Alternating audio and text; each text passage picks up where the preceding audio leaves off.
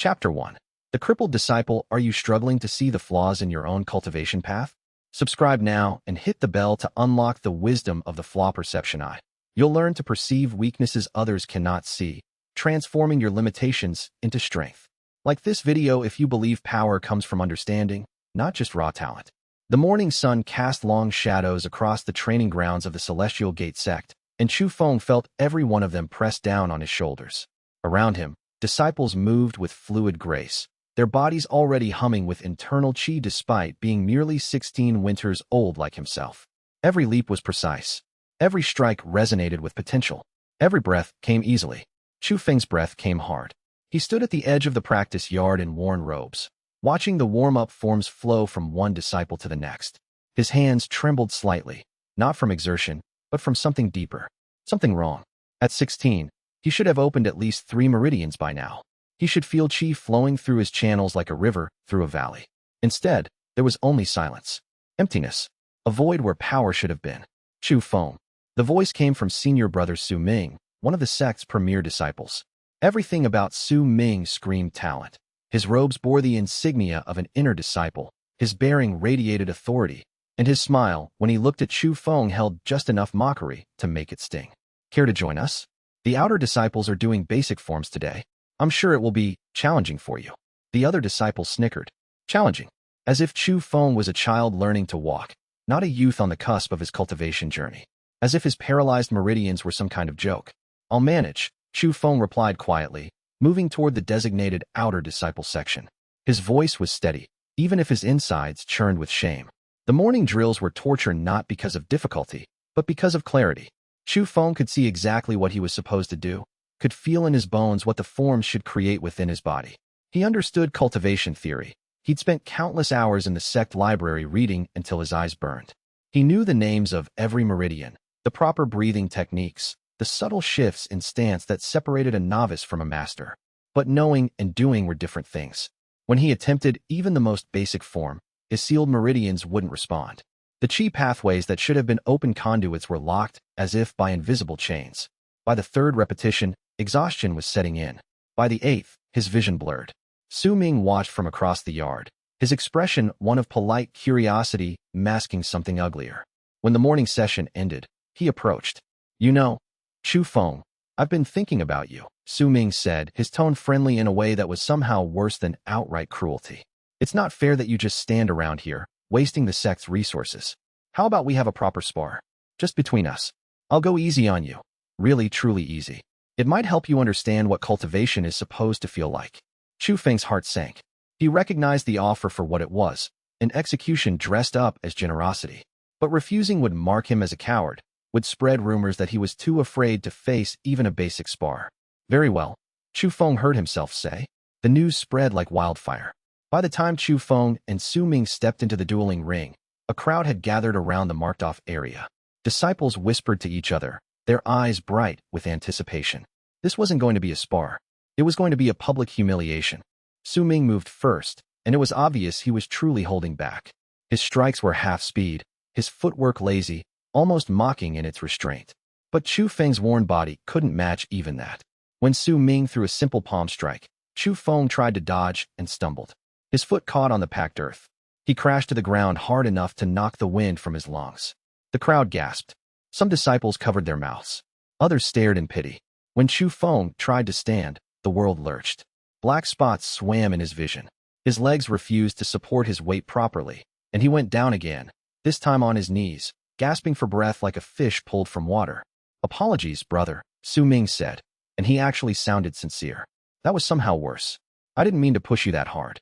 You're just fragile. The word hung in the air. Fragile. Chu Feng struggled to his feet, pressing through the pain in his ribs and the humiliation burning his face. Around the circle, disciples were already turning away, losing interest in a match that was no match at all. But their attention was the worst part. Chu Feng could feel the weight of their judgment. He was broken, defective, a waste of the sect's training resources. He stumbled back toward the dormitory, barely aware of the path beneath his feet. His entire body ached, but it was nothing compared to the pain in his chest, not physical pain, but something deeper. A fundamental wrongness. A sense that something essential was missing from his core. That night, alone in his small room in the outer disciples' quarters, Chu Feng lay on his narrow bed and stared at the ceiling. Rain had begun to fall outside, pattering against the paper window. The sound was gentle, soothing, almost mocking in its peacefulness. He was a cultivator without cultivation, a disciple without potential. At 16, he'd already reached the end of what his body could offer him. Exhaustion pulled him towards sleep, but sleep brought only troubled dreams. Chapter 2. The Eye Awakens. The meditation came in the depth of night. Chu Feng had woken from nightmare, drenched in sweat, and found sleep impossible. The humiliation from the afternoon still burned in his veins, not the pain of physical defeat, but the crushing weight of being seen as weak by every disciple present. Rather than toss and turn in the darkness, unable to escape his own spiraling thoughts, he'd settled into a meditative posture on his narrow bed. The meditation was something he'd learned from books in the sect library, dusty texts written by ancient masters whose voices still echoed across centuries. He'd practiced it diligently for months, his only outlet for the cultivation he couldn't achieve through normal training. If his meridians wouldn't cooperate through conventional channeling, perhaps meditation alone might bring some measure of peace, or at least quiet the voice in his head that whispered he was fundamentally broken. The outer disciples' quarters were silent except for the steady breathing of the dozens of disciples sleeping in nearby rooms.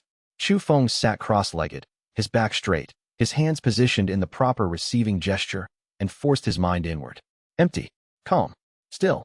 At first, there was only darkness behind his eyelids, the natural darkness of a mind turned away from the physical world. Then, very gradually, something else began to emerge. It started as thin, hairline cracks of light, like the finest fractures in glass. They appeared against the darkness, glowing faintly, running through the void like a spiderweb. Chu Feng's initial confusion gave way to growing understanding. These weren't random artifacts of his mind's eye. They had structure. They had purpose. They were formations, patterns, lines of force. The cracks spiraled and flowed, weaving together in a three-dimensional map that made his mind ache trying to comprehend. Then the pattern suddenly snapped into focus. His body. The cracks formed the shape of his own body, as if he was seeing himself from the inside out. All his internal structures laid bare in light and shadow. The meridians traced their paths from his dantian upward through his torso and limbs, the network of channels that every cultivator should possess. The bones outlined themselves. The organs appeared as shapes of shadow and light. And what he saw made his breath catch, his heart stutter in his chest. His meridians were there, yes, but they weren't flowing with chi. They weren't glowing and vibrant like he'd read they should be. Instead, they were broken, sealed, locked behind invisible barriers that manifested in the vision as thick, dark bands winding through his channels like chains of shadow.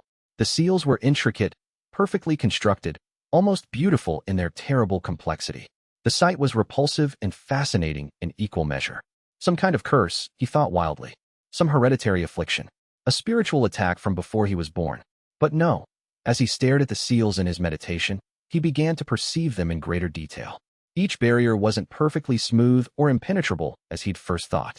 Each seal had hairline fractures running through it, the finest cracks in what should have been solid stone.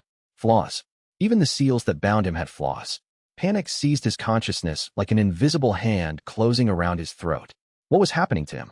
Was this a cultivation technique awakening, some latent power finally responding to his desperate attempts at meditation? Was it a spiritual attack, some external force that had targeted him without his knowledge? Some fundamental rupture in his own spirit, his sealed meridians finally breaking apart. The pain came suddenly, a white-hot spike that ran from the base of his skull down his entire spine like he'd swallowed liquid fire. Chu Feng gasped involuntarily, and his eyes flew open, but the vision didn't stop. Instead, it intensified, becoming even more vivid, more detailed, more overwhelming. The cracks in his meridians grew brighter, burning like brands in his mind's eye. He could see each individual sealing point in devastating detail, could see exactly where each seal was weakest, could perceive with absolute clarity the precise fracture lines that marked the seal's vulnerability. The knowledge came not from study or deduction, but from pure, direct perception. Another wave of pain crashed through his body, this time accompanied by a sensation like his skull was being split open from the inside, bone separating from bone, his brain expanding beyond its proper boundaries. Chu Feng lunged from his bed and half-crawled to the small window in his room, desperate for air, desperate to escape the visions that were consuming him from within. The night was cool on his fevered skin, and he pressed his face against the wooden frame, gasping. But the cool air brought no relief. The visions continued, relentless and merciless, refusing to fade. If anything, they were growing stronger. His eyes were still open, staring out at the darkened sect grounds, but now he could see beyond the physical world. The faint shimmer of qi in the air, almost invisible to normal perception, became as clear and bright as physical objects to him. He could perceive the spiritual patterns woven through the earth beneath the sect, the complex arrays and formations designed centuries ago to protect the compound and channel spiritual energy into the very stone and soil. He could see where those formations were strongest, brightest, most powerful. He could see, with equal clarity, where they were fragile. And it went beyond the sect's defenses. He turned his perception outward and realized with growing horror that he could see the flaws in the wooden frame of his window, the places where the grain twisted slightly, where pressure would cause it to split. He could perceive the exact point where the paper screen would tear if force were applied. He could sense the faults in the brick wall outside his window, see the microfractures that years of weather and age had introduced. He could identify, with absolute precision, which bricks were strongest and which were crumbling. Everything had flaws. Everything was vulnerable. Everything could break. Everything could fail. And somehow, impossibly, he could see it all. His mind spiraled into chaos. The implications cascaded over him like an avalanche, each one crashing down before he could process the last. If he could see weaknesses in the world around him with such perfect clarity, what did that mean? Was this cultivation? Was this some kind of hidden power awakening, dormant in his sealed spirit all these years? Or was he going mad, his sealed meridians finally giving up and fracturing his mind instead of his body, his sanity crumbling under the weight of perception too vast for a mortal consciousness to contain? The vision shifted suddenly, pulling inward with such force that Chu Feng gasped. His perception folded back into his own body, zooming deeper, descending beyond the visible structure of flesh and bone to a level he'd never imagined existed. Suddenly, he was seeing at the level of qi itself. The faint trace of spiritual presence still lingering in his own body from his failed attempts at cultivation appeared like a whisper of light. It formed a thin, desperate pattern, the echo of his own cultivation attempts, pathetic and weak, clinging to the sealed meridians like a drowning person clutching at floating debris. He could see exactly where that qi was strongest and exactly where it was fragmenting, evaporating back into the void. Most horrifyingly, he could now perceive the structure of his own seals in complete detail. He understood, suddenly and with absolute certainty, that they were designed to keep him weak. Deliberately.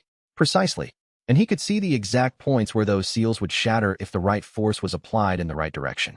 That was when the true agony began. It felt like every nerve in his body was on fire, not burning, but screaming with a sensation beyond pain. Like his skin was being stripped away one layer at a time, each layer revealing a new level of sensation underneath.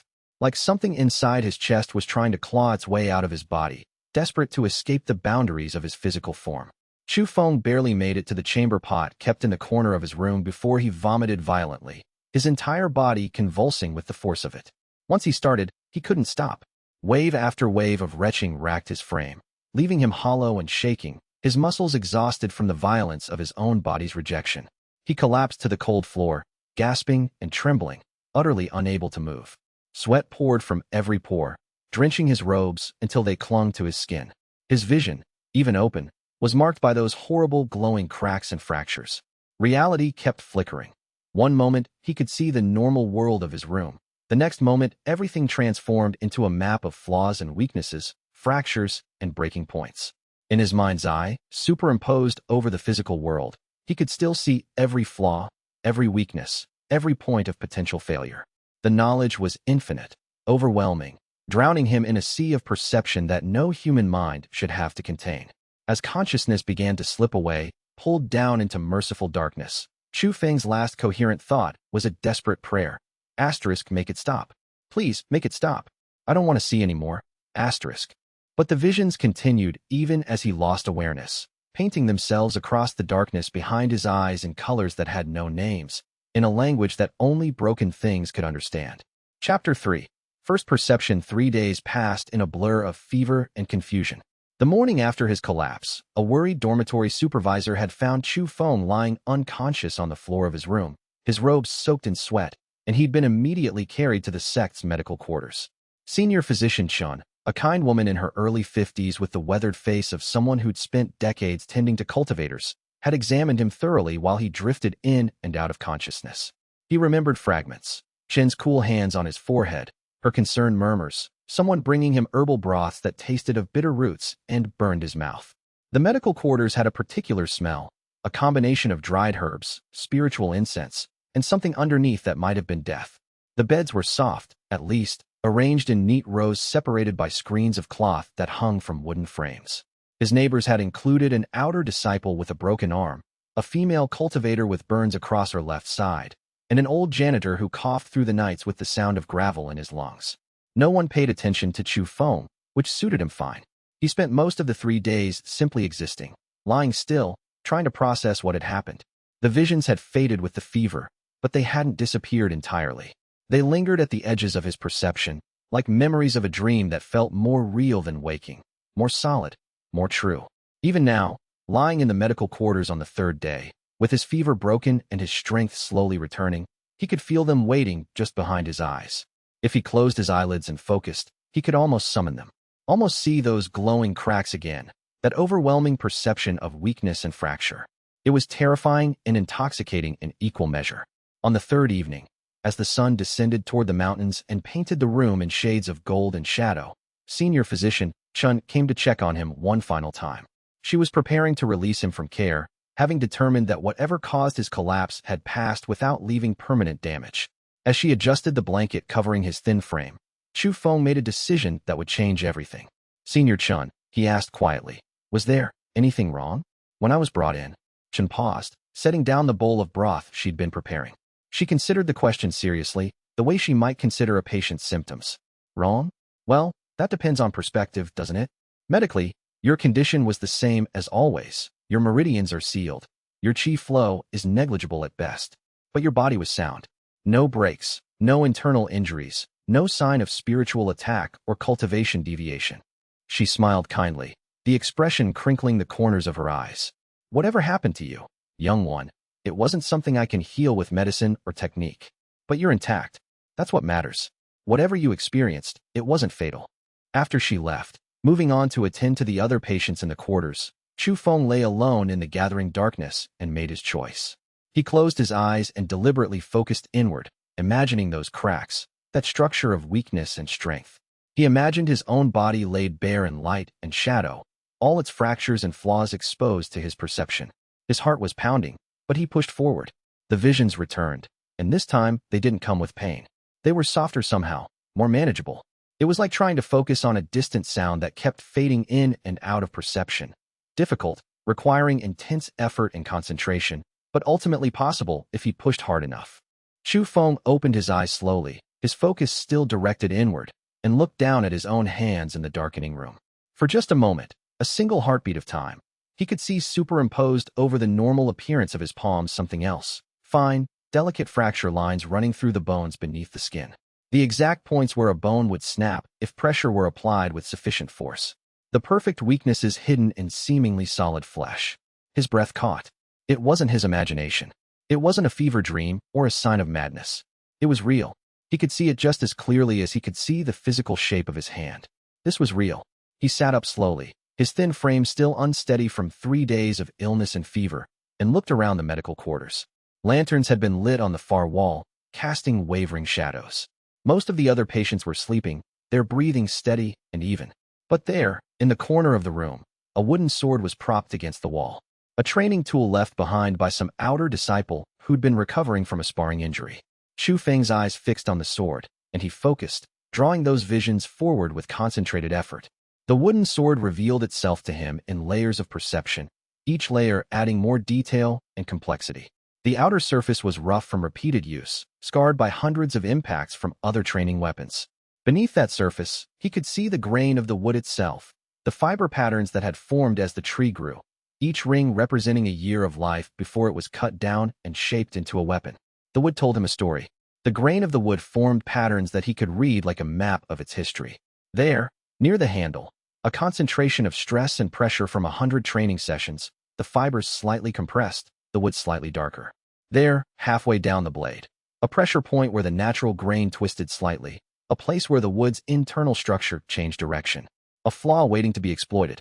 A weakness embedded in what should have been a solid, unified whole. If something struck that exact point with sufficient force and precision, the sword would split in half, not shatter or splinter, but divide cleanly, as if it had been designed to break at that precise location. Chu Feng's breath caught in his chest. The knowledge was absolute and certain, like remembering something he'd always known but had forgotten. He could see it as clearly as if the sword was transparent, as if it was laid open before his perception. An intoxicating rush of excitement filled his chest, burning away the exhaustion and weakness that the illness had left behind. He wasn't broken. He wasn't defective. This power, this ability to perceive flaws and weaknesses with absolute clarity, this was real. This was his. For the first time since his 16th birthday, when it had become clear that his meridians were sealed and his cultivation path blocked, Chu Feng felt something that had been absent from his life: hope. Chapter 4. The secret revealed. When Chu Feng was released from the medical quarters the next morning, walking unsteadily on legs still weak from 3 days of illness, the first person to greet him was Li Wei. His friend was waiting outside the medical building as if he'd known exactly when Chu Feng would emerge, his taller frame leaning against the stone wall with casual patience. Li Wei was his age, both of them 16 winters old, but taller and broader-shouldered, with the confident bearing of a disciple whose cultivation was progressing normally through the ranks. The two had become friends almost by accident, the way lonely people sometimes find each other. Both quiet by nature, both preferring the silence of the sect library to the competitive noise of the training grounds. Where Chu Feng had been forced into intellectual seclusion by the humiliating fact of his sealed meridians, Li Wei had simply chosen that path, deciding early that he preferred the company of books and scrolls to the company of disciples locked in endless competition for rank and prestige. "You look like death warmed over," Li Wei said cheerfully, his broad grin suggesting he meant it as humor. But his eyes, sharp and intelligent, were studying Chu Feng with genuine concern. 3 days in medical quarters. That's serious for someone with zero cultivation base. Did your meridians finally decide to cooperate out of pity, or did you just collapse from psychological damage after that spectacle with Su Ming? Chu Feng flinched at the mention of the spar, his shoulders tensing involuntarily. The memory was still fresh. Su Ming's casual mockery, the way he'd been treated like a child too fragile for real combat, the humiliation of falling twice in front of the assembled disciples. "Nothing serious," he said, trying to keep his tone light. "Just exhaustion. Nothing worth investigating." "Lies." Li Wei pushed off from the wall and fell into step beside him, his expression shifting from cheerful to penetrating. "I've known you for 2 years. You've never shown real exhaustion in your life because you have essentially zero cultivation to exhaust. Your body doesn't strain the way other cultivators' bodies strain, which means something else entirely happened. Something that made you genuinely ill." Li Wei paused, his sharp eyes tracking the tension in Chu Feng's shoulders. "And since you're being evasive, avoiding eye contact, minimizing what happened, it means it's something you don't want to talk about in public. Something you're afraid of." They walked in silence for a moment, the sounds of training echoing from the distant practice grounds, the sharp crack of weapons striking training dummies, the synchronized shouts of disciples drilling combinations, the occasional bark of an instructor correcting a disciple's form. Li Wei was right, and Chu Feng knew it with absolute certainty. His friend had always been perceptive, had always seen through the masks people wore. But trusting someone else with this knowledge felt dangerous in ways he couldn't quite articulate. What if the visions were a sickness, some spiritual degradation caused by his sealed meridians finally giving up? What if telling someone else would somehow make it worse, would expose him to judgment and suppression from the sect leadership? What if Li Wei, despite his kindness, thought he was mad? "Come on," Li Wei said, his tone brooking no argument. He grabbed Chu Feng's arm gently and pulled him toward the library building. "We need privacy. Real privacy. Not the kind we get in the dormitory where anyone could interrupt." The sect library was massive, a 3-story structure filled with countless scrolls, texts, and records accumulated over centuries of cultivation knowledge. The main floor served readers and casual students. The middle sections held more specialized materials. But the lower levels, those were quiet, dusty, rarely visited except by the most dedicated scholars. Li Wei led Chu Feng down worn stone stairs to the deepest level, past shelves that hadn't been reorganized in decades, to a small study room tucked in a corner. The room had narrow windows at the ceiling level that let in pale light, a wooden table scored with the marks of centuries of use, and several cushions stacked in the corner. Li Wei sealed the door behind them, not locked, but closed firmly enough that they would have warning if someone approached. He settled onto one of the cushions and gestured for Chu Feng to do the same. "All right," Li Wei said, his usual levity completely absent now. "Talk. Tell me everything. What happened to you?" Chu Feng spent the next hour describing the experience in detail, the meditation, the visions, the way he could see fractures and flaws running through everything around him. He described the pain, the overwhelming sensation of perceiving too much, too deeply. He described the way the visions had faded but not disappeared entirely, the way they lingered at the edges of his perception. He described it hesitantly, pausing frequently, waiting for Li Wei to laugh or dismiss him as delusional or mad, waiting for his friend's expression to shift into something cold and pitying. Instead, Li Wei listened intently, his expression growing more serious with each detail. He asked clarifying questions. He made Chu Feng describe the pain and the visions with more specificity. He wanted to understand the scope of the ability, whether Chu Feng could see weaknesses in objects and people or only in cultivation bases, whether the visions could be controlled or if they appeared unbidden. By the time Chu Feng had finished, the sun had moved noticeably in the narrow windows above them. "Show me," Li Wei said finally, his voice quiet but intense. "Show me this thing your eye does. Right now." Chu Feng hesitated. "What do you mean?" "Focus on me. Use whatever this ability is and tell me what you see. What weaknesses do I have? What flaws can you perceive?"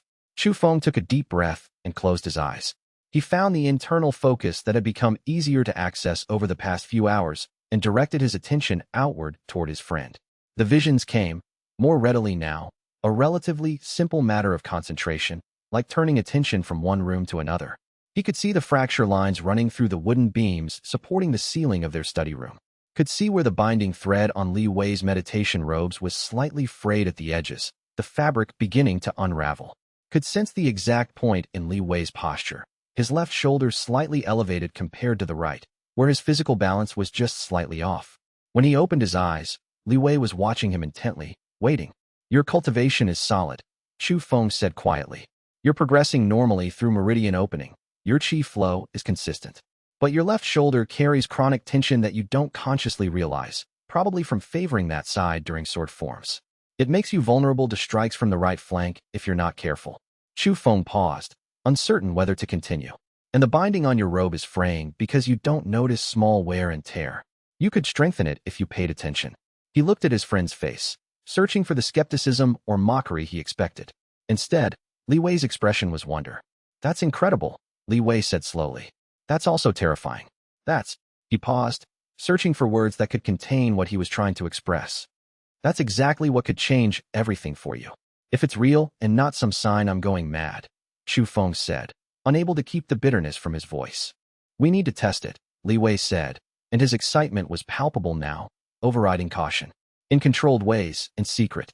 If this power is what I think it is, if you can genuinely perceive flaws in cultivation bases and fighting techniques with absolute clarity, then you're not crippled, Chu Feng. You're the opposite. You're gifted." The word hung between them like a revelation. Gifted, not cursed, not broken. "But we have to be careful," Li Wei continued, and his tone shifted, becoming serious. "If the sect discovers this ability before you understand it fully, before you can control it reliably, they'll either try to exploit you for their own purposes or suppress you out of fear. The leadership will see a threat. We need to know exactly what this is and exactly what it can do before anyone else finds out." Chu Feng felt something shift in his chest, a weight lifting slightly. For the first time since the visions began, he didn't feel entirely alone. Didn't feel like he was the only person carrying this burden. "You believe me?" he asked. "Just like that?" "Without doubt." Li Wei smiled, and it was genuine. "I believe that you're not lying. You've never been capable of deception. I believe that something extraordinary happened to you. Whether it's a cultivator's latent power finally awakening or something else entirely, I don't know yet. But I believe in you, Chu Feng.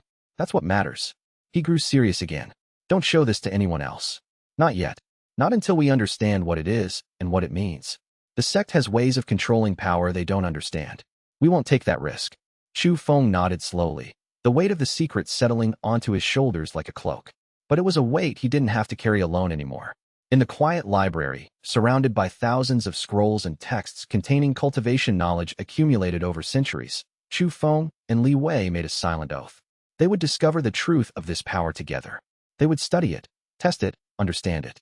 They would reveal it only when they were absolutely certain it could transform Chu Feng's life instead of destroying it. Outside, the afternoon sun continued its slow descent toward the mountains, and Chu Feng felt, for the first time in his life, that his darkness might finally have a light. Chapter 5. The Bully's Lesson. 2 weeks of secret training followed. Every night, After the other disciples had retired, Chu Feng and Li Wei would meet in the library study room. Li Wei would assume combat stances while Chu Feng practiced focusing his strange eye, learning to summon the visions at will and interpret what they showed him. There, Chu Feng said quietly one evening, pointing at Li Wei's closed stance. Your right foot is positioned half a hand width too far back. It throws your balance during side strikes. If someone hit you from the left flank at full speed, you'd wobble.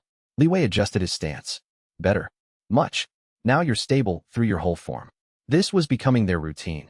Chu Feng identifying weaknesses, Li Wei implementing corrections, both of them gradually understanding the scope and limitations of Chu Feng's ability. The eye didn't just perceive physical flaws. It showed him subtle imbalances in breathing patterns, tiny hesitations in footwork, places where mental focus wavered. It was after 2 weeks of this secret work that Su Ming decided to make his move. Chu Feng, the senior disciple's voice rang out across the morning training grounds. I've been thinking about our previous spar. I believe I may have been too harsh. How about we test ourselves again? A proper match, this time, with witnesses? The invitation was impossible to refuse without losing face. And yet, Chu Feng's heart hammered as he stood to accept. In normal circumstances, he would be slaughtered. Su Ming was in his 3rd year of cultivation at the sect, far ahead of Chu Feng's 0 years of practical advancement. But Chu Feng's circumstances were no longer normal. The crowd that gathered was massive. Nearly every disciple at the sect seemed to materialize on the training grounds to watch the spectacle. Su Ming was a favorite, the golden child of the outer disciples. Chu Feng was the curiosity, the cripple, the joke. Everyone had come to watch him humiliate himself a second time. They bowed to each other properly, observing the forms of respectful combat. Chu Feng's hands were steady despite the pounding of his heart. He prepared for this. He and Li Wei had practiced scenarios specifically designed to teach him how to exploit Su Ming's weaknesses. The moment Su Ming moved, Chu Feng saw it, the exact point where Su Ming's weight concentrated. The tiny gap that opened in his stance during transitions between positions. The fact that Su Ming's breathing became slightly shallow during sustained exchanges. Su Ming threw a probing punch, testing distance, assessing Chu Feng's readiness. Chu Feng didn't block or dodge. Instead, he sidestepped in a way that seemed almost casual, letting the punch sail past him by a hair's breadth. The crowd murmured. Su Ming attacked again, this time with more force. Chu Feng flowed aside, his movement economical and precise. He wasn't fighting with strength or speed. He was fighting with absolute knowledge of where Su Ming's strikes were going before they arrived, because he could see the imbalance in the stance that preceded each attack. Stop dancing, Su Ming growled, frustration mounting. He launched into a combination, his strikes flowing like water, each one perfectly constructed from his perspective. But from Chu Feng's perspective, they were a symphony of flaws. When Su Ming's 3rd strike came, Chu Feng was already moving. His hand deflected the blow with the minimum force necessary, and as Su Ming's arm extended, Chu Feng struck. Not violently, but precisely at a point on Su Ming's wrist where the bones aligned in a particular configuration. The strike landed at the exact angle and position needed. Su Ming's grip spasmed. His hand opened involuntarily, and whatever he was about to throw next became impossible to control. Seizing the moment, Chu Feng closed distance and struck again. This time at Su Ming's sternum, at the point where his breathing pattern created a micro-vulnerability. The strike wasn't devastating, but it was perfectly placed, driving the air from Su Ming's lungs. The premier disciple staggered backward, gasping, his confidence shattered. Chu Feng followed with a 3rd strike to the exact point in Su Ming's stance where balance became impossible to maintain, and Su Ming went down. The senior disciple crashed to his knees, wheezing for air, utterly defeated. Silence crashed across the training ground like a wave. Chu Feng stood above Su Ming, breathing quietly, his hands still raised in proper form. Around the circle, disciples stared in shock. The cripple had just defeated the sect's premier talent, and he'd done it without using any visible cultivation. The physics of it didn't make sense. Su Ming struggled to his feet, his face flushed with humiliation and rage. He opened his mouth as if to challenge again, but something in the crowd's silence stopped him. The disciples watching were no longer amused or confident in his victory. They were afraid of Chu Feng, afraid of what they'd just witnessed. Without another word, Su Ming turned and walked away, his shoulders rigid with fury. As the crowd dispersed slowly, Li Wei appeared at Chu Feng's side, his grin wide enough to split his face. That, Li Wei said quietly, was the most beautiful thing I've ever seen in a combat ring. But Chu Feng wasn't smiling. He was watching Su Ming's retreating figure, suddenly aware of a terrible truth. he'd just created an enemy. And an enemy who would never forget the humiliation of a public defeat would be far more dangerous than a simple bully. The thought should have terrified him. Instead, Chu Feng found his eyes had already begun to pierce through the distance, perceiving even from far away the exact points where Su Ming's cultivation structure was most fragile, most exploitable. The Flaw Perception Eye, it seemed, didn't care about mercy. It only cared about weakness. And now the entire sect knew he could see it. Word count check for Batch 1, Chapter 6. Awakening the Sealed Meridians. 2 weeks of secret training followed in the depths of night and the hidden hours. Every evening, after the other disciples had retired to their dormitories and the sect grounds fell into blessed silence, Chu Feng and Li Wei would meet in their secluded study room in the library's lower levels. The room became their sanctuary, a place where they could explore the nature of Chu Feng's strange ability without fear of observation or judgment. Li Wei would assume combat stances while Chu Feng practiced focusing his newly awakened eye, learning to summon the visions at will and learning to interpret what they revealed. The process was methodical and exhausting. Some nights, the eye simply wouldn't manifest. Chu Feng's concentration would waver, his focus would break, and the visions would remain stubbornly hidden. Other nights, they would flood in with overwhelming intensity, forcing him to withdraw and nurse the spiritual headache that invariably followed. But gradually, over those 2 weeks, he began to master the ability. He learned that it responded to intention and focus, that thinking about a particular object or person made the vision center on them. He learned that moving too quickly between targets would cause disorientation, so he developed a practice of studying one weakness at a time, rather than trying to perceive everything simultaneously. He learned that the eye showed not just physical flaws, but spiritual ones as well, places where chi flow was disrupted or where cultivation technique contained inherent weaknesses. Most importantly, he learned to teach Li Wei how to fix what he perceived. There, Chu Feng said quietly one evening, pointing at his friend's close combat stance. Your right foot is positioned half a hand width too far back. It throws your entire weight distribution off. You can feel it, can't you? That slight imbalance when you're in the pose. Li Wei had been trying the stance for the past hour, and now that Chu Feng had pointed out the specific flaw, he could feel it. The sensation was subtle but unmistakable once he knew to look for it. Yes, if someone hit me from the left flank at full speed, I'd wobble. Maybe lose my balance entirely. Adjust your foot forward. Just slightly. Li Wei shifted his stance, moving his rear foot incrementally forward. The change was minute. The difference between foot positions would barely be noticeable to an observer, but it transformed the stance completely. Suddenly, Li Wei's weight was perfectly balanced. The muscles in his legs aligned optimally. His center of gravity stabilized. Better? Li Wei asked. Perfect. Now you're stable through your entire form. Try the combination again. This became their routine. Chu Feng identifying weaknesses, Li Wei implementing corrections, both of them gradually understanding the scope and limitations of Chu Feng's ability. The eye didn't just perceive physical flaws. It showed him subtle imbalances in breathing patterns, tiny hesitations in footwork that indicated uncertainty, places where mental focus wavered or intention faltered. It revealed the exact points in a technique where the practitioner's control was weakest, where a skilled opponent could exploit a vulnerability. But then, one evening, Master Yin found them. Chu Feng and Li Wei had been so absorbed in training. Li Wei drilling a complex sword combination, while Chu Feng identified minute adjustments to his footwork, that they hadn't heard the sound of footsteps on the library's lower stairs. The first warning they had was the sharp knock on their study room door. Both disciples froze. Li Wei's sword was still raised. Chu Feng's eyes were still focused on his friend's form, perception activated. Come, a voice called from beyond the door.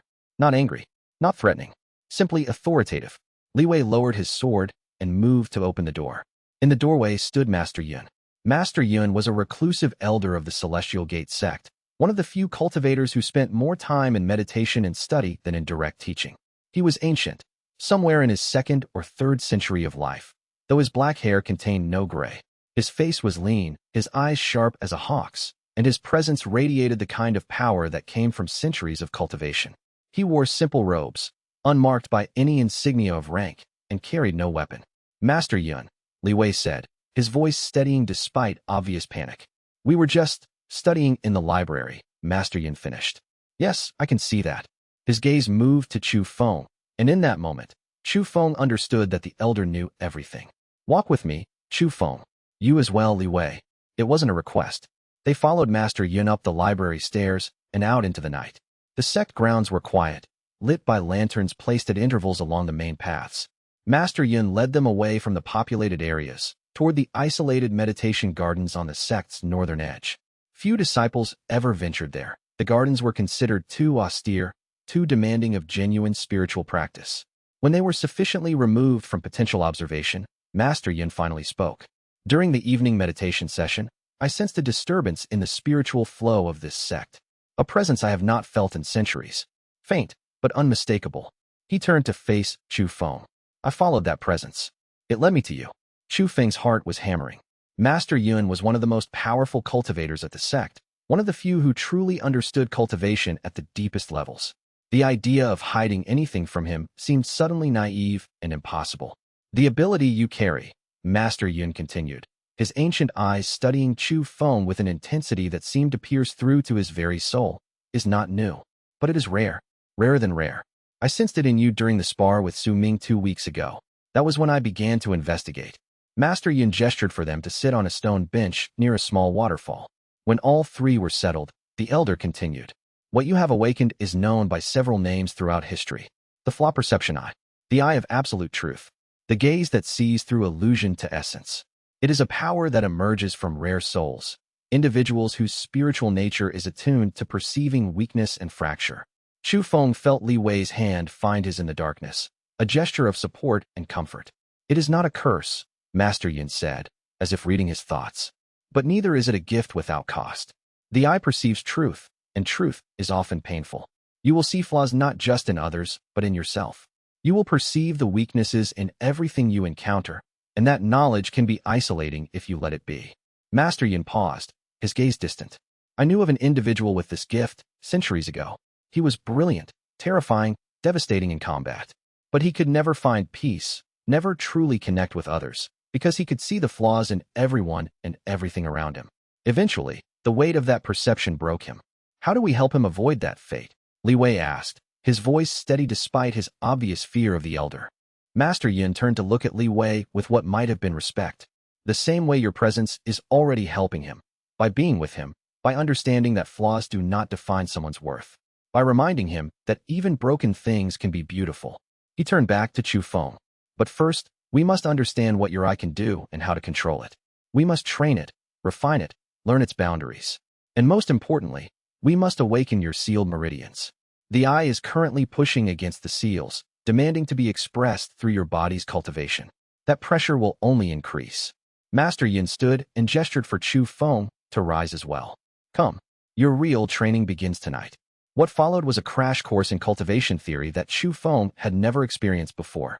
Master Yin took him to his personal chambers, a simple room filled with meditation mats, ancient texts, and the faint shimmer of spiritual formations carved into the very stone of the walls.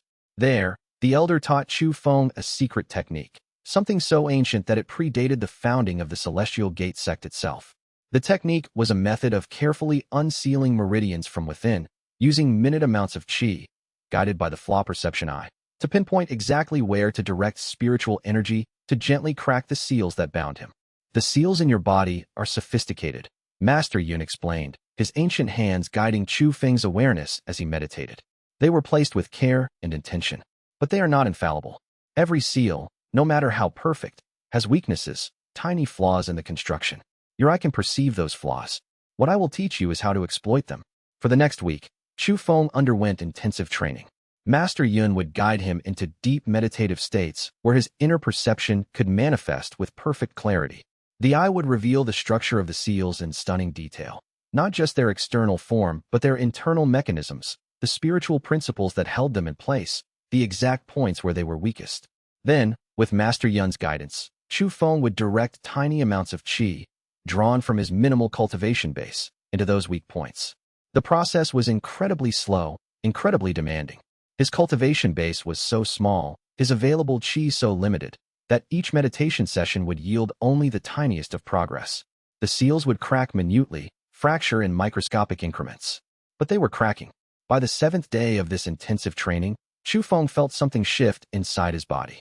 One of the major seals, the one blocking his lower dantian, suddenly shattered with a sensation like breaking glass. His qi suddenly flooded into the previously blocked meridian, a sensation so intense and overwhelming that he cried out. his entire body convulsing. Master Yin held him steady, channeling a portion of his own powerful qi into Chu Feng to help him stabilize and integrate the sudden influx of spiritual energy. When Chu Feng finally recovered consciousness, he realized the truth. He had finally begun to cultivate. "Your first seal is broken," Master Yin said quietly, a hint of something like pride in his ancient voice. "The others will follow, more easily now that you have begun. Your cultivation will progress far more slowly than other disciples your age, but it will progress. And with each seal that shatters, you will grow stronger." Chu Feng understood what the elder was telling him. He would never catch up to disciples who had been cultivating normally since childhood, but he would no longer be completely defenseless. The crippled disciple had finally begun his true journey. Chapter 7. The eyes cost using the Flaw Perception Eye, Chu Feng discovered over his second week of training with Master Yin, came with a price that could not be avoided or negotiated away. The incident that taught him this lesson came during what should have been a simple training exercise. Master Yin had asked him to study the spiritual formations carved into the walls of the elder's personal chambers, using his eye to perceive their structure and identify their weaknesses. It seemed like a reasonable exercise. The formations were static, not living creatures engaged in combat, and Chu Feng had assumed that analyzing them would be straightforward and risk-free. He was wrong in a way that nearly broke him. Chu Feng had managed to focus his eye on one of the more complex formations carved into the eastern wall of the chamber, a multi-layered construct designed to channel and purify qi flowing through the room, maintaining the spiritual atmosphere that Master Yin required for his deep meditations. The structure revealed itself to him in incredible, breathtaking detail as he directed his perception toward it. He could see layers upon layers of interweaving runes, each one inscribed with perfect precision, each one serving a specific spiritual function. All of them were connected in a network of breathtaking complexity, a three-dimensional web of power that interlocked in ways that seemed to defy conventional understanding. He could see where each rune was weakest, could identify the precise points where the inscriptions were slightly imperfect. He could perceive the hairline cracks in the formation structure, the places where the spiritual energy flowed slightly irregularly, the exact locations where the entire formation would collapse if a single element were disrupted. The knowledge was intoxicating. More than intoxicating, it was addictive. Chu Feng found himself pushing deeper, extending his perception further, demanding more information from the eye. He wanted to understand not just the surface structure, not just identify the weaknesses, but to comprehend the underlying principles that held the entire formation together. He wanted to grasp the elegant mathematics of it all, the spiritual geometry that made such complex constructs possible. The visions intensified. Deeper layers of understanding became visible. He could suddenly perceive not just the runes themselves, but the spiritual principles behind them, the fundamental forces of cultivation that the runes sought to channel and contain. He could see the patterns of energy flowing through the formation, could trace the path of qi as it moved from one rune to the next, could understand how centuries of such use had carved subtle grooves and channels into the very structure of the formation itself. He was so absorbed, so completely focused on understanding, that he didn't notice when something began to go wrong. He didn't notice when his consciousness began to drift, when the boundary between his perception and the formation he was studying started to blur and dissolve. Didn't notice when the visions started to overwhelm his normal sensory perception, flooding in with such intensity and detail that the physical reality of the chamber faded into insignificance. Didn't notice when the mental strain began to accumulate, mounting second by second, minute by minute, creating a pressure behind his eyes and in his skull that grew steadily more intense. It wasn't until his nose began to bleed, warm blood dripping onto his meditation robe, that Master Yin pulled him out of the meditation. "Enough," the elder said firmly, and Chu Feng felt a sharp pain as Master Yin shook him by the shoulders with more force than the kind old man usually employed. The visions shattered like breaking glass, reality snapping back into place with violent suddenness. Chu Feng fell backward, gasping for air, his body convulsing involuntarily. His entire head was screaming with pain, not the simple physical pain of a headache, but something far deeper and far more terrifying. It felt like his consciousness had been split into 1,000 fragments, each one pulled in a different direction, each one vibrating at a different frequency. His vision was blurred, the edges of the world wavering and distorting. His sense of balance was completely gone, the room spinning around him even though he was lying perfectly still on the meditation mat. When he tried to sit up, to move or change position, the room lurched violently in his perception, and he collapsed to his knees, vomiting with such force that his entire body shook. Master Yun quickly placed a stone bucket in front of him, holding him steady as he retched again and again, his stomach emptying itself completely. "You overextended yourself," Master Yun said once the worst had passed, his tone carrying no judgment but a clear note of warning. "The eye draws its power not from your chi reserves, but from the deeper wells of consciousness itself, the fundamental mental and spiritual energy that sustains your awareness. If you push too hard, if you demand too much of your mind without proper training and rest, the backlash can be severe." Chu Feng was lying on the floor now, unable to do anything but breathe and try to exist through the overwhelming pain that filled his entire head. Master Yin placed a cool cloth on his forehead and helped him drink water infused with medicinal herbs designed to calm and soothe the mind. "You will be in pain for several hours," the elder said, his ancient voice carrying genuine sympathy. "Perhaps much longer. You might experience visions, disorientation, difficulty focusing. This is the price of the gift you carry. The eye is a blade that cuts both ways. It can perceive truth with perfect clarity, but demanding too much of it will turn that blade against you instead of your enemies." As the hours passed in a blur of pain and disorientation, Chu Feng came to deeply understand what the master meant. His consciousness felt like it had been torn apart and scattered. Every thought required immense effort, as if thinking itself had become a physical labor. Every moment of awareness was tinged with sharp, shooting pain. He found himself unable to focus on anything concrete, unable to meditate, unable to even read a simple sentence without losing track of the meaning. He could only lie still and wait, hope that the pain would eventually fade. It took 3 full days for the headache to subside completely. For 2 of those agonizing days, he couldn't even attend normal training or appear in public. Master Yin confined him to the elder's private chambers, feeding him thin broths and teas designed specifically to help his consciousness heal and recover from the trauma it had experienced. During those 3 days of recovery, Chu Feng had time to reflect on what had happened.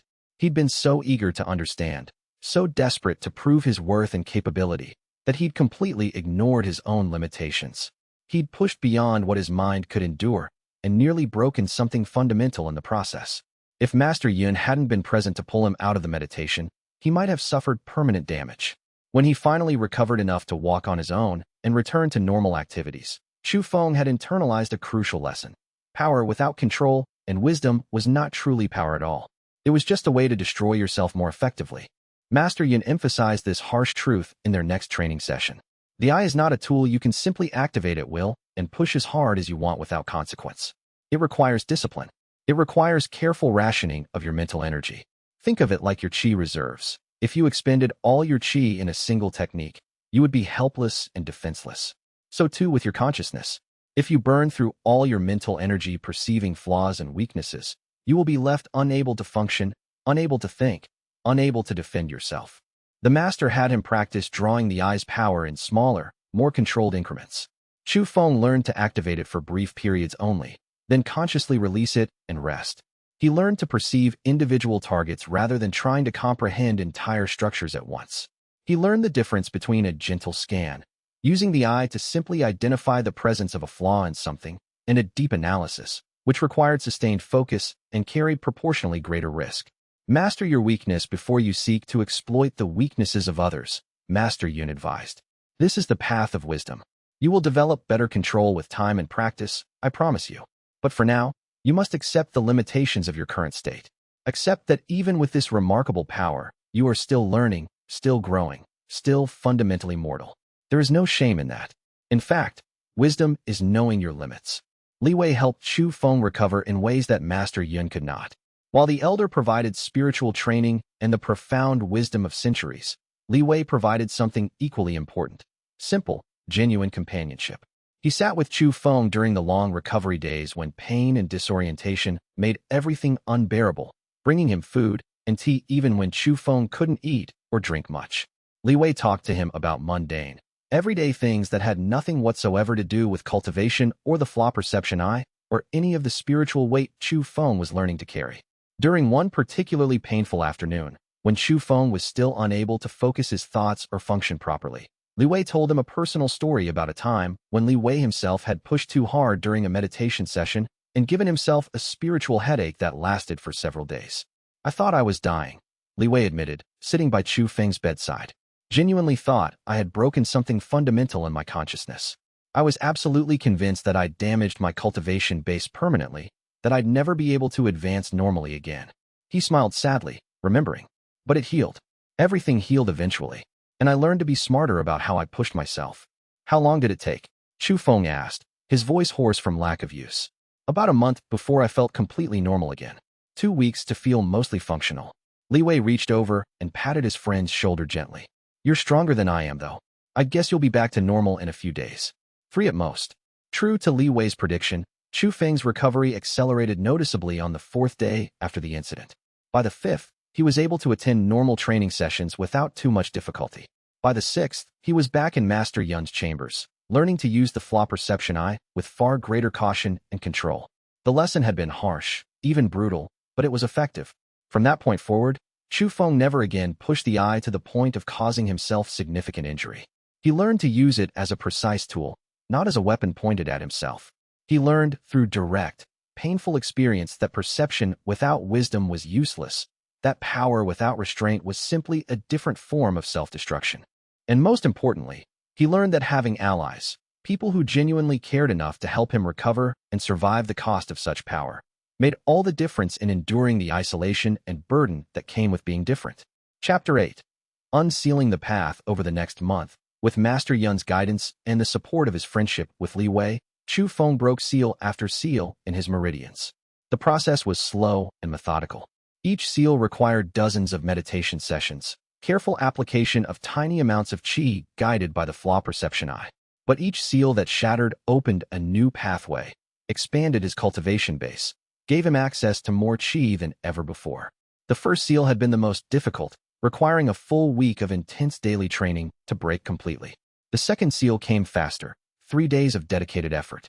The third took only 2 days. As his cultivation base grew, he was able to gather more qi to direct into the sealing points, accelerating the process.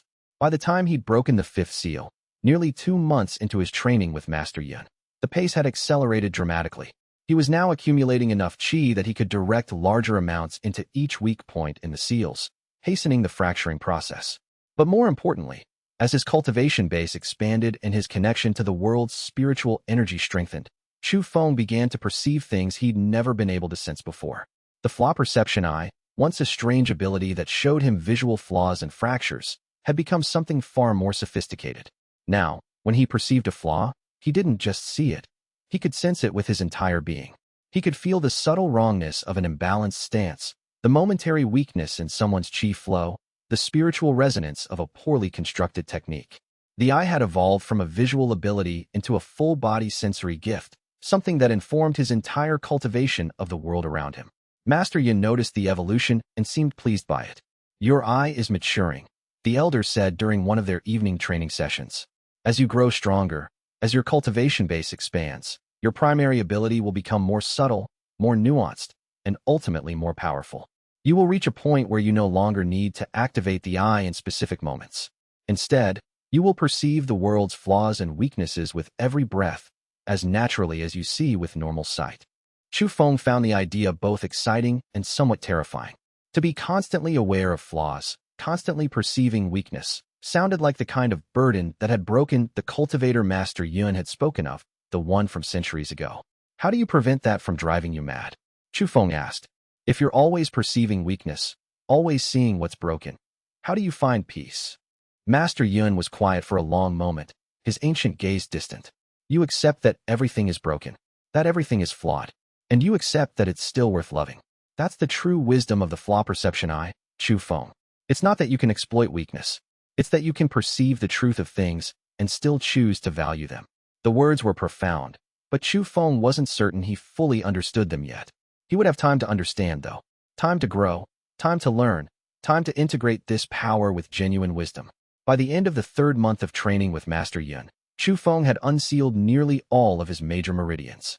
He still carried the marks of those seals, thin lines of scar tissue in his spiritual body where the cracks had formed, but the meridians themselves flowed freely now. Qi circulated through his cultivation base without obstruction. The change was remarkable. For the first time in his life, Chu Feng understood what cultivation truly meant. Where before he had been completely helpless, dependent entirely on the Flaw Perception Eye to give him any advantage at all, now he had a growing reserve of qi.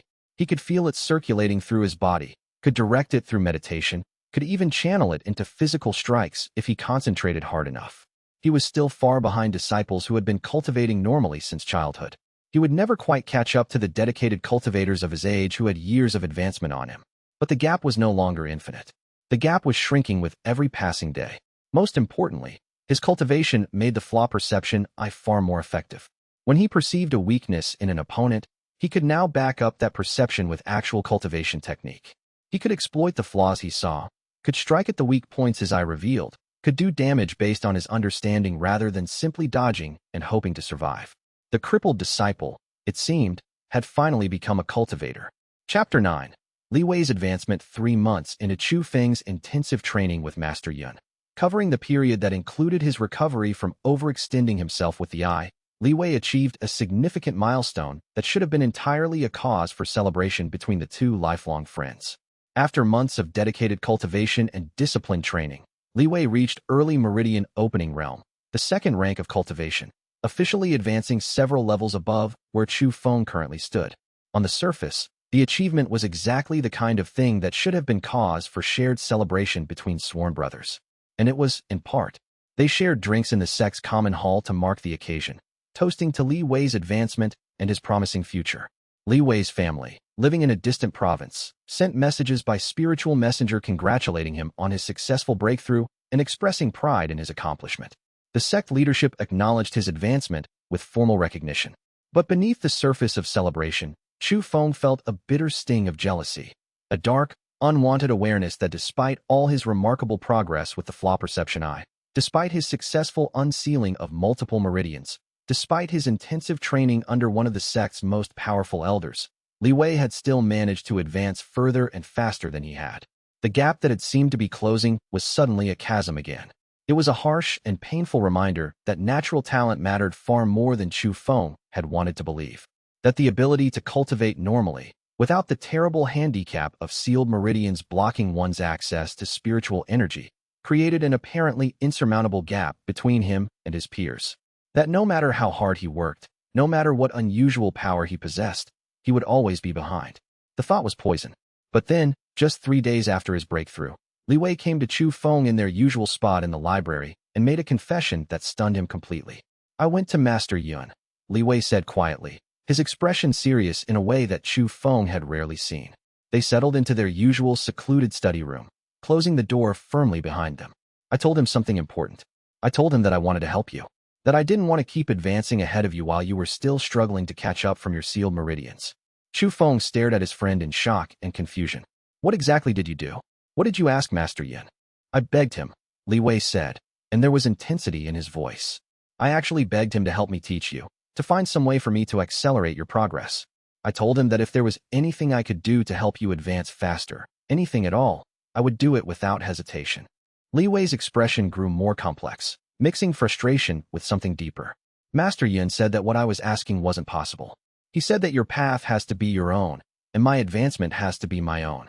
That we can't artificially accelerate your growth without damaging your foundation." "Then what?" Chu Feng asked, desperate to understand. "But he also said something else," Li Wei continued, and now there were tears in his eyes. "He said that what I was trying to do, that offering to sacrifice my advancement for yours, that willingness to slow myself down to help you, was proof of something important." "Of what?" Li Wei's voice grew thick with emotion. "That I'm not just your friend out of pity. That I'm not standing with you out of obligation or because I feel sorry for you. That I genuinely believe in you, and I genuinely want to help you succeed. That our friendship is real and worth sacrificing for." Chu Feng felt tears beginning to burn at the corners of his own eyes. "So I'm going to make a vow, right now," Li Wei said, and his hands clenched into fists with determination. "I'm going to advance as far as I possibly can. I'm going to master every technique I can learn, reach every rank I'm capable of reaching. And when the time comes, when there's something I can do with my cultivation to support yours, something that will genuinely help you, I'm going to be ready. I'm going to have developed the strength necessary to stand beside you." Chu Feng felt something massive break open inside his chest. All the jealousy, the bitterness, the sense of being left behind, all of it shattered in the face of Li Wei's absolute, unwavering commitment to their brotherhood. "You don't have to," Chu Feng started, his voice shaking, but Li Wei cut him off with a sharp gesture. "I know I don't have to, but I want to."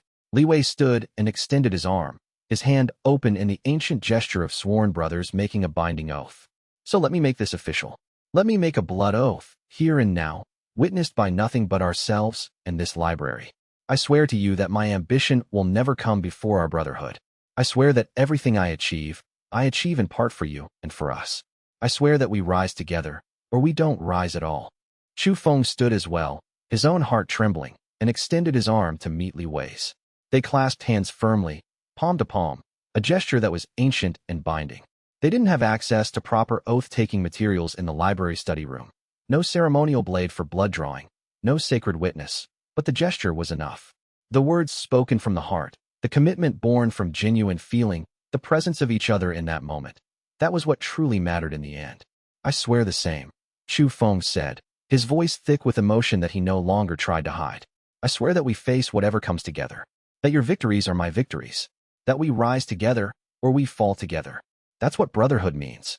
In that moment, in the quiet sanctuary of the library, with no witnesses but themselves and the thousands of scrolls containing centuries of cultivation knowledge surrounding them, two young cultivators, one with a rare, strange power but slow progress, one with natural talent and quick advancement, made a binding commitment to each other that would shape the course of both their lives for years to come. The jealousy didn't disappear entirely after that. It was human nature to feel some competitive instinct, some natural desire to keep pace with one's peers, to not fall too far behind. But that jealousy no longer poisoned the relationship between them. It no longer created a rift or distance. Instead, Li Wei's advancement became a source of motivation and inspiration. Every time his friend achieved something new, reached a new rank, or mastered a new technique, Chu Feng pushed himself harder, trained more intensively, knowing that Li Wei was doing the same, that they were both climbing towards something greater than either could achieve alone. Chapter 10.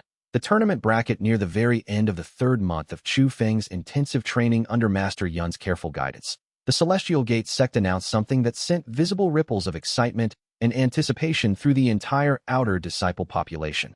A major tournament among outer disciples, to be held in approximately 1 month. The announcement was made during the mandatory evening assembly, when all disciples not actively on assignments or in close cultivation gathered in the sect's great hall. The sect leadership, including the sect master himself, a cultivator of tremendous power, revealed the details of this significant event. The tournament would consist of organized matches between disciples, with winners advancing through brackets and losers being eliminated. Matches would determine rank advancement and prestige within the sect's hierarchy. Most importantly, the top 10 finishers would be given the valuable opportunity to apply for positions as inner disciples, the next significant rank up the sect hierarchy, which came with access to far better resources, more powerful and restricted techniques, individual mentorship, and greater opportunities for advancement. The energy in the Great Hall during this announcement was palpable. Disciples whispered excitedly to each other, already mentally assessing their chances and calculating possible matchups. For most of the disciples present, this tournament represented an exciting opportunity to advance their standing and improve their prospects. For Chu Feng, sitting near the back of the hall next to Li Wei, it represented something different, a test of everything he'd learned in the past 3 months, a public verification of whether his progress was real or merely an illusion. He had been cultivating intensively for 3 months under Master Yun's powerful guidance. He had successfully unsealed most of his major meridians, breaking through the seals that had bound his cultivation base since birth. His current cultivation base was at early meridian opening realm, barely qualified to hold that rank, far from the most advanced in his age cohort, but impossibly far ahead of where he'd been merely 2 months ago, when he couldn't cultivate at all and had been considered utterly hopeless. You should enter, Master Yun said during one of their training sessions the day after the announcement. The tournament will be an excellent test of your actual progress. You will face real opponents, real resistance, real danger. That is how you truly learn whether your training is translating into genuine capability. But I'm still so much weaker than the other disciples, Chu Feng protested, voicing the fear that had been consuming him since the announcement. Especially the ones who advanced normally, who've been cultivating diligently for years since they were children. I'll be humiliated again, Master. This time in front of the entire sect. Probably, Master Yun agreed, with no attempt at comfort or reassurance. His ancient eyes were direct and honest. You will likely face stronger opponents. You will likely lose matches. But there is a significant difference between being humiliated purely for weakness and being defeated despite genuine strength. You are demonstrably stronger than you were 3 months ago. You are not as strong as many of the other disciples, that is true. But you have something they do not, something unique, the Flaw Perception Eye. If you can master its use in real combat, if you can apply it with precision and effectiveness, you might surprise yourself. Use it. Li Wei's encouragement was more gentle than the master's, but equally firm and absolute. You have to enter, he said when Chu Feng mentioned his deepest concerns to his friend. I'm definitely entering. Master Yun actually gave me permission to register. He said he wanted to see how I perform against real opponents in actual combat. He's even entering himself, said something about testing certain techniques. Li Wei's expression grew serious. If you don't enter this tournament, you're essentially admitting that you don't believe in yourself. And I don't think that's the real Chu Feng. I'm not sure I do believe in myself, Chu Feng admitted quietly. I'm terrified of failing, of being exposed as still weak. Then believe in me believing in you, Li Wei said simply, with absolute conviction. That's what brothers do. We believe in each other when we can't believe in ourselves. So Chu Feng registered for the tournament. And when the bracket was officially posted a week later on the sect's announcement boards, listing all 200 outer disciples competing in various tiers, Chu Feng found his name there in clear, official script, along with Li Wei's name in a different section. The sect administration had made sure that closely allied disciples didn't face each other in early tournament rounds, a standard rule designed to prevent collusion and bias. But they would both be testing themselves simultaneously, climbing the same tournament hierarchy, pushing toward the same ultimate goal. The night before the tournament began, Chu Feng couldn't sleep. He lay in his narrow dormitory bed, his body tense with anticipation and anxiety, running through every technique he'd learned with Master Yun, every application of the Flaw Perception Eye he could imagine, every combat scenario he'd mentally rehearsed with Li Wei. His mind spun with possibilities, with fears, with hopes he was almost afraid to acknowledge. Master Yun's words kept echoing in his mind. Asterisk, you have something they do not. Use it. Asterisk, the Flaw Perception Eye. The ability to perceive weakness and fracture where others saw only strength and solidity. If he could master its use in actual combat, if he could apply it with surgical precision and effectiveness, perhaps he could overcome the gap in raw cultivation that separated him from better trained, more experienced opponents. Perhaps, Chu Feng thought as dawn finally approached and exhaustion began to pull him towards sleep, he might actually survive this tournament intact. And perhaps, just perhaps, he might even win his first match. Word count check for Batch 2, Chapter 11, The First Fights. The tournament officially began on a bright morning, with clear skies and thousands of disciples gathering to witness the first-round matches. The matches were held in the sect's primary central arena, a massive circular space roughly 100 meters across, carved entirely out of stone, with raised wooden platforms for judges and spectators surrounding a combat floor that glowed faintly with protective spiritual arrays. The sect's master architects had designed the arena centuries ago to ensure that even if individual matches turned violent and destructive, the protective formations would contain the violence and keep accidental spillover from damaging the surrounding buildings and structures. Chu Feng's first opponent was a middle-ranked outer disciple named Yang Chun, a solid and competent cultivator whose technique was fundamentally sound but genuinely uninspired. Yang Chun had progressed through the ranks at a steady, diligent pace, not exceptional, not brilliant, but consistent. He was at early meridian opening, several ranks above where Chu Feng currently stood. He was also far more experienced in actual combat situations, having participated in multiple sect competitions and sparring events throughout his years at the Celestial Gate. On paper, Yang Chun should have won the match easily. But he had flaws. Critical, exploitable flaws that Chu Feng's eye could perceive with perfect clarity. Chu Feng activated his Flaw Perception Eye as they took their starting positions, bowing to each other in the formal recognition of respectful combat. The visions came immediately now, natural and automatic after months of training. The weaknesses revealed themselves layer by layer, a complete structural analysis of Yang Chen's physical and spiritual form. Yang Chen's footwork was tentative and conservative, leaving his weight distribution slightly unbalanced during direction changes, a characteristic that meant any sudden shift of direction would cost him stability. His breathing pattern was irregular and inconsistent, shallow and controlled during periods of sustained exertion, and then deep and gasping during recovery phases, which clearly indicated that his stamina was a critical liability if the match extended beyond the first few minutes. Most critically and most exploitable, there was a tiny, involuntary twitch in his left eye, barely visible, almost subliminal, that occurred every single time he was about to throw a major technique or combination attack. It was a physiological tell that announced his intentions before he committed to them. The match began with Yang Chun attacking immediately, moving forward with a straightforward palm strike, confident in his superior power and cultivation rank. Chu Feng saw the tell, that microscopic twitch, and sidestepped with minimal effort, letting the strike pass through empty air where his body had been a moment before. Yang Chun recovered quickly and attacked again. And again Chu Feng perceived the tell and moved, flowing aside like water. By the fifth attack in rapid succession, frustration was becoming visible in Yang Chun's expression and the set of his shoulders. He clearly wasn't accustomed to opponents who could avoid his strikes consistently, who could meet his offense with nothing but evasion. Hold still and fight. Yang Chun snarled, his patience finally breaking.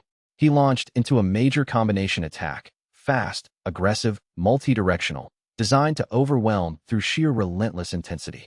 But Chu Feng had now seen the tell 5 times. He understood the pattern completely. He understood exactly when each strike was coming, the precise angle of each attack, the direction of each combination. He flowed through the entire assault like water flowing around rocks, never blocking or engaging, simply moving aside and letting each attack miss. By the time the combination ended, Yang Chun having expended enormous chi on attacks that landed on nothing, Yang Chun was breathing hard, his face flushed, his stamina already depleting visibly. What was that? Yang Chun gasped between breaths. How are you predicting my moves? Chu Feng didn't answer with words. Instead, he attacked, moving forward with precision and purpose. He struck at a specific point on Yang Chun's right shoulder, a critical pressure point that his eye had identified, striking at exactly the angle and force needed to disrupt the nerve endings and muscle structure in that location. The strike was perfectly placed and executed, striking with surgical precision. Yang Chun's arm went numb with pain, and the cultivator staggered backward. Chu Feng followed immediately with a second strike to Yang Chun's sternum, driving the air from his lungs with brutal efficiency. Yang Chun collapsed to one knee, gasping for breath, unable to continue. With a gesture of formal surrender, he conceded the match. The crowd of spectators erupted into confused whispers. The crippled disciple from the outer disciples, the one who'd been humiliated and mocked during basic training just months ago, had just defeated a middle-ranked opponent without visible effort, without any struggle at all. Chu Feng's second match came 3 days later, after judges had confirmed the bracket standings and new pairings had been carefully determined.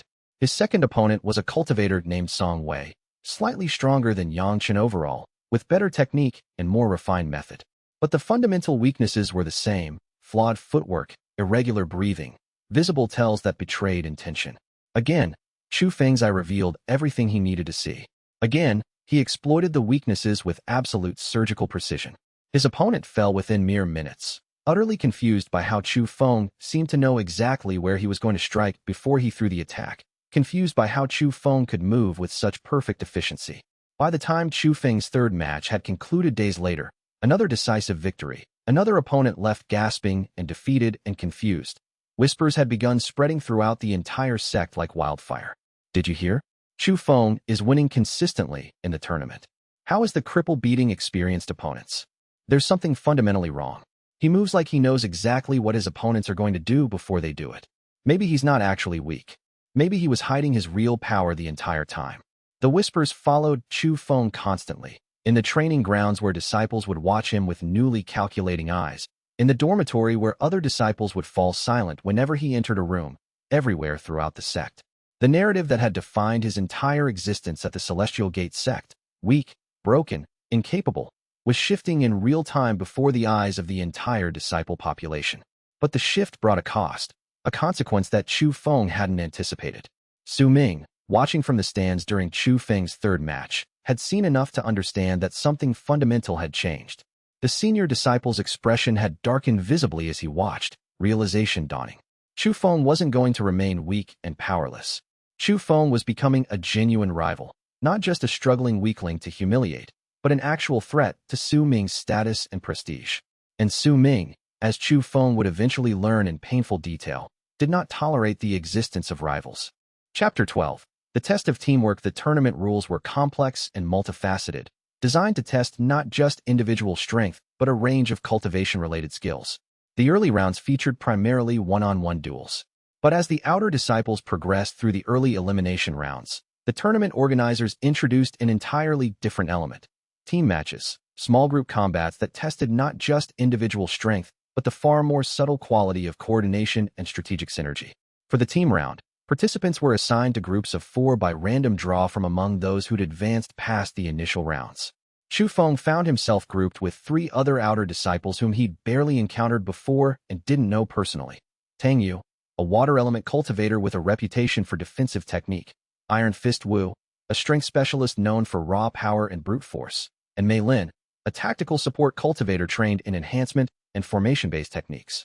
The opposing team consisted of 4 disciples from a rival cultivation cluster within the outer disciples, 4 young cultivators who trained together regularly in an organized group and were known to have excellent coordination and practice team formations. They were friends and training partners, which meant they understood each other's techniques and could anticipate each other's movements. On paper, Chu Feng's randomly assembled team should have lost decisively. Chu Feng had only met his 3 teammates an hour before the match was scheduled to begin, meeting them in the preparation area to discuss basic strategy. But as he observed them and felt out their capabilities with subtle applications of the Flaw Perception Eye, he made a crucial decision that would reshape the match. He would use the eye not just to guide his own movements, but to guide the movements of his entire team, functioning as a tactical conductor orchestrating his team's response.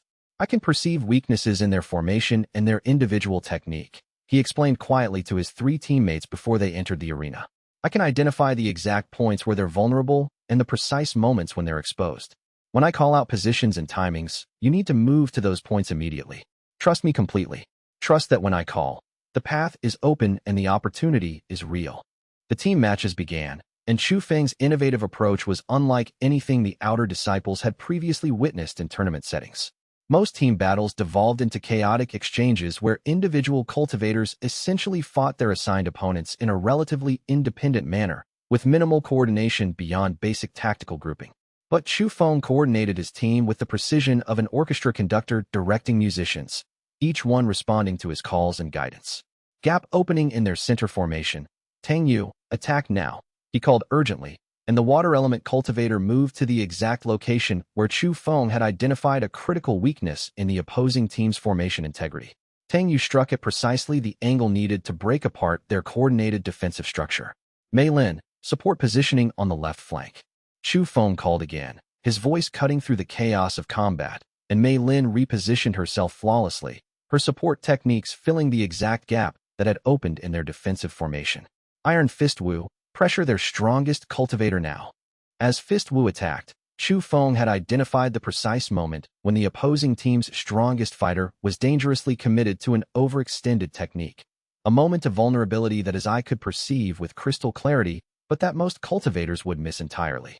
The coordination was flawless and devastating. While the opposing team still fought as 4 individuals, responding to threats and opportunities individually, Chu Feng's team fought as a single unified entity, each member moving to exactly the right position at exactly the right moment, creating overlapping fields of control. The opposing team was systematically torn apart by a superior strategy perfectly executed, their individual strengths rendered meaningless by superior coordination. The crowd erupted in amazement and awe.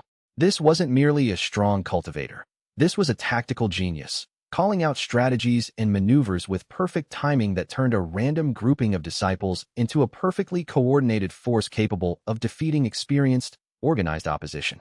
After the match had ended and the teams were leaving the arena, Li Wei appeared and grabbed Chu Feng in a fierce embrace, his face bright with excitement and genuine pride. That was incredible, Li Wei shouted, his voice carrying across the arena. I watched the entire match from the stands. The way you coordinated that entire team's movements, the precision of every call you made, the timing of every attack. That's not just power, Chu Feng. That's mastery of tactical warfare. It was mostly the eye, Chu Feng said, feeling slightly embarrassed by the intensity of the praise. I could see where their formation had gaps and weaknesses. I just communicated those to people and asked them to fill them. But that's exactly what makes it genius, Li Wei insisted vehemently. Most cultivators can eventually perceive a gap in an opponent's formation. You're the only one in this entire sect who can perceive those gaps, analyze multiple simultaneous threats, and communicate precise tactical information to 4 different people fast enough for them to actually exploit the opportunities in real time. That's not just perception. That's genuine tactical mastery. Li Wei's own tournament matches during this period had been equally successful and convincing. The older disciple had advanced through the first 2 rounds convincingly, his natural talent and steady cultivation base carrying him through with ease against his opponents. Now, with both friends progressing successfully through the tournament bracket, both of them advancing, both of them winning convincingly, their confidence grew exponentially. For the first time since his 16th birthday, since the day he discovered his meridians were sealed and his cultivation path was blocked, Chu Feng felt like he truly belonged at the Celestial Gate sect. Like his presence was genuinely valued. Like the unique power he carried could change not just his own personal fate, but the collective fate of those around him, those he cared about. But that feeling of belonging and security, like so many good things that would enter Chu Feng's life, would not last long. Chapter 13. Unsealing the second meridian in the midst of the intense tournament competition, while simultaneously preparing for his next scheduled round of matches against increasingly dangerous opponents, Chu Feng experienced a breakthrough in his cultivation. A transformation that Master Yun had predicted would eventually occur, but that neither of them had anticipated happening so soon. The breakthrough occurred during a late-night meditation session in Master Yun's private chambers, during hours when the sect was quiet and the world slept. Chu Feng was sitting in perfect meditation posture, his consciousness turned inward, monitoring the flow of qi through his meridians. His third meridian was already weakening, cracks forming in the spiritual seal that bound it. Then something changed. Chu Feng felt something shift fundamentally in his spiritual body, not a slow, gradual progression, but a sudden and dramatic shift.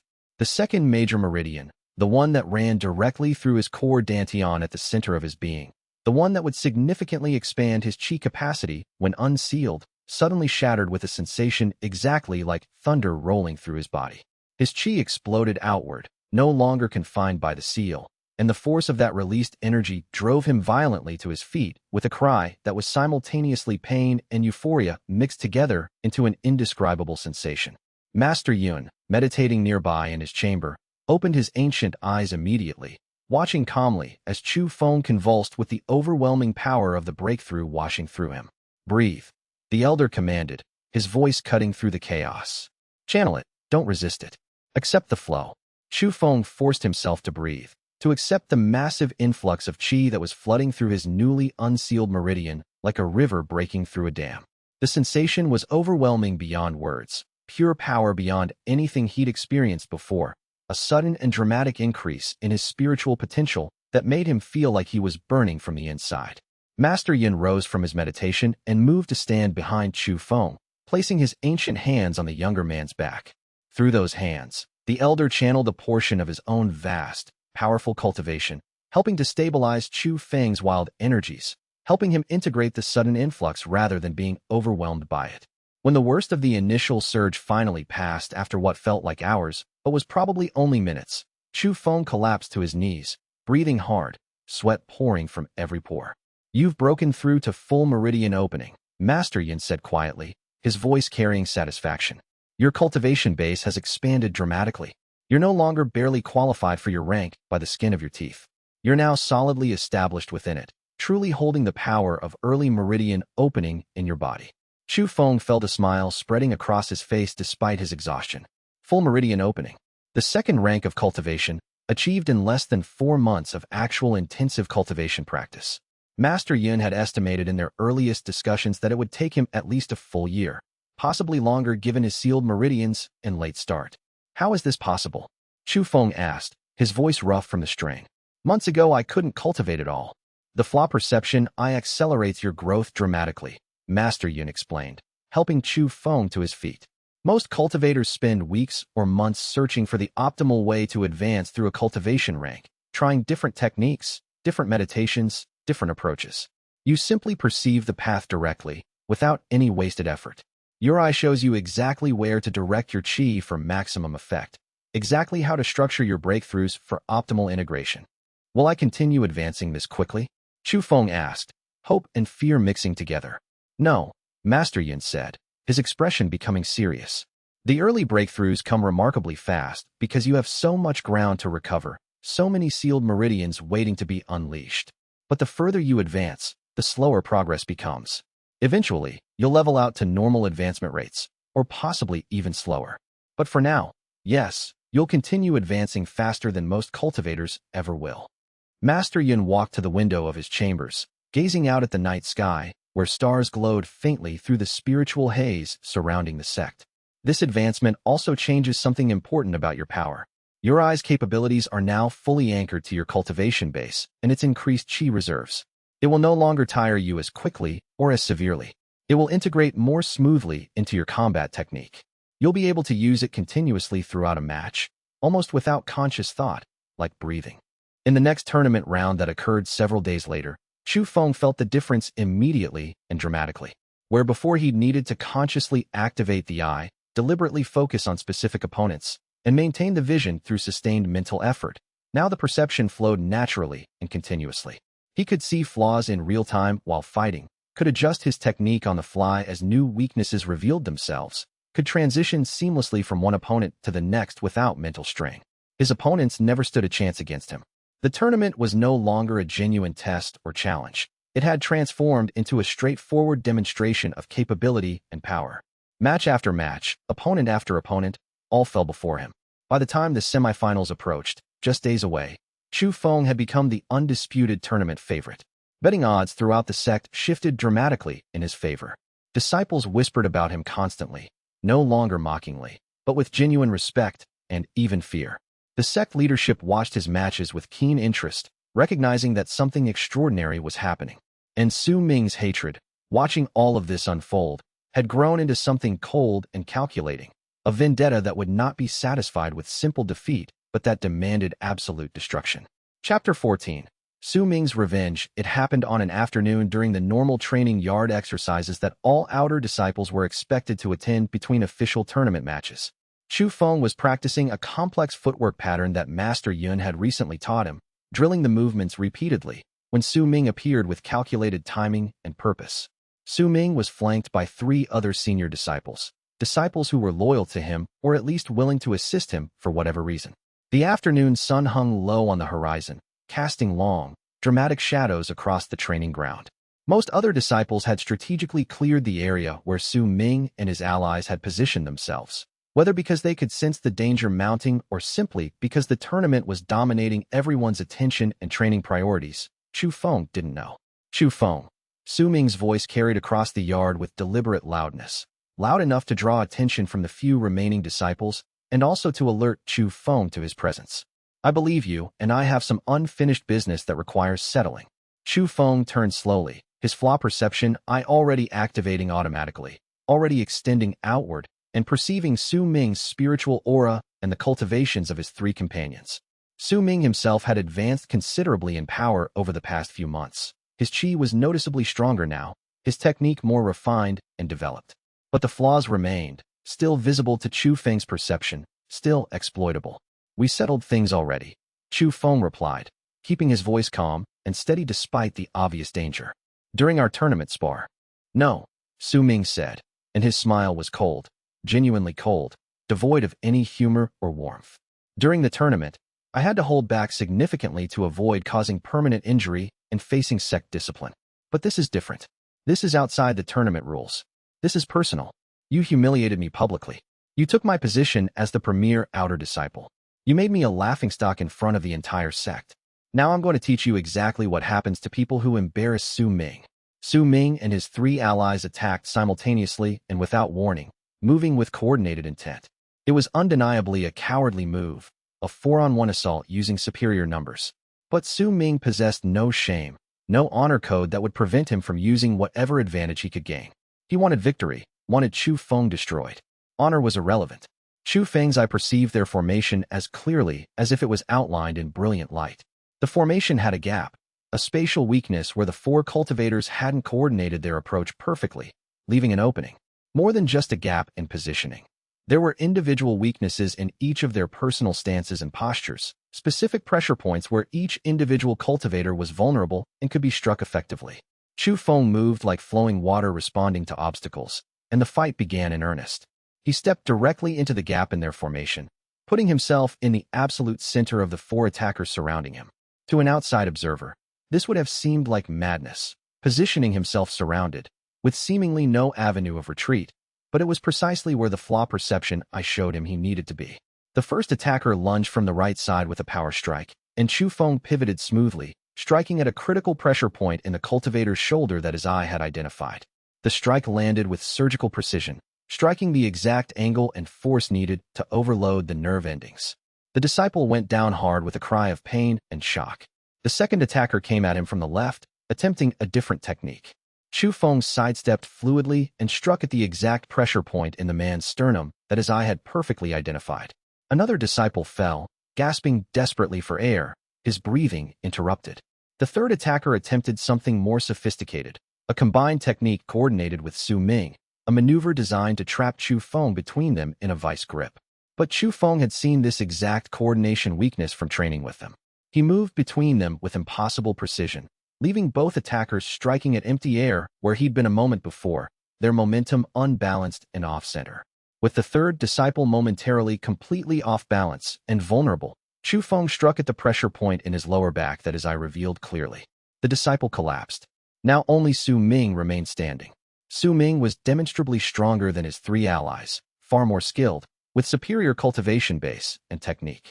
But he carried the same flaws as them, and those flaws were magnified and more pronounced now because his anger and desperation were making his technique sloppy and emotional rather than controlled. "Come then," Chu Feng said, his voice steady and calm. Su Ming attacked with desperate fury, his techniques coming faster and harder and more violently than in their previous encounter months ago. But Chu Feng had 3 additional months of intensive training with Master Yun, had successfully unsealed multiple additional meridians, and most importantly, had recently achieved a breakthrough to full meridian opening. The gap between them was no longer merely competitive. It had become absolute and insurmountable.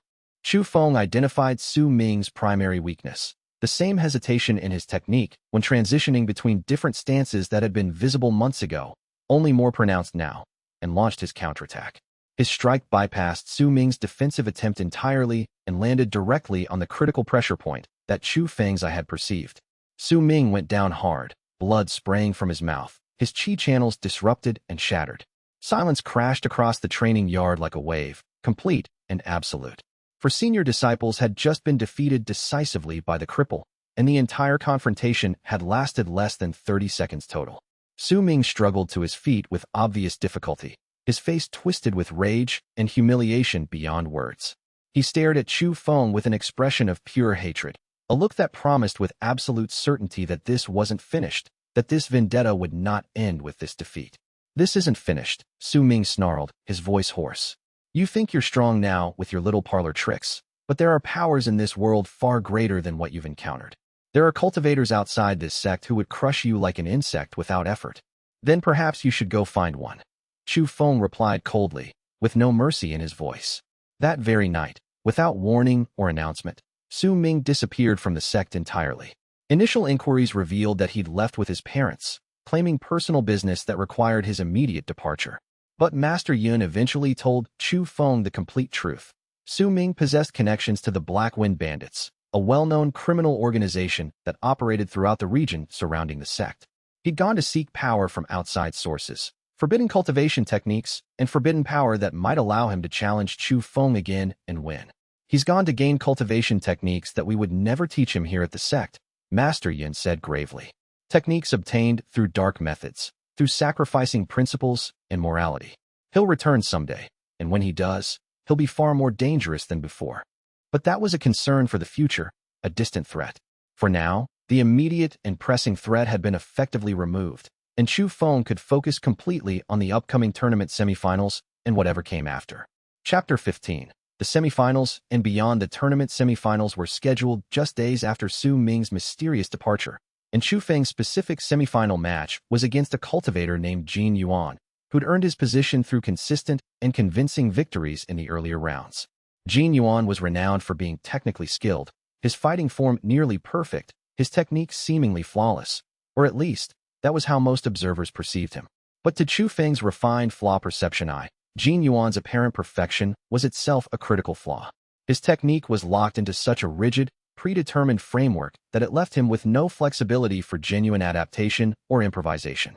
Once Chu Feng perceived the rigid pattern underlying all of Jin Yuan's movements, predicting his next move became trivially easy.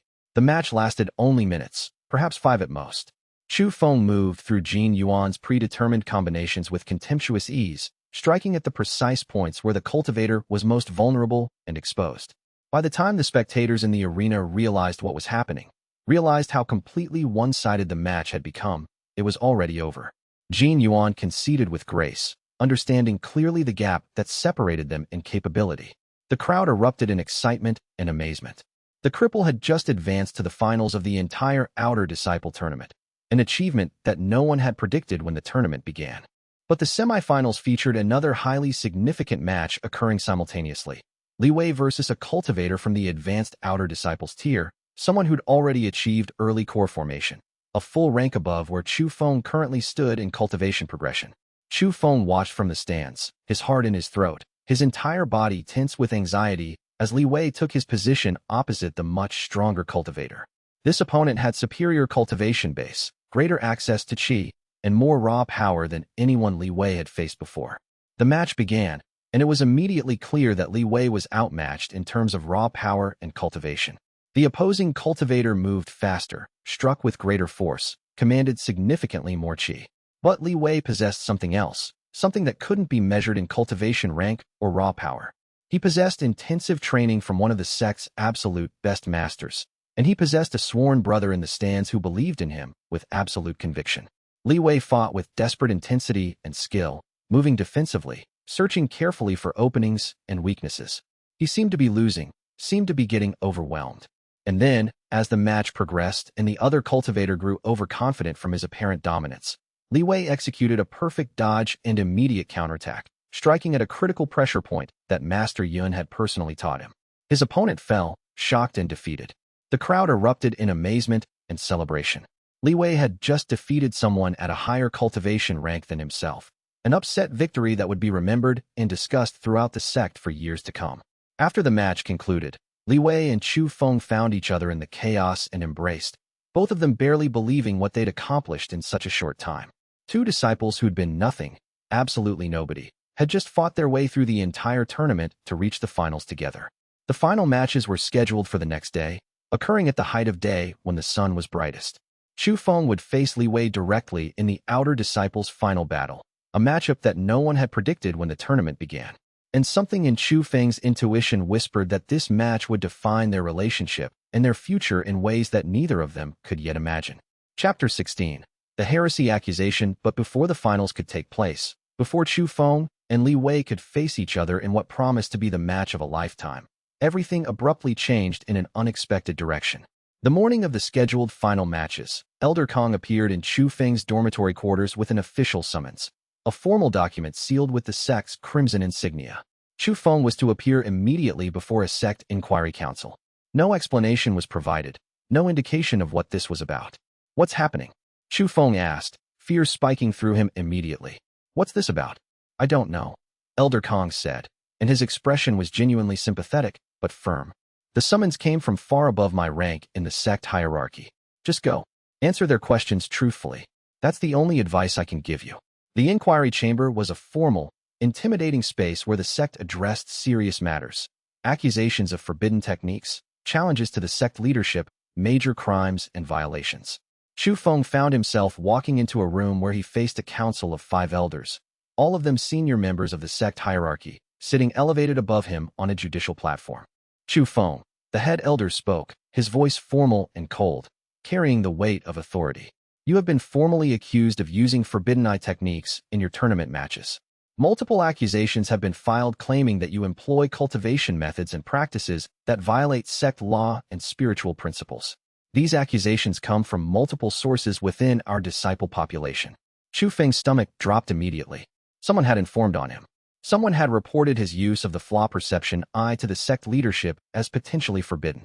The Flaw Perception Eye, he said carefully, choosing his words with precision, is not a forbidden technique. It's a natural awakening of my soul's unique spiritual nature. It emerged spontaneously during meditation. I developed no forbidden methods to activate or enhance it. That may be true, another elder said, leaning forward with suspicion. But the specific techniques you're using to exploit the weaknesses you perceive, are those sanctioned by the sect? Are they approved cultivation methods? Before Chu Feng could respond, before he could formulate an answer that would satisfy the council, Master Yun appeared at the chamber door, stepping forward before anyone else could speak. The ancient elder's presence seemed to change the atmosphere of the entire room. The accusations are entirely without merit, Master Yun said. and his ancient voice carried absolute authority that outweighed all the other elders combined. The boy's eye is a gift, a natural spiritual ability, not a technique that can be forbidden or controlled. His exploitation of perceived weaknesses is simply skilled application of combat awareness and tactical thinking. I have personally verified through extensive examination that he uses no forbidden methods whatsoever. "This is your student?" the head elder asked, his tone respectful but still probing. "My student and my chosen successor," Master Yin said firmly, his words carrying weight and implication. "I stake my own reputation on his integrity and on the legitimacy of his power. If I am wrong, I will accept the consequences." The council conferred quietly among themselves, their voices too low for Chu Feng to hear. Finally, they turned back to face him. "The accusations are dismissed without merit," the head elder said formally. "However, we will be closely monitoring your tournament participation. If any truly forbidden techniques are identified in your subsequent matches, you will face severe consequences, including possible expulsion from the sect." As Chu Feng left the inquiry chamber, he felt relief and anger in equal measure warring within him. Someone had deliberately tried to destroy him through accusation and false charges, and he had a strong, visceral suspicion about who had done this, though Su Ming had supposedly left the sect already. But those thoughts faded when he learned that the finals were proceeding that afternoon, scheduled before sunset. Chu Feng and Li Wei faced each other across the combat arena as the sun began its descent. They bowed to each other formally, honoring their deep brotherhood and the commitment they'd made. And then they fought. It was the most unusual and emotionally charged match anyone at the sect had ever witnessed. Two brothers, advancing together through the tournament, testing each other without any real malice or desire to truly destroy the other. Both of them fighting with perfect technique and skill, neither willing to truly hurt the other, but both pushing themselves to their absolute limits and boundaries. The match went back and forth, neither gaining decisive advantage. Li Wei's defensive technique was excellent, but Chu Feng's eye allowed him to perceive and exploit subtle openings. Chu Feng's offense was powerful, but Li Wei's training and resilience allowed him to weather each attack. In the end, after what seemed like hours but was probably only 30 minutes, neither emerged with a clear and decisive victory. They fought to a mutual standstill, both of them exhausted beyond measure, both of them refusing to take the final blow that would eliminate the other from the tournament. The judges conferred seriously, then made their declaration. It was a dual victory, in truth. Both had fought to perfection.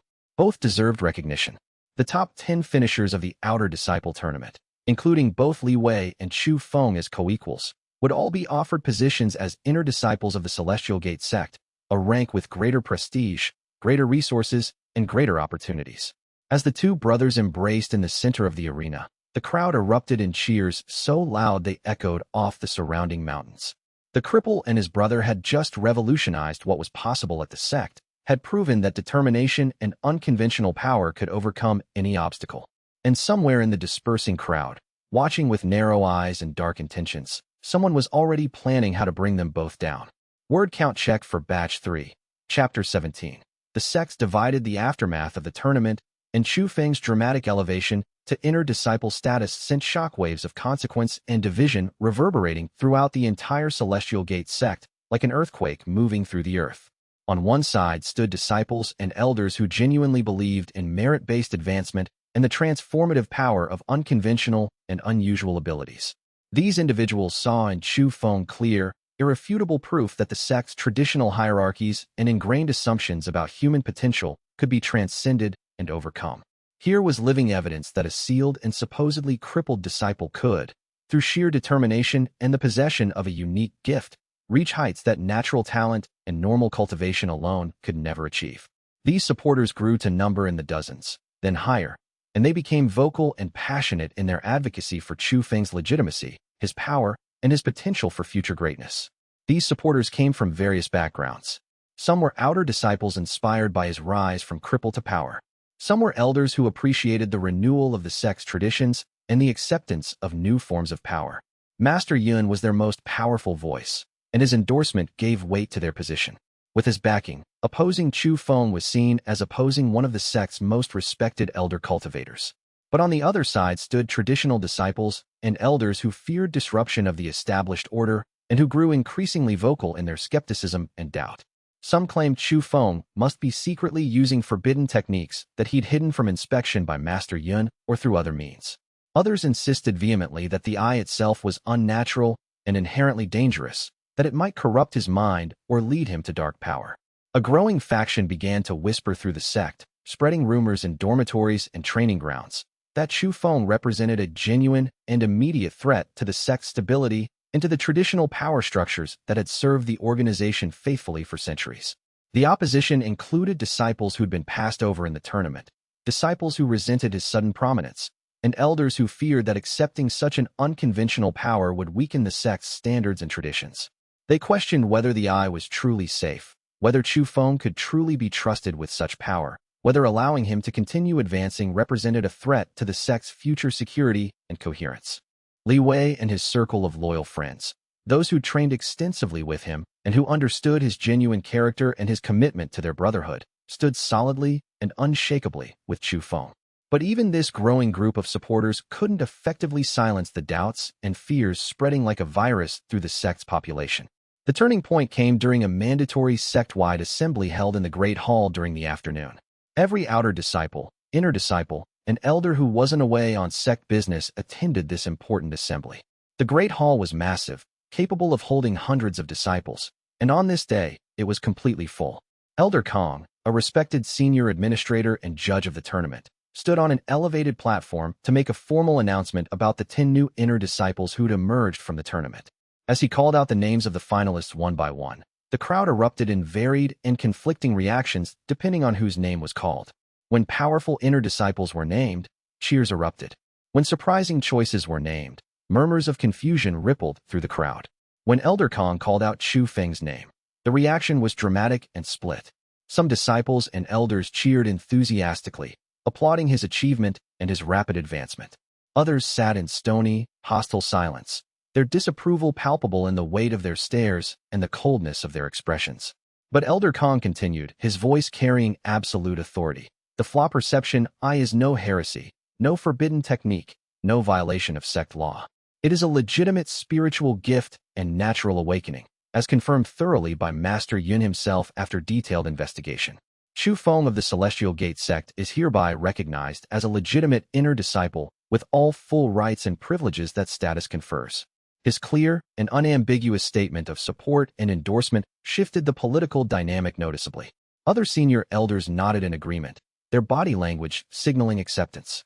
The sect leadership, having investigated the matter thoroughly and reached consensus, had decided definitively. Chu Feng was legitimate, his power was legitimate, and his advancement was justified. Yet even official recognition from the highest levels couldn't eliminate the whispers that continued to spread through dormitories and training grounds. Su Ming's influence, despite his physical absence from the sect, continued to poison minds against Chu Feng like an insidious spiritual toxin.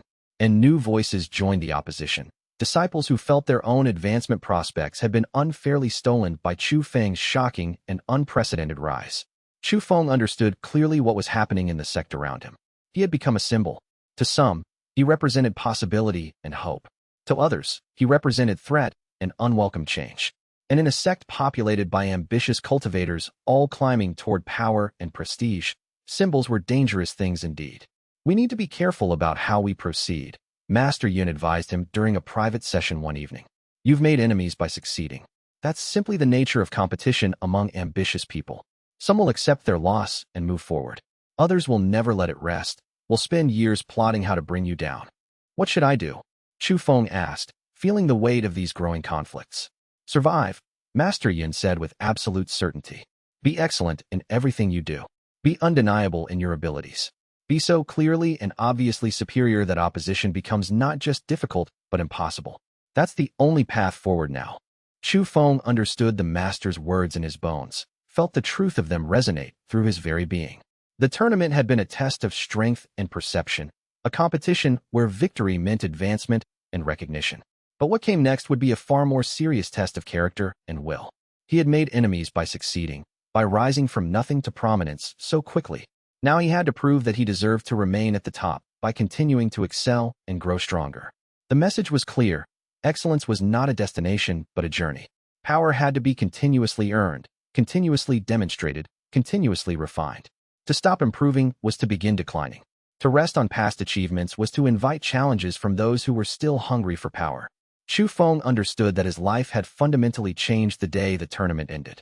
He was no longer just a disciple trying to survive and improve himself. He was now a symbol of possibility for some, a threat to others, a figure around which the sect itself was dividing. With power came responsibility and danger. Chapter 18. Inner Disciples. Chu Feng's new life as an inner disciple of the Celestial Gate sect was dramatically different from his previous existence as an outer disciple struggling with sealed meridians and limited resources. The transition happened almost overnight.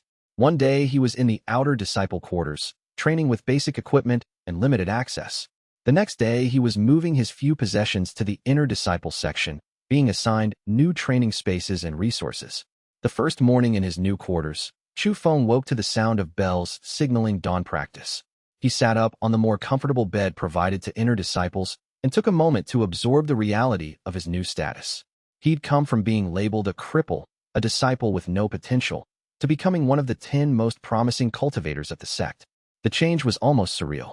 The inner disciple quarters were located in a separate and far more privileged section of the sect, a region reserved for advanced cultivators. The facilities were significantly better, more spacious training grounds, more comfortable living quarters, quieter meditation areas. Inner disciples received substantial weekly stipends of high-quality spirit stones, valuable resources that could dramatically enhance meditation and accelerate cultivation progress. They had unrestricted access to cultivation texts and techniques that outer disciples could only dream about or glimpse in restricted library sections. Most importantly, they trained under the direct supervision and mentorship of the sect's most powerful elders. But advancement also came with significant responsibilities and obligations. Inner disciples were expected to serve as mentors and teachers to outer disciples, helping them improve and advance. They were expected to help defend the sect if it came under attack from external forces. They represented the sect's future leadership and were groomed accordingly.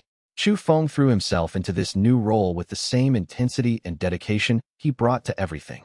He began offering teaching sessions to interested outer disciples twice a week in the mornings before formal training began.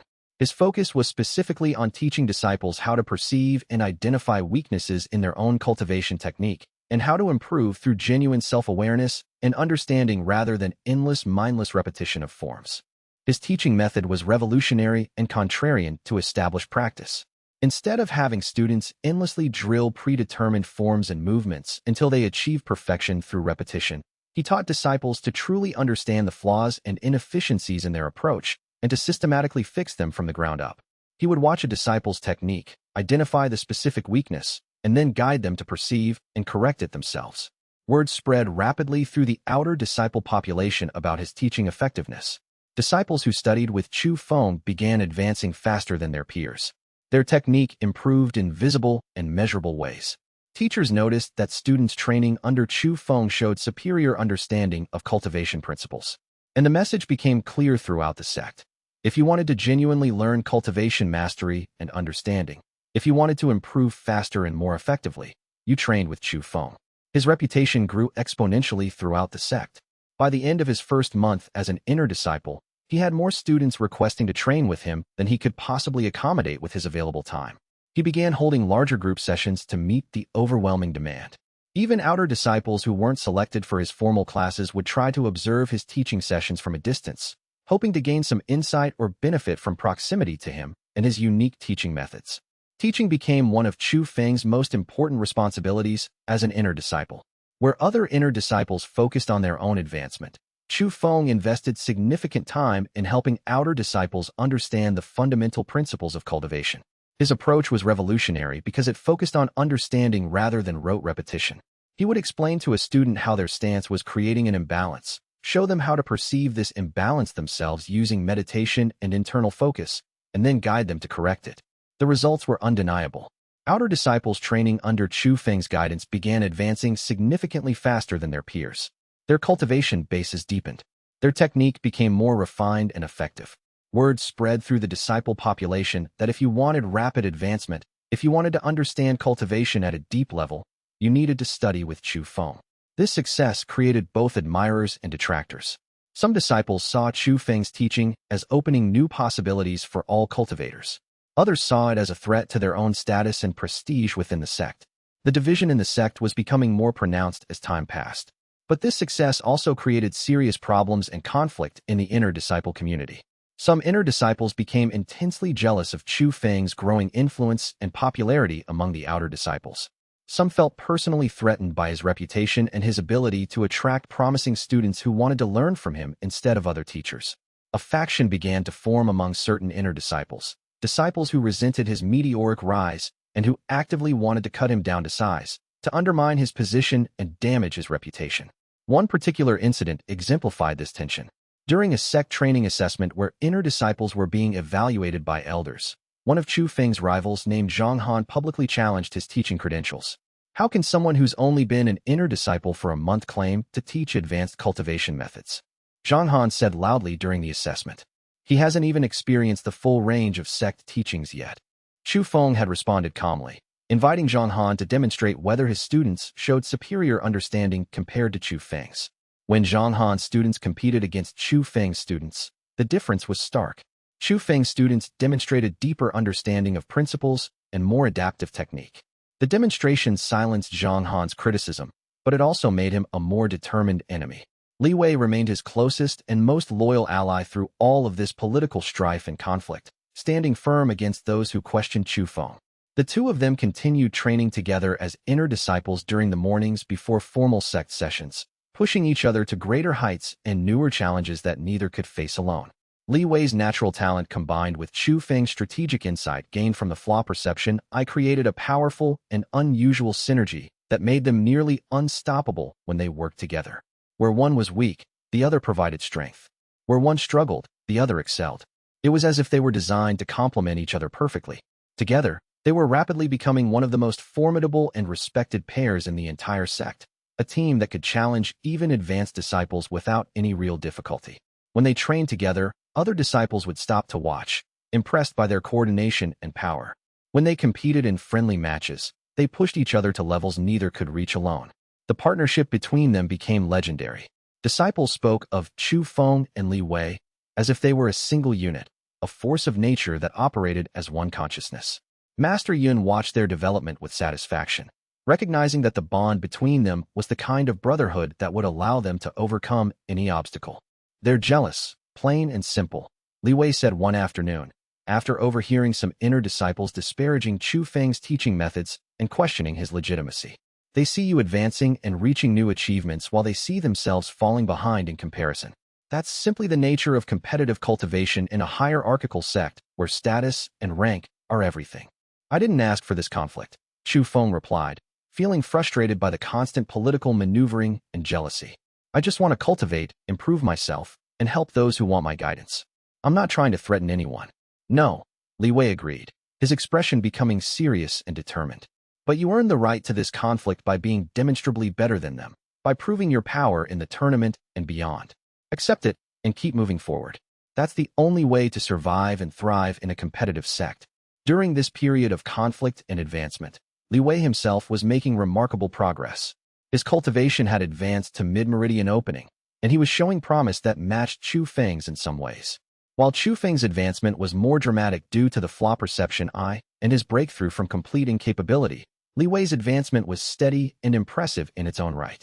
The two trained together each morning, sparring and pushing each other to improve. These training sessions became legendary among the inner disciples. Watching Chu Feng and Li Wei spar was like watching two masters of cultivation dancing together. They knew each other's techniques intimately, could anticipate each other's movements, could push each other to their absolute limits. "You're getting stronger," Chu Feng said one morning after a particularly intense training session. "So are you," Li Wei replied, breathing heavily. "We're both climbing. The question is whether we can do it together or if competition will eventually separate us." "We're sworn brothers," Chu Feng said simply. "Competition won't separate us. It will bind us closer." Li Wei smiled, understanding the profound truth in those words. They were no longer just friends. They were warriors, cultivators, brothers bound by oath and by shared struggle. Whatever came next, they would face it together. Chapter 19. Core formation looms 4 months into his intensive training as an inner disciple, with Li Wei constantly beside him providing both steady support and friendly competition. Chu Feng reached another critical threshold and turning point in his cultivation progression. The time had come for something he'd been preparing for since his first breakthrough with Master Yun's guidance. The transformation from outer disciple to inner disciple had been enormous, but what came next would be even more significant. His third major meridian shattered dramatically during a meditation session one evening, its seal cracking and fragmenting with the now familiar but never routine sensation of spiritual power suddenly released. Just as importantly, the fourth and fifth meridians began to show visible and growing cracks in their own seals, weakening perceptibly with each passing day. The progress was accelerating noticeably and dramatically, precisely as Master Yun had accurately predicted months ago during their initial discussions. Each breakthrough made the subsequent ones easier and faster because his cultivation base was growing and expanding continuously, giving him more qi to direct powerfully toward the remaining sealed meridians. He had now advanced incredibly far beyond where he'd been at the start of the tournament. He was no longer barely qualified for the meridian opening rank, constantly struggling with insufficient qi. He was now solidly and confidently advanced through it, well established within the rank, with his cultivation base expanding regularly as new meridians unsealed themselves. His qi reserves had grown from nearly empty to substantial. His power had multiplied many times over. During this period of rapid advancement, Master Yun began introducing a new and significantly more advanced topic during their training sessions: the core formation trial. Core formation was the third major rank of cultivation, a critical spiritual and physical transformation where a cultivator condensed and compressed their accumulated qi into a solid, crystalline core of power positioned at their dantian, their essential power center located below the navel. The process was incredibly dangerous and demanding. Throughout history, many cultivators had failed the trial during their attempt, damaging their cultivation bases beyond repair. Some had been crippled by failed attempts. Some had never recovered from the process, their potential shattered. Your Flaw Perception Eye will be absolutely essential for your success in this advancement, Master Yun explained during one of their intensive training sessions. When you meditate to form your core, you must be able to perceive the exact shape and structure your core should take. Most cultivators attempt core formation blindly, essentially hoping and guessing they're doing it right. You will be different. You will be able to know. You will be able to see the perfect geometry and structure before you actually create it. That knowledge will be your greatest advantage. What happens if I fail? Chu Feng asked, needing to understand completely the stakes involved in this advancement. Then your cultivation base is shattered, possibly beyond repair, Master Yun said bluntly and without any comfort. You'll be crippled again, possibly permanently, worse than you were when you first discovered your sealed meridians. The sect does have powerful healers, talented individuals trained in spiritual medicine, but some damage to the cultivation base is simply permanent. There are limits to what can be healed. You have to approach this trial correctly. You cannot make mistakes. Chu Feng began intense preparation for the core formation trial, understanding that this would be the most significant challenge and test of his entire cultivation journey so far. The breakthrough from meridian opening to core formation was not merely a quantitative increase in power, but a qualitative transformation. This was where the real test of his abilities would come. For an entire week, he meditated before the sect's core formation trial chamber day after day without fail, feeling the weight and significance of what was about to happen. Each day, he would spend hours in meditation, his consciousness turned inward, exploring the potential structure of his future core. He felt the pressure building in his cultivation base, all the accumulated power waiting to be compressed and transformed. He felt the responsibility of what he was about to attempt. The chamber was a specially constructed space, sealed with protective arrays and designed specifically for cultivators attempting the core formation breakthrough. Inside that sealed chamber, a cultivator would be completely alone with no external help or support, no ability to call for assistance. Success or failure would be determined solely by the cultivator's own strength and understanding. Master Yin came to observe him several times during this week-long preparation period. "Are you afraid?" the elder asked one afternoon, noting the tension in Chu Feng's shoulders. "Yes," Chu Feng admitted honestly, not bothering to hide his emotions from one he trusted completely. "This is the most dangerous thing I've attempted since I started cultivating. If I fail, everything I've built could be destroyed. I could be crippled again, worse than before. I could lose everything I've worked toward." "That's appropriate and wise," Master Yin said, nodding approvingly. "Fear keeps you focused and sharp. Fear keeps you respectful of the danger and the stakes. Fear prevents arrogance. The cultivators who die in trials, the ones who suffer irreversible damage, are the ones who aren't afraid, the ones who are overconfident in their abilities. You have healthy fear. Use it." During the meditation sessions, Chu Feng pushed his perception deeper into the nature of core formation. He could perceive the process not just theoretically but spiritually, seeing how qi would need to flow and compress. His eyes showed him variations, different ways the core could potentially form, different approaches that cultivators had used throughout history. Most of them resulted in flawed, unstable cores. But there was one structure, one approach, that his eyes showed him as perfect, geometric, optimal, crystalline in its purity. That was the core he would create. His eyes showed him the process clearly in his meditation sessions, revealing secrets that most cultivators spent years trying to discover. He could perceive exactly how the qi should flow through his channels during the breakthrough, how it should compress and condense, what pressures and patterns would create optimal stability and strength. The necessary geometric structure of his core was perfect, a crystalline form of impossible complexity, visible and clear only to his unique flaw perception eye. He could see not just the shape but the internal structure, the way the qi should be arranged to create maximum strength and efficiency. It was like looking at a blueprint from an ancient master, a design that had been perfected over millennia. Other cultivators would attempt the core formation blindly, essentially hoping to get lucky, hoping they would create something stable and useful. Most succeeded to some degree, creating functional cores. But some failed, their cores unstable, their potential permanently limited. Chu Feng would have none of that uncertainty. He knew exactly what he needed to create, knew the precise specifications his core would take. During the final days of preparation, Li Wei came to sit with him as he meditated. His friend didn't speak. They just sat together in companionable silence, two brothers united in purpose, preparing for a test that would determine Chu Feng's future in the sect. On the 7th day of preparation, Master Yun conducted a final evaluation. "You're ready," the elder said simply. "Go tonight. Complete the trial." That evening, as darkness fell over the sect, Chu Feng walked to the core formation trial chamber. Li Wei came with him to the entrance, embracing him one final time. "Come back stronger," Li Wei said. Chu Feng entered the chamber at dawn the next morning, and the massive stone doors closed behind him with a sound like finality, sealing him in complete darkness with nothing but his own cultivated strength and understanding to sustain him. Chapter 20. The fallen prodigy Chu Feng emerged from the core formation trial chamber exactly 2 days later, completely transformed by the experience and the breakthrough he'd achieved within. His entire body radiated with new and vastly more powerful qi. The fundamental presence of his cultivation base had expanded dramatically in scope and magnitude. Where before his cultivation had been like a river, now it was like a vast internal ocean.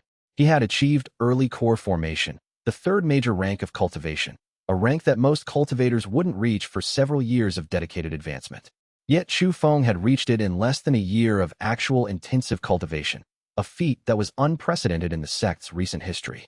When word of his emergence spread, the sect erupted in response. Inner disciples whispered among themselves in amazement and genuine fear of what his rapid advancement meant. Elders throughout the sect nodded in recognition of his achievement, many of them having observed the core formation trial personally. Master Yin stood watching him emerge with something that looked remarkably like pride in his ancient eyes, satisfaction with how his chosen student had developed. Li Wei was waiting for him outside the trial chamber, and the two brothers embraced without words, their bond sufficient to communicate what they felt. That afternoon, Chu Feng returned to the inner disciple quarters to find a celebration already being organized. Even disciples who doubted him or opposed his rise couldn't deny the significance of someone reaching core formation at his age. The sect wanted to acknowledge the achievement, to recognize that they had produced a cultivator of genuine promise and power. But later that evening, as the sun was setting and the sky turned brilliant shades of gold and red and orange, Chu Feng walked alone through the peaceful gardens to recover from the trial's intense spiritual and physical exhaustion. The gardens were one of his favorite places in the sect, quiet, peaceful, filled with ancient trees and flowing water. He came here to clear his mind and recover from training. He felt the presence before he saw the figure, a watching presence that made his flaw perception eye activate automatically without conscious thought, extending his perception outward in all directions. Someone was here with him, someone who didn't belong at the sect. A stranger stepped forward from the shadows near an ancient stone wall, not one of the sect's disciples, not someone he recognized or had encountered before. The man was dressed in simple traveling robes, the kind worn by cultivators who journeyed between sects and regions. His bearing and his spiritual energy suggested clearly that he came from outside the Celestial Gate sect, likely from far away, possibly from one of the neighboring sects in the region. "Chu Feng," the man said with formal respect and careful deference. "I bring a message from certain interested parties who have become aware of your existence and your rising power. A certain individual, someone who left your sect several months ago, has been training intensively during that time. He's found powerful allies among external cultivation sects and organizations outside your sect's direct influence. He's gained forbidden power and forbidden techniques that your sect would never teach. And he has sworn that he intends to return to the Celestial Gate sect and reclaim what he believes is rightfully his position. Chu Feng understood immediately who this was about, though the implications made his stomach clench with tension. Su Ming. He calls himself that, yes. But he's no longer merely a sect disciple training away from here in isolation. He's aligned himself with dark forces, specifically the Black Wind Bandits and their organization. Those bandits have trained him personally and given him forbidden techniques that enhance cultivation through dark methods. When he returns, and he will return, he'll be far more dangerous than he ever was during your time at the sect together. The messenger left without another word, melting back into the shadows of the sect grounds as mysteriously as he'd first appeared, leaving Chu Feng standing alone in the darkening garden. That evening, after darkness had fully fallen and most disciples were retiring to their dormitories, Master Yin called him to his private chambers in the restricted elder section of the sect. The journey to the elder quarters took Chu Feng through parts of the sect he rarely visited, through quiet corridors lit only by spiritual lanterns, past meditation halls where powerful cultivators practiced deep cultivation. Master Yun's chambers were austere but impressive, a large meditation hall with walls covered in ancient cultivation texts and spiritual diagrams. Scrolls of immense age and value hung from the walls. The air in the chambers felt thick with spiritual power, concentrated by centuries of cultivation. The moment Chu Feng entered, he could sense the seriousness of what was being discussed, the weight of the conversation that was about to occur. Su Ming has indeed made contact with forbidden forces and external criminal organizations, the master confirmed gravely, his expression serious and concerned. The sect is fully aware of the situation. We have our own sources of intelligence regarding what he's doing and where he's training with the Black Wind Bandits. We're monitoring it carefully and will intervene if necessary to prevent him from gaining power that would threaten the sect's security. The elder paused, letting his ancient gaze rest directly on Chu Feng's face, studying him intently. But you need to understand something fundamental, my student. What comes next will test you in ways that the tournament never could. Real enemies who want you dead. Real danger that could result in your death. Real stakes beyond prestige and advancement within the sect. This is no longer about competition within the sect or proving yourself to the elders and other disciples. This is about survival. Your survival, the sect's survival, the future that you will build with your power. The weight of the master's words settled on Chu Feng like a heavy stone. The game had changed. The rules were no longer about tournaments and ranks. They were about life and death. Chu Feng looked out the window toward the moonlit peaks surrounding the sect, beautiful and peaceful now, but potentially harboring danger and threats he couldn't yet perceive. I'm ready, he said quietly, speaking with more confidence than he entirely felt in his heart. But even as he spoke the words aloud, he wondered in the deepest part of himself if he truly was ready for what was coming, for the real conflicts and real enemies that lay ahead in his future. The weight of what had been revealed pressed down on him. Su Ming was out there, gathering power, forming alliances with dark forces. He was coming back, and when he did, it would not be a tournament match. It would be real combat, with real consequences. The stakes would be life and death, honor and shame, survival and destruction. Chu Feng understood that his life had fundamentally changed. He was no longer just a disciple trying to prove himself within the sect's framework. He was now a target, a threat to someone who had sworn vengeance. He was now a figure around which the sect itself was dividing, some supporting him, others seeing him as dangerous. Master Yin walked with him to the window, the two of them looking out at the night sky. The path you're on, the master said quietly, is not the easy path. Power attracts enemies. Success creates resentment. Your rise has been too fast, too spectacular. People fear what they don't understand. What should I do? Chu Feng asked. Be the cultivator they fear to challenge, Master Yin said simply. Become so strong that opposition becomes meaningless. That's how you ensure your survival. Chu Feng understood. The tournament was over. The real test was only beginning. Word count check for Batch 4. Chapter 21. The bandit problem. A week had passed since Chu Feng's emergence from the core formation trial chamber. 7 days of recovery and integration of his new power into his being and his understanding of the world. His cultivation base had stabilized. His control over his expanded qi had become second nature. The sect had celebrated his achievement with feasts and recognition from the senior elders. But the world beyond the sect walls was not waiting for him to celebrate. 3 villages in the regions surrounding the Celestial Gate sect had been attacked by bandit raids. The attacks were increasingly bold and well-organized, suggesting that the bandits were becoming more confident and more dangerous. The sect received petition after petition from the local populations, rural farming communities, small trade towns, merchant caravans, all requesting protection from the growing bandit menace. They appealed to the sect as the established power in the region, begging for intervention. Elder Kong, the firm and principled leader of the sect's inner disciples, called a meeting of promising cultivators to form an expedition team. The announcement came with the weight of official authority. This was a sect mission, sanctioned and required. Those chosen would have the responsibility of investigating the bandit activity, eliminating the threat, and restoring safety to the surrounding regions. Chu Feng was among those selected, which surprised no one given his recent advancement and the rapid rise in his power and reputation. Li Wei was also chosen, his loyal friendship with Chu Feng making it natural that they would be paired together on this mission. 2 additional outer disciples were selected, young cultivators whose names Chu Feng recognized, but whom he didn't know intimately. And finally, to Chu Feng's surprise, Master Yun volunteered to accompany the expedition, though he took a position of observation rather than direct combat involvement.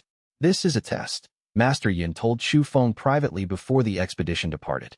Not of your power, which is already considerable, but of your judgment, your decision-making in real combat situations, your ability to lead when lives depend on your choices. Pay attention to everything you encounter. Learn from it. The expedition set out at dawn, leaving the sect's protected grounds and traveling down the mountain roads toward the regions where the bandit attacks had been occurring. The journey took several days, moving through increasingly rural territory, passing through villages where the fear of the bandits was visible in the way the inhabitants moved, the way they watched the roads and the forest edges. Chu Feng observed everything carefully, his Flaw Perception Eye active and extended, analyzing the landscape, the roads, the evidence of bandit presence. He could see the tracks of many people moving through the area, paths that bandits had traveled repeatedly, routes they clearly favored.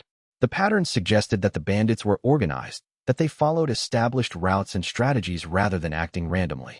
They set up a base camp in a protected location, a defensive position that Master Yin selected with careful consideration of terrain and fields of sight. That night, sentries were posted, rotations of disciples maintaining watch through the darkness while the others attempted to rest. On the second night of their encampment, a bandit patrol appeared on the road passing near their position. The group was large, perhaps 15 or 20 individuals, moving with weapons and practice coordination. Chu Feng's eye showed him their composition and their formation immediately. Roughly half of them were trained fighters, genuine combat specialists. The other half were merely muscle, strong individuals, but lacking the discipline and technique of actual cultivators. Those in the center of the formation, Master Yun whispered, pointing with subtle discretion. See how the spiritual energy flows around them? Those are cultivators. The one in the middle, the one giving the orders, that's their leader. Chu Feng's eye focused on the leader immediately, a broad-shouldered man with a scarred face and a powerful spiritual presence that radiated danger and confidence. His cultivation base was definitely established, somewhere in the meridian opening realm. Chu Feng judged, solid and well-developed, far stronger than the common soldiers around him.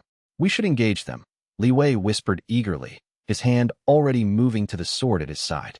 We have the numbers, we have the advantages of terrain and positioning. We could end this now, eliminate a chunk of their forces and reduce the bandit threat significantly. Master Yin raised a hand to prevent immediate action. Wait, observe, learn what you can before you act. There may be more information to gather. So they waited, watching as the bandit patrol passed by their camp position, moving along the road without detecting their hidden defensive position. Once the bandits had moved well away, Master Yin rose and began following them at a distance, keeping the patrol in sight while remaining concealed. The bandits led them to a hidden camp, a fortified position carved into a mountainside, concealed from casual observation but obvious once you knew where to look. The camp held dozens of bandits, perhaps 60 or 70 of them, more fighters than Chu Feng had initially estimated from the patrols they'd observed. It was a significant organization, far larger than the typical bandit groups that plagued rural regions. The Black Wind Bandits, Master Yin said quietly, his expression darkening. I've heard rumors of them expanding their operations in this region. So it's true. But look deeper, Chu Feng. Look with your eye. What do you perceive? Chu Feng focused his Flaw Perception Eye on the bandit camp, extending his perception outward to analyze the formations and structures, the relationships between individuals, the organizational hierarchy. What he saw made him pause in surprise. The camp itself was well organized, almost professionally structured. The weapons were well maintained. The defensive positions were chosen with tactical consideration. But more importantly, there were individuals within the camp who radiated significant spiritual power. A figure standing near the center of the camp, a woman with a sharp face and cold eyes, had a cultivation base that was clearly at meridian opening, perhaps even early core formation. And then there was the leader of the patrol they'd observed, the scarred man who was now approaching the woman in what appeared to be a status report. That woman, Chu Feng said slowly. Her cultivation is significant. She's directing them. Likely, Master Yin confirmed. An organization this size, this well-structured, wouldn't be led by common bandits. Someone with actual power is behind this. Someone with a reason to build a force in this region. Now, we need to decide. Do we engage the camp directly, risking a full battle with greater numbers, or do we take a different approach? Chu Feng considered the situation carefully, analyzing the options. The camp had perhaps 70 people total, overwhelming numbers if it came to a direct engagement, even for a team of reasonably skilled cultivators. But the key vulnerability was the cultivators themselves. If Chu Feng could eliminate the powered individuals, the woman leading the camp and the patrol leader, the remaining bandits would lose their cohesion and likely scatter. We wait for a more opportune moment, Chu Feng decided. We observe their patterns. We learn when the cultivators are isolated or vulnerable. Then we strike at those points of weakness. Master Yin smiled slightly, a hint of approval in his expression. Yes, that is precisely the thinking that will keep you alive when you face truly dangerous enemies. Over the next several days, they observed the bandit camp carefully, learning the patterns of guard rotations, the times when the leadership dispersed to different locations, the vulnerable moments. On the fourth day of their observation, the patrol leader left the camp to scout a different region, taking a small group with him along a mountain road. This was the opening Chu Feng had been waiting for. The team of disciples moved to intercept the patrol while it was isolated from the main camp. The location was a narrow mountain pass, perfect for an ambush, high ground on both sides, limited space for the bandits to maneuver, natural cover for archers and fighters positioning themselves for combat. When the patrol emerged into the pass, Chu Feng and Li Wei dropped down from the rocks above, moving with the speed and precision of cultivators while the young disciples moved in from the sides, blocking retreat and flanking the bandits' positions. The patrol leader saw them coming and immediately understood the danger. He began gathering his spiritual energy, preparing to fight, or to signal for reinforcements from the main camp. But Chu Feng moved with absolute precision, his Flaw Perception Eye showing him exactly what he needed to see. The scarred man was strong, but his cultivation base had a fundamental flaw in its internal structure. Chu Feng's eye showed him the exact point where the man's qi channels converged in a pattern that created a critical vulnerability. It was the kind of flaw that most cultivators would never notice, a microscopic imperfection in the way the base had been constructed. But once you perceived it, it was obvious and exploitable. Chu Feng struck directly at that point, using a technique that focused all of his power into a single precise strike. His early core formation power drove the attack with tremendous force, concentrated through his understanding of the vulnerability and directed at the exact location where it would cause maximum damage to the man's spiritual foundation. The patrol leader screamed as the impact hit him. His cultivation base destabilized. The man fell to the ground, gasping and convulsing as his internal energy went wild, no longer controlled by a functioning spiritual foundation.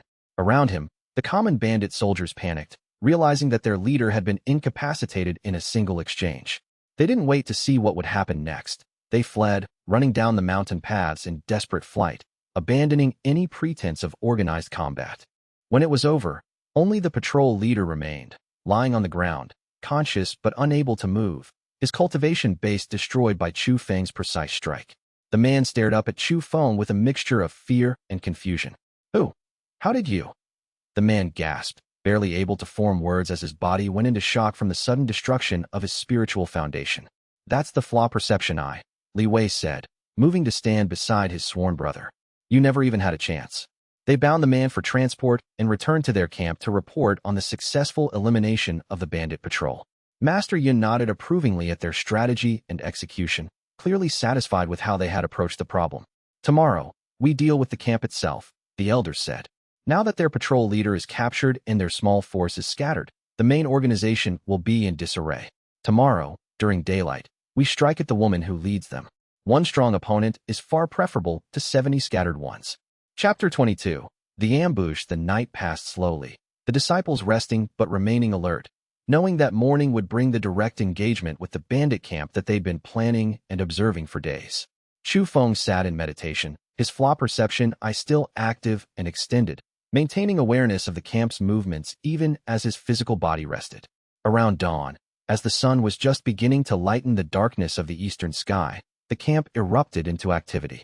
The discovery of the missing patrol had created panic and confusion. Runners were sent out in multiple directions, likely seeking word of what had happened to the missing group.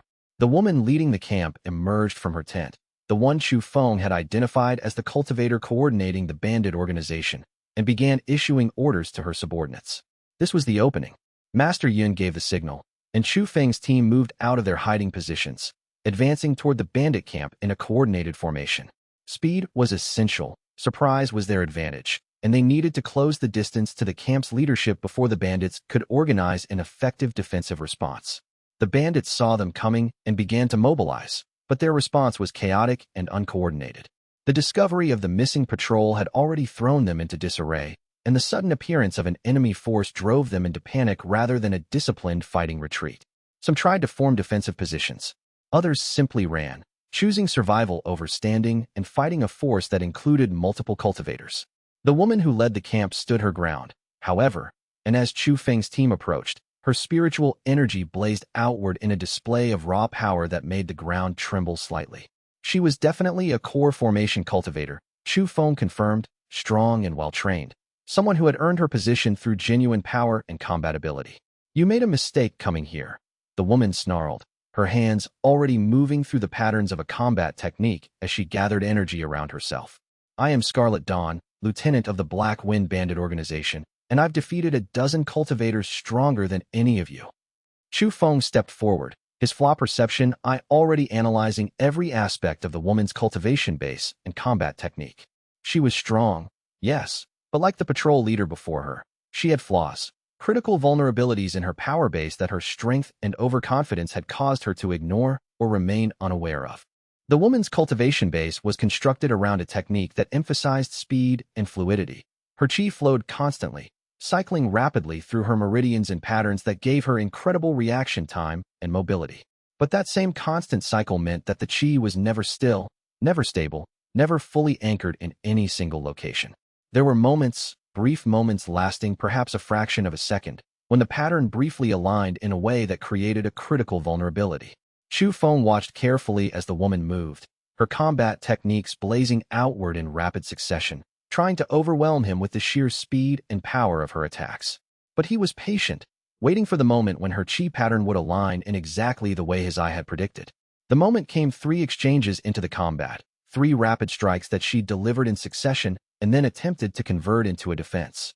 In the infinitesimal moment of transition between offensive and defensive positioning, her chi pattern aligned perfectly with the vulnerability that Chu Feng's eye had predicted. He moved with absolute precision, channeling his entire power into a single devastating strike directed at that exact point of weakness. His early core formation power, combined with his understanding of where that weakness existed, created an attack that was far more effective than his superior raw power alone would have allowed. The strike landed perfectly. The woman named Scarlet Dawn fell backward, her cultivation base destabilized, her ability to defend herself shattered in that single exchange. She gasped for breath on the ground, staring up at Chu Feng with shock and disbelief, clearly unable to accept that someone had defeated her so comprehensively and so quickly. "Impossible," she wheezed. "How did you see that? How did you know where?" "The Flaw Perception Eye," Chu Feng said quietly. "You were never in any real danger except from that. And you had no way to defend against something you couldn't even perceive." With their leader defeated and their organization destabilized, the remaining bandits scattered. Some tried to fight. Most simply ran, seeking to save their own lives by abandoning the bandit organization and disappearing into the surrounding regions. By the time the sun had fully risen over the mountain peaks, the bandit camp had effectively ceased to exist as an organized force. Master Yun surveyed the scene of the victory with satisfaction. "Well done," he said to Chu Feng and Li Wei. "You've accomplished what you came here to do. The villages in the region will be safe now. The bandits will not return, at least not in any organized capacity." They gathered their prisoners, the patrol leader and several other bandit commanders who had surrendered rather than fight to the death, and began the journey back, toward the Celestial Gate sect. But as they were preparing to leave the area, a group of cultivators emerged from the forested area to the north, moving with disciplined military coordination and powerful spiritual presences. "Hold," one of the newcomers called out, raising a hand to signal that the group should halt their movement. "Disciples of the Celestial Gate sect, you are trespassing on territory claimed by the Crimson Cloud sect. These bandits are under our jurisdiction now." Chu Feng's eye activated immediately, analyzing the newcomers and assessing the threat that they presented. There were perhaps 20 of them, arranged in a disciplined military formation, with several cultivators of obvious power distributed throughout their ranks. The speaker who had called out the challenge was a young woman, early 20s by appearance, with sharp features and a powerful spiritual presence that suggested early core formation cultivation. "I am Ling Shui, first-ranked disciple of the Crimson Cloud sect," the woman said with cold formality. "By order of my sect leadership, I am taking custody of the bandits you've apprehended, along with the prisoners who were held in that camp. This is our region, our responsibility, our right to enforce within our claimed jurisdiction." Master Yin stepped forward, his ancient presence radiating calm authority. "Greetings, Ling Shui of the Crimson Cloud sect. These bandits have been a plague on the villages in this region, threatening populations that fall within the Celestial Gate's traditional sphere of influence. We have eliminated them as our responsibility to those communities. The prisoners will be returned to the sect for interrogation and justice." Ling Shui's expression hardened. "You're saying that the Crimson Cloud sect does not have jurisdiction here?" "I'm saying that the villages requested our intervention, and we provided it," Master Yin replied evenly. "Perhaps both our sects have legitimate claims in this region. Perhaps we should discuss this matter with our respective leadership rather than allowing it to become a source of conflict between us." The situation was tense, balanced on a knife's edge between cooperation and open conflict. Chu Feng watched carefully, his eye analyzing the cultivators arrayed before them, calculating potential combat outcomes if this situation escalated into actual violence. He had no desire to fight Ling Shui and her team if it could be avoided, but he was prepared to defend his team and the prisoners they had apprehended if conflict became unavoidable. Ling Shui was studying Chu Feng in return, her eyes sharp and analytical, clearly trying to assess his power and threat level. "You," she said, pointing directly at him. "You're the one who defeated that bandit cultivator in a single blow. I sensed her resistance when your power struck, saw her foundation shatter. That was unusual." "My name is Chu Feng," he replied, meeting her gaze directly. "I'm a disciple of the Celestial Gate sect, and I don't seek conflict with the Crimson Cloud sect, but I won't abandon my duty to the villages that requested our protection." Something in those words seemed to shift the moment. Ling Shui's expression changed slightly, becoming more thoughtful and less hostile. She was quiet for a long moment, clearly considering her options and how to proceed. "The Crimson Cloud sect will file a formal request through our leadership for recognition of this region as joint jurisdiction," Ling Shui said finally. "Until that dispute is resolved through proper channels, both sects' activities here will be considered legitimate." "Agreed, agreed," Master Yin said smoothly. "And perhaps we might discuss this matter in person, your sect leadership and mine, to reach a permanent resolution that respects both our interests." With that, the immediate crisis had been defused. Ling Shui and her team stepped aside, allowing Chu Feng's expedition to continue with their prisoners. But before they left the area, Ling Shui approached Chu Feng directly, her demeanor less formal now, more curious. "That eye power of yours," she said quietly, so that only he could hear. "The Flaw Perception Eye, is that a verified technique from your sect's archives, or something unique to you?" "Something unique," Chu Feng replied. "Or at least, it's considered extremely rare." "It's impressive," Ling Shui said, and there was genuine respect in her voice. "I've heard rumors of such a power, but I've never encountered it before. The way you defeated that cultivator, you didn't use strength or speed. You used precision. You understood something about her that she didn't understand about herself. That's," she paused, seeming to be searching for the right words. "That's a form of power that most cultivators don't possess. Be careful with it. Power like that attracts attention. The kind of attention that doesn't always come with good intentions." Before Chu Feng could respond, Ling Shui had returned to her team, and they were moving back toward their own territory, leaving Chu Feng's expedition to continue their journey back to the sect. Master Yun observed the interaction with interest. "She's perceptive," the elder commented as they resumed their journey. "And she's right, of course. Your power does attract attention. The question is what kind of attention it will attract, and whether you're prepared for it when it arrives." Chapter 23.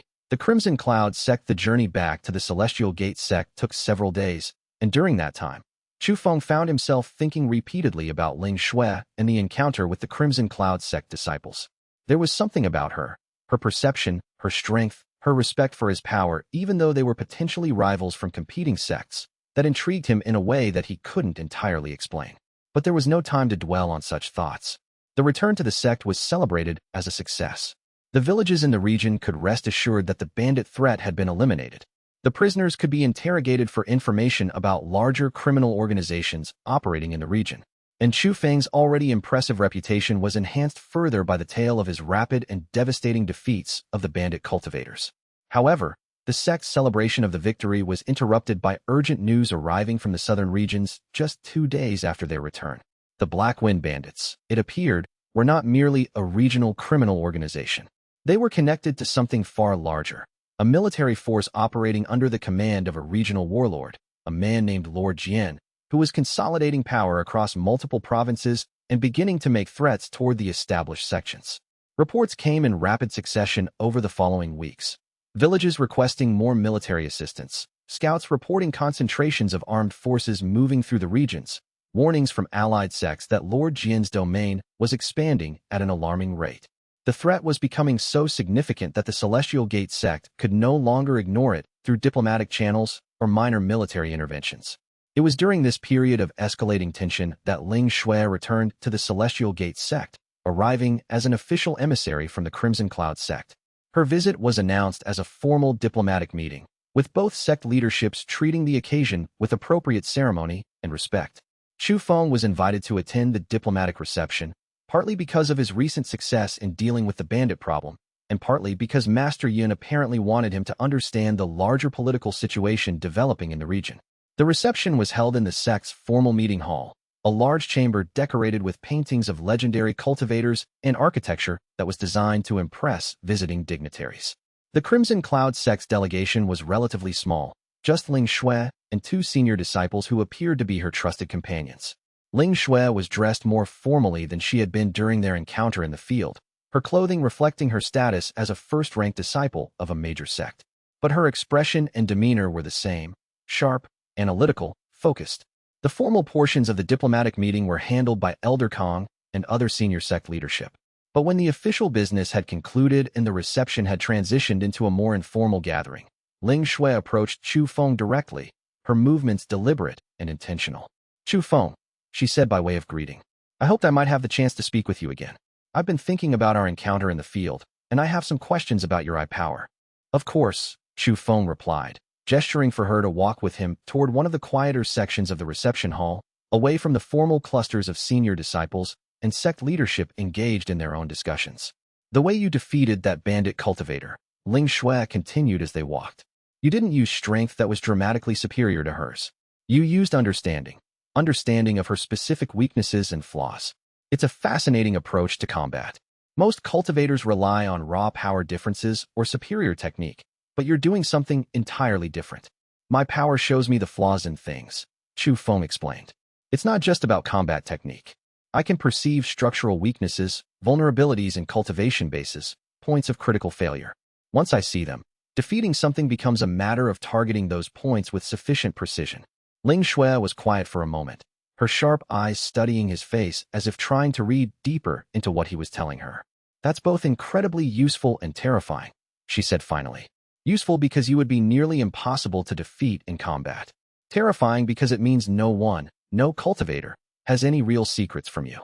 You can see what we're trying to hide even from ourselves." "I'm not trying to invade anyone's privacy," Chu Feng said carefully. "It's just a power I have. I don't turn it on people without reason." "I believe you," Ling Shui replied. "Though whether I'm right to trust you on that point will probably determine whether our sects become allies or enemies in the struggles that are coming." They reached a quiet garden area, secluded from the formal reception and the observing eyes of the sect leadership. Ling Shui paused, her expression becoming more serious and intense. "There's something you should know," she said quietly. "The Crimson Cloud sect received a letter 3 weeks ago. It was from Lord Jian, the same warlord who commands the Black Wind Bandits, and has been expanding his territorial control. He's making demands on all the sects in the region. Acknowledge his authority, allow him to station troops in our territories, accept his supremacy over regional conflicts. He's threatening to use military force to enforce these demands if we don't comply." The Celestial Gate sect received a similar letter, Chu Feng said, remembering the message that had arrived at the sect just days before their bandit expedition. Master Yin took it very seriously. He began making arrangements to strengthen the sect's defenses. The Crimson Cloud sect is divided on how to respond, Ling Shui continued. Some of our elders want to resist, to form alliances with other sects and oppose Lord Jin's expansion. Others want to appease him, to accept some of his demands in exchange for avoiding military conflict. I was sent here partly to assess the Celestial Gate sect's position and intentions. What do you think we should do? Chu Feng asked. I think, Ling Shui said carefully, that if we don't stand together, Lord Jin will defeat us one by one. But if we do stand together, if the Celestial Gate sect and the Crimson Cloud sect and any other sects willing to resist his expansion all coordinate our defenses and our military response, we might be able to push back against his ambitions. She paused, then added quietly, and I think that you, with your Flaw Perception Eye, might be one of the few cultivators with the potential to actually defeat someone like Lord Jian. If anyone can see through his defenses and his strength to the weaknesses underneath, it would be you. Before Chu Feng could respond to that assessment, one of Ling Shui's companions approached and informed her that it was time for the Crimson Cloud sect delegation to return to their sect. Their departure was imminent, and Master Yun had apparently already offered the standard farewell to their delegation leadership. Ling Shui turned to leave, but paused and looked back at Chu Feng one final time. Think about what I've said, she told him, and be prepared. I suspect that Lord Jin's next move will come faster than any of us expect. When it does, the sects will need to be ready. Then she was gone, leaving the reception and departing with her delegation, heading back toward the Crimson Cloud sect's territory. Chu Feng stood alone in the garden for a long time afterward, contemplating what Ling Shui had told him. The threats were growing more serious and more organized. The comfortable existence of the sects competing with each other in relatively controlled and limited ways was ending. Something larger and more dangerous was emerging, a military threat from outside the sect system, a challenge that the sects would have to face collectively or risk being defeated individually. Master Yin found him there, standing in the garden as the sun began to set over the sect's surrounding mountains. She's perceptive, the elder commented, appearing beside Chu Feng without warning, as he often did. And her assessment of the situation is accurate. Lord Jin represents a genuine threat to the sect system as it has existed. In response, the sects will be forced to coordinate in ways that they haven't for centuries. And you, my student, will find yourself in the center of that conflict, whether you wish to be or not. Is it time? Chu Feng asked quietly. Nearly, Master Yin replied. The real tests are coming soon. Tests that will challenge you in ways that the tournaments and trials within the sect never could. Are you ready? Chu Feng thought about Ling Shui's words, about the threats spreading through the region, about Lord Jin's expansion and his ultimatum to the sections. I'm ready, he said, and this time he believed the words more fully than he had when making similar statements in the past. Chapter 24. Alliance over rivalry. The weeks following Ling Shui's departure saw increasing tension throughout the region as Lord Jin's military forces became bolder and more aggressive. Bands of armed soldiers moving through the territories, establishing checkpoints on trade routes, extorting merchants and smaller towns that fell within the zone of influence the warlord was claiming. The Celestial Gate sect and the Crimson Cloud sect, recognizing the common threat, began coordinating their defensive efforts more closely. Master Yun established regular communications with the Crimson Cloud sect's leadership, sharing intelligence about Lord Jin's movements and making plans for joint military responses if the warlord escalated his threats into direct military action. It was during one of these coordinated patrols that Chu Feng encountered Ling Shui again, this time in a context that forced them into direct cooperation rather than tentative alliance. A trade caravan traveling through the region had been assaulted by a military force claiming authority from Lord Jin's domain. The caravan's merchants had sent desperate messages for assistance to both the Celestial Gate sect and the Crimson Cloud sect simultaneously. Both sects responded by sending rescue forces, and by coincidence and design, these forces converged on the location of the assault at nearly the same time. Chu Feng was leading his team of disciples toward the location when he encountered Ling Shui's team already engaged in combat with Lord Jin's soldiers. The assault force was larger and better organized than typical bandit groups, perhaps 50 or 60 soldiers, most of them equipped with military-grade weapons and armor, arranged in disciplined formations that suggested significant training and coordination. Ling Shui and her team of 5 disciples were holding their own, but they were clearly outnumbered. Her technique was impressive, beautiful and deadly, combining offensive and defensive movements with perfect balance and precision. But numbers matter in combat, and soon her team would be overwhelmed by sheer attrition. Chu Feng's team immediately moved to support them, with Chu Feng himself advancing toward the center of the fighting to assist Ling Shui directly. "About time you showed up," Ling Shui said without breaking her concentration on the soldiers she was currently fighting. "These bastards have been relentless. There are more coming from the south. I scouted them about 30 minutes ago." Together, their combined forces began to turn the tide of the battle. Chu Feng's presence and power was immediately felt, his devastating precision against individual opponents, combined with Li Wei's tactical support and Ling Shui's controlled technique, created a deadly combination that the soldiers couldn't effectively counter. But Ling Shui was right about reinforcements. Within minutes, a second force of armed soldiers emerged from the south, bringing the total of attackers to nearly 100. This was no longer a simple assault on a trade caravan. This was a coordinated military action, planned in advance, designed to draw the sects into a confrontation. "Fall back to the caravan's defensive position," Chu Feng ordered, his combat experience and instincts taking charge of the situation. "Get the merchants to safety. Those of us with cultivation power will hold the soldiers at a controlled distance." As the disciples began retreating toward the caravan's fortified position, a new presence entered the battle, a figure on horseback, radiating the spiritual energy of a cultivator with significant power. The figure approached the battle line slowly, deliberately, clearly wanting to be observed and recognized. This was a man in his 40s or 50s, with sharp features and intense eyes, dressed in the formal robes of military authority. Around him, the soldiers straightened their formations and increased their aggression, clearly receiving orders through some form of communication that Chu Feng couldn't directly perceive. "I am Lord Jian," the man announced, his voice carrying effortlessly across the battlefield despite the noise and chaos of combat. "I claim this region and all the resources within it as part of my expanding domain. You sects have had your chance to submit peacefully. This assault is your final warning. Next time, I won't send soldiers. I'll come myself, and I will break your sects piece by piece until you submit to my authority." Chu Feng felt his eye activate automatically, extending its perception outward to analyze Lord Jian and assess the genuine threat that this cultivator represented. What he perceived was impressive. Lord Jian's cultivation base was definitely established at the core formation rank, somewhere in the middle to late stages of that realm. His power was considerable, his technique refined through years of dedicated practice. But most importantly, his martial authority and the way the soldiers responded to him suggested that this was someone who had learned to coordinate personal combat power with military strategy and large-scale tactical thinking.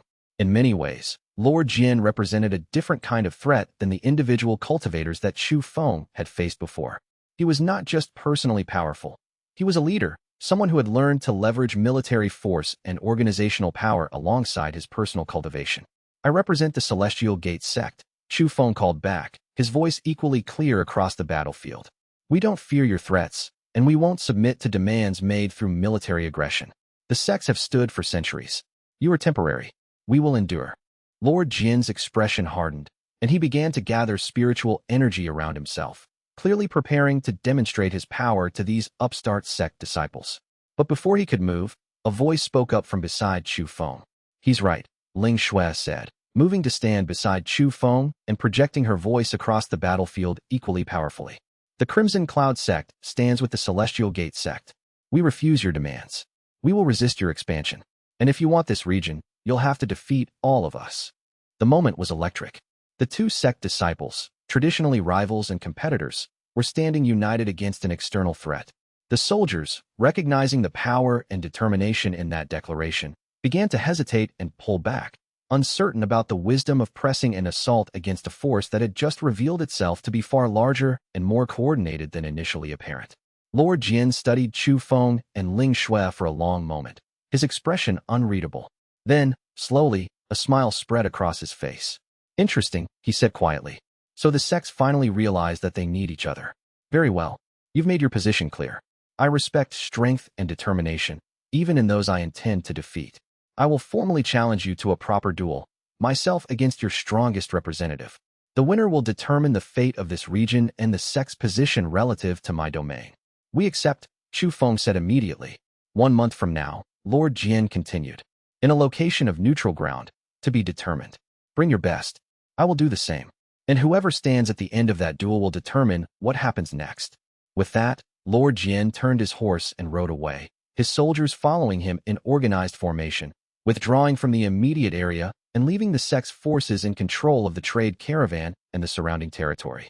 As the dust settled and the immediate danger passed, Ling Shui turned to Chu Feng and extended her hand in a gesture of comradeship and respect. "We make a good team," she said simply, "stronger together than apart." Chu Feng took her hand firmly, sealing the cooperation between their two sects and acknowledging the significance of their alliance. "Yes," he agreed. "We do." Chapter 25. Lord Jin appears. The news of the confrontation with Lord Jin and his challenge spread rapidly through both sects and throughout the region. The formal declaration of a duel between Chu Feng and a regional warlord cultivator was unprecedented in recent history. It elevated Chu Feng's status from merely a promising young cultivator to a representative of the entire sect system, carrying the weight of their collective future on his shoulders. The Celestial Gate sect's reaction was measured but serious. Master Yun summoned Chu Feng to his private chambers to discuss the challenge and begin intensive preparation for the coming battle. But before the formal training session could begin, the elder surprised Chu Feng with a revelation that shifted his entire understanding of the situation. Lord Jin is not merely a regional warlord with some cultivation power, Master Yun said carefully, his ancient eyes studying Chu Feng with the intensity of someone about to share information of critical importance. He is a cultivator trained by the Razor Path sect, one of the oldest and most prestigious organizations in the larger world beyond our provincial borders. The Razor Path sect? Chu Feng asked, unfamiliar with the organization. "I haven't heard of them. Few outside the advanced cultivation circles have," Master Yun replied. The Razor Path sect is ancient and powerful, with a philosophy focused on perfecting technique and precision in combat. Their cultivators are known for having flawless martial ability. They are among the most skilled fighters in the entire world. Lord Jin's training under that sect's methods explains why his military organization is so well-coordinated and effective. His technique, his strategy, his ability to integrate personal power with military command. All of these are products of Razor Path sect training. "How should I prepare to face someone like that?" Chu Feng asked, feeling the weight of the challenge increase as he understood the full scope of what he was being asked to accomplish. Master Yun was quiet for a long moment, his ancient expression thoughtful and serious. "Your advantage is not in matched strength or technique," the elder said finally. "Your advantage is in the Flaw Perception Eye. Lord Jin's technique is said to be flawless, or nearly so, which is the hallmark of Razor Path cultivators. But nothing is truly without flaws. Everything, no matter how well constructed, has weaknesses if you look deeply enough. Your task is to perceive those weaknesses in Lord Jin's technique and his cultivation base, and then to exploit them with sufficient precision to prevail against an opponent who is likely superior to you in every conventional measure of martial ability." "Is that possible?" Chu Feng asked directly. "Can I really defeat someone trained by such a prestigious sect? Someone who is likely more experienced and more powerful than me?" "Yes," Master Yin said simply. "If you can perceive his flaws, that is the gift of your eye. It allows you to defeat opponents who are conventionally stronger. But you must be careful. You must be patient. You must wait for the exact moment when Lord Jin's defense reveals the critical vulnerability that your eye perceives. One strike at the right point, in the right way, at the right moment, will determine the outcome of the duel." Over the following week, Master Yun began training Chu Feng in techniques specifically designed to combat perfectly practiced martial forms. The training was focused not on developing new power, but on refining Chu Feng's perception and on developing his ability to exploit weaknesses through absolutely precise and devastating strikes. Meanwhile, Ling Shui and the Crimson Cloud sect began their own preparations. Officially, Chu Feng was representing the Celestial Gate sect alone. But Ling Shui was preparing her own power, understanding that if Chu Feng somehow failed in his duel with Lord Jin, the Crimson Cloud sect would need to be ready to continue the resistance against the warlord's expansion. A week before the scheduled duel, Ling Shui traveled to the Celestial Gate sect again, this time not as an official emissary, but as someone coming to support Chu Feng's preparation. The two trained together during the evenings, their combined power creating exercises that allowed Chu Feng to practice perceiving and exploiting weaknesses in an opponent's technique while under genuine pressure. It was during one of these training sessions that Ling Shui asked him directly about his confidence in facing Lord Jian. "I've analyzed his technique," Chu Feng said carefully. "I've studied recordings of his past battles. My eye perceives flaws in his otherwise flawless form. There are moments in his combat pattern where his chi transitions between techniques, moments where his defense is momentarily incomplete. If I can strike at the exact point in time when one of those transitions occurs, I should be able to inflict critical damage to his cultivation base. Should be, Ling Shui asked pointedly. That's not the same as certainty. No, Chu Feng admitted. In actual combat, split-second timing is everything. I need to read his moves in the moment, identify the exact transition point when it happens in real time, and then execute a precise strike in the fraction of a second available. If I'm even slightly off in my timing, I'll miss the vulnerable point entirely, and then I'll be in direct combat against someone who is almost certainly more skilled than me. So the entire duel comes down to a single moment, Ling Shui said, understanding the stakes. One moment where you perceive as weakness, and everything turns on that moment. Yes, Chu Feng confirmed. Ling Shui was quiet for a moment. Then she reached out and took his hand. Then you need to trust in your eye, she said quietly. You need to have absolute faith that when that moment comes, you'll perceive it and be able to exploit it. Because doubt in the moment of decision is the only thing that could actually defeat you. Over the next few days, as the duel date approached, Chu Feng found himself training not just his body and power, but his mental state. He meditated on the concept of the Flaw Perception Eye, deepening his understanding of how it worked and what it could perceive. He practiced focusing his perception with absolute clarity, removing every distraction and doubt from his mind.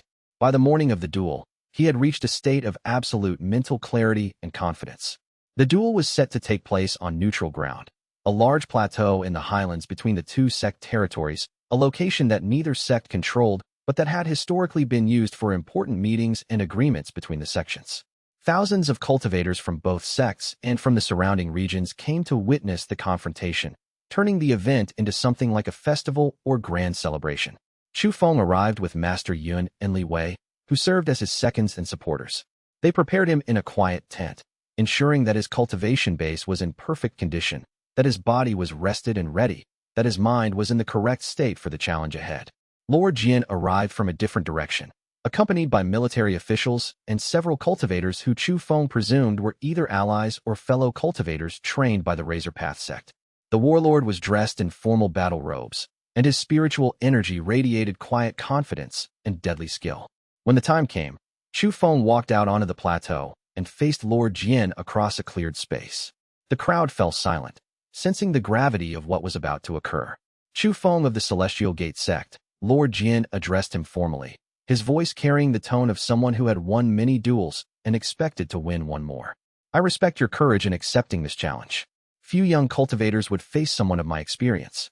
Fewer still would do so with such confidence. I hope that your confidence is not misplaced. Let us begin, and may the stronger one prevail.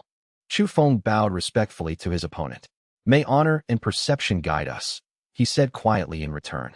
Then, with a mutual nod, the duel began. Word count for Batch 1, Chapters 21 to 25, approximately 6,300 words. Proceeding to Batch 2, Chapter 26. The growing threat. The duel between Chu Feng and Lord Jian lasted longer than most observers expected, which in itself was remarkable.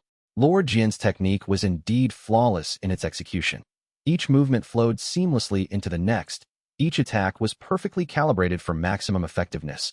Each defense was positioned exactly where it needed to be. But Chu Feng's Flaw Perception Eye was analyzing, waiting, patient. Chu Feng could feel the weight of Lord Jian's power pressing against him with every exchange. The warlord had trained for decades, perhaps centuries given the rumors of his extended lifespan through cultivation. His muscle memory was perfect, his understanding of combat intuitive and refined to an art form. Every strike came from a place of absolute certainty. Every defense was positioned with mechanical precision. For the first portion of the duel, Lord Jian was clearly testing Chu Feng's abilities, assessing his power and technique, learning his patterns and habits. The warlord's confidence never wavered. He treated the duel like an examination, a chance to understand what he was facing before committing to a true battle. But Chu Feng was not fighting in the same way. He was searching, his eye scanning constantly, looking for the critical vulnerability that Master Yun had assured him existed. Somewhere in Lord Jian's technique, there had to be a moment, a transition point, a split second where the defense was incomplete, where a precisely placed strike could destabilize the warlord's cultivation base. The duel continued for longer than expected, extending well into the afternoon. The crowd watched in fascination, awed by the display of martial prowess that both cultivators were demonstrating. Neither was clearly winning or losing. They seemed perfectly balanced, two equally matched opponents in a contest where either one could prevail. Then, in the late afternoon, with both cultivators showing signs of fatigue but neither willing to yield, Chu Feng's eye perceived what he had been searching for. There was a moment, lasting perhaps half a second, when Lord Jian was transitioning between an aggressive technique and a defensive stance. In that moment, his chi pattern was shifting, reorganizing itself from an offensive configuration to a protective one. And in that transition, that infinitesimal gap in time, there was a critical vulnerability in his spiritual foundation, a point where the chi was momentarily unprotected and exposed. Chu Feng's body moved with the speed and precision of someone who had been waiting for exactly this moment. He channeled all of his power, the strength of his early core formation cultivation, combined with the devastating precision that his Flaw Perception Eye provided, into a single strike directed at that exact point of vulnerability. The strike hit perfectly. For an instant, the entire crowd fell silent as they observed the impact. Lord Jian gasped, his body going rigid, his spiritual energy fluctuating wildly, as his cultivation base was struck at its critical point. Then the warlord fell. He crumpled to the ground, conscious but incapacitated, his power shattered just as the bandit cultivator's power had been shattered in their earlier encounters with Chu Feng. But Lord Jian, unlike those common bandits, was strong enough to retain consciousness even as his cultivation base was destroyed by that precise strike. The crowd erupted in shock and amazement, thousands of voices crying out in a cacophony of astonishment and disbelief. Chu Feng had done it. He had defeated Lord Jian, one of the most skilled cultivators in the region, trained by the prestigious Razor Path sect. Master Yin came forward immediately, helping Chu Feng to his feet while assessing his condition for injuries and serious damage. Thankfully, while Chu Feng was exhausted and showed signs of spiritual fatigue from channeling so much power into that final strike, he had sustained no serious injuries. As for Lord Jian, the warlord was transported away by his followers and military officials. The defeat was significant, a spiritual and psychological blow to his organization that would likely extend far beyond the immediate loss of the duel. But Lord Jian, before he left, called out to Chu Feng in a voice that was hoarse but still carried power and authority, the Flaw Perception Eye. I should have realized. Your strength is not in power, it's in perception. You see what others cannot see. That is a dangerous gift, young man. The world will hunt you for it before you're much older. Remember that. Then he was gone, carried away on a stretcher, his organization in disarray, his threat to the sects reduced to nothing. In the weeks that followed the duel's conclusion, the region underwent significant political and military restructuring. Lord Jian's military forces, lacking the unified command structure that his personal authority had provided, quickly fragmented. Some dissolved into banditry. Others were absorbed into other regional authorities. Still others returned to peaceful civilian life, their brief experiment with military conquest having ended in failure. The sects, vindicated and strengthened by Chu Feng's victory, began the process of consolidating their power and rebuilding the damaged regions that Lord Jian's expansion had affected. But during this period of rebuilding, other reports began arriving from the wider world. Reports of strange activities, of an organization called the Heavenly Keepers, of cultivators who wielded powers similar to the Flaw Perception Eye and who were actively being hunted across the continent. Master Yin grew visibly more concerned as these reports accumulated. One evening, he summoned Chu Feng to his chambers and shared what he had learned through his network of contacts and informants. There is an organization in the larger world, Master Yin explained carefully. An ancient sect called the Heavenly Keepers. For centuries, they have positioned themselves as arbiters of cultivator society, as the organization responsible for maintaining balance and preventing any single power from becoming too dominant.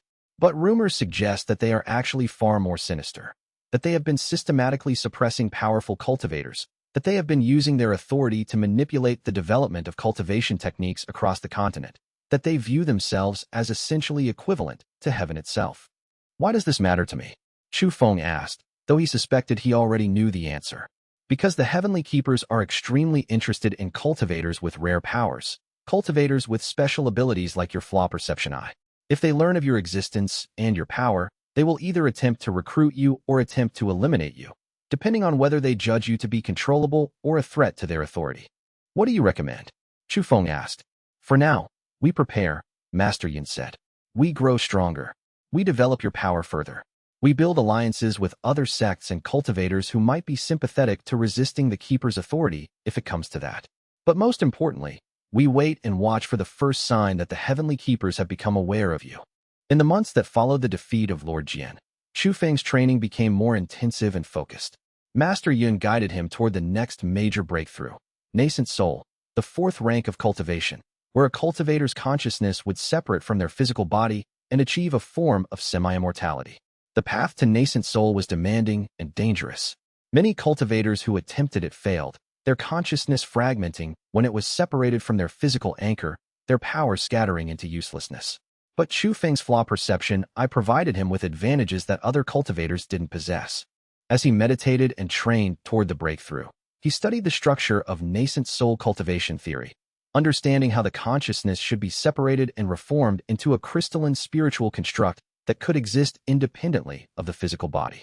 His eye showed him the optimal way to achieve this separation, the most stable configuration for a nascent soul structure, the precise techniques required to ensure that the separation was permanent and beneficial rather than destructive. Meanwhile, Ling Shui began visiting the Celestial Gate sect more frequently. What had started as official diplomatic missions between the two sects had gradually evolved into something more personal. Opportunities for her to spend time with Chu Feng, to train together, to share experiences and knowledge. The two had developed a relationship that existed in the space between formal alliance and something deeper and more personal. They were partners in training, sparring partners who pushed each other to greater heights, allies united against common threats. It was during one of their evening training sessions that Ling Shui asked him directly about his feelings toward her. "I care about you," she said quietly, her usual sharp demeanor softened by the vulnerability of the question. "I know our sects are technically independent organizations, and I know that admitting that creates complications. But I needed you to know." Chu Feng considered his response carefully. He did care for Ling Shui, her strength, her intelligence, her willingness to stand beside him against threats. But he was also aware that his power and his future were becoming increasingly unpredictable and dangerous. "I care for you too," he said finally. "But I'm afraid that my future is going to be complicated. The Heavenly Keepers, whatever threats they represent, are coming. And when they arrive, the stakes are going to be far higher than anything we've faced so far." "Then all the more reason to face those stakes together," Ling Shui replied. "I'm not asking you to promise forever. I'm just asking you to let me stand beside you when the real challenges come." Chu Feng took her hand, sealing the agreement without words. Whatever came next, he would not face it entirely alone. Chapter 27. Ling Shui's confession. 2 months after the duel with Lord Jian had concluded, a significant change occurred in the political situation of the region. The Crimson Cloud sect's leadership formally requested a diplomatic summit, not just with the Celestial Gate sect, but with representatives from 7 other sects in the broader region.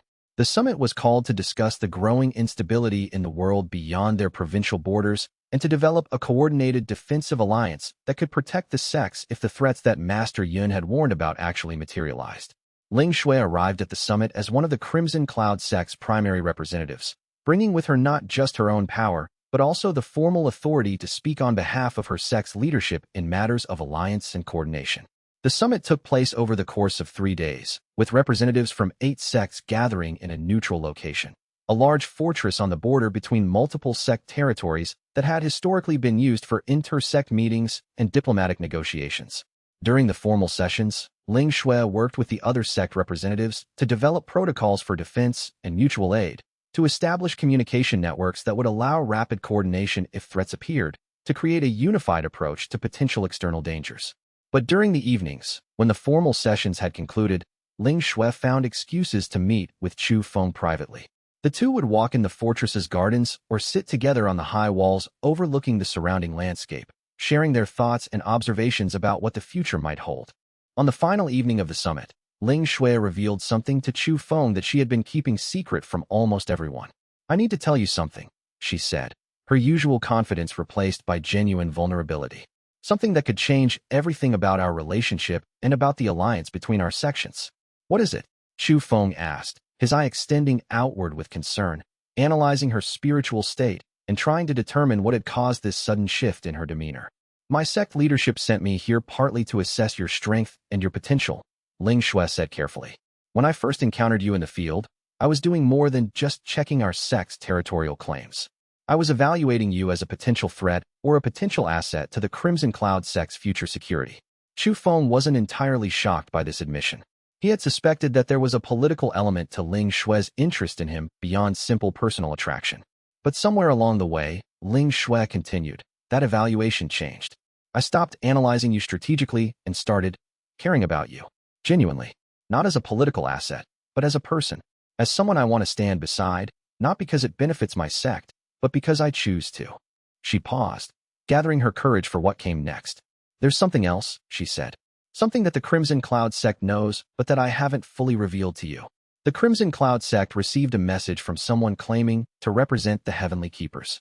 The message outlined the existence of cultivators with rare powers, cultivators like you, with the Flaw Perception Eye. It suggested that the Keepers were very interested in locating these cultivators, either to recruit them or to eliminate them as potential threats.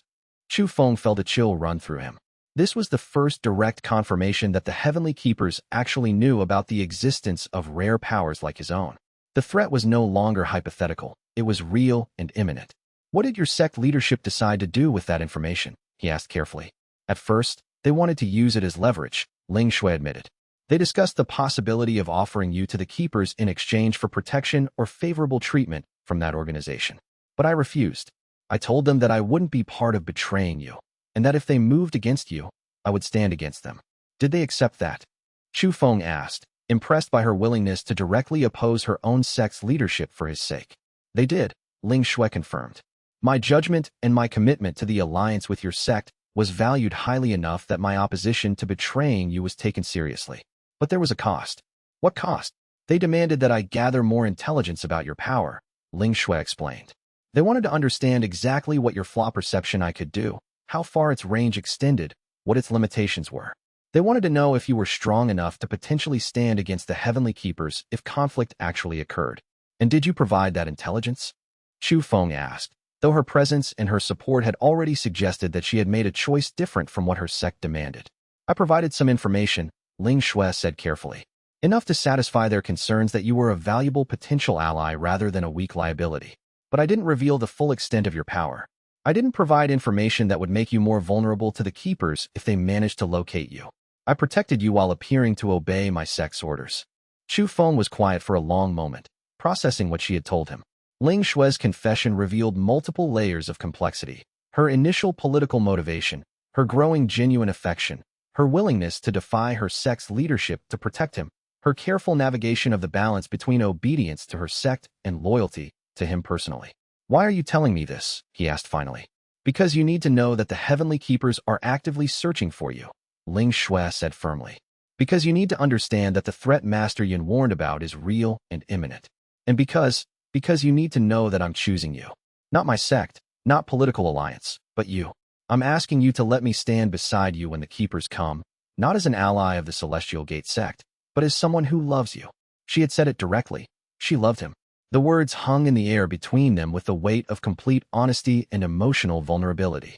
Chu Feng reached out and pulled her close, holding her against him as the evening wind moved across the fortress walls and the stars began to emerge in the darkening sky. I love you too, he said quietly. I don't know what the future holds. I don't know if the Keepers will come or when. But I know that I want you beside me, whatever comes next. They stood together on the fortress walls for the rest of the evening, holding each other as night fell completely and the stars blazed overhead, representing all the vast possibilities and dangers that lay ahead of them. Chapter 28. The first true battle, the first major confrontation between the sect's alliance and the Heavenly Keepers' forces occurred 3 weeks after the diplomatic summit had concluded. A message had been sent to all the sects in the region, an official communication from an organization calling itself the Heavenly Keepers, demanding that any cultivators with rare or exceptional powers be surrendered to their authority within 30 days. The sects were informed that failure to comply would result in military intervention and occupation. It was an ultimatum, issued with the confidence of an organization that had crushed such resistance before and expected to do so again. The sect's response, coordinated through the alliance that had been formed at the summit, was a unified refusal. A combined message was sent to the Heavenly Keepers declaring that the sects would not submit to external authority, that they would defend their members and their independence, and that they would resist any military action that was taken against them. The Heavenly Keepers' response was swift and overwhelming. 3 days after the sect's refusal had been delivered, Keeper forces attacked an outpost of the Crimson Cloud sect, a remote facility in the western mountains that served as both a training ground and a defensive stronghold. The attack was precise and devastating, carried out by a force of perhaps 300 soldiers and cultivators, organized with military precision and overwhelming firepower. The news reached both the Celestial Gate sect and Ling Shui's team within hours. Without hesitation, Chu Feng gathered an expedition force and prepared to march toward the Crimson Cloud sect's aid. Master Yun, however, counseled caution. This could be a trap, the elder warned.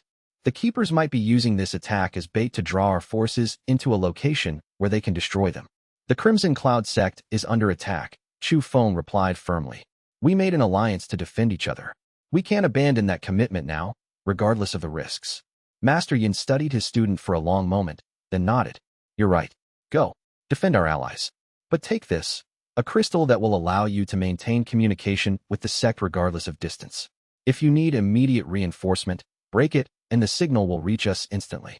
The journey to the Crimson Cloud sect's outpost took 2 days of rapid travel. When they arrived, they found the battle already in progress. The sect's defenders were holding the outpost against the keeper forces, but they were clearly losing the exchange. The attackers had superior numbers and superior organization. The defenders were being pushed back, their casualties mounting. Chu Feng's arrival changed the dynamic immediately. His Flaw Perception Eye extended outward, analyzing the keeper forces and identifying critical weakness points in their formation and their defensive structure. He could see how their army was organized, where the strongest cultivators were positioned, what the command structure was. Most importantly, he could perceive the flaw in their strategy, a critical vulnerability in the coordination between their ground forces and their aerial support, a gap in the communication network that allowed them to coordinate their massive army.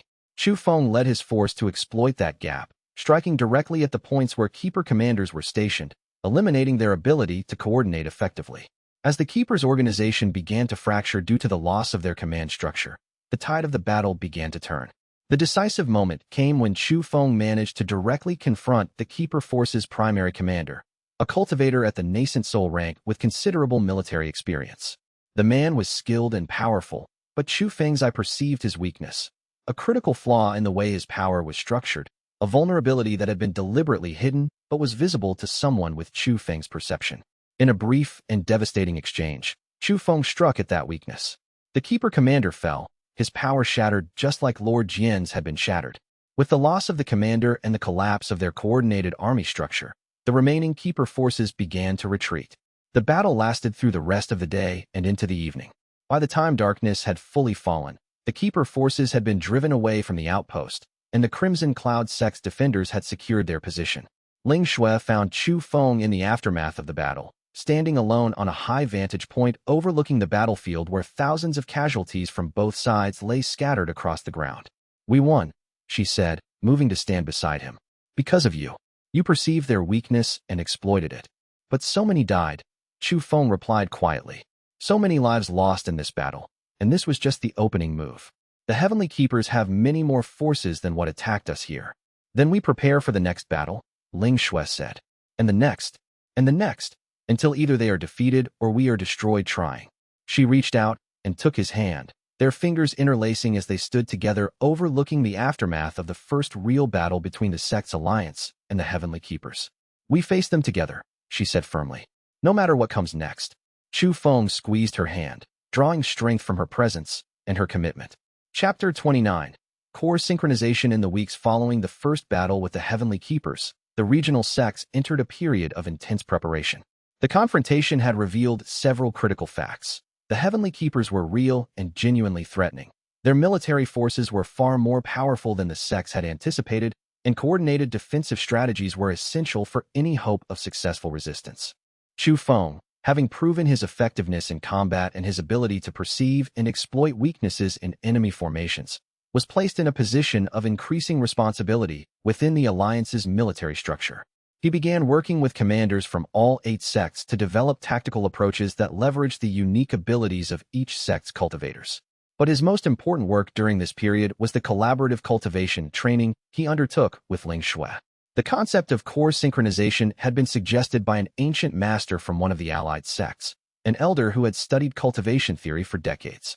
The idea was that 2 cultivators could synchronize their spiritual cores, aligning their power and perception in a way that would create a combined force greater than what either could achieve individually. The synchronization process was intimate and risky. It required complete trust between the 2 cultivators, as well as careful control to prevent the cores from destabilizing or fragmenting due to incompatibility. But the benefits, if successful, were extraordinary. Two synchronized cultivators could achieve power and perception that would be nearly impossible to defeat in combat. Chu Feng and Ling Shui began the synchronization process in a secluded meditation chamber, guided by the ancient master who had suggested the technique. The process required them to sit facing each other, their hands touching, and to gradually bring their spiritual cores into resonance with each other. The first attempt was chaotic. Their cores, shaped by different cultivation methods and different sects' philosophies, resisted synchronization. The incompatibility caused both Chu Feng and Ling Shui to experience sharp pain as their cores struggled against the forced alignment. "It's too much strain," the ancient master warned after observing the attempt. "Your cores are too fundamentally different. You need to find common ground, a philosophy or technique that both of you can embrace, something that allows your cores to move toward alignment rather than fighting against it." Over the next several days, Chu Feng and Ling Shui worked together to develop a shared approach to cultivation, a philosophy that incorporated both the Celestial Gates methods and the Crimson Cloud sect's techniques, but that was fundamentally unique to them as individuals and as a pair. The breakthrough came when they realized that their power could be synchronized not through perfect alignment, but through complementary difference. Chu Feng's power, based on his Flaw Perception Eye and his ability to analyze and exploit weakness, could be balanced by Ling Shui's power, which was based on harmony and perfect technique. Her power wasn't about finding flaws. It was about finding the right way to do things, the path of least resistance, the flow of energy that was most natural and effective. When they attempted the synchronization for the second time, with this new understanding of how to approach the process, something remarkable happened. Their cores resonated not because they were identical, but because they were complementary. Chu Feng's analytical power and Ling Shui's intuitive power began to feed into each other, each strengthening and enhancing the other. The pain that had plagued their first attempt vanished, replaced by a sensation of perfect harmony and balance. For several minutes, they maintained the synchronization, experiencing a level of unity and combined power that neither had imagined possible. In that state of synchronization, they could perceive not just the external world but each other's internal states, each other's emotions, each other's thoughts. It was an intimacy that transcended the physical and approached something almost spiritual in nature. When they finally broke the synchronization, exhausted but exhilarated, they collapsed into each other's arms, both gasping for breath. That was. Ling Shui struggled to find words adequate to describe the experience. "Perfect," Chu Feng finished. "That was perfect." They remained in each other's arms as they recovered from the effort, their physical bodies gradually returning to normal function after the tremendous exertion of the synchronization process. The ancient master who had guided the process was smiling when they finally stood and returned to a more formal posture. "You have accomplished something remarkable," the old cultivator said with obvious satisfaction. "Your synchronization is stable and profound. If you were to attempt this in combat, I believe you would be nearly unstoppable. You have created something new, a form of unified cultivation that honors both of your individual approaches while creating something greater than either could achieve alone." "How often can we attempt synchronization?" Chu Feng asked, already thinking about how this new power could be utilized in the escalating conflict with the Heavenly Keepers. "Carefully," the master warned. "Each synchronization requires significant spiritual energy and effort. Attempting it more than once per day would be dangerous. You need recovery time between synchronizations, time for your cores to restabilize and rebalance. But if you use it strategically, in critical moments, synchronized combat could turn the tide of battles." In the weeks that followed the successful synchronization, Chu Feng and Ling Shui practiced the technique repeatedly until they could achieve synchronization quickly and efficiently. More importantly, they practiced fighting in synchronized state, learning how to move as a unified entity, how to coordinate their attacks and defenses, how to leverage Chu Feng's perception and Ling Shui's technique in combination. By the time the next major battle with the Heavenly Keepers occurred, they were ready. Chapter 30. The summit gathering. The second summit of the allied sects took place in response to escalating Keeper attacks. The organization had made multiple assaults on sect facilities and territories, each attack larger and more coordinated than the last. The threat was growing, and the sects needed to make critical decisions about how to proceed. The summit was held in the same fortress where the previous diplomatic meeting had taken place, but the atmosphere was far grimmer. The sects were no longer making tentative alliances. They were preparing for sustained war against a far more powerful external enemy. Chu Feng was invited to attend the summit as a military representative, a status that reflected his growing importance within the alliance's command structure. His victories against Lord Jin and his successful defense of the Crimson Cloud sect's outpost had established him as one of the most effective combatants available to the allied sections. The summit lasted for 5 days, with representatives from all 8 allied sects debating strategy, coordinating defensive positions, and attempting to develop a comprehensive plan for resisting the Heavenly Keeper's continued expansion and aggression. It was during the summit's final session that a proposal was made that would change everything. "We cannot win a defensive war," said Master Yun, addressing the assembly of sect leadership. "The Heavenly Keepers are too powerful, too numerous, too well-organized. They can sustain military campaigns indefinitely. We cannot.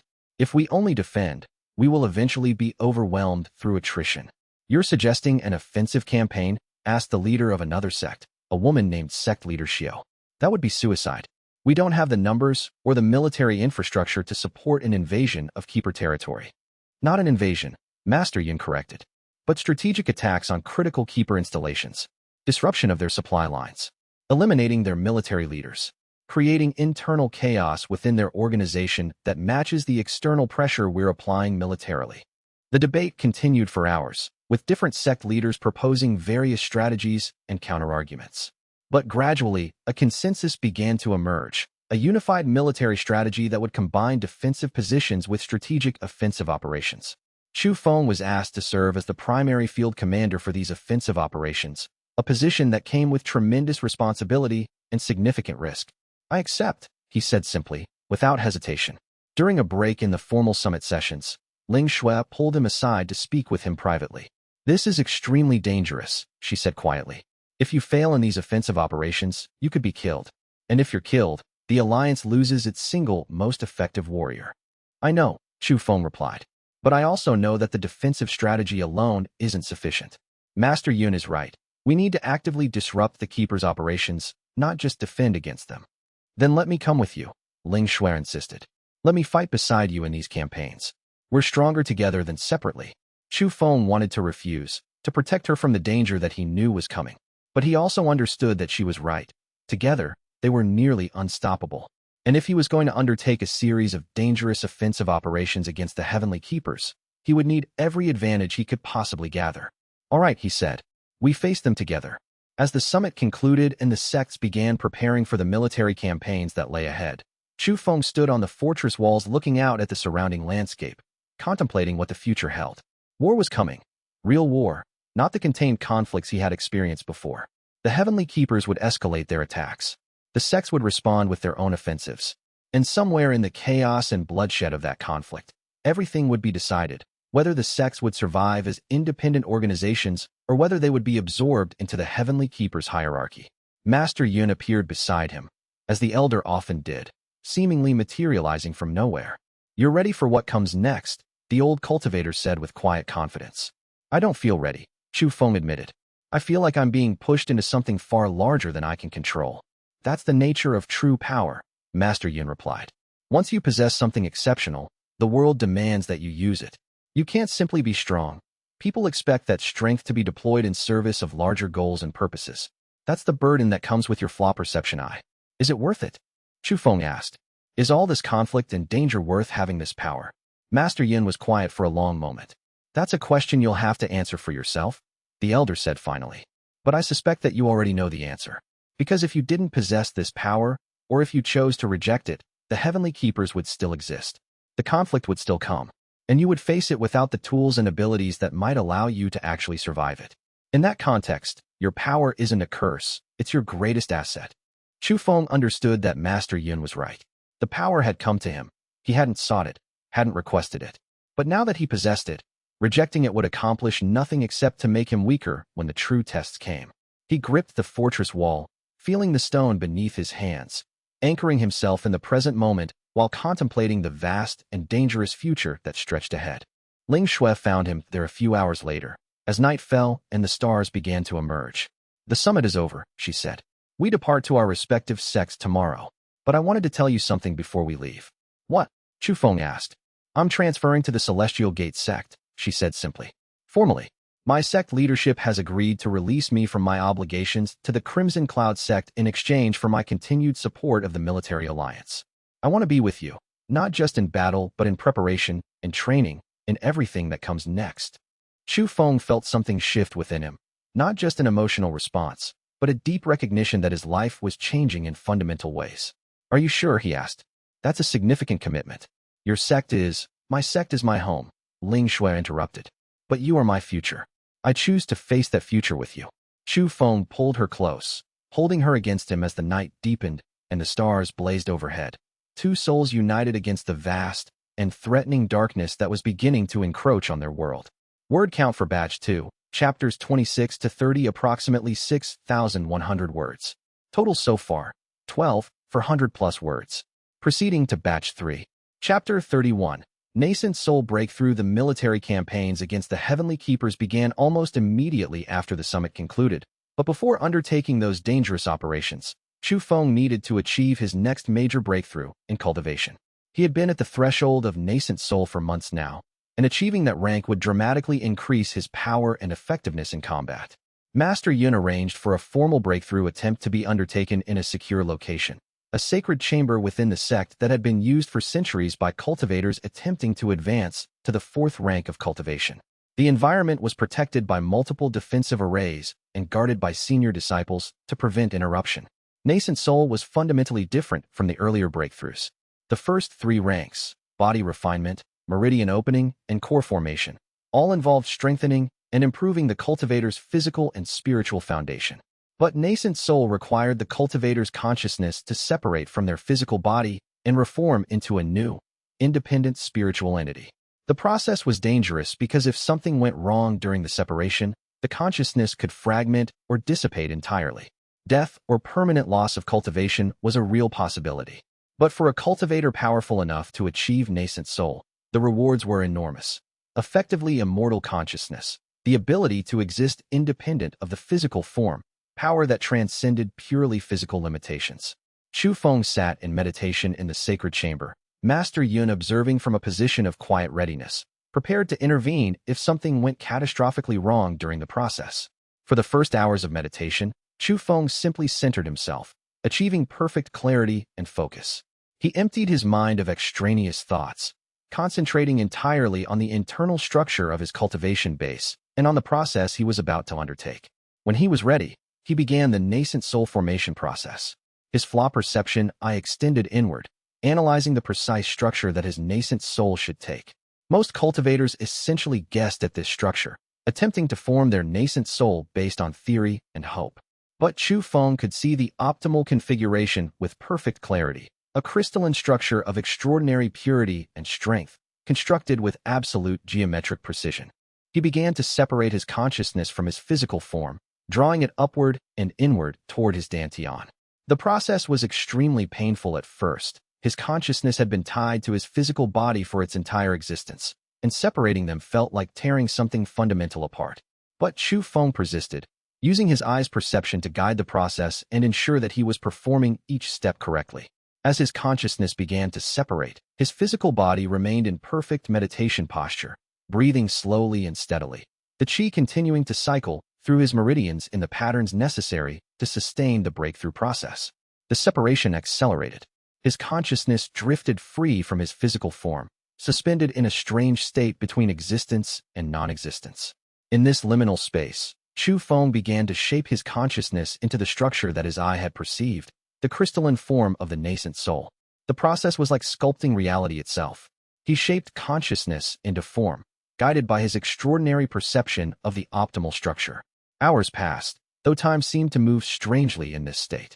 His physical body remained in meditation, perfectly still, while his consciousness labored to form itself into the permanent structure of the nascent soul.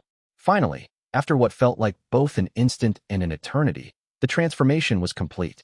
Chu Feng's consciousness had taken form as a crystalline nascent soul, a spiritual entity of extraordinary purity and power. The nascent soul was shaped like a miniature version of himself, but crafted from pure spiritual energy and arranged in a structure that was simultaneously beautiful and perfectly functional. Then, the critical moment came.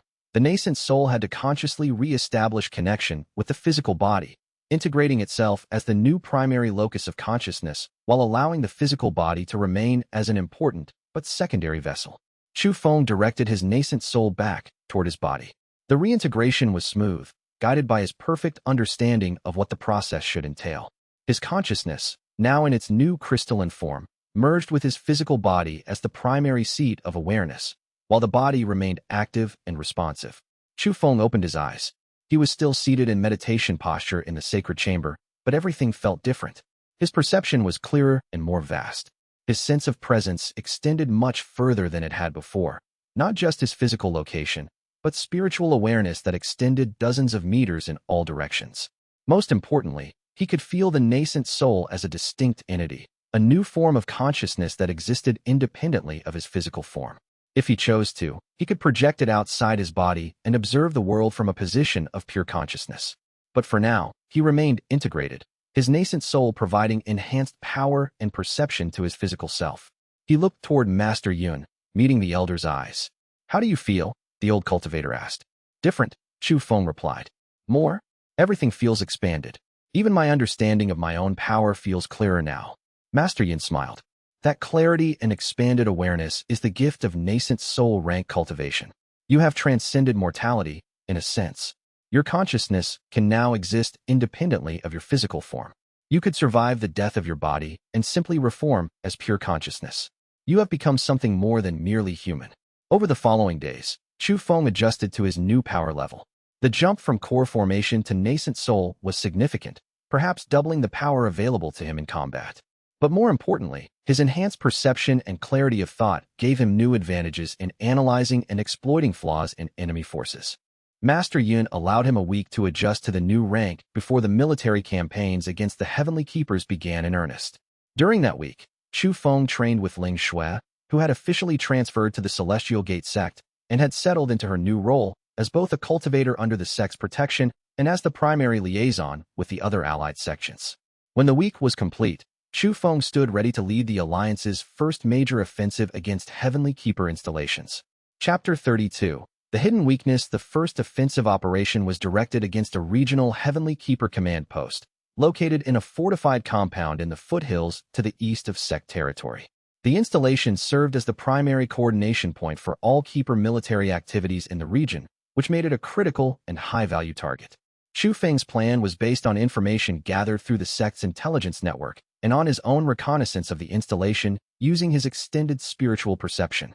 The compound was defended by perhaps 500 military personnel and 50 cultivators, all organized in a hierarchical defensive structure that was designed to repel conventional military assault. But Chu Feng wasn't planning a conventional assault. Instead, he identified critical points of weakness in the compound's internal organization and defenses. He gathered a small force of elite cultivators, including Li Wei and Ling Shui, and planned an infiltration operation that would disrupt the command structure before any large-scale fighting could occur. The operation took place at night, with the strike force moving through the shadows to approach the compound from its least defended direction.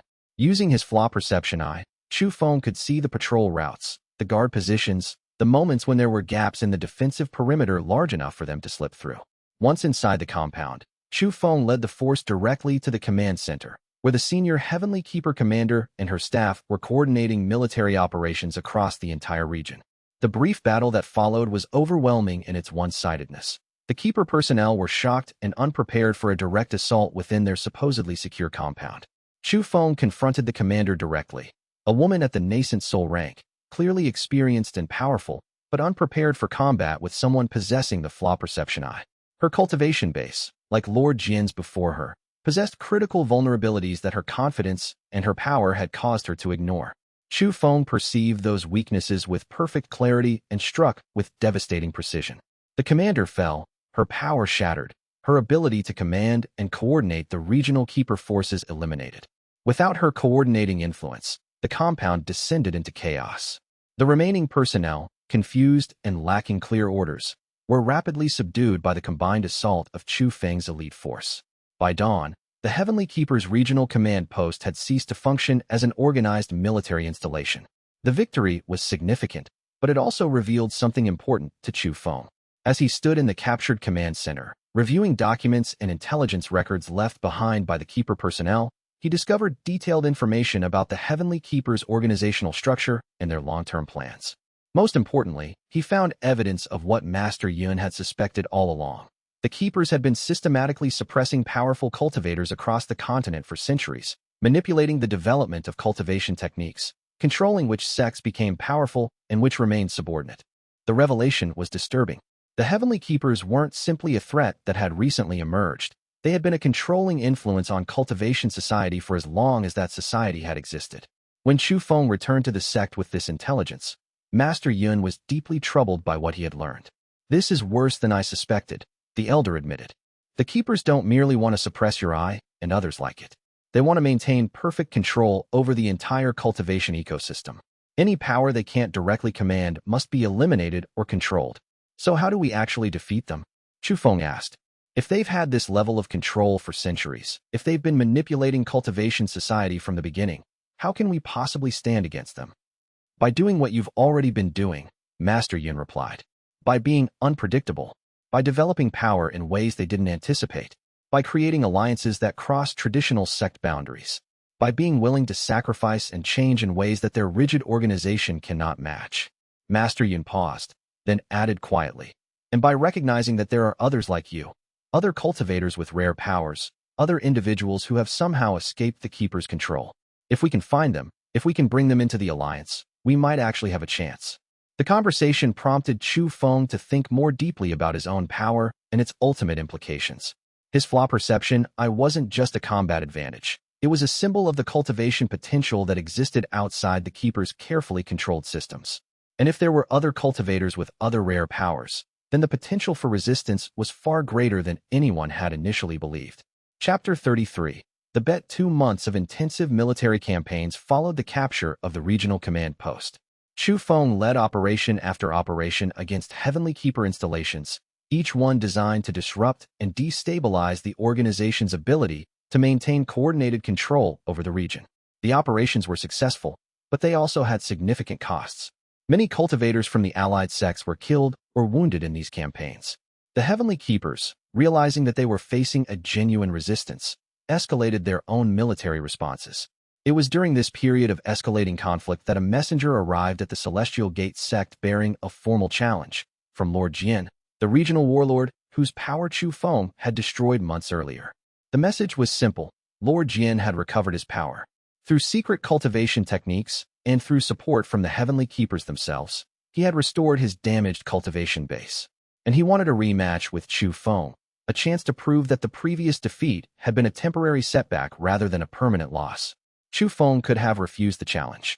The military situation didn't allow for personal duels or the distraction of individual combat. But something in the message intrigued him. This could be a trap, Master Yun warned when Chu Feng brought the challenge to his attention. Lord Jian could be attempting to lure you away from the ongoing military campaign, so that the Heavenly Keepers can launch a major assault while you're absent. Perhaps, Chu Feng acknowledged. But there's another possibility. Lord Jian's message hints at something important. He claims to have recovered his power through Heavenly Keeper support. If that's true, then defeating him again would demonstrate something significant about my power compared to the Keeper's capabilities. What does that demonstrate? Master Yun asked. That their healing and restoration techniques are inferior to my power, Chu Feng said. They can restore his cultivation base, but they can't protect him from flaws in that base that my eye can perceive. If I defeat him again, despite his restored power and the Keeper's support, that sends a message that the Keeper's abilities have limits, that there are forms of power they can't anticipate or counter. Master Yin was quiet for a long moment, then nodded. "You're thinking strategically," the elder said with approval. "And you're right. A decisive second victory over Lord Jian would have significant propaganda value. It would show the regional populations that the sects and their allies have power that the Keepers cannot easily overcome." The duel was scheduled for 3 weeks in the future, to take place in the same neutral ground where the first duel had occurred. The location held symbolic significance. It was where the Keepers had initially been challenged and where the first signs of resistance had been established. Over those 3 weeks, Chu Feng continued his military campaigns while also maintaining intense personal training to prepare for the rematch with Lord Jian. His nascent soul cultivation gave him advantages that he hadn't possessed during their first encounter: greater power, enhanced perception, fuller control over his spiritual forces. When the day of the duel finally arrived, it was clear that Lord Jian had indeed recovered significantly. The warlord's spiritual presence was nearly as powerful as it had been before Chu Feng had destroyed his cultivation base. The Heavenly Keepers had done impressive work in restoring what had been damaged, but they had made a critical error. In their restoration process, They had reinforced the same fundamental flaws that had made Lord Jian vulnerable to Chu Feng's power. They had taken his damaged cultivation base and attempted to patch it, to make it functional again. But they hadn't perceived the core structural flaws that existed in his approach to cultivation. Chu Feng perceived those flaws immediately. The duel began with Lord Jian moving with even greater skill and precision than he had displayed in their first encounter. Months of additional training and the benefit of the Keeper's restoration techniques had given him incremental improvements in his technique and power. But Chu Feng was no longer the cultivator Lord Jian had faced before. He was now at nascent soul rank, vastly more powerful. And his eye, enhanced by his advancement, perceived the flaws even more clearly than it had before. The duel lasted longer than their first encounter, with both cultivators demonstrating impressive skill and power. But the outcome was never really in doubt. When the moment came, when Lord Jian transitioned between techniques, and his cultivation base briefly exposed its critical vulnerability, Chu Feng was ready. His nascent soul-empowered strike was more devastating than his earlier attack had been. It didn't just destabilize Lord Jian's cultivation base, it completely shattered it, reducing it to fragments of spiritual power that could never be reassembled into a functional whole. Lord Jian fell, more utterly defeated than he had been in their first encounter. This time, there would be no recovery, no possibility of restoration. His cultivation base was gone completely and permanently. As the warlord lay on the ground, barely conscious, Chu Feng approached him. Lord Jian looked up at Chu Feng with eyes that held no hope, only the bitter acknowledgement of absolute defeat. The Heavenly Keepers, the warlord gasped. They promised me restoration and revenge. But you, I see what others cannot see, Chu Feng said quietly. That's the nature of my power. And nothing, no restoration technique, no training, no keeper support, can hide those flaws from me. As Lord Jian was carried away, his final defeat conclusive and permanent, Chu Feng felt the weight of what his power truly meant. He wasn't just a cultivator with an advantage. He was something fundamentally different, a form of perception and ability that existing systems and organizations had no framework for dealing with. The second victory was celebrated throughout the allied sects and spread rapidly through the regional populations. It demonstrated that despite the Heavenly Keeper's vast power and resources, there were cultivators and powers that existed outside their control. It kindled hope that resistance to the Keepers might actually be possible. But Chu Feng, standing in the quiet aftermath of the duel, understood the deeper implication. The Keepers would escalate their response.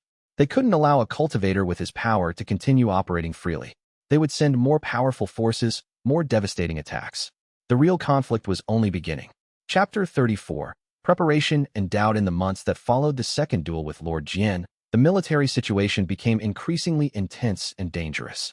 The Heavenly Keepers, recognizing that conventional military force wasn't sufficient to suppress the sect alliance, began deploying more powerful cultivators in direct combat operations. Battles escalated from relatively small-scale raids and targeted strikes to full-scale military engagements involving hundreds or thousands of combatants. The allied sects suffered significant casualties, and despite Chu Feng's impressive victories and successful operations, the overall military situation gradually shifted in the Keeper's favor. It was during this period of escalating conflict that Master Yun began warning Chu Feng about the possibility of facing something far more dangerous than any individual Keeper cultivator. The Heavenly Keepers have a structure at their highest levels that most cultivators don't even know exists, Master Yun explained during one of their private meditation sessions. They maintain an elite force of cultivators who are essentially the Keeper's enforcers, individuals with power that approaches the transcendent level, beings whose abilities have evolved beyond the normal cultivation system. Why are you telling me this? Chu Feng asked, sensing that Master Yun was preparing him for something significant. Because I believe that eventually, you will face one of these elite enforcers, Master Yun said grimly. And when that confrontation occurs, your power will be tested in ways that none of your previous battles have tested it. You may face a cultivator so powerful that even your flaw perception eye might not be sufficient to grant you victory. The warning troubled Chu Feng more than he wanted to admit. He had become accustomed to his power being decisive in combat, to his ability to perceive and exploit flaws being a guaranteed path to victory. The possibility that his power might not be sufficient against a truly transcendent opponent was unsettling. In the weeks that followed, Chu Feng found himself wrestling with doubt in a way that he hadn't experienced since his early days as a cultivator. He began to question whether his power was genuinely exceptional or whether it was simply fortunate, whether he had won his battles against Lord Jian and others because of his eye, or whether he had simply faced opponents who weren't actually as formidable as they appeared. These doubts manifested in his training and in his performance during military operations. He became more cautious, more hesitant to commit to bold tactical moves. He second-guessed his perception of flaws in enemy formations, wondering if he was truly seeing weaknesses or simply convincing himself that vulnerabilities existed. Ling Shui noticed the change immediately. One evening, she found him alone in one of the sect's meditation gardens, sitting in a state of troubled contemplation rather than focused meditation. "You're losing confidence," she said bluntly, sitting beside him without waiting for an invitation. "I can see it in how you're fighting, in how you're making decisions. You're doubting yourself." "Master Yun warned me that there are cultivators whose power is transcendent," Chu Feng replied. "Keepers whose abilities have evolved beyond the normal cultivation system. He said that when I face such an opponent, my power might not be sufficient to grant me victory." "Do you believe him?" Ling Shui asked. "I believe that Master Yun is wise, and that his warnings are based on knowledge and understanding that I don't possess," Chu Feng said carefully. "That's not what I asked," Ling Shui said more firmly. "Do you believe that your power might not be sufficient? Do you believe that there exists a cultivator against whom your flaw perception eye cannot function?" Chu Feng was quiet for a long moment, considering the question carefully. "No," he said finally. "I don't believe that. My eye perceives flaws in all things. Even transcendent cultivators would have flaws. Their power might be greater, their technique might be more refined, but nothing in existence is without vulnerability. The question isn't whether I can perceive their flaws. The question is whether I can exploit those flaws before they kill me." "And can you?" Ling Shui asked. "I don't know," Chu Feng admitted. "Not yet, but I will when the time comes. Because the alternative is to accept defeat and surrender, and I won't do that." Ling Shui reached out and took his hand, her grip firm and reassuring. "Then we'll face whatever comes together," she said. "And together, we'll find a way to prevail." Over the next weeks, Chu Feng deliberately worked to restore his confidence. He stopped doubting his perceptions and began to trust in his eye's ability to identify and assess flaws with perfect accuracy.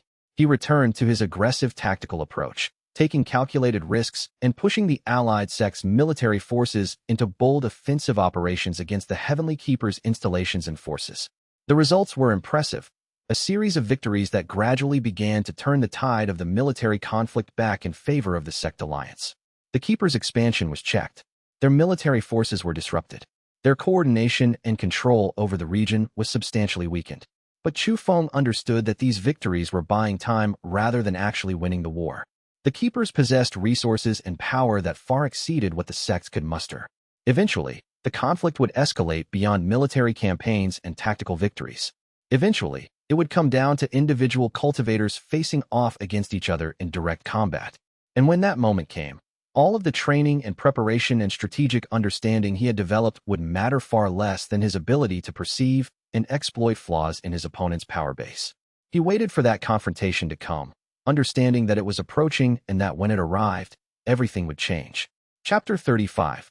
Li Wei's sacrifice. As the military campaigns intensified and the pace of conflict accelerated, Li Wei, Chu Feng's oldest and most loyal friend, revealed something that he had been keeping secret for months. The two brothers were alone in the sect's training grounds late one evening, working through combat forms and tactical exercises. It was during a break in the training that Li Wei raised the topic that had been weighing on him. "I've been learning something," Li Wei said carefully, his tone suggesting that whatever he was about to reveal was significant and somewhat dangerous. "A forbidden technique. Something that most sects would consider heresy, a violation of fundamental cultivation principles." "What kind of technique?" Chu Feng asked, immediately alert to something being wrong. "A stance that allows a cultivator to sacrifice their lifespan for power," Li Wei explained. "It's a technique that has been used historically, but it's forbidden in most modern sects because of its destructive nature. The cultivator activating the stance burns through their life force to create a single, devastating attack that contains the power of years or even decades of cultivated strength concentrated into a single moment." "Why are you learning this?" Chu Feng asked, though he suspected he already knew the answer. "Because I'm not as strong as you," Li Wei said with brutal honesty. "My cultivation has progressed reasonably well, and I've reached nascent soul just as you have. But you're more talented, more focused, more naturally gifted. Against truly powerful opponents, I'm the liability, not the asset." "That's not true," Chu Feng protested. "Your strength and your loyalty have been essential to everything we've accomplished. You're not a liability." "No," Li Wei agreed. "But in a truly desperate situation, where everything depends on a single devastating attack, where we need maximum power in one concentrated strike, my normal cultivation simply wouldn't be sufficient. So I've been learning this forbidden technique. And I swear to you, I swear as your sworn brother, that I will never use it unless you fall in combat. But if that moment comes, if you're defeated and it looks like all is lost, then I will use this technique. I will burn my entire lifespan if necessary to create one final attack, one last chance to turn the tide of battle. No, Chu Feng said firmly. I forbid it. I won't accept that kind of sacrifice. Your life is too valuable. If we're going to win this conflict, we're going to win it together, all of us alive. I understand, Li Wei said, and I'm not planning to use it. But if the moment comes when I must choose between letting you die and sacrificing myself, I choose sacrifice every time. That's what it means to be brothers. That's what it means to have sworn the blood oath we made years ago.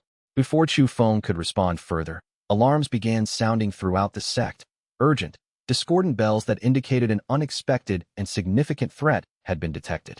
Both Chu Feng and Li Wei moved immediately toward the sect's central command center, where Master Yun and the other senior elders were coordinating the sect's response to whatever emergency had been triggered. What they found was dire news. The Heavenly Keepers had launched a massive assault on the sect's central position. 3 separate armies, totaling perhaps 10,000 soldiers and several hundred cultivators, were advancing toward the sect's compound simultaneously. The scale of the assault was unprecedented. It suggested that the Keepers had decided that the time for limited military operations had passed, and that they were now committing to an all-out destruction of the sect alliance. All allied sects are under similar assault, Master Yun confirmed grimly. It's a coordinated offensive designed to break the alliance by eliminating its leadership and central institutions. The Keepers are committing everything to this final operation. We need to evacuate, one of the other elders suggested. Fall back to defensive positions in the mountains where we can hold out longer. No, Master Yin said firmly. We stand here. We defend the sect. Because if we show that we'll abandon our core territories to Keeper military might, then every sect in the alliance will lose hope. We hold here. We show that resistance is possible, or we lose everything. Chu Feng stepped forward. I'll lead the primary defense, he said quietly. I'll face their cultivators directly and disrupt their military coordination. The rest of the sect's forces can handle the soldiers. You can't face all of them alone, Master Yun warned. I won't be alone, Chu Feng said, looking at Li Wei, who nodded in grim understanding. I have my brother, and we have Ling Shui and the other powerful cultivators from the allied sections. We stand together. That's our advantage. They're organized and powerful, but we're united. As the assault forces approached the sect's perimeter, Chu Feng and the allied cultivators moved out to meet them, determined to hold the line and show that the sects would not surrender. Word count for Batch 3, Chapters 31 to 35, approximately 6,200 words. Total so far, 18,600 plus words. Proceeding to Batch 4. Chapter 36. The duel grounds. The assault on the Celestial Gate sect began at dawn, with 3 massive armies converging on the sect's compound from different directions. The scale of the attack was staggering, soldiers numbering in the thousands, all coordinated through unified command and all equipped with military-grade weapons and armor that suggested the full institutional backing of a powerful organization. But what most distinguished the assault was the presence of Heavenly Keeper cultivators, dozens of them, arranged in formations that suggested they had been trained together and had developed coordinated tactical approaches to fighting in organized groups. Chu Feng, standing atop one of the sect's defensive towers, could see the approaching armies with perfect clarity as the sun rose over the surrounding mountains. His Flaw Perception Eye extended outward, analyzing the assault forces and identifying the cultivators who were leading them. He could see immediately that one cultivator among the Keeper forces stood out from the others, a figure radiating power that was substantially greater than any individual cultivator he had faced before. The presence of this cultivator was so significant that it seemed to overshadow the thousands of soldiers and the dozens of other cultivators arrayed around them. This, Chu Feng realized, was one of the transcendent cultivators that Master Yun had warned him about. Master Yun appeared beside him on the tower, observing the same assault forces with his ancient eyes. There, the elder said quietly, pointing toward the position of the transcendent cultivator. That is the Heavenly Keeper's enforcer. That is who you must face if this battle is to be decided rather than merely contested. Can I defeat them? Chu Feng asked directly. I don't know, Master Yun admitted. But I know that if you don't, then the sect will fall and the entire alliance will collapse. So whether you can defeat them or not, you must try. The assault forces reached the sect's outer defensive perimeter, and the battle began in earnest.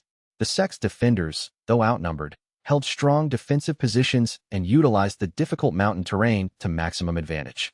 The initial assault was repelled with significant casualties on both sides, but the keeper forces regrouped and prepared for a second assault. It was during this brief pause in the fighting that a figure walked forward from the keeper ranks, the transcendent cultivator that Chu Feng had identified. The figure was tall and imposing, with a presence that seemed to make the very air around them shimmer with power. "I am Shui Luo, enforcer of the heavenly keepers," the cultivator announced, their voice carrying effortlessly across the entire battlefield. "I come to challenge the strongest cultivator of this sect to single combat. Winner determines the fate of this engagement and this sect. Loser and their sect are forfeit." The announcement created a sudden silence across the entire battlefield. Soldiers and cultivators alike ceased their fighting and turned their attention toward this new development. Master Yin looked at Chu Feng. "Go," the elder said simply. "This is your moment. Face this cultivator and show that the sects are not so easily conquered." Chu Feng descended from the tower and moved toward the cleared space between the sect's defenses and the keeper assault forces. As he walked, he could feel the weight of the moment, thousands of eyes watching him, the future of the sect and the alliance depending on the outcome of this single duel. Ling Shui moved forward to meet him, joining him as he approached the combat arena. "I'm fighting beside you," she said firmly. "Not as a substitute, but alongside you. Don't try to refuse." Chu Feng wanted to refuse, to protect her from the danger of facing such a powerful opponent. But he understood what she meant. They were stronger together, and facing a truly transcendent cultivator would require every advantage they could possibly muster. "All right," he agreed. Together, Li Wei also stepped forward, joining them in the cleared space. The three friends, sworn brothers and partners, stood united as they faced Shui Luo and the overwhelming keeper forces. "I see," Shui Luo said, regarding the three with an expression that suggested mild amusement. "You bring additional combatants to face a challenge issued for single combat. How dishonorable. But no matter. My power is sufficient to defeat all three of you simultaneously." "We'll see about that," Chu Feng replied, his hand moving to rest on his sword hilt. The duel began. Chapter 37. Flaw Perception's test. Shui Luo's power was immediately apparent in their first movement. The enforcer moved with fluid grace that transcended normal martial ability, their technique so refined and practiced that it approached something like a work of art. Each motion flowed into the next with perfect efficiency. Each attack was positioned to take maximum advantage of positioning and momentum. More importantly, Shui Luo's cultivation base radiated power that was substantially greater than anything Chu Feng had encountered before. The enforcer's spiritual energy seemed to fill the entire combat space, creating an environment where Chu Feng and his companions felt slightly suppressed by the sheer weight of that power. But as the battle progressed, Chu Feng's Flaw Perception Eye began to analyze and understand what it was observing. Shui Luo's power was indeed transcendent and tremendous. But like every form of power that existed in the universe, it had limitations, weaknesses, points of vulnerability.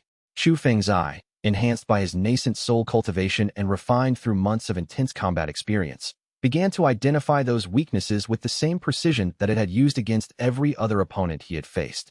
The first critical vulnerability that Chu Feng perceived was in Shui Luo's approach to defense.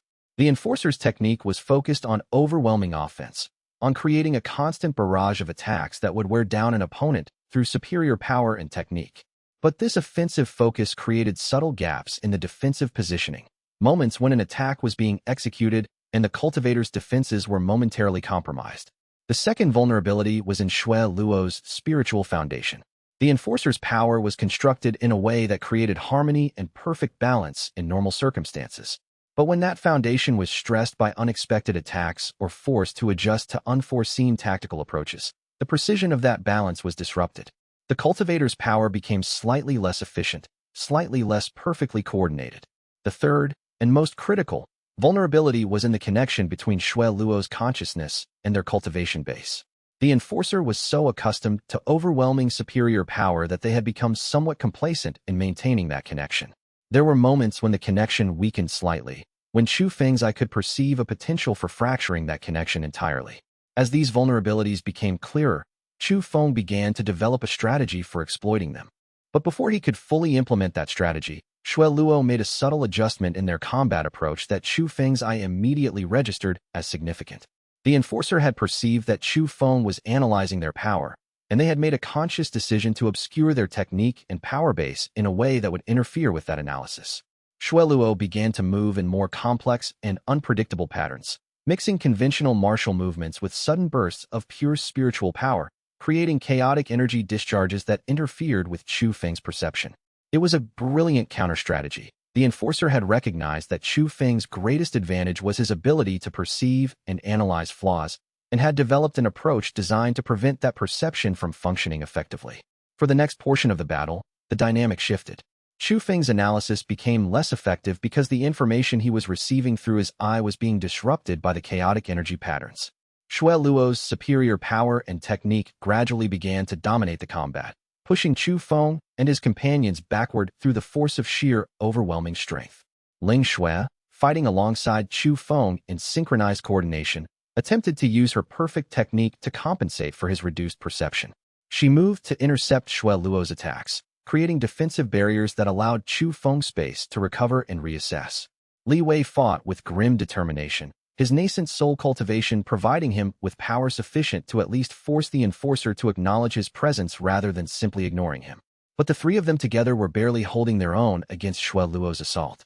The enforcer's power was simply too great, their technique too refined, their experience too extensive. It was clear that if this battle continued much longer, Shueluo would eventually overcome them through sheer attrition. Chu Feng understood that he needed to change his approach fundamentally. He couldn't defeat Shueluo through perception alone if the enforcer's chaotic energy patterns were preventing him from perceiving clearly. He needed to somehow restore clarity to his vision of the opponent's power base. An idea occurred to him, bold and risky, but potentially effective. Instead of trying to perceive Shueluo's flaws through normal sensory channels, Chu Feng would project his nascent soul directly outward, allowing his pure consciousness to analyze the enforcer's power base while existing in a partially separate spiritual plane that was less vulnerable to the chaotic energy disruption. The technique was extremely dangerous. By projecting his nascent soul, Chu Feng would leave his physical body vulnerable to attack. If Shueluo focused on the body while Chu Feng's consciousness was separated, the enforcer could potentially destroy the physical form and trap Chu Feng as a disembodied consciousness. But it was the only strategy that offered any real possibility of understanding Shueluo's flaws clearly enough to exploit them effectively. Chu Feng made the decision and executed it immediately, projecting his nascent soul outward while his physical body dropped into a defensive stance that Ling Xue and Li Wei immediately moved to protect and support. Chapter 38. The impossible victory. Chu Feng's nascent soul, separated from his physical body, existed in a state of pure consciousness that existed partially in the physical world and partially in the spiritual realms that existed beyond normal perception. From this elevated perspective, Shueluo's power base became visible with perfect clarity. The chaotic energy disruptions that had prevented his physical perception were completely ineffective against pure consciousness-based analysis. And what Chu Feng perceived in that moment of clarity was devastating in its implications. Shueluo's cultivation base was constructed around a concept of perfect control and perfect coordination. The enforcer had spent decades, perhaps centuries, refining their power base into an instrument of absolute efficiency. Every aspect of the power was perfectly balanced, perfectly synchronized, creating a whole that was greater than the sum of its parts. But that very perfection contained a critical flaw. Perfect systems are brittle. They achieve their perfection through the elimination of redundancy and the optimization of every single element. When one element is disrupted, when the perfect balance is broken, the entire system becomes vulnerable to cascading failure. The critical point of disruption existed at the exact center of Shueluo's power base, a connection point where consciousness and cultivation base achieved perfect synchronization. That point was the linchpin of the enforcer's entire power structure. If it could be shattered, if that connection could be severed even momentarily, the entire carefully balanced system would collapse. Chu Feng's nascent soul understood exactly what needed to be done. His pure consciousness essence gathered itself, concentrating all of the power and focus that it could muster, and propelled itself directly toward the critical connection point at Shueluo's power base's center. But Shueluo, recognizing the threat through their refined perception, attempted to defend against this direct spiritual assault. The enforcer's consciousness and their power base both focused their entire strength on defending against Chu Feng's nascent soul. For a moment, the two consciousness forces clashed in a battle that existed in the spiritual realms beyond normal perception, Two powerful entities engaged in direct combat, one transcendent cultivator trying to destroy a younger opponent's consciousness, the other attempting to disrupt and fragment a vastly superior power base. In that moment of pure consciousness-to-consciousness combat, Chu Feng discovered something remarkable. His Flaw Perception Eye, translated into its purest form as consciousness without physical distraction, was even more powerful than it had been in his embodied state. He could perceive Shui Luo's consciousness structure with perfect clarity, understanding every strength and every weakness, every aspect of the Enforcer's being. And he understood what Shui Luo's critical weakness was, not a flaw in the cultivation base itself, but a flaw in the consciousness that inhabited and controlled that base. Shui Luo, for all their power and all their transcendent abilities, was bound by the Heavenly Keeper's will. The Enforcer's consciousness was partially constrained by the organization's authority, limited in the ways that it could act and think, unable to make decisions that conflicted with the Keeper's overall objectives. That constraint, that limitation on the Enforcer's consciousness, was the critical flaw that Chu Feng's eye perceived. Chu Feng's nascent soul, free and unconstrained, able to make any choice regardless of external pressure, struck directly at that constraint. The consciousness clash intensified to a level of ferocity and power that transcended anything that could be perceived in the physical world.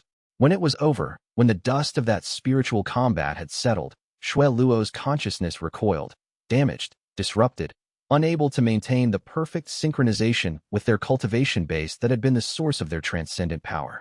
Chu Feng's nascent soul returned to his physical body in that instant, reintegrating with his physical form and bringing with it the clarity and understanding that had been gained through that spiritual confrontation.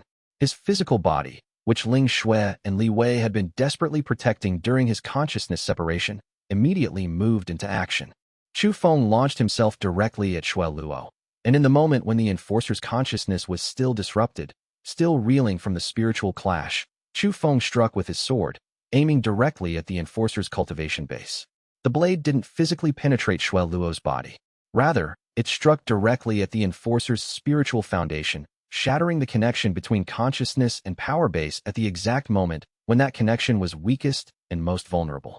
Shui Luo screamed, a sound of pure anguish and disbelief, as their cultivation base fractured and began to collapse. The Enforcer fell to the ground, their power destroyed just as completely as any opponent that Chu Feng had faced before. The difference was that Shui Luo's power had been vastly greater than any previous opponent's power. And when that transcendent power collapsed, it created a wave of disruption that was equally transcendent in scope. The Heavenly Keeper assault forces, coordinated and unified under Shui Luo's commanding presence, suddenly found themselves without central direction. The Enforcer's presence, which had been the linchpin holding the assault together, was simply gone. For a moment, there was absolute silence across the entire battlefield as both sect's forces and the Keeper assault forces processed what had just happened. Then, gradually, the Keeper forces began to retreat.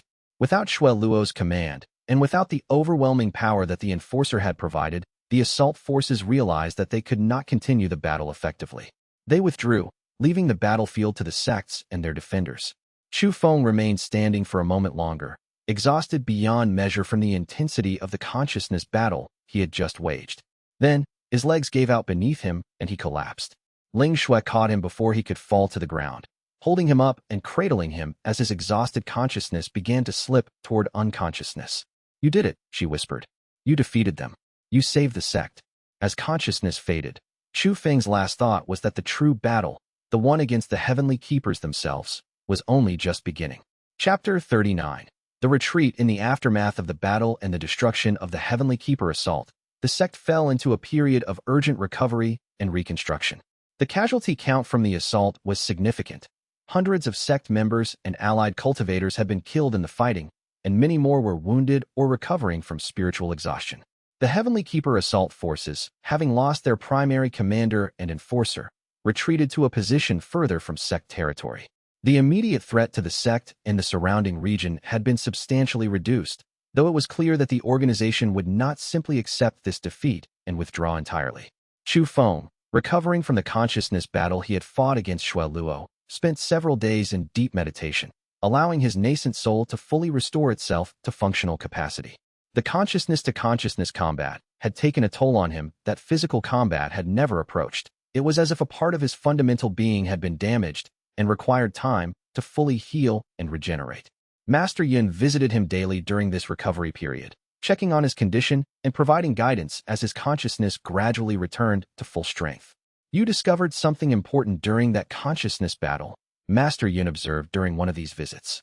Something that you learned about Shui Luo's fundamental nature. What was it? The enforcer was constrained.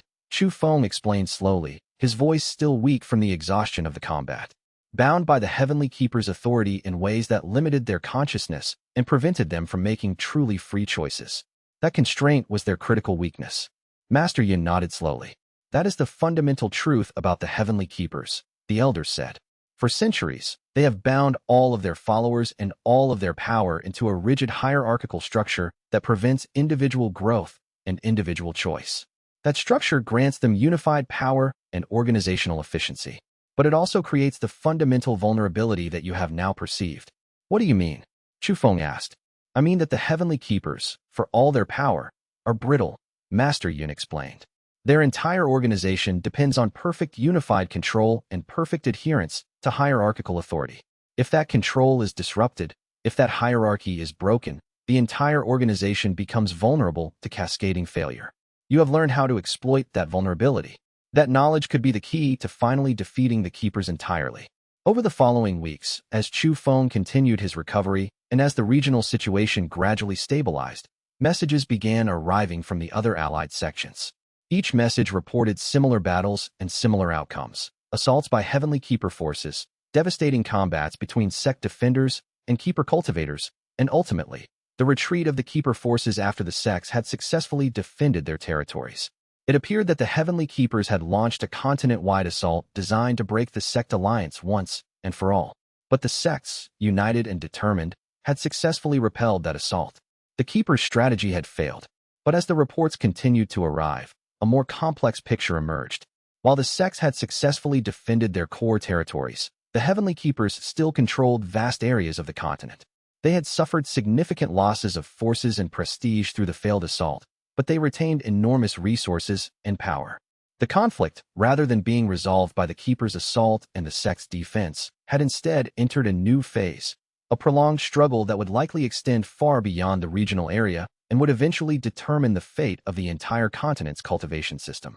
A summit was called, bringing together representatives from all 8 allied sects, as well as other sects from across the continent that had begun to recognize the danger posed by the Heavenly Keeper's control and had agreed to join the Resistance Alliance. The summit took place in the same fortress where the earlier diplomatic meetings had been held. This time, the mood was one of cautious optimism rather than desperate fear. The sects had proven that they could defend themselves against Keeper assault. Now, the question became how to transform that defensive capability into actual strategic victory against an organization that had controlled cultivation society for centuries. It was during this summit that a messenger arrived bearing a formal communication from the Heavenly Keeper's leadership. The message was simple and direct. The organization's leadership proposed a cessation of hostilities and the beginning of negotiations to reach a compromise agreement about the future governance of the continent's cultivation system. The Keepers proposed that, in exchange for the sects accepting Keeper authority in major strategic and governance matters, the organization would allow the sects to maintain their independence in matters of internal management and cultivation technique development. Master Yun, studying the message, shook his head firmly.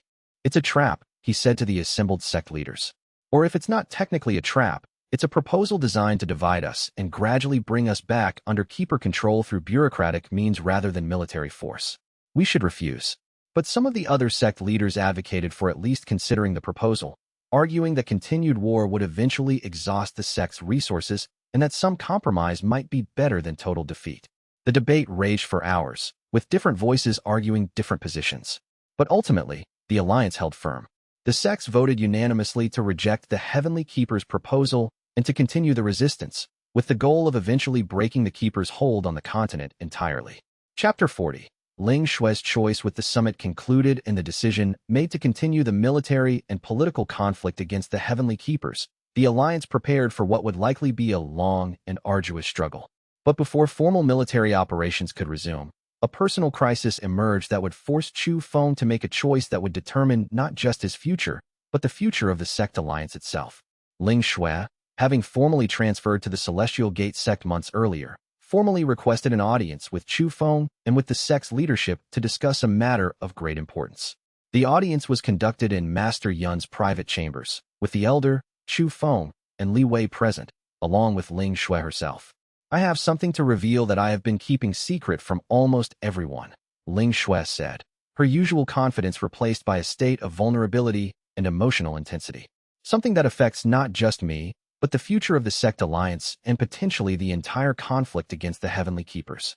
She paused, gathering herself for what came next. Before I transferred to the Celestial Gate sect, the Crimson Cloud sect's leadership gave me a hidden mission, Ling Shui continued. They asked me to observe Chu Feng carefully, to understand his power and his potential, and to make a judgment about whether he was strong enough to potentially defeat the Heavenly Keepers entirely. Chu Feng felt a moment of concern at this revelation. While he had suspected that there had been a political dimension to Ling Shui's initial interest in him, having it formally confirmed was still unsettling. I came to the conclusion that Chu Feng's power, while exceptional, was not sufficient to guarantee victory against the Heavenly Keepers, Ling Shui explained.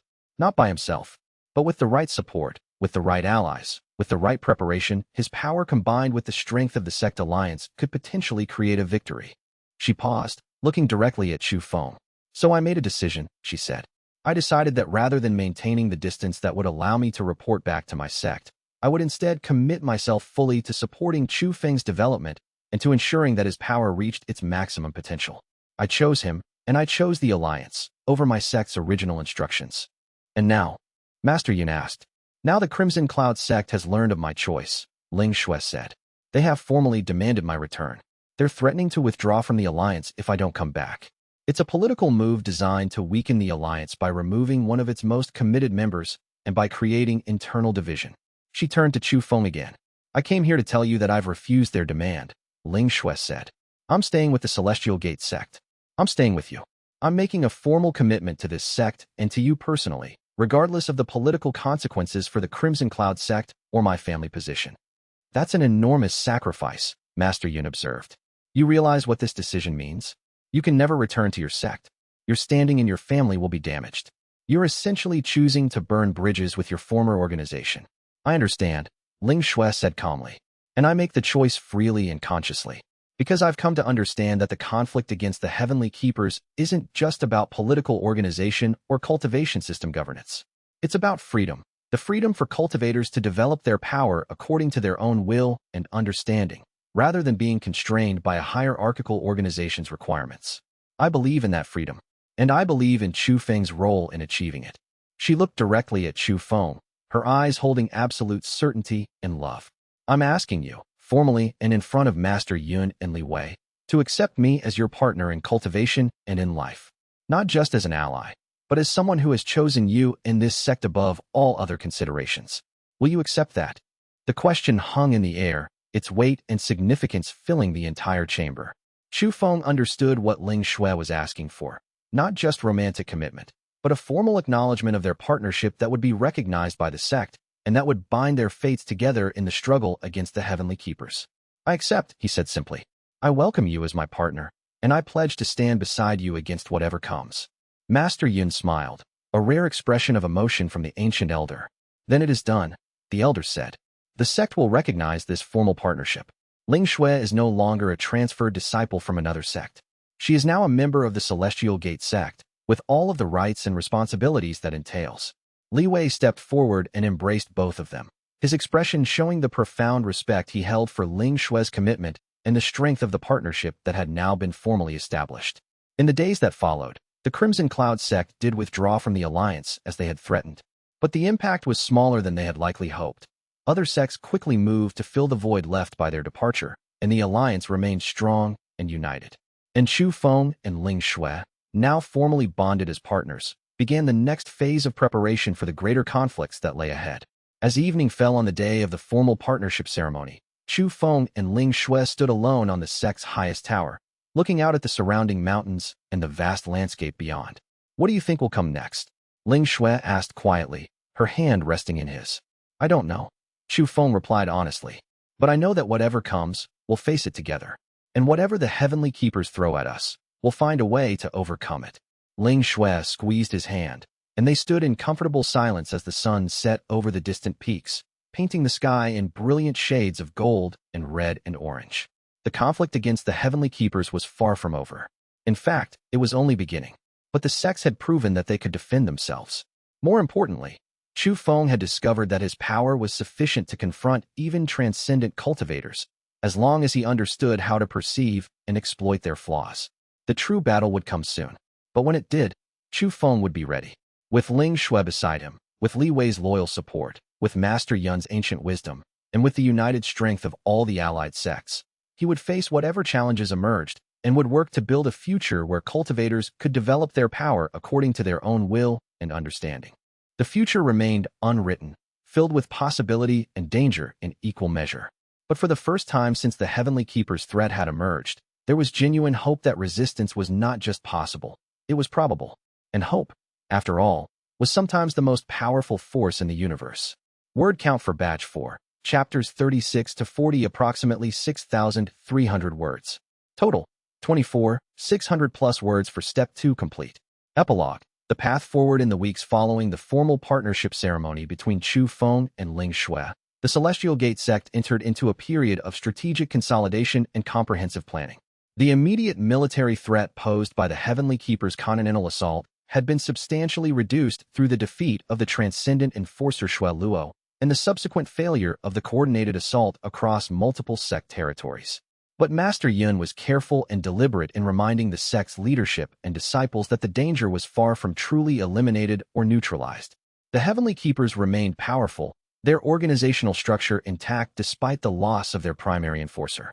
They remained organized, with intact command structures and established protocols for responding to threats.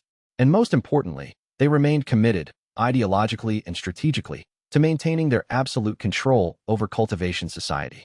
The sect used this period of relative stability and respite from immediate military threats to undertake comprehensive recovery from the casualties and spiritual damage that had been inflicted during the intense assault. Wounded disciples received treatment from the sect's master physicians and underwent rehabilitation training designed to restore their bodies and minds to full functionality. Cultivators who had been spiritually exhausted by the intense and prolonged fighting undertook restorative meditation and spiritual refinement training to allow their cultivation bases to recover and stabilize. Beyond the immediate recovery efforts, the sect's material and spiritual infrastructure, damaged during the fierce battle with Keeper forces, was systematically rebuilt and reinforced with improved defensive structures and enhanced protective arrays. The engineering and construction works undertaken during this period represented some of the most advanced and sophisticated architecture the sect had ever commissioned, designed to withstand future assaults even more effectively than the original structures had. But more significantly and more importantly than these material preparations, Chu Feng began an intensive period of cultivation and advanced training designed to prepare him for even greater challenges and more powerful opponents that undoubtedly lay ahead in the escalating conflict. His dramatic victory over Shui Luo had proven conclusively that his Flaw Perception Eye could function effectively and devastatingly even against transcendent opponents whose power seemed to approach the theoretical limits of what a single cultivator could achieve. But that same victory had also revealed important limitations and vulnerabilities in his current approach and methodology. Master Yun worked extensively with him to develop new and more sophisticated techniques, and to create new strategic approaches for leveraging his eye's unique and extraordinary abilities. The ancient elder guided Chu Feng toward understanding that perception alone was insufficient. He needed to develop the wisdom to know when and how to apply his perception, the discipline to wait for the exact right moment, and the courage to commit fully when the moment came. Ling Shui continued their synchronized cultivation training with dedication and intensity, the two of them discovering ever deeper and more profound ways to integrate their individual power and perception into a unified whole that transcended what either could achieve separately. The synchronization that had worked effectively in previous battles was refined and perfected, allowing them to achieve states of unified consciousness that were both increasingly stable and increasingly powerful. Li Wei, though he maintained his secret commitment to the forbidden sacrifice technique he had learned, focused his primary cultivation efforts instead on developing and refining conventional cultivation methods that would allow him to advance steadily toward ever higher ranks and greater power. The path he was taking would be slower than the dramatic shortcut offered by the sacrifice technique, but it was a path that would allow him to remain alive and functional if his ultimate sacrifice proved necessary. The other sects in the regional alliance, Witnessing the decisive victory of the Celestial Gate sect, and understanding that the Heavenly Keepers could indeed be effectively resisted and defeated, began forming their own internal alliances and undertaking comprehensive preparations of their own defensive and offensive strategies. The morale that had been fragile and uncertain weeks before was transformed into genuine hope and determined resolve. Word of Chu Feng's extraordinary victory over the transcendent enforcer Shui Luo spread across the continent with remarkable speed, carried by cultivators and merchants and travelers moving between sects and regions. As the reports propagated across vast distances, cultivators from many different sects began formally requesting the opportunity to study under his guidance or to join the Alliance's military operations directly. Some came seeking to learn the secrets of the Flaw Perception Eye. Others came seeking to be part of something larger than themselves, a movement that transcended sect boundaries and offered the possibility of genuine freedom and genuine choice. The fundamental landscape of continental cultivation was undergoing profound transformation. For centuries, for more than 1,000 years according to some historical records, the Heavenly Keepers had maintained absolute control through their monopoly on power and their ruthless suppression of any threats to their authority. Communities of cultivators who might have challenged their dominance were systematically eliminated or absorbed. Cultivation techniques that might have produced rivals were suppressed or modified to be less effective.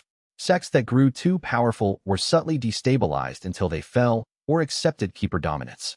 But now, for the first time in that immensely long history of control, genuine resistance was emerging and coalescing. Not as isolated incidents or desperate struggles of individual sects fighting alone against overwhelming power, but as a coordinated movement of multiple sects and thousands of cultivators united by shared understanding of what was at stake and determination to break the Keeper's absolute control. Chu Feng understood with perfect clarity that this represented both tremendous opportunity and tremendous danger. Opportunity to fundamentally transform cultivation society in ways that might genuinely liberate cultivators to develop their power according to their own will and understanding. Danger that the Keepers would respond with even greater force and even more devastating attacks. The Alliance had proven that resistance was possible. That fact alone was revolutionary. But the Heavenly Keepers possessed resources and power that dwarfed what the sects could muster. The conflict would likely extend for years or possibly even decades. Many more cultivators would die in the struggles that lay ahead. Many more sects would fall. The ultimate outcome remained uncertain despite the recent impressive victories. But one thing was absolutely certain. The way that cultivation society functioned had fundamentally begun to change. The absolute monopoly of the Heavenly Keepers on power and authority was beginning to crack and fragment. And Chu Feng, with his unique and extraordinary power to perceive and exploit the flaws and weaknesses in any system or opponent, was becoming the symbol and the leading edge of that transformation. As the seasons turned and the months progressed, and as the period encompassing Step 2 of his journey drew toward its conclusion, Chu Feng stood again on the sect's highest tower, contemplating the landscape and the future that stretched before him. Ling Shui joined him there, as she had begun to do regularly in these quiet moments of private contemplation and reflection. "What are you thinking about?" she asked gently, her hand finding his and interlacing their fingers. "About what comes next," Chu Feng replied thoughtfully. "About how far we've come in this journey and how much further we still need to go. About whether this alliance can actually persist long enough and remain united enough to achieve genuine and lasting victory against the Keepers." "We will prevail," Ling Shui said with absolute and unwavering confidence. "Because the alternative is genuinely unacceptable. Because the freedom to cultivate according to our own will and understanding is worth any sacrifice, any hardship, any cost. And because you will find the way forward, just as you always have before." Chu Feng squeezed her hand gently, drawing strength from her certainty and her love even as the weight of responsibility pressed down upon him. The path ahead was long and deeply uncertain, but it was a path that would change the entire continent's cultivation system. And for the first time, Chu Feng understood with complete conviction that his journey was not just about personal advancement or individual power or his own cultivation breakthrough. It was about something vastly larger and infinitely more significant. It was about the freedom of all cultivators to determine their own fate. And that was worth fighting for. Chapter 41. The acceptance. The words hung in the cool mountain air as Chu Feng stood on the highest tower of the Celestial Gate sect, Ling Shui kneeling before him with the formal posture of a request that transcended all ordinary protocol and convention. Her voice had been steady and clear, her intentions unmistakable. She had asked permission to leave her sect, the Crimson Cloud sect, where she held the prestigious rank of first-rank disciple, and to join the Celestial Gate sect instead, to walk beside him not just as an ally or cultivation partner, but as something more profound and personal. The weight of that request settled upon Chu Feng like the heaviest stone. It was not simply a question of accepting or rejecting a transfer between sections. It was a declaration of where her loyalty lay, a severing of one of the most prestigious positions in the cultivation world, and a public statement of her choice to bind her fate to his. Chu Feng understood the implications with crystalline clarity. The Crimson Cloud sect leadership would view her departure as a direct betrayal, a loss of face that could not be tolerated or forgotten. They had already been deeply offended by his victory over Lord Jian, the regional military commander whose power had been shattered by Chu Feng's precise exploitation of the hidden weakness in his cultivation technique. Now, with Ling Xue choosing to abandon her sect and her position to join the Celestial Gate, that offense would metastasize into genuine enmity. But as Chu Feng looked down at Ling Xue's face, illuminated by the fading light of the setting sun, he saw absolute sincerity and unwavering conviction in her expression. She was not asking lightly. She had not come to this decision through momentary emotion or fleeting passion. She had calculated the cost and found that the benefit, standing beside him, walking his path, binding their fates together, justified every price that would need to be paid. "Rise," Chu Feng said quietly, extending his hand to help her to her feet. "There is no need for formality between us. Not anymore." Ling Xue rose, and when she stood fully, Chu Feng drew her close, his arms encircling her with a tenderness that surprised even him. In that moment, he made his decision, not as a sect member calculating political advantage or a cultivator weighing strategic alliances, but as a man accepting the choice of a woman whose strength and courage matched his own. "I accept," he whispered into her hair. "But this path will be difficult. The Crimson Cloud sect will become our enemy.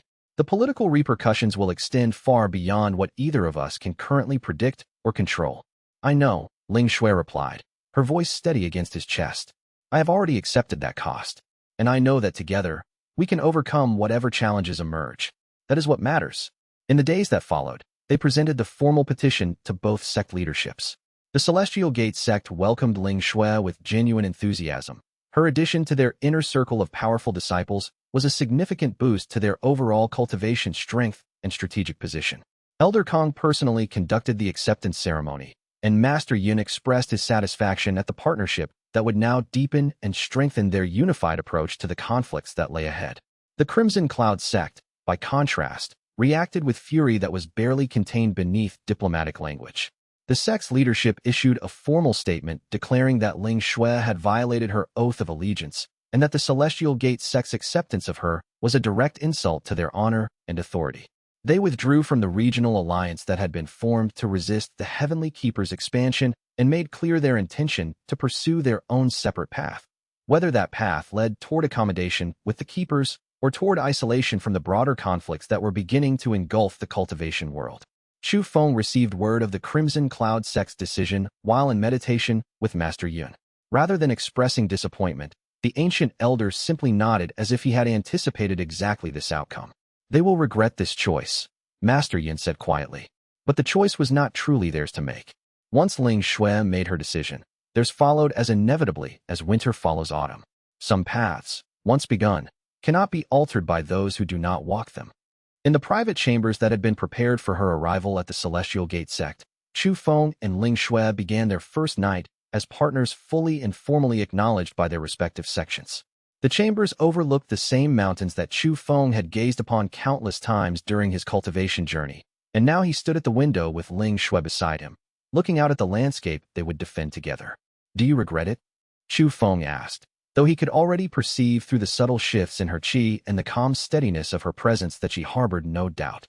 "Not for a moment," Ling Xue replied with absolute conviction. "Every moment we've spent together, every battle we've fought side by side, every synchronization of our cultivation bases, it has all pointed toward this. This is where I belong. With you, walking the path you walk, regardless of where it leads."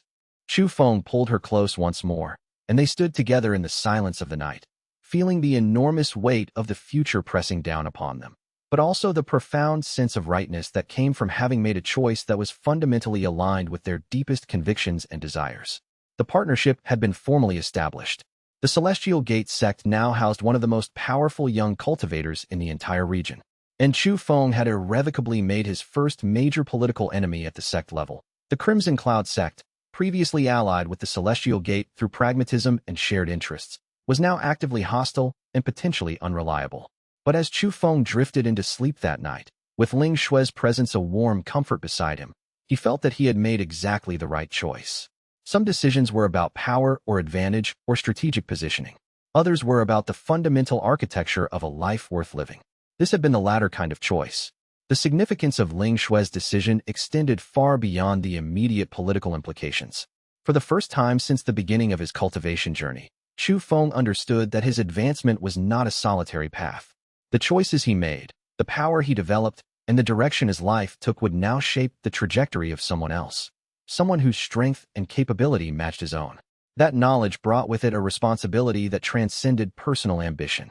It meant that every cultivation breakthrough he achieved, every battle he won, every level he advanced to, carried implications not just for his own future, but for their shared future together. Ling Xue had placed complete trust in his judgment and his commitment. She had severed her ties to the Crimson Cloud sect, given up a position of considerable prestige and power, and bound her fate to his without hesitation. That kind of trust could not be taken lightly. It demanded that Chu Feng take seriously not just the cultivation path ahead, but the responsibility of being worthy of such faith. In the quiet darkness of the chamber, with Ling Xue sleeping peacefully beside him, Chu Feng made a vow to himself.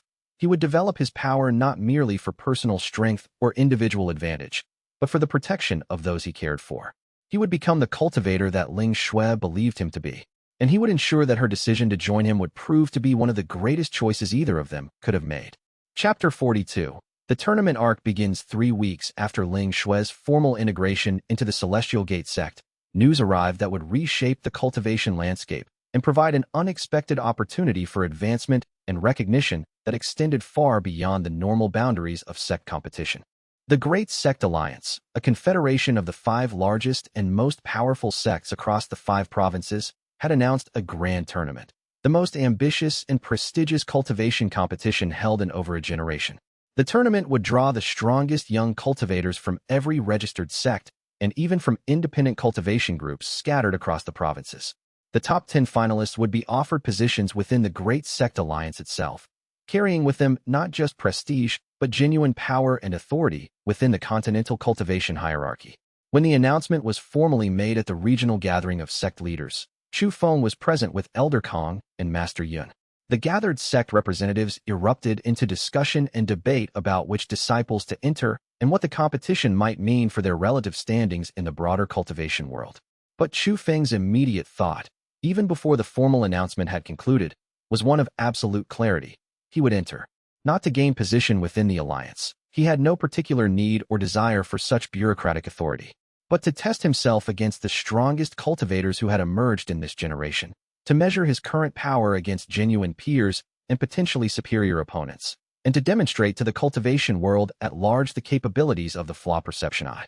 When he expressed his intention to Elder Kong, the sect leader simply nodded, as if confirming something he had already known would be Chu Feng's choice.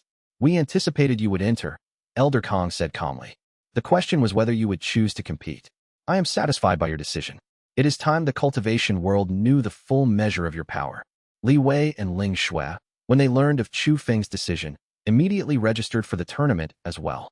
The 3 of them stood together in the sect's main hall as they formally submitted their registration documents to the tournament administrators, and Chu Feng felt a profound sense of rightness at having his 2 closest companions by his side as they prepared to step into one of the most significant competitions the cultivation world had to offer. "We should establish a unified training approach," Li Wei suggested during one of their private cultivation sessions. "The tournament structure will likely place us in different brackets based on our cultivation realm, but we can support each other's advancement and help identify patterns in the techniques and strategies of our potential opponents."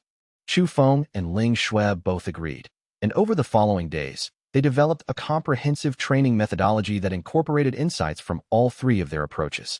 Chu Feng's Flaw Perception Eye became the analytical foundation. He could perceive and document the weaknesses inherent in various cultivation techniques and fighting styles. Ling Xue's deep knowledge of formation arrays and energy flow patterns provided strategic context for how different cultivators might approach a combat situation. And Li Wei's developing mastery of straightforward, Direct confrontation helped them understand the practical limitations and capabilities of cultivators who relied on raw power rather than technique and precision. The three of them began spending nearly all their non-mandatory time together, training in the sect's hidden pavilions and practicing the various methodologies that they believed would give them the greatest advantage in the tournament. Other Celestial Gate disciples noticed the intensity of their preparation and the visible progress they were making with each passing day. Whispers began to spread throughout the sect that something extraordinary was being prepared, that Chu Feng and his companions were being positioned for something far more significant than a simple sectional tournament. When the tournament was finally scheduled to begin, the location chosen was a massive arena complex that had been constructed in the neutral territory of the central provinces. The construction had taken months and involved the collaborative effort of all 5 great sects. The tournament grounds occupied nearly 5 square kilometers of terrain, with multiple combat arenas of varying sizes and environmental conditions, observation platforms for the gathered crowds of cultivators and interested observers, and lodging for the thousands of participants and their sect delegations.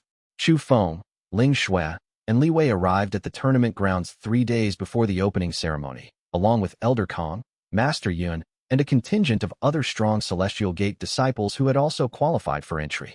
The moment Chu Feng stepped onto the tournament grounds and felt the overwhelming accumulation of powerful qi and presence from thousands of talented cultivators gathered in one location, he understood that this would be fundamentally different from any competition he had previously experienced.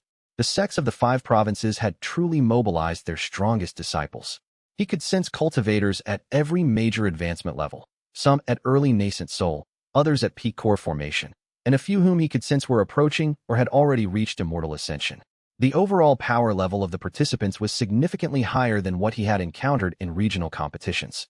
In the evening before the tournament began, Chu Feng, Ling Shui, and Li Wei stood together on a high platform overlooking the tournament grounds, watching as the sunset painted the sky in brilliant shades of orange and crimson. "Do you feel the weight of it?" Li Wei asked quietly.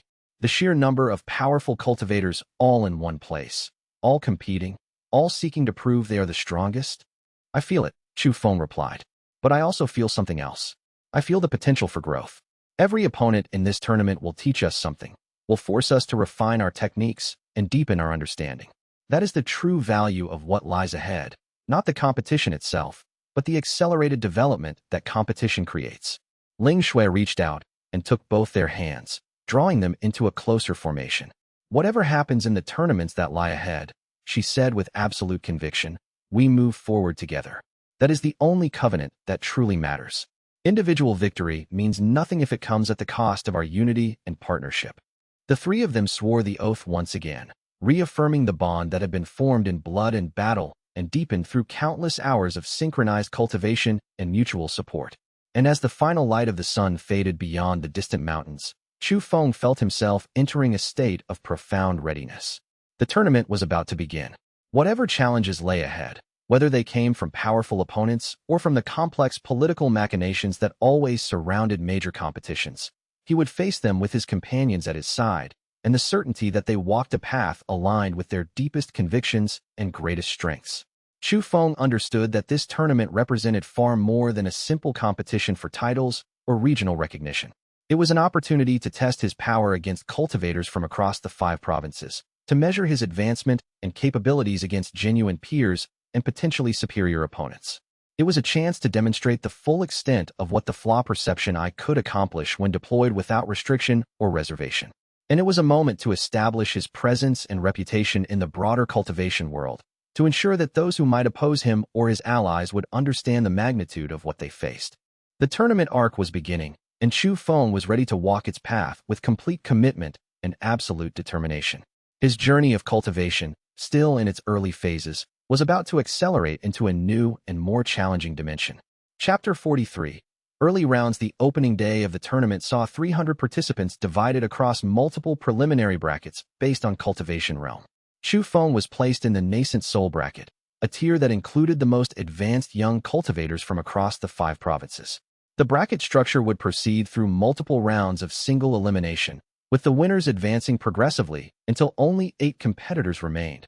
Those 8 would then face each other in the semi-final and final rounds.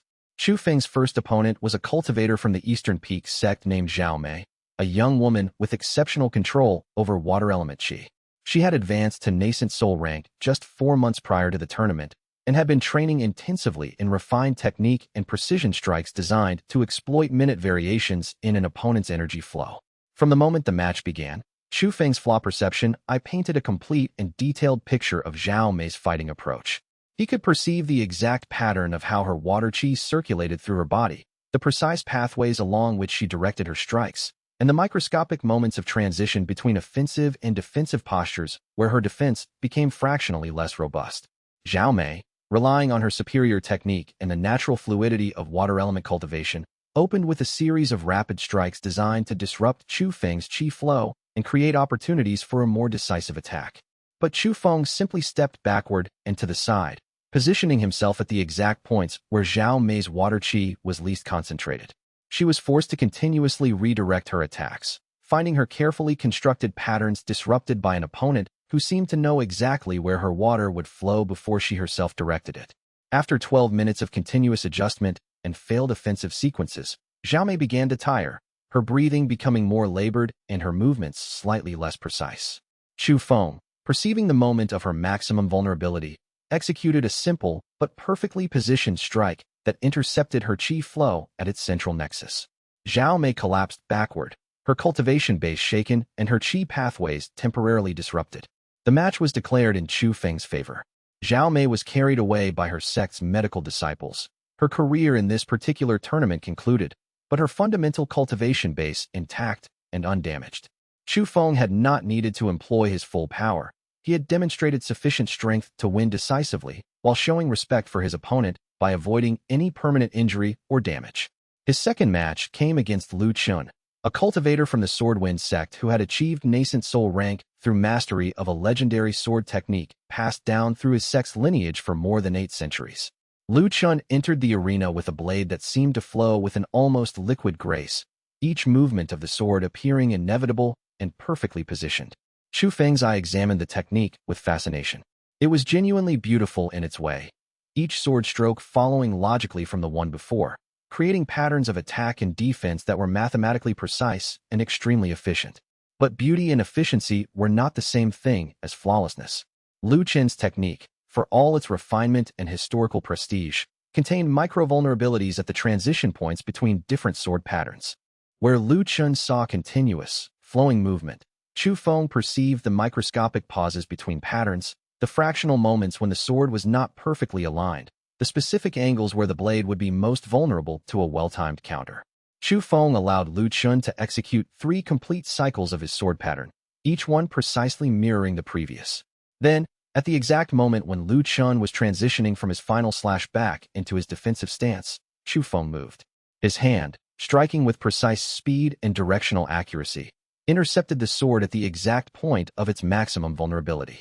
The impact was minimal but perfectly calculated. The sword was wrenched from Lu Chun's hand, spinning away across the arena, and Lu Chun found himself disarmed and facing an opponent who could perceive every weakness in his most refined technique. He yielded rather than continue a match he had already lost. Chu Feng's third opponent was a cultivator named Huang Tao from the Crimson Wind sect, a man who had achieved nascent soul through development of a martial technique based on lightning element power. Huang Tao was strong, his chi crackling visibly with barely contained electrical energy. His movements were explosive and devastating, far more physically forceful than Chu Feng's previous opponents. But power without precision, even when the power was substantial, was still vulnerable to the unique capabilities of the Flaw Perception Eye. Huang Tao's lightning technique channeled tremendous energy through his body, but that same concentration of power created structural stresses and strain points in his cultivation base. The intense electrical energy he was channeling required constant active management to prevent it from damaging his meridian network. Chu Feng perceived those management points with absolute clarity.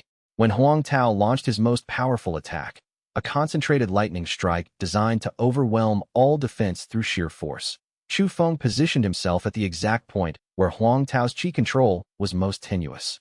The resulting clash of power created an explosion of energy that threw both of them backward, but Huang Tao's internal chi structure had been disrupted at the critical moment of maximum energy discharge. The backlash damaged his cultivation base, leaving him unable to continue. He was taken to the medical tent, where he would spend weeks recovering from the internal injuries sustained during their match. 3 matches, 3 decisive victories. And as the early rounds of the tournament progressed, and Chu Feng continued winning with increasingly minimal effort, the crowd that watched from the observation platforms began to shift from curiosity to something approaching awe. The disciples of other sects, seeing how Chu Feng defeated opponents who were genuinely powerful and technically refined without appearing to exert anywhere near his full capabilities, began whispering and speculating about the true extent of his power. Information about the Flaw Perception Eye, which had been regional knowledge, began spreading across the tournament grounds, carried by disciples who had heard stories from their own sect elders. By the time the early round matches concluded and the bracket had been narrowed to the final 16 competitors, it was clear that Chu Feng was among the most feared and respected competitors in the entire tournament. Other nascent soul cultivators began discussing strategy about how they might face him if they both advanced to the later rounds. That discussion, Chu Feng knew, would ultimately be futile. The Flaw Perception Eye showed him weaknesses that other cultivators couldn't perceive. Against most opponents, that was more than sufficient to secure victory. But as he studied the remaining brackets and the list of competitors who were advancing toward the later stages of the tournament, he felt his curiosity piqued by several cultivators who showed signs of being genuinely exceptional, not just technically proficient or powerful, but demonstrating something more fundamental, something that suggested they might present genuine challenges even against his unique advantages. Chapter 44. Ling Xue's Trials. While Chu Feng progressed steadily through the nascent soul bracket with almost mechanical consistency, his Flaw Perception Eye making each match almost routine in its decisive execution, Ling Xue was experiencing a fundamentally different kind of tournament journey in the Immortal Ascension bracket. Her realm was lower than Chu Feng's in terms of pure advancement level. She had reached early Immortal Ascension, while Chu Feng had progressed to middle Nascent Soul. But the disparity in cultivation realm was offset by the fact that the competitors in her bracket were not as universally powerful as those Chu Feng faced, and they lacked the analytical advantages of his legendary eye. Immortal Ascension was the 5th cultivation rank in the traditional hierarchy, and cultivators who had achieved it had already undergone profound transformations that separated them fundamentally from lower-ranking practitioners. They had transcended the normal limitations of the physical body and begun the process of transforming their consciousness into something more universal and less bound by flesh and mortality. But the Immortal Ascension bracket still attracted a diversity of competitor strengths, ranging from freshly advanced cultivators who had barely stabilized their new power to ancient masters who had spent decades or even centuries at this rank, continuously perfecting and refining their techniques to supernatural levels of mastery. Ling Xue's first 3 matches proceeded swiftly and decisively, though each victory came through different applications of her multifaceted skill set. Against the first opponent, a cultivator from the Crimson Cloud sect who specialized in flame element offense, she had deployed her mastery of formation arrays, creating a complex energy construct that channeled and redirected his flame attacks in patterns he couldn't anticipate. Against the second opponent, a martial artist specializing in hand-to-hand combat techniques, she had used precise sword work synchronized with her cultivation base to create openings for devastating strikes. Against the third, she had demonstrated her comprehensive understanding of battlefield control, using a combination of positioning, energy manipulation, and strategic awareness to corner an opponent and force him into a defensive position where escape became impossible. But her fourth match, scheduled against a cultivator named Wei Sheng from the Mountain Guardian sect, presented a fundamentally different and significantly more challenging problem. Wei Sheng was a master of transformation techniques. His cultivation method allowed him to progressively assume various beast forms, granting him access to physical power, instinctive combat capabilities, and predatory awareness that extended far beyond the normal limitations of humanoid cultivation.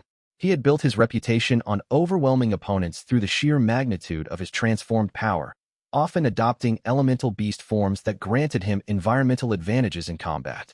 When he entered the arena for his match against Ling Xue, he was already beginning his transformation, his shoulders broadening and his arms beginning to develop the musculature and density characteristic of a stone elemental beast form. His skin had begun to take on the gray coloration of granite, and his movements already showed the unhurried certainty of a creature whose physical form could withstand enormous punishment.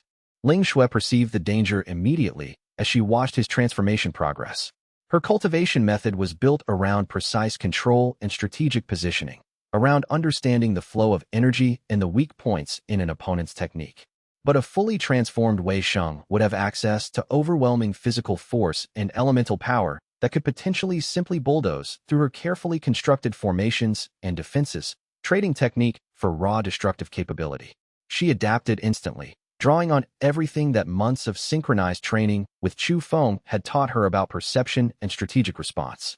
Rather than attempting to contain Wei Sheng through conventional defensive positioning, a strategy that would fail against his overwhelming physical force, she deployed an advanced array formation that she had been developing in secret training sessions with Chu Feng's analytical support and guidance. The formation didn't attempt to restrict Wei Sheng's movement in the traditional sense. Instead, it created zones of carefully calibrated gravitational distortion that would disrupt his sense of balance and spatial orientation, making his brute force attacks increasingly difficult to aim and control. The formation transformed the arena itself into a tool that could be wielded against an opponent who relied on strength and transformation. Wei Sheng bellowed in rage, a sound that echoed across the entire tournament grounds as the formation came into effect. His beast formed strength and transformed physical power, now channeled against an opponent whose technique was sufficiently advanced that raw power was becoming increasingly ineffective, could only rage against intangible forces he couldn't grapple with or overcome. The battle devolved into a grinding test of endurance and will, neither competitor gaining decisive advantage for extended minutes, as Wei Sheng launched increasingly desperate attacks against increasingly more sophisticated formation constructs. But Ling Shui was operating at the absolute peak of her capabilities, her consciousness divided between maintaining the formation's complex energy patterns, monitoring dozens of simultaneous force vectors while responding to Wei Sheng's attacks, while simultaneously managing her own cultivation base, her breathing, her physical positioning, and her strategic awareness. Wei Sheng, by contrast, was becoming increasingly disoriented by the gravitational distortions that prevented him from predicting where the stable ground beneath him actually was, and increasingly frustrated and enraged by his inability to land a decisive blow against an opponent who seemed to command the very arena itself.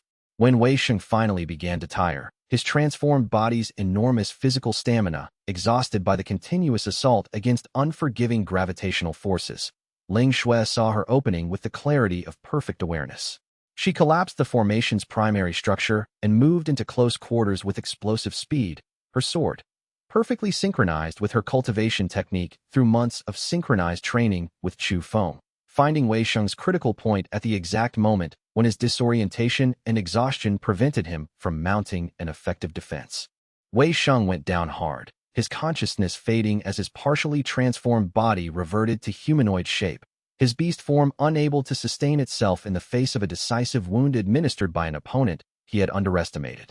The judges declared the match in Ling Shui's favor after confirming that Wei Sheng's consciousness had indeed withdrawn and he was incapable of continuing, as she helped the dazed competitor to his feet with steady hands, showing the respect and dignity appropriate to a worthy opponent. The crowd's reaction shifted from initial uncertainty about whether a technique-based cultivator could defeat a transformation specialist to genuine enthusiasm and appreciation for what they had witnessed. The beautiful young woman from the Celestial Gate sect had not simply defeated a powerful opponent. She had done so through superior technique, remarkable adaptability, and the kind of strategic mastery that suggested a mind and intellect matching and possibly exceeding her cultivation power. She represented a different kind of excellence, not the raw, overwhelming power of Chu Feng or the physical dominance of transformation specialists, but rather the triumph of understanding, precision, and elegant application of power.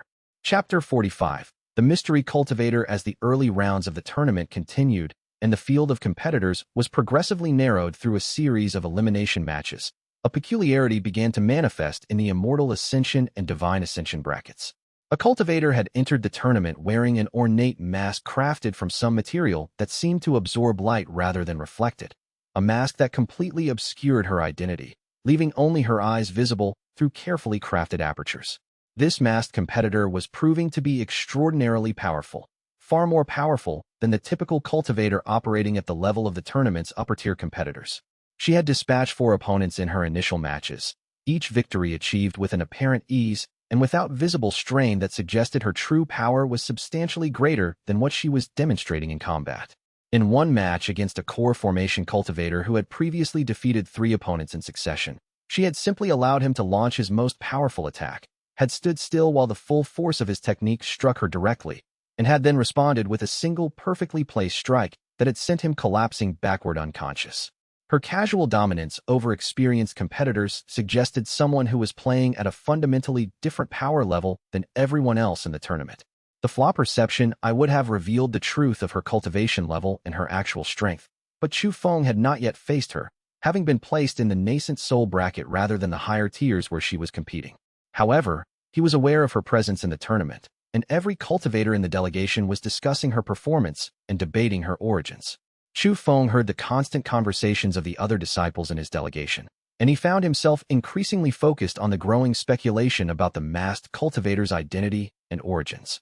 Some whispered that she came from a foreign sect, beyond the borders of the 5 provinces, perhaps from the legendary cultivation sects that were said to exist across the vast territories of the continent.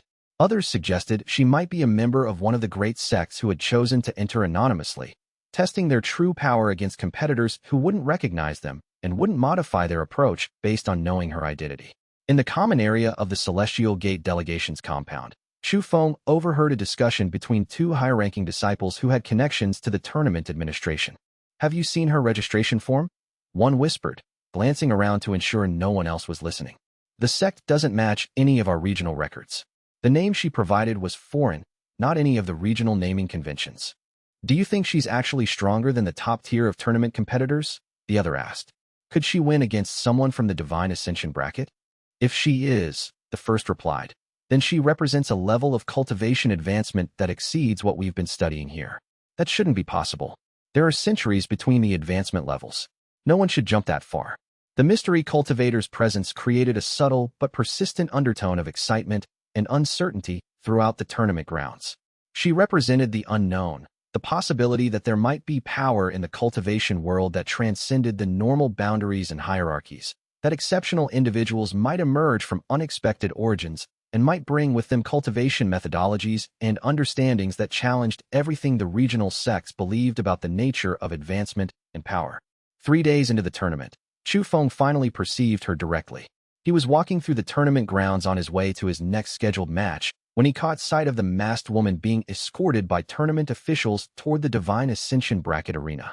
There was something in her bearing, in the way she moved, that radiated absolute confidence and unshakable authority. Even the officials who were escorting her seemed to be doing so deferentially, as if uncertain whether they had the right to even be in her presence. The moment Chu Feng's Flaw Perception Eye focused on her, his consciousness expanded with a sudden rush of insight. Her chi structure didn't align with the regional cultivation systems he was familiar with. It was shaped by a fundamentally different philosophy, built on completely different principles, structured according to a methodology that he instinctively recognized as foreign and far more advanced than the standard cultivation approaches of the 5 provinces. There was an elegance to her cultivation structure, an efficiency of power distribution, that suggested centuries or possibly millennia of refinement by cultivators operating at levels far beyond what existed in this region. Chu Feng knew, with absolute certainty, that this masked cultivator represented the existence of a much larger cultivation world beyond the provincial borders, a vast network of sects and cultivators that extended across territories he had never explored, operating at power levels that made the regional cultivation hierarchy seem almost provincial and limited by comparison. The revelation was simultaneously fascinating and profoundly unsettling. If such powerful cultivators existed beyond the province boundaries, what other secrets and powers might exist in the vast world beyond what he had previously understood to be the limits of cultivation civilization? What were the true hierarchies of power in the larger world? And what did it mean for the conflicts and challenges that were beginning to emerge in his own region? He resolved with absolute determination to discover the masked cultivator's true identity and origins, knowing that the answer might reveal fundamental truths about the scope and scale of the cultivation world itself, and might provide essential context for understanding the larger forces that were beginning to reshape the regional cultivation landscape. That evening, Chu Feng reflected on the profound implications of the masked woman's presence in the tournament. If she represented a genuine window into larger cultivation structures operating beyond provincial boundaries, then everything he understood about his own position and power needed reevaluation. He was the strongest young cultivator in his region, of that he had no doubt. But the masked woman's mere presence suggested that strength on a regional scale might mean nothing in the context of broader cultivator hierarchies. There were perhaps thousands of cultivators like her scattered across distant territories he had never imagined, each one potentially more powerful than his current self. The realization should have been demoralizing, but instead it energized Chu Feng with purpose. If larger worlds existed beyond his current understanding, then his cultivation path was not merely about achieving regional dominance or sect advancement. It was about developing power sufficient to eventually engage with those larger forces on equal terms. The masked woman was not his enemy. She was proof of what existed beyond his current boundaries, a milestone marker suggesting the vast distances remaining on his cultivation journey. Chu Feng made a silent vow to himself in that moment. He would discover the masked woman's identity. He would learn from her what she was willing to teach, and he would eventually achieve a level of power and understanding that would allow him to stand as an equal among cultivators of her caliber. The provincial conflicts and tournament victories were only the beginning. The real journey lay ahead, waiting for him to develop the strength necessary to walk its paths. Word count check. Batch 1, chapters 41 to 45, equals approximately 6,400 words. Meets minimum of 6,000 words. Chapter 46. Li Wei's breakthrough. While Chu Feng was steadily progressing through the nascent soul bracket with almost mechanical precision, and Ling Shui was engaged in increasingly difficult and demanding matches in the Immortal Ascension tier, Li Wei found himself at the threshold of his own pivotal tournament journey in the core formation bracket. His advancement to this particular bracket had surprised some observers who had primarily focused their attention and analysis on Chu Feng's legendary rise through the tournament rankings and Ling Shui's demonstrated mastery of formation arrays and strategic positioning. But Li Wei had never sought external recognition or public attention. He had cultivated steadily and deliberately, building his power methodically through consistent effort and disciplined practice rather than dramatic breakthroughs or displays of raw power. In the core formation bracket, Li Wei faced competitors whose power levels were much closer to his own relative strength than the participants in the higher brackets were to Chu Feng's extraordinary capabilities. This created a competition environment where refined skill and strategic technique mattered far more than raw transcendent power and overwhelming force. In such an environment where power differentials were smaller and more balanced, Li Wei's methodical approach and careful analysis of his opponent's strengths and capabilities became significant tactical advantages. His first match brought him into direct confrontation with a cultivator from the Stone Path sect named Guolong, a young man who had deliberately developed his cultivation methodology around the fundamental principle of absolute defensive stability, creating a defensive posture so thoroughly rooted and immobile that offensive attacks would simply dissipate against his reinforced body like waves crashing against an unyielding cliff. Li Wei's initial attempts to disrupt Guolong's defensive position through direct, straightforward confrontation proved predictably and frustratingly ineffective. Guolong's cultivation method was specifically engineered and designed to resist exactly the kind of straightforward, powerful strikes that Li Wei was deploying. After several minutes of sustained but failed attempts, Li Wei forced himself to shift his entire strategy and approach fundamentally. Rather than fighting against Guolong's overwhelming and seemingly impenetrable defensive stability through force, Li Wei began moving laterally around his opponent with calculated precision, using his superior footwork and movement speed to create spatial and positional advantages that didn't depend on penetrating Guolong's defense directly. He maneuvered his opponent with deliberate care into progressively more constrained positions within the arena, systematically limiting the space Guolong could occupy while maintaining his defensive posture. Eventually, through careful application of this strategy, Guolong was left standing literally at the arena's boundary, his feet positioned at the very edge of the combat space. His stability cultivation method protected him from being knocked down violently, but it didn't prevent him from being forced to move backward. Li Wei's final sustained pressure attack drove Guolong backward across the boundary line, and the match was declared decisively in Li Wei's favor through a technical boundary violation. His second and third matches proceeded through different strategic approaches, but with similar and satisfying results. Li Wei was systematically developing a growing reputation throughout the tournament grounds as a cultivator who adapted intelligently to his opponent's specific capabilities and adjusted his approach accordingly, refusing to be locked into predictable patterns or easily countered strategies. The other core formation competitors, observing this remarkable adaptability in action, began respecting him genuinely as a worthy and genuine threat despite his lower cultivation realm relative to the more advanced Immortal Ascension and Divine Ascension brackets. But his fourth match brought him into direct confrontation with something far more challenging and strategically complex, a cultivator named Feng Yu who specialized in array formations and formation-based combat similar to those that Ling Shui had been mastering and perfecting. Feng Yu had entered the arena with a sophisticated pre-constructed formation already activated and fully deployed, creating a zone of constrained space where movement was heavily restricted and energy manipulation was systematically suppressed. For the first time in the tournament, Li Wei found himself facing an opponent whose fundamental approach and strategy directly countered his primary tactical method.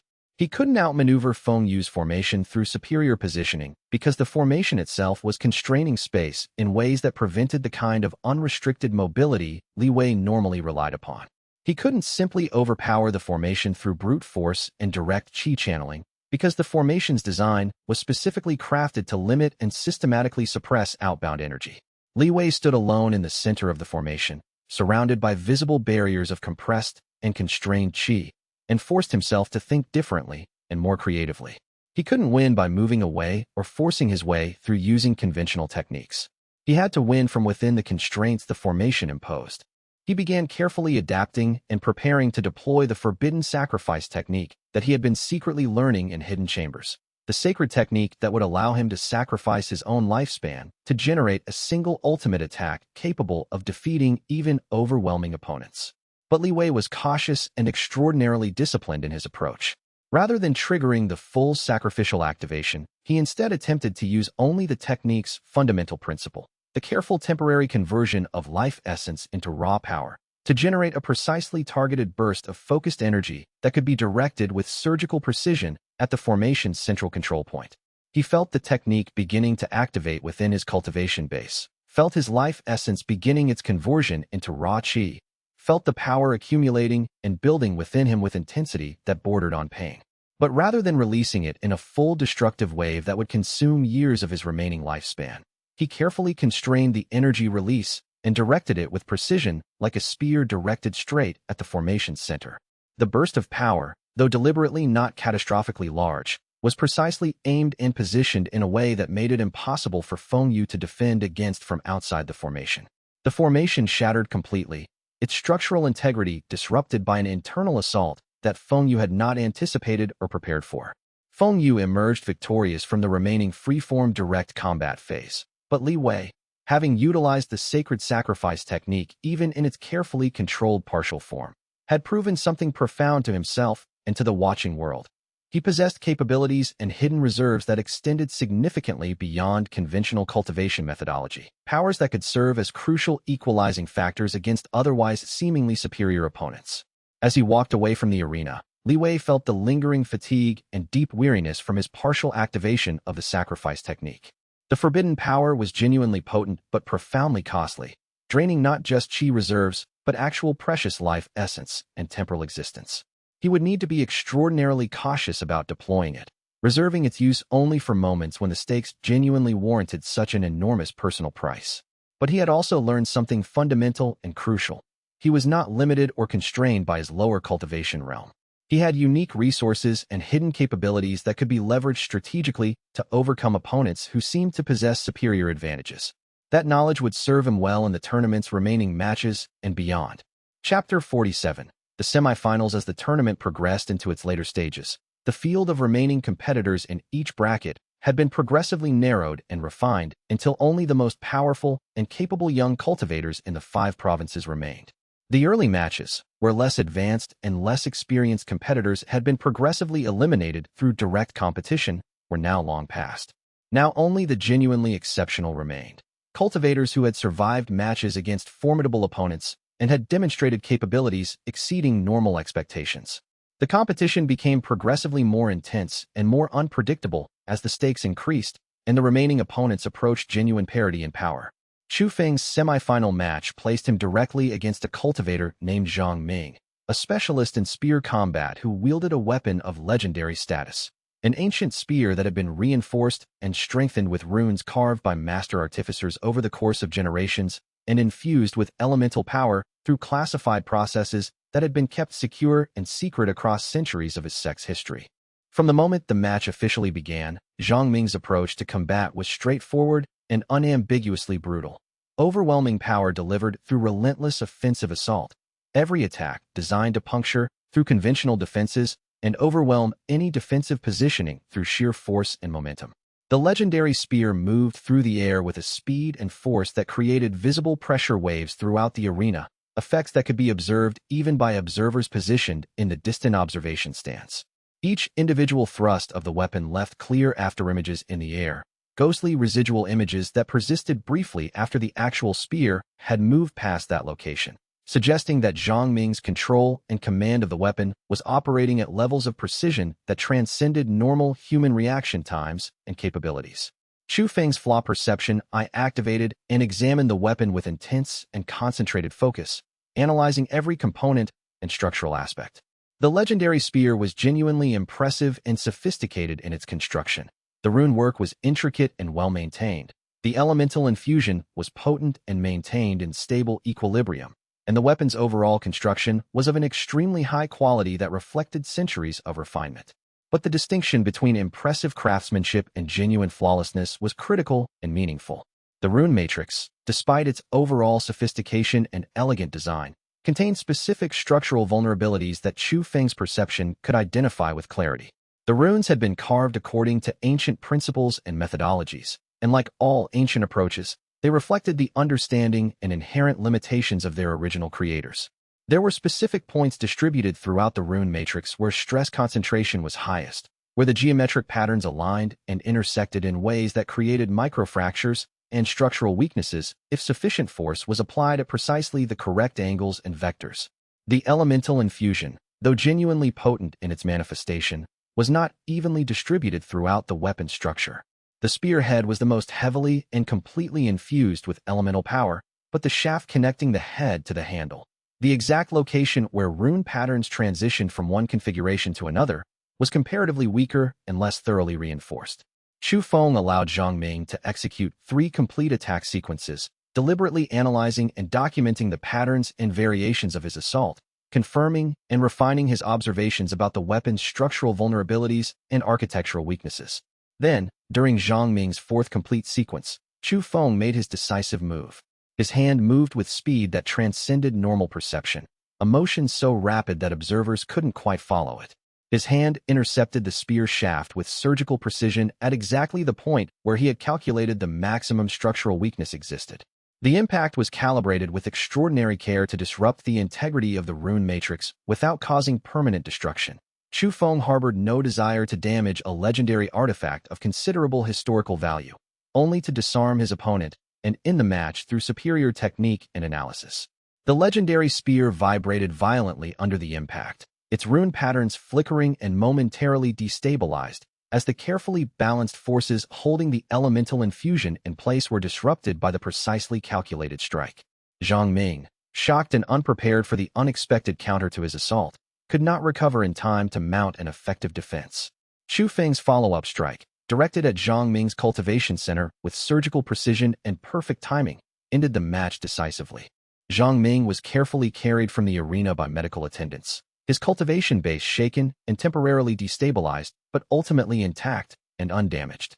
Chu Feng had proven once again that technique and perception, the ability to analyze and understand weakness, could overcome legendary weapons and centuries of accumulated martial tradition.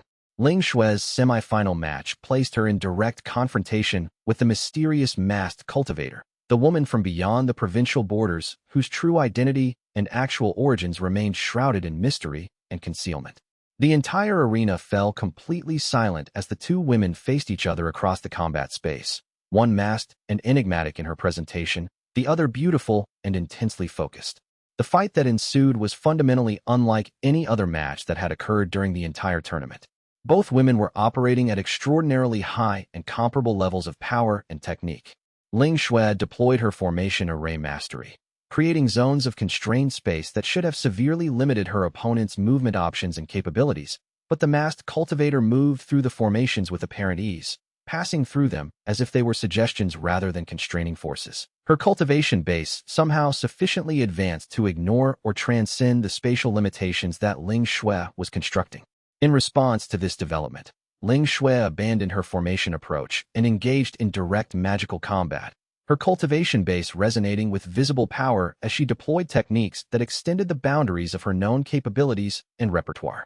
The masked cultivator matched her technique for technique, both women operating at their maximum capacity, neither woman gaining decisive advantage or demonstrating superiority. The match reached a complete stalemate, both cultivators having deployed their most significant and powerful capabilities, while neither being capable of delivering the final defeating blow required for outright victory. After nearly an hour of continuous intensive combat, the judges made a second unprecedented decision. They declared the match a draw and offered both women a position in the finals as dual victors. Ling Shui accepted with grace and genuine respect for her opponent, and she was able to glimpse and observe the masked cultivator briefly before she departed the arena. In that brief moment of direct visual contact, Ling Shui perceived something crucial and revealing. The woman's eyes contained immense wisdom and deep experience, the clear indicators of someone who had walked this world far longer than her apparent physical age suggested. This was no young contemporary of equivalent life experience, but rather someone of substantially greater temporal accumulation of knowledge and mastery. The revelation puzzled and fascinated Ling Shui in equal and powerful measure, adding layers of mystery to the identity of her enigmatic opponent. Chapter 48. The finals. The tournament structure for the final matches was elegantly designed to ensure maximum drama and competitive integrity. The 8 surviving competitors in each bracket would be paired through random selection conducted in public, creating 4 final matches. The winners of those 4 matches would then face each other in the ultimate championship contests, determining which cultivator would be crowned champion and champion of each bracket and advancing tier. The random selection process was conducted with meticulous public ceremony, with all the Great Sect Alliance leadership representatives witnessing the draw directly to ensure complete transparency and to guarantee the complete absence of any favoritism, political manipulation, or predetermined outcomes in determining the pairings. When the selection process concluded after the randomization ceremony, the announcement created a shocking revelation that rippled through the entire crowd. Chu Feng and Ling Shui had been drawn into the same final match, positioned as direct opponents rather than as potential future competitors. The two of them stood on opposite sides of the vast arena, looking at each other across the considerable distance that separated them. Chu Feng perceived the complex and deeply rooted mix of emotions manifesting in Ling Shui's expression and presence. Fierce determination to face him as a genuine competitor worthy of tournament victory, profound love that wanted instinctively to protect him from harm and suffering, and the profound uncertainty and emotional dissonance of someone facing a situation that transcended normal tournament categories and rational competitive expectations.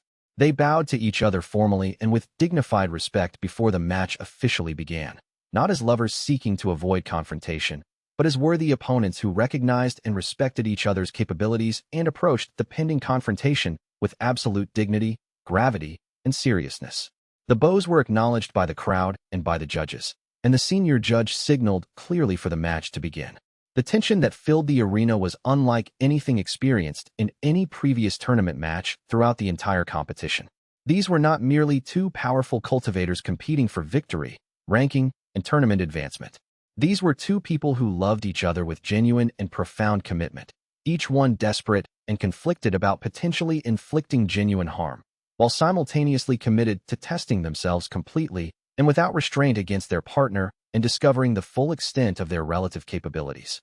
Chu Feng's Flaw Perception Eye activated immediately with complete clarity, perceiving every weakness and vulnerability in Ling Shui's cultivation technique and energy structure with absolute precision.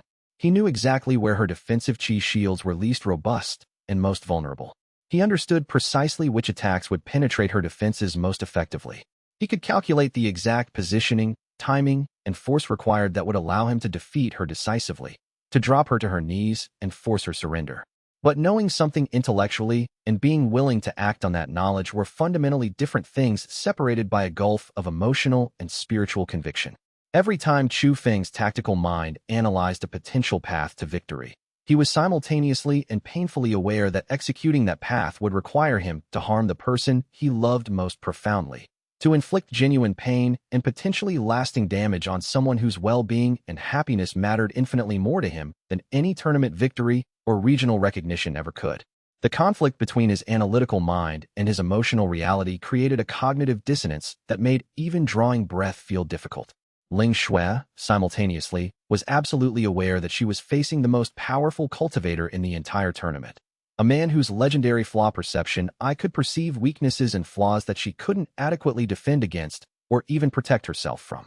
She knew with certainty that direct and uninhibited confrontation would almost inevitably result in her defeat.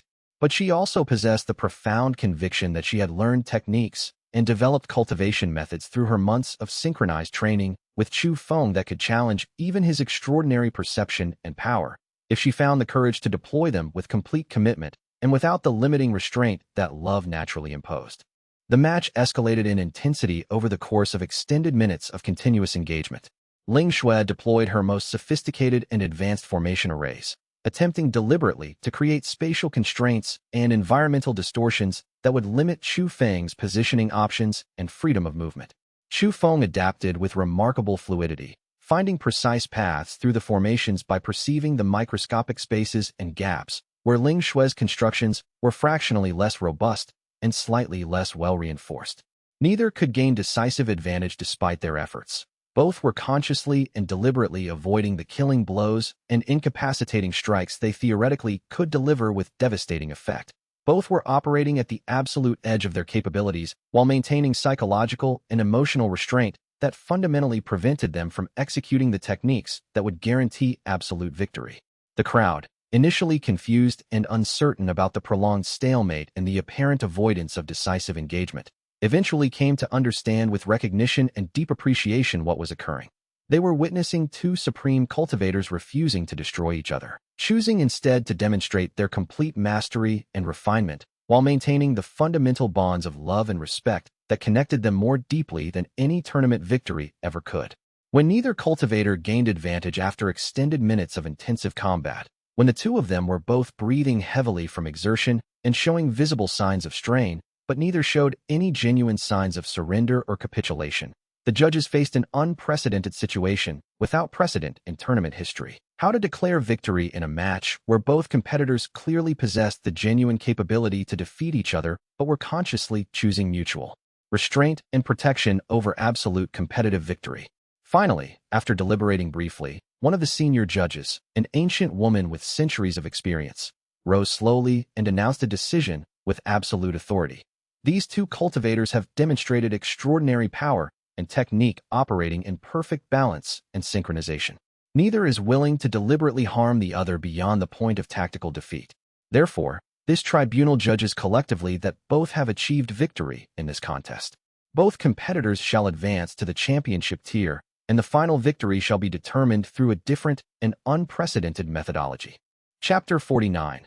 The ultimate move. The judge's decision to declare a dual victory created an unprecedented situation in tournament history, a situation that had never been recorded in any previous competition.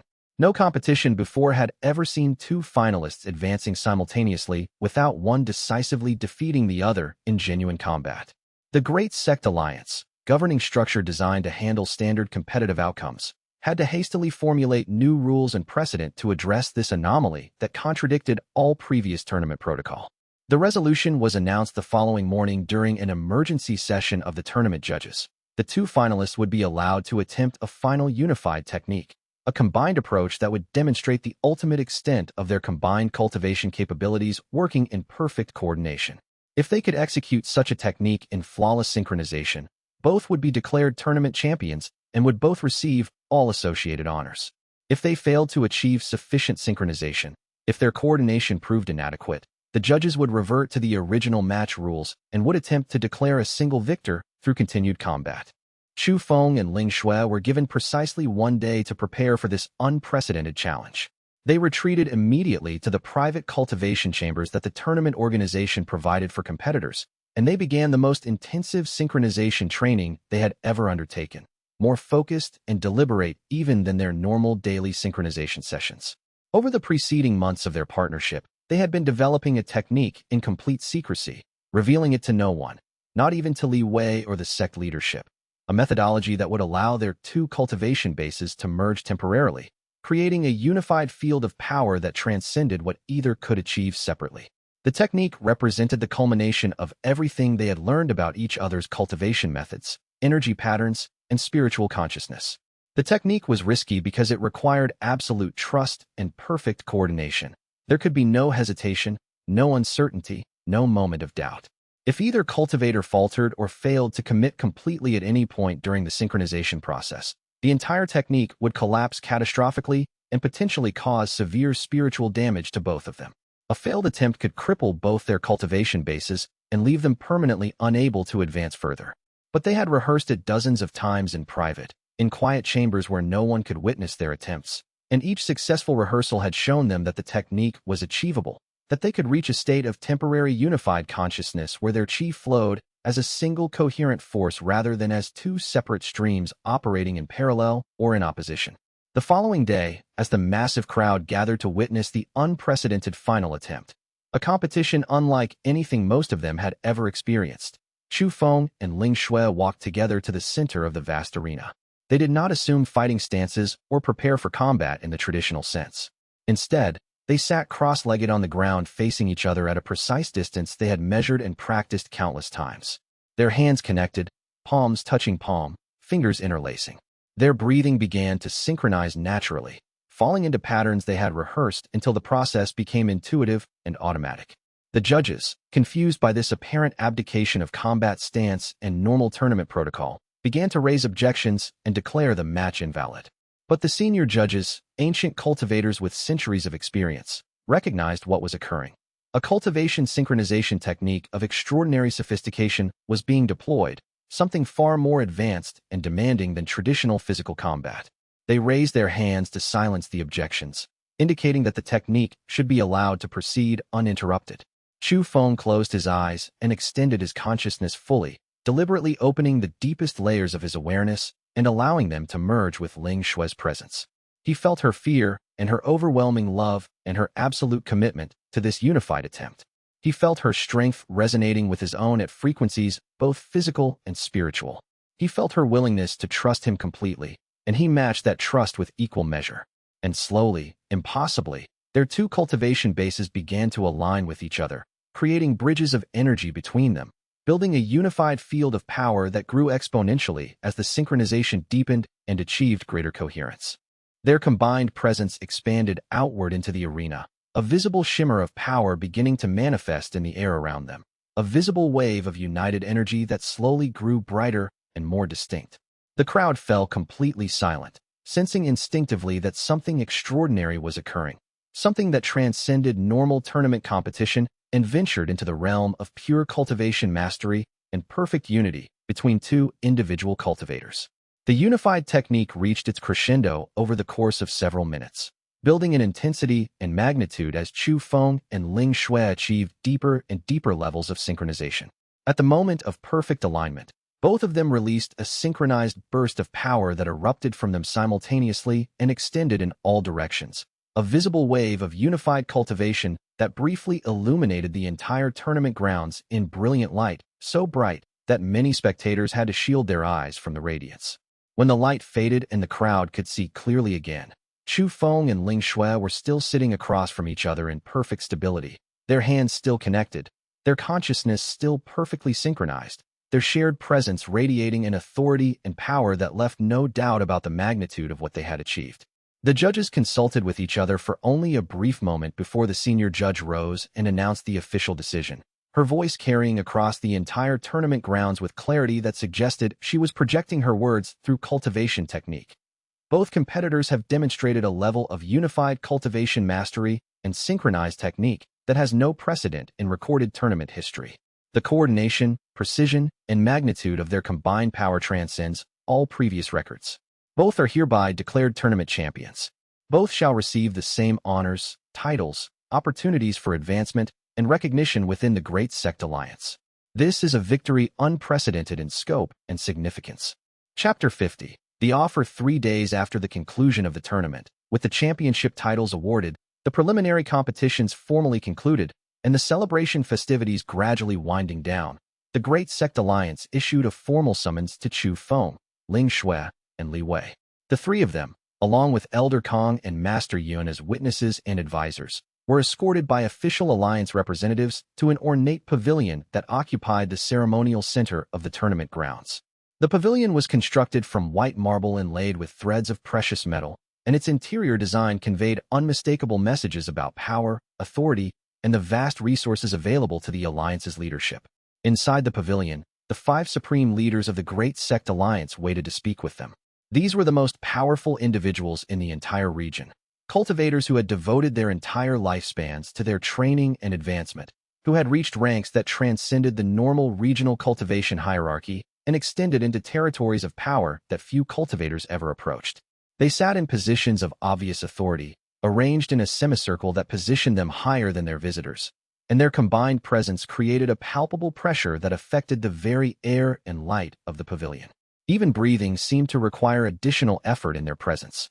The senior leader, an ancient woman named Elder Shun, who appeared to be ancient beyond years, perhaps beyond mere centuries of life, but who carried power that suggested millennia of cultivation practice and refinement, began the formal meeting with ceremony and gravitas. She acknowledged Chu Feng's extraordinary tournament victory, noting the precision with which he had dispensed with every opponent, and she acknowledged Ling Shue's unprecedented synchronized technique with obvious respect and genuine appreciation. You have both demonstrated capabilities and understanding that warrant recognition at the highest levels of our organization, Elder Shin declared, her voice carrying harmonics that suggested her words were reinforced with subtle cultivation technique. The Great Sect Alliance extends formal offers of position to both of you, positions of genuine honor and authority. You would serve as representatives of the United Sects, given substantial authority and resources to pursue cultivation development at an accelerated rate. You would be positioned to advance toward the ranks of true power that exist beyond the provincial boundaries, power that transcends what regional resources and instruction can normally achieve. The offer was genuinely prestigious and carried with it genuine advantages that any cultivator would recognize immediately. Unlimited resources for cultivation supplies and materials, direct training and mentorship under the Alliance's oldest and most powerful masters, access to cultivation techniques and sealed knowledge that were normally restricted to the highest echelons of power and authority within the entire organizational structure. But Master Yun, standing beside them with his expression remaining neutral and unreadable, raised his hand subtly and deliberately, signaling caution and the need for careful consideration before any agreement was finalized.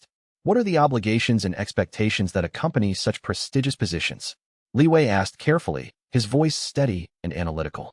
The principle of equivalent exchange suggests that any offer of power of this magnitude comes with corresponding cost and expectation of service or sacrifice. An astute observation, Elder Shun replied with a hint of approval. You would serve the Alliance as specialized troops and representatives.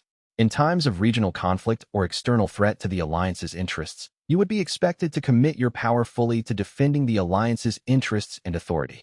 You would also be expected to submit to comprehensive evaluation and assessment of your cultivation techniques and capabilities, so that the Alliance's scholars can record and understand your methodologies for future reference and study.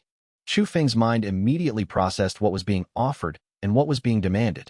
The calculation was clear. The Alliance was offering extraordinary opportunities for advancement and access to resources that would accelerate his power growth significantly, perhaps doubling the speed of his normal cultivation progression. But they were also demanding something far more fundamental. They were demanding that he become, in effect, a property of the Alliance, a valuable resource that could be deployed or evaluated according to the Alliance's needs and interests rather than according to his own will and autonomous decision-making. He glanced at Ling Shui, and she met his gaze with an expression that clearly conveyed her own analysis and concerns.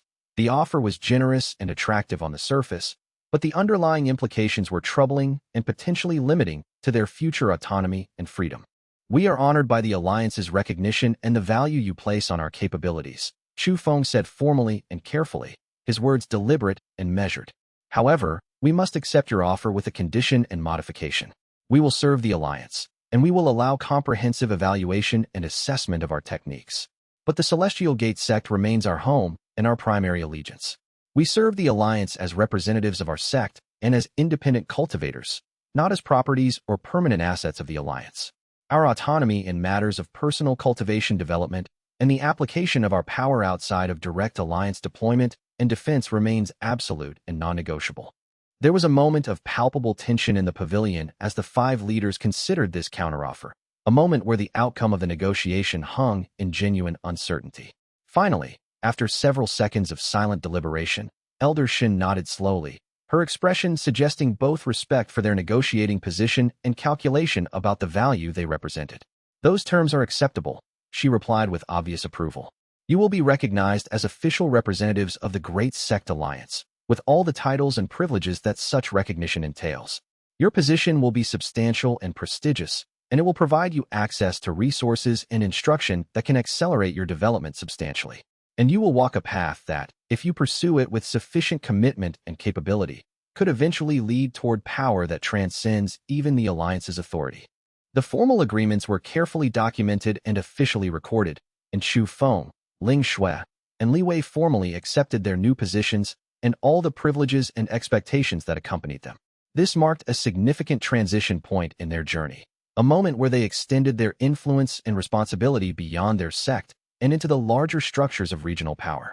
But as they departed the pavilion and walked back toward the tournament grounds to prepare for their return journey to the Celestial Gate sect, Chu Feng felt the weight of understanding something crucial and fundamentally important. The cultivation world was far more complex and politically intricate than he had previously appreciated, and navigating its power structures would require constant vigilance and careful decision-making. Word count check. Batch 2, chapters 46 to 50, equals approximately 6,200 words. Meets minimum of 6,000 words.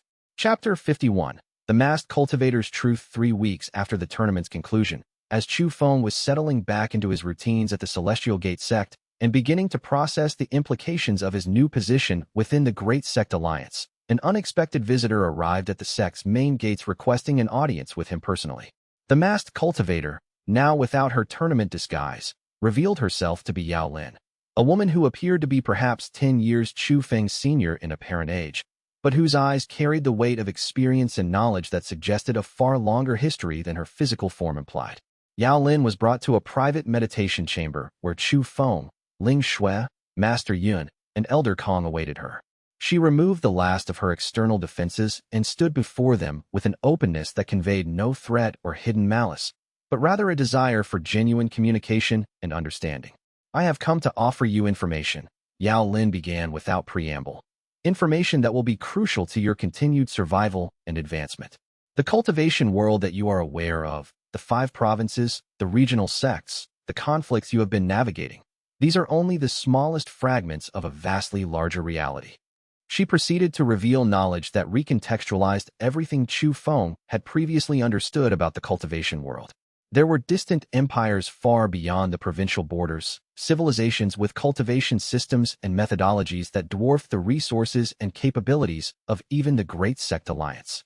There were ancient sects that predated the current civilization by millennia, storing knowledge and power that transcended what the young cultivators of the provinces had even begun to approach. Most crucially, she revealed the existence of the Heavenly Trials, a competition held once every 100 years that drew the strongest young cultivators from across the entire known world. In this competition, individuals from all of the great empires and ancient sects competed against each other, their capabilities tested against standards that made even the Great Sect Alliance tournaments appear primitive by comparison. The Flaw Perception Eye, Yao Lin said, looking directly at Chu Feng, is far more significant than you have yet understood. It is a power that has existed in human history only a handful of times. When it emerges, it draws attention. Some will seek to cultivate you as an asset. Others will seek to destroy you as a threat. Still others will seek to understand you, because your power represents something that transcends their current philosophical understanding of how cultivation should function. And which category do you fall into? Master Yun asked, his ancient eyes studying Yao Lin with the intensity of someone attempting to perceive beneath external appearances. I am an observer, Yao Lin replied. I am part of an organization that watches for the emergence of exceptional talents and capabilities across the entire world. When someone like Chu Feng is identified, we attempt to ensure that they receive accurate information about the scope of the world they inhabit, and that they make informed choices about their future rather than stumbling forward in ignorance. She produced a document, an elaborate scroll written in a language that appeared to shift and transform even as Chu Feng looked at it, the characters refusing to remain in any fixed configuration. This contains information about the next Heavenly Trials, Yao Lin explained, scheduled to occur in 4 years from now. The location, the registration methodology, the expected power levels of the likely competitors. If you wish to advance beyond the provincial boundaries and test yourself against the strongest cultivators in the world, this information will be invaluable. Chu Feng accepted the document carefully, and as he held it, the characters stabilized and became legible, revealing a vast wealth of detailed information about the coming trials and the preparation required to have any hope of competing successfully at that level. Why are you telling us this? Ling Shui asked directly. What do you gain by providing this information? I gain the knowledge that someone with exceptional potential is receiving accurate information rather than being manipulated by those with less altruistic motivations, Yao Lin replied. I gain the opportunity to observe whether someone with the Flaw Perception Eye, someone who can perceive genuine truth beneath layers of deception, will choose to walk a path aligned with authentic understanding or will be led astray by those who would exploit that power for their own purposes. Yao Lin remained with them for 2 more days, answering questions and providing additional context about the larger cultivation world and the nature of the conflicts that extended far beyond provincial boundaries.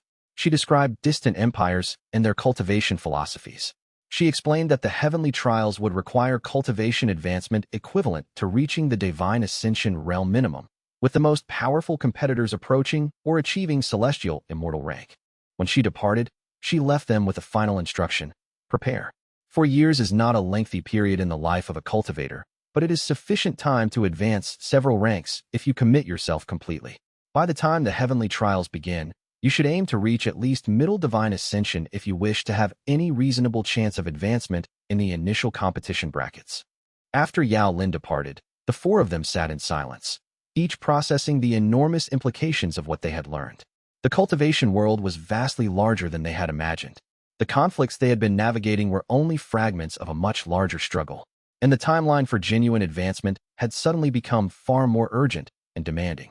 We must schedule the advancement to immortal ascension for you, Master Yin said, looking directly at Chu Feng. But we must also be cautious. Advancement without proper preparation and understanding leads to disaster. We will need to intensify our cultivation training methodology and ensure that your cultivation base is sufficiently robust to handle the accelerated advancement schedule that the heavenly trials will now require. Chapter 52. Immortal Ascension looms over the weeks following Yao Lin's visit. Chu Feng devoted himself to the most intensive cultivation preparation he had yet undertaken. The revelation that the world contained power levels far exceeding anything he had previously encountered, cultivators at levels of advancement he hadn't even known existed, forced him to fundamentally recalibrate his understanding of what it meant to be strong and what advancement truly required. If the regional power hierarchy was only a tiny fragment of the larger cultivation world, then his path forward needed to extend far beyond what he had previously planned. Immortal Ascension was the 5th rank in the cultivation hierarchy, the point at which a cultivator began to transcend mortal limitations and approach the conceptual territory of true immortality. At this level, physical form became secondary to consciousness, and a cultivator's true power was no longer bound to the confines of flesh and bone. The advancement from nascent soul to immortal ascension was profound and transformative, requiring not just the accumulation of greater chi reserves, but a fundamental restructuring of how consciousness interfaced with power, how awareness could exist independently of physical location, and how the essential self could be separated from the body that had housed it for the entirety of previous existence. Master Yun established a specialized training regimen focused on preparing Chu Feng for this advancement with an intensity and focus that the ancient elder had never applied to any previous student. The training involved meditation processes designed to expand consciousness beyond the boundaries of physical perception, exercises where Chu Feng would practice projecting his awareness outward, maintaining coherence and control even as his consciousness extended kilometers away from his body. The training included cultivation methodologies meant to strengthen the fundamental structures that supported power accumulation, particularly the subtle spiritual channels that would eventually serve as the pathways for consciousness to exist independently. And it incorporated extensive philosophical study intended to ensure that Chu Feng understood the conceptual underpinnings of immortal ascension before he attempted to achieve it. Why consciousness needed to separate, what dangers awaited a consciousness unmoored from physical form, and how to maintain identity and purpose when the fundamental distinction between self and world began to dissolve. Ling Shui and Li Wei, perceiving the intensity with which Chu Feng was approaching his preparation, joined the intensive training with equal commitment. Each of them was working to advance themselves as rapidly as possible while maintaining the stability and integrity of their cultivation bases, a delicate balance that required constant vigilance and careful adjustment. The 3 of them spent nearly every waking moment engaged in synchronized practice, meditation, and strategic development. During the day, they would train together in the sect's practice grounds, each pushing the others toward greater refinement and capability. In the evenings, they would engage in group meditation where their consciousness would synchronize, allowing them to support each other's cultivation and share insights and awareness across the boundaries of their individual minds. 8 weeks into the intensified training regimen, Chu Feng felt the advancement approaching with absolute certainty. His nascent soul, which had remained stable and robust through months of completion and refinement, was now ready to undertake the transformation that would elevate it to immortal ascension consciousness. He could feel the pressure building in his cultivation base, like a vessel slowly filling with boundless power that eventually would need to overflow and transform into new structures and new forms of awareness. The process would require him to separate his consciousness entirely from his physical body, creating a unified field of awareness that could exist independently of flesh and mortality, a transformation so fundamental that few cultivators ever successfully attempted it. Chu Feng informed Master Yun and his companions that he was ready to begin the advancement. The evening before entering closed cultivation, the three of them stood together on the highest tower of the sect, watching the sun descend below the distant mountains and speaking about what the next phase of their lives would mean. When you emerge from closed cultivation, Ling Shui said, her hand finding his in the gathering darkness, you will be fundamentally changed. Your consciousness will exist in a way that none of us can fully understand until we experience it ourselves. Promise me that you will remember us, that our bond will remain even after your consciousness has been transformed. Chu Feng pulled her close, feeling the warmth of her presence and committing the sensation to memory, understanding that she was right. After his advancement, his perception and experience of the world would be entirely transformed. I promise, he said quietly. Nothing, no advancement, no transformation, will ever change what you and Li Wei mean to me. Chu Feng entered closed cultivation in the sect's most secure meditation chamber 3 hours before dawn.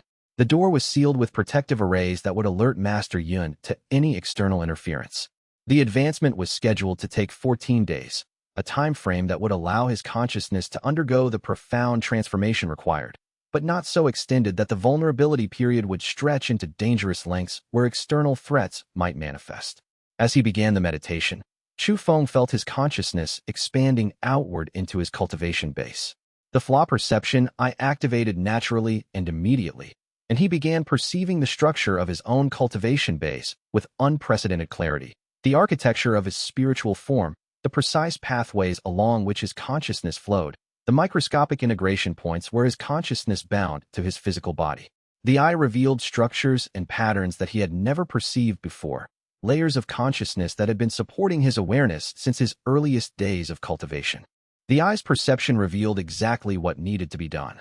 The consciousness had to be carefully separated from the physical body without causing damage to either, and the now independent consciousness had to be stabilized and integrated with the surrounding cultivation environment so that it could function and persist without the anchoring presence of physical form.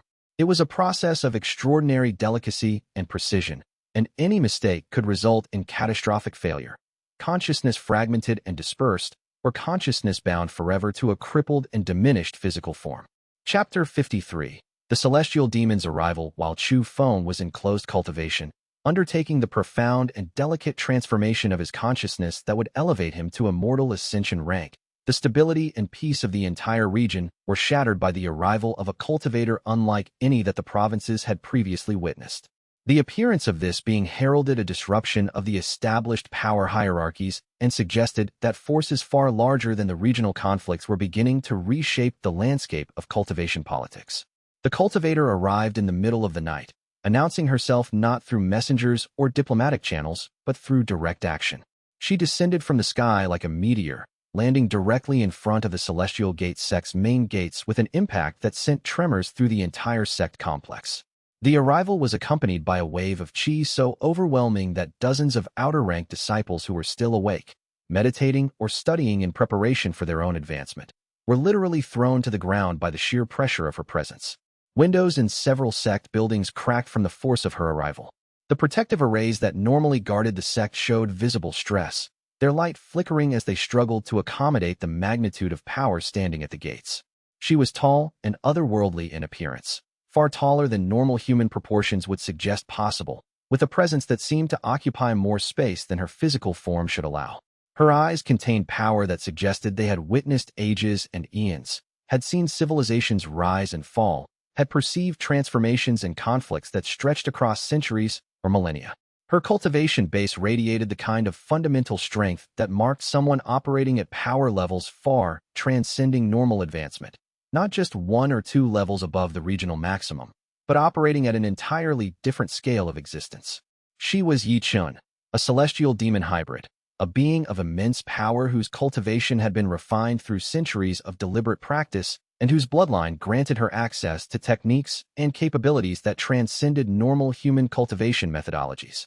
Her very presence suggested that she operated according to different principles than those that governed human and normal cultivator advancement.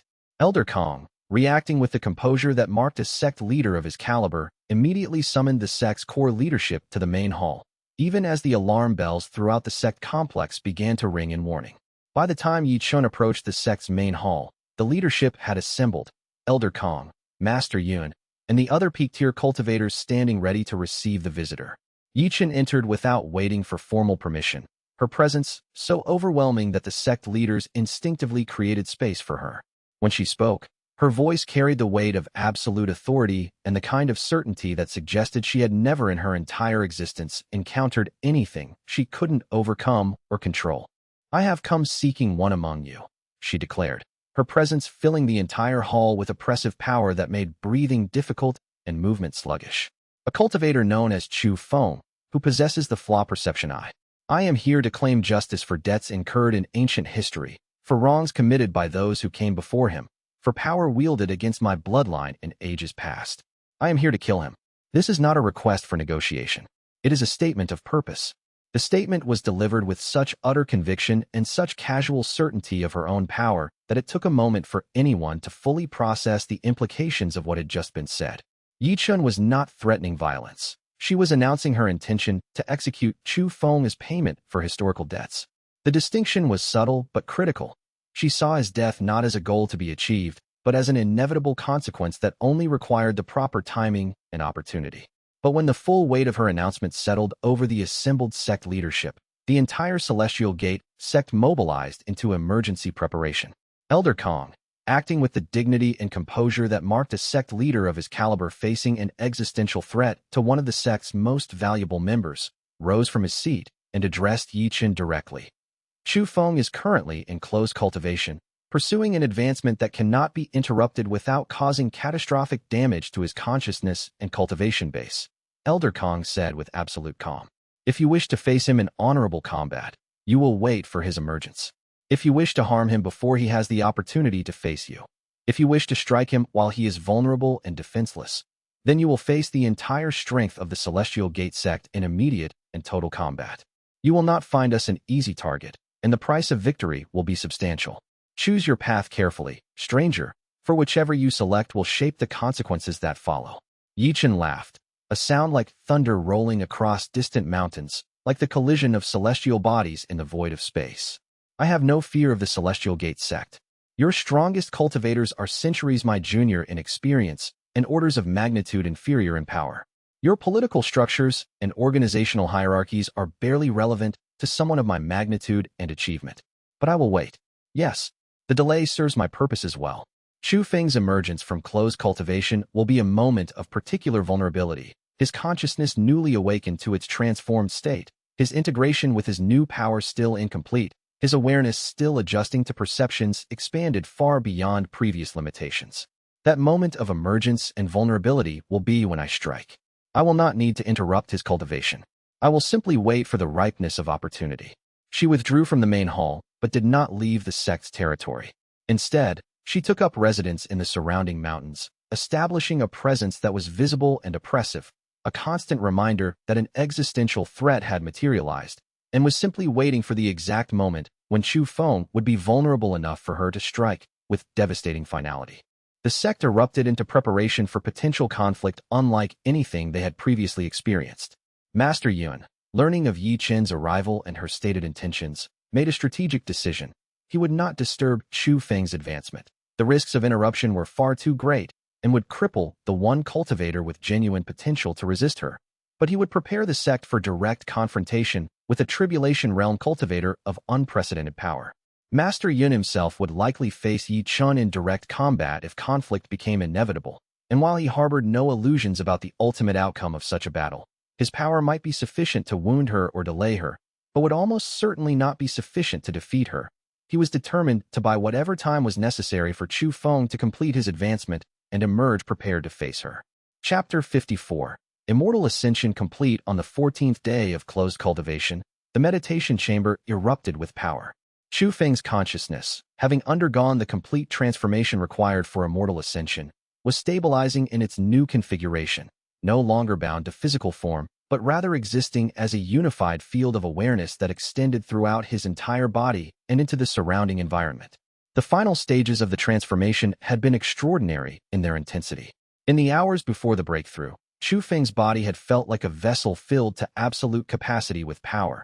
Every meridian, every energy center, every fragment of his cultivated consciousness burning with radiance that threatened to explode outward. The moment of transition had come when his physical form could no longer contain the magnitude of what he had become, when the constraints of nascent soul cultivation became fundamentally inadequate to house the depth of his power and awareness. In that moment of breakthrough, the walls of his meditation chamber had actually cracked from the pressure of his ascending qi. The ground beneath him had fractured into a radial pattern extending several meters outward. And within his consciousness, something that had always been dual, the distinction between mind and body, between inner awareness and external manifestation, had suddenly unified into a seamless whole. When Chu Feng opened his eyes and rose to his feet, the physical transformation was evident. His body appeared lighter, almost luminous, his presence radiating power that extended beyond his physical boundaries. His skin carried the faint shimmer of accumulated spiritual energy, and when he moved, the air itself seemed to part in recognition of the magnitude of what stood before it. He had transcended the mortal limitations that had defined nascent soul cultivation and entered the realm where true immortality became conceptually possible. The sensation of his new power was intoxicating. With every breath, Chu Feng could feel the fundamental nature of the world around him. The way qi flowed through stone and water and living wood. The way pressure and force moved through space. The way the boundary between his consciousness and the external world had become far more permeable than ever before. In nascent soul cultivation, he had been aware of qi. In immortal ascension, he was qi, in a way that transcended mere manipulation or control. Chu Feng emerged from the meditation chamber to be greeted by an immediately convened emergency assembly of the sect leadership. The gathered elders and master cultivators instinctively took several steps backward when he entered the chamber, responding at a visceral level to the magnitude of power now radiating from him. Within moments, he was informed of Yi Qin's arrival and her threats. Rather than expressing shock or uncertainty, Chu Feng simply nodded as if he had anticipated exactly this development. "I am ready," he said calmly, his voice carrying new harmonics that seemed to resonate through the very stone of the buildings around him. "If this demon has come to challenge me, I will face her. But I will do so on my terms and on the sect's terms. The battle will not occur within our walls. We will meet her in the open territory beyond the sect's boundaries, where her destructive power cannot threaten those who cannot defend themselves." Ling Shui and Li Wei, learning that Chu Feng had emerged and that confrontation with Yi Qin was imminent, immediately moved to his side. Ling Shui's first reaction upon seeing him was a sharp intake of breath. She had known intellectually that his advancement would transform him, but the reality of his presence was far more overwhelming than she had anticipated. Yet she recovered quickly, moving forward to embrace him, and Chu Feng felt the familiar comfort of her presence grounding him in the emotional reality of their connection even as his spiritual consciousness expanded into new and unfamiliar dimensions.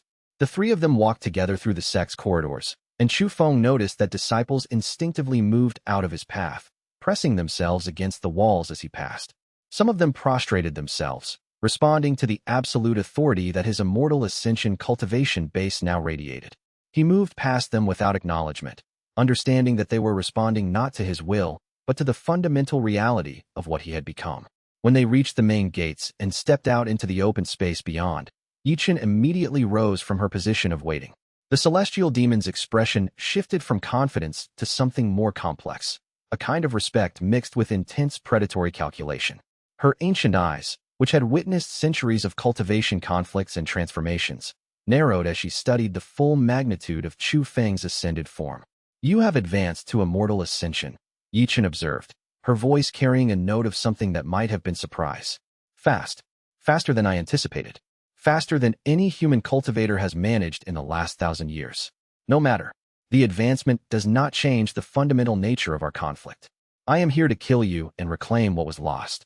Yet Chu Feng perceived something in her expression that suggested uncertainty, a momentary fracture in her absolute confidence. The Flaw Perception Eye was already analyzing her stance, her chi flow, the microscopic hesitations in her posture.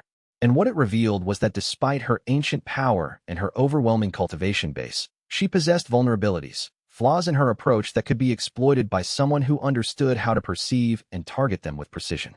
Chapter 55. The confrontation between Chu Feng and Yi Chun began not with immediate combat and physical assault, but with a profound dialogue that revealed vast depths of history and ancient connection that neither of them had anticipated or expected to discover. Yi Chun explained in detail that the Flaw Perception Eye was not unique or unprecedented in human history. It had existed in the world before, wielded by a cultivator of remarkable power who had lived thousands of years in the distant past. That ancient cultivator who had carried the eye had been deeply connected to an ancient tragedy that had cost Yi Chun's bloodline dearly. The tragedy had resulted directly in the death of someone she had loved with profound depth and the corruption of her entire family line through a supernatural curse of devastating power. The eye has emerged again, Yi Chun said, her voice carrying the crushing weight of millennia of accumulated grief and rage, her ancient eyes containing the pain of countless failures and losses. And it has emerged in a human body rather than in one of the elder races. For that fact alone, you must die. I am bound by blood oath and supernatural compulsion to ensure that anyone who carries that power is destroyed completely before it can cause the same cataclysmic devastation it caused in antiquity. But as they spoke and Yi Chun revealed the depths of her ancient curse, Chu Feng's Flaw Perception Eye was simultaneously examining Yi Chun's presence with absolute and penetrating clarity. And what he perceived was not a threat that existed because of the eye's inherent danger and destructive potential, but rather a being trapped within constraints of her own creation, bound by ancient curses and obligations that she perpetuated and reinforced through her own continued belief in them and her acceptance of their necessity. The curse you carry, Chu Feng said quietly, his voice gentle but carrying absolute conviction. The one that compels you to hunt and destroy anyone with the eye. That curse is not an external force that operates upon you against your will. It is something you have internalized over millennia and made the core component of your identity. It has become so much a part of you that you can no longer distinguish between the curse and your own autonomous will. But you are powerful enough to break free from it, if you chose to do so with sufficient commitment. The revelation seemed to strike Yi Chun with unexpected and destabilizing force, a realization that cut to the very core of her existence and identity. She stared at Chu Feng as if seeing him for the first time, as if suddenly perceiving a dimension of reality that had previously been invisible to her. Her expression became complex and layered, anger mixed with profound anguish mixed with something approaching hope and the possibility of liberation. I will face you, she said finally, her voice carrying notes of uncertainty and something approaching vulnerability. Not because I must kill you to satisfy an external obligation, but because I must know whether you are truly different from the one who came before. If you can defeat me without destroying me completely, if you can break my curse through means other than death and annihilation, then perhaps I have been fundamentally wrong about what must be done and what must be sacrificed. The fight that followed was unlike any combat that had previously occurred in the history of the region. Ling Shui and Li Wei did not intervene passively as they had in previous matches. They stood ready to support if Yi Chun employed techniques designed to cause permanent harm to Chu Feng. But they allowed Chu Feng to engage with her directly and completely, to test his immortal ascension power against a being of far greater temporal experience and power. Yi Chun's demonic techniques were truly devastating in their manifestation. Her centuries of deliberate cultivation practice had refined her power into methodologies of extraordinary sophistication and destructive capability.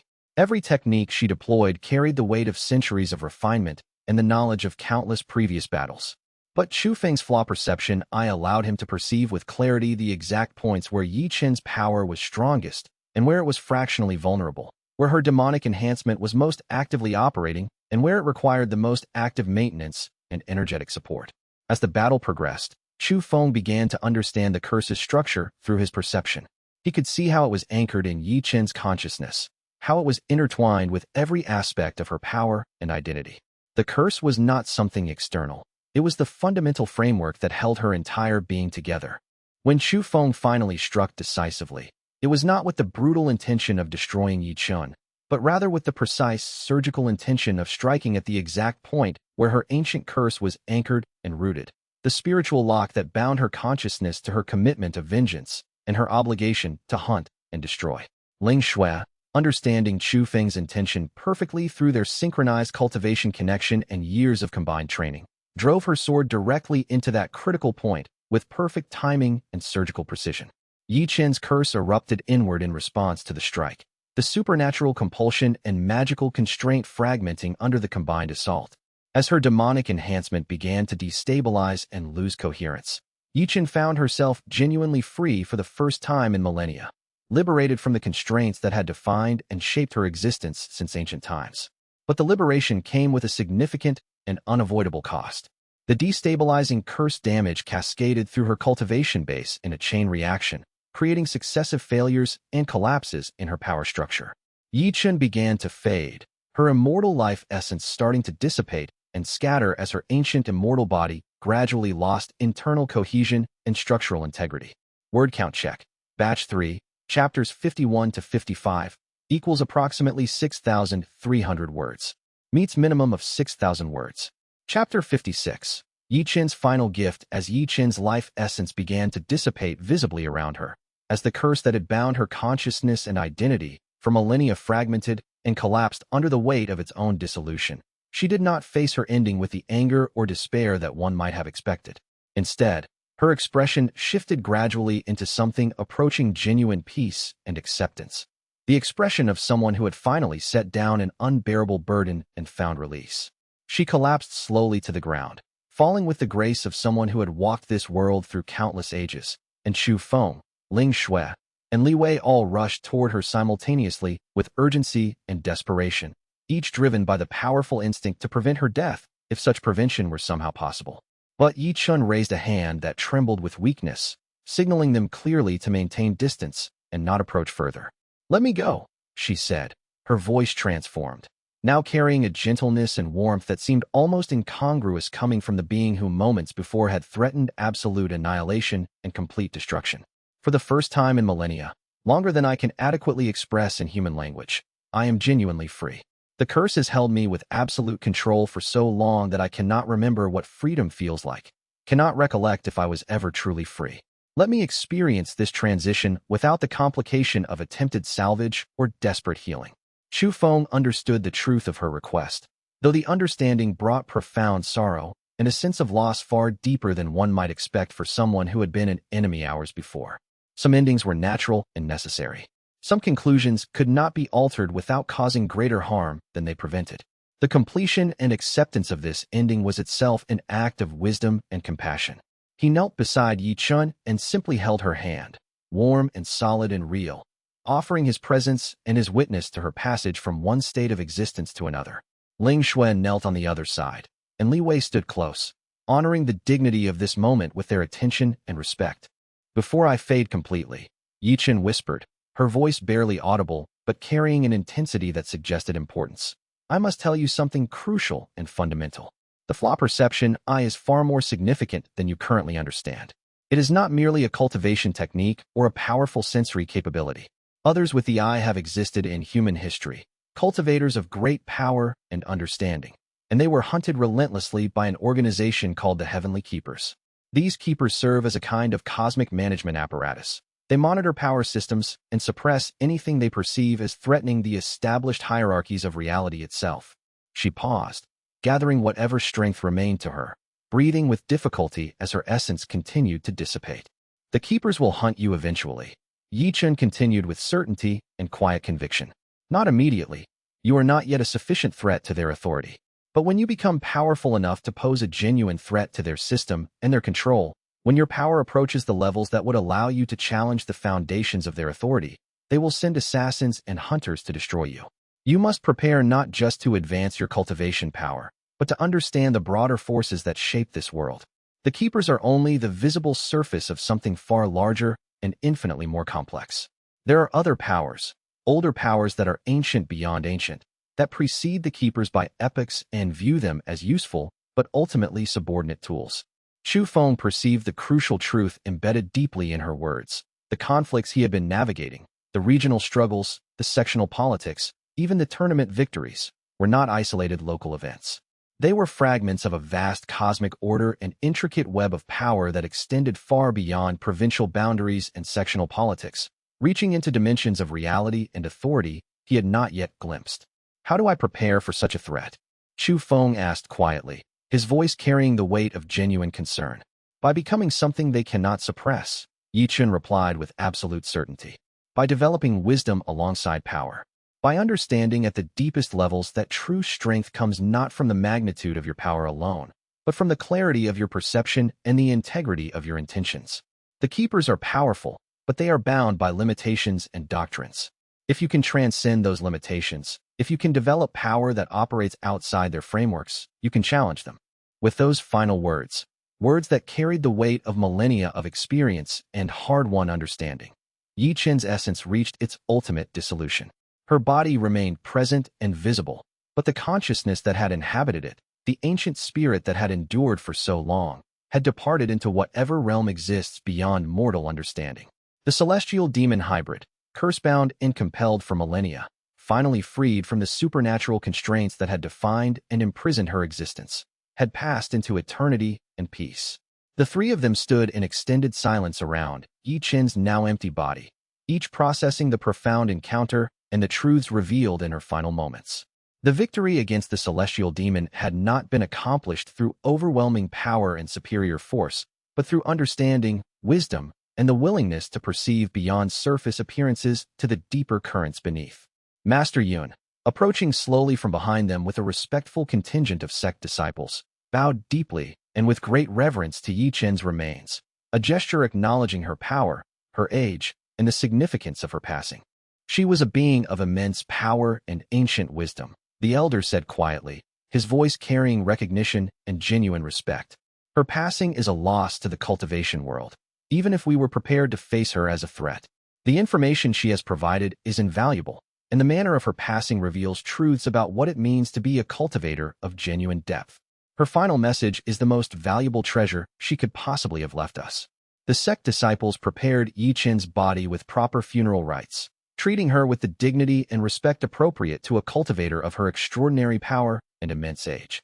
As the body was being readied for spiritual disposition and preparation, Chu Feng felt something shifting fundamentally within his own cultivation base, a profound spiritual surge that seemed to come from the acceptance of Yi Chen's passing and the integration and internalization of her final wisdom into his own consciousness.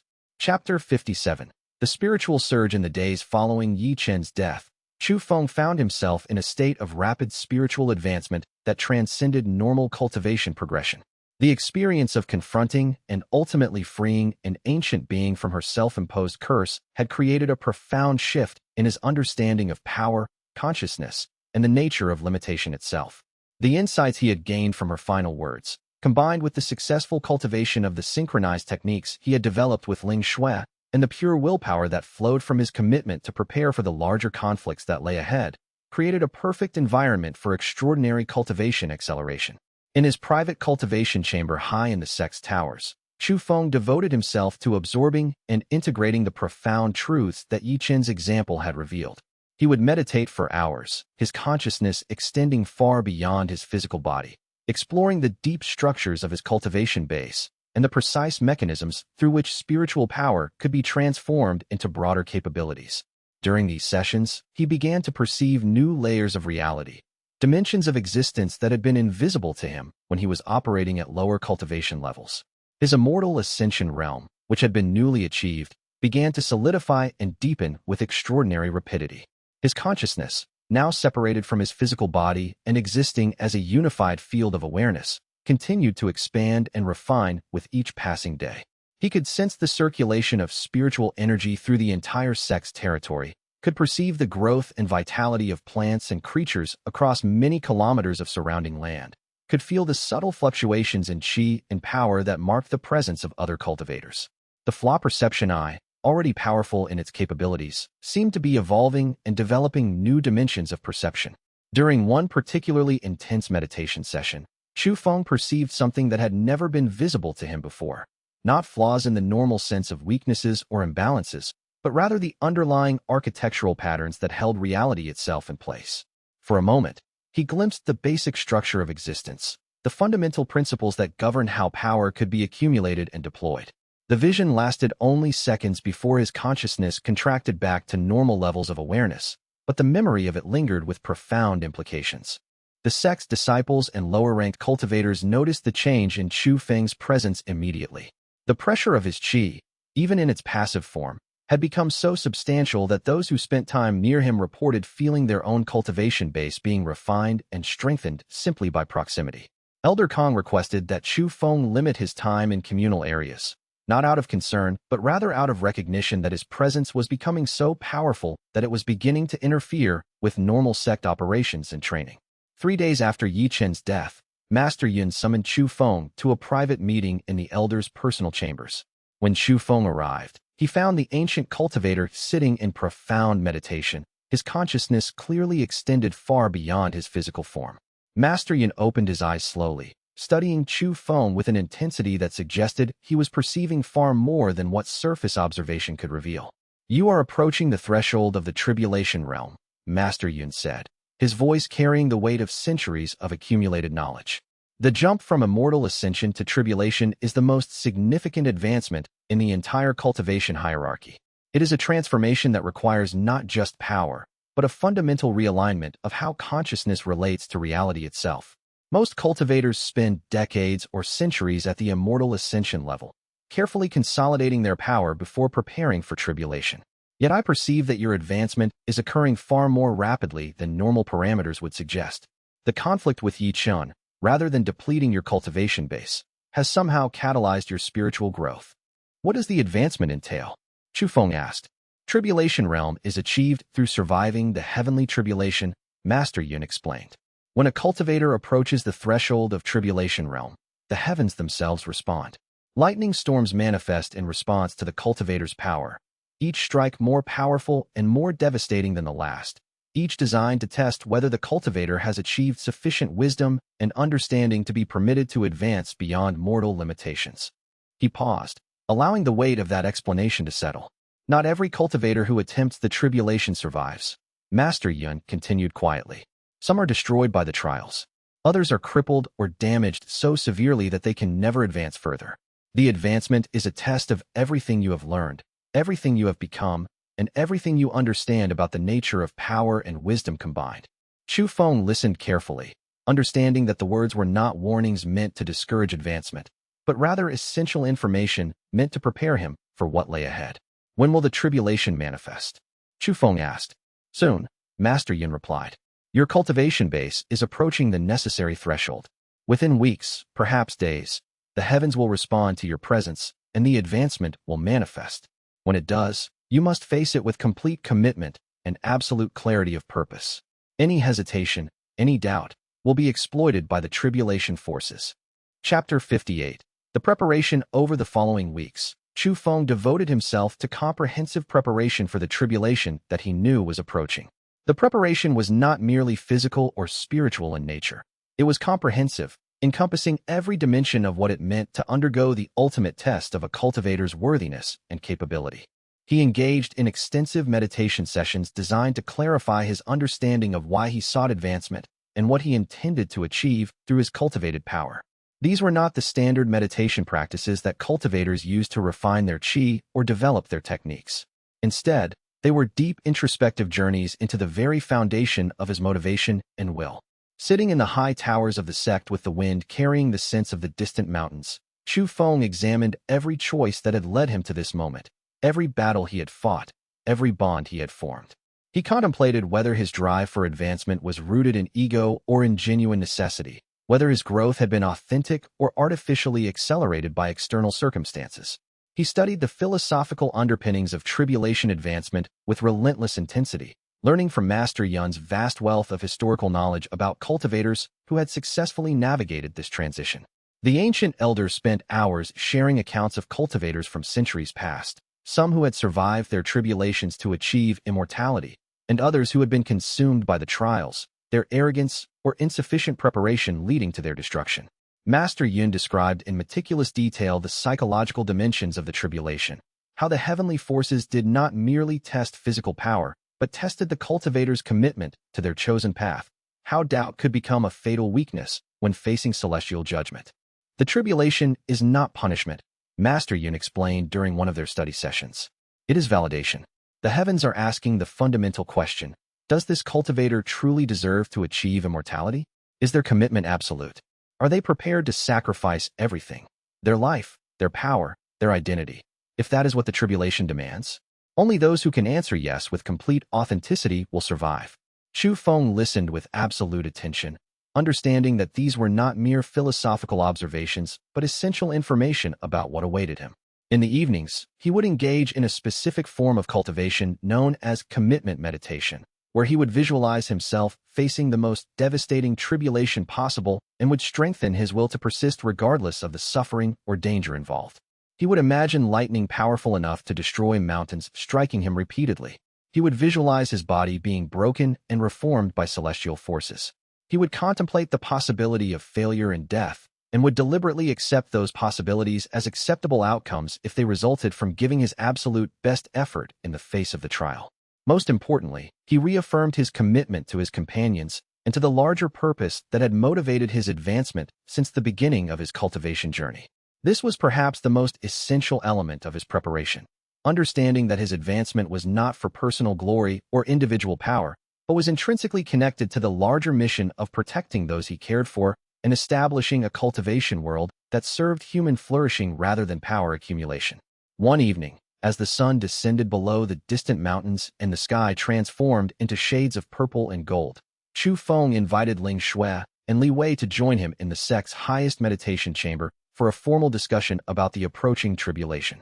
The advancement I am pursuing, Chu Feng said, his voice carrying the weight of profound conviction, is not about personal power or individual dominance. It is about developing the capability to protect those I care for, to resist the threats that emerge from beyond provincial boundaries, and to build a future where cultivators can develop their power according to their own will rather than serving the interests of those who would manipulate them. If I do not achieve this advancement, the Crimson Cloud sect and other hostile forces will continue to encroach on our territory. The Heavenly Keepers will continue their expansion, and eventually, the choice to follow our own path will be taken from us by force. Ling Shui and Li Wei listened with solemn expressions, understanding the profound responsibility that lay behind those words, the weight of knowing that Chu Feng's advancement was not a personal ambition, but a necessity for the survival and freedom of everyone connected to him. Whatever comes during the tribulation, Ling Shui said, speaking with absolute certainty and with the unshakable confidence that had defined her since their first encounter, you will not face it alone. We will be present, not to intervene in what must be your personal trial, but to support you and to be prepared to respond to any threat that might emerge in the wake of your advancement. Whatever tribulation the heavens send, you will face it knowing that we stand behind you without hesitation or reservation. Li Wei nodded in agreement, his expression carrying the depth of loyalty and commitment that had defined their brotherhood since its earliest inception. I have seen you overcome challenges that were thought impossible, Li Wei said quietly. I have watched you discover flaws in opponents that appeared unbeatable. I have no doubt that whatever comes, you will transcend it. That is simply the nature of who you have become. The three of them stood together at the window of the meditation chamber, looking out at the vast landscape of mountains and valleys that stretched before them. And in that moment, Chu Feng felt the absolute certainty that whatever trials lay ahead, he would face them with the strength that came from knowing he was not walking the path alone. Chapter 59. The Heavenly Judgment. The tribulation manifested on a clear morning when Chu Feng had advanced to the absolute threshold of immortal ascension completion, his consciousness on the verge of achieving full stabilization in its transformed state.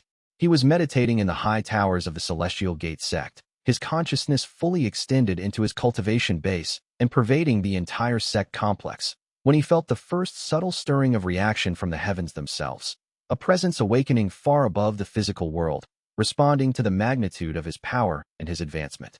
The sky above darkened with unnatural speed, clouds gathering and coalescing with supernatural rapidity, forming a massive storm structure that seemed to occupy the entire visible heavens.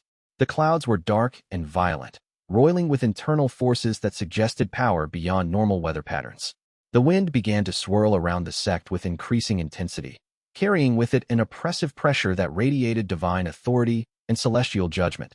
The unmistakable sense that the heavens themselves had noticed his advancement and were preparing a response. The first lightning strike descended from the clouds with virtually no warning, arriving almost before Chu Feng's consciousness could register its approach. The bolt of electricity was so powerful that it left an afterimage burned into the sky, a temporary scar in the very fabric of reality created by the sheer magnitude of the tribulation energy. The bolt struck the highest point of the sect's central tower, and the impact created an explosion of energy that lit the entire mountainous region with the brightness of multiple suns. Chu Feng rose calmly from his meditation despite the searing pain radiating through his body, and he walked deliberately to the highest point of the sect's main tower, positioning himself to face the tribulation directly without endangering the sect's structures or its disciples. Every movement carried the authority of absolute certainty. He knew this tribulation was inevitable, and he knew that facing it directly was the only path forward.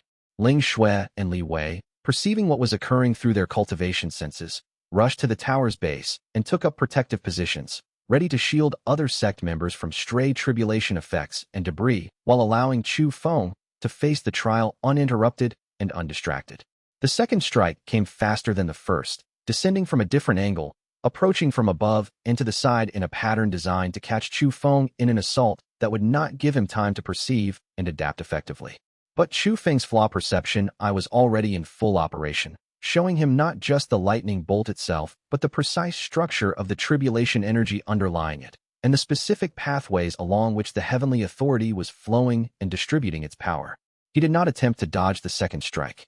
Instead, he stood directly in its path and allowed the tribulation energy to strike him directly, accepting the full force of its impact. The collision drove him to his knees with bone-breaking force, every nerve in his body screaming in agony as the celestial power coursed through him like liquid fire. The pain was unlike anything he had experienced before. Not physical pain in the traditional sense, but rather the sensation of his entire being tested and refined by forces that operated at scales far beyond normal existence. But his cultivation base, refined through months of intentional preparation, held firm and intact, absorbing and processing the tribulation energy rather than being destroyed by it. The energy flowed through him, and instead of obliterating his consciousness, it integrated with him, adding its fundamental nature to his own. The third strike came within seconds of his recovery, and he was barely upright when the fourth arrived. The fifth came before he had fully stabilized himself. The tribulation intensified with each successive strike, the heavenly authority escalating in both power and sophistication, with each new attack designed to exploit potential weaknesses revealed by previous strikes. But Chu Feng's consciousness remained steady and unshaken throughout the assault, his Flaw Perception Eye continuing to analyze the structure and architecture of the attacks, his understanding of the tribulation deepening and expanding with each moment of exposure and resistance. After the ninth strike, a moment of pause and respite occurred, a brief window where the tribulation energy retreated and withdrew, gathering itself for a final concentrated assault of overwhelming magnitude. In that moment of reprieve, bleeding and battered but still conscious and aware, Chu Feng perceived something crucial and transformative. The tribulation was not attempting to destroy him, but rather to test him. The attacks were meticulously calibrated to challenge his understanding of power and force him to develop greater depth of perception and mastery. The heavens were not his enemy. They were his examiner, assessing whether he had achieved the wisdom and capability necessary to operate at higher levels of existence. The 10th and final strike descended not from a single point in the sky, but from multiple directions simultaneously, a convergence of tribulation energy that was designed to overwhelm any defense or positioning strategy that might be attempted. It was the ultimate test, the final judgment that would determine whether Chu Feng had achieved sufficient wisdom and power to merit advancement to Tribulation Realm, or whether the trial would consume him and restore balance to his failure. Chapter 60. The awakening. Chu Feng did not defend against the final tribulation strike, the convergence of celestial power descending from multiple directions simultaneously. Instead, he made a deliberate choice to open himself completely to the celestial power, to accept the full magnitude of the heavenly authority directly into his cultivation base and his consciousness without resistance or attempt to deflect. He stood with his arms outstretched, his eyes open, his entire being exposed to the converging tribulation forces. The impact was beyond description, a sensation that transcended normal experience and ventured into territory that seemed to threaten complete dissolution and annihilation of everything he was. Every atom of his physical body screamed in agony. Every layer of his consciousness felt like it was being torn apart and incinerated by forces operating at scales far exceeding his capacity for endurance. The pain was so overwhelming that it seemed to erase the distinction between himself and the forces assaulting him. For a moment, there was only agony, only dissolution, only the absolute certainty of cessation and ending. But as the tribulation energy fully integrated with his consciousness and his cultivation base, as the celestial power completed its penetration of every layer of his being, something extraordinary and profound occurred. The pain transformed, the agony inverted. His understanding of the world, of power, of the nature of limitation itself, underwent a fundamental and permanent shift. What he had perceived as destruction revealed itself to be transformation. What he had experienced as annihilation revealed itself to be refinement and transcendence.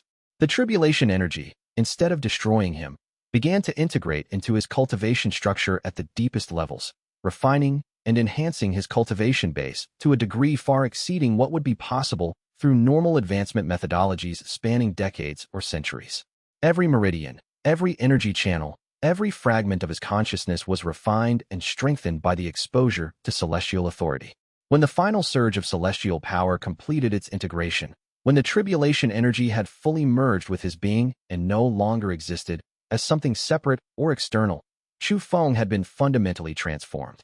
He had achieved tribulation realm, the sixth major rank in the complete cultivation hierarchy. His presence radiated power that transcended immortal ascension cultivation by orders of magnitude. His consciousness now extended far beyond his physical body through multiple simultaneous dimensions of awareness, capable of perceiving and influencing the world through pathways and methodologies that had been inaccessible at lower cultivation levels. When Chu Feng opened his eyes and became aware of his surroundings once more, he found himself suspended above the tower platform, his physical form glowing with radiance that seemed to contain captured portions of the tribulation lightning itself. The clouds still swirled around him, but now responded to his presence with deference rather than assaulting it. They recognized his ascended state and adjusted their patterns accordingly. The tribulation had concluded. The heavenly judgment had been rendered. He had survived, had transformed completely, and had ascended beyond his previous limitations. As he descended back toward the tower platform, his descent controlled by deliberate application of his new cultivation power, Ling Shui and Li Wei rushed to meet him with urgency and concern. They checked carefully for injuries, assessing his condition and his state of being. But Chu Feng appeared not merely unharmed, but transformed. His body glowed with the subtle luminescence that marked someone who had survived tribulation and achieved tribulation realm. His presence radiating an authority and power that made even his closest companions instinctively step backward slightly. In the moments following his emergence from the tribulation trial, Chu Feng felt something else shifting in his perception with the force of recognition. The Flaw Perception Eye, already extraordinary in its capabilities and having already evolved multiple times throughout his cultivation journey, seemed to have evolved once again, transformed and deepened by the tribulation experience. He could perceive not just physical flaws and weaknesses in cultivation techniques, but something far more fundamental and comprehensive. The underlying nature of reality itself seemed to be revealing its basic architecture and fundamental structure, showing him the intricate principles and patterns that governed existence at the deepest levels. Master Yun emerged from the sect chambers where he had been maintaining protective barriers during the tribulation, his ancient expression showing profound satisfaction and recognition of what had been achieved.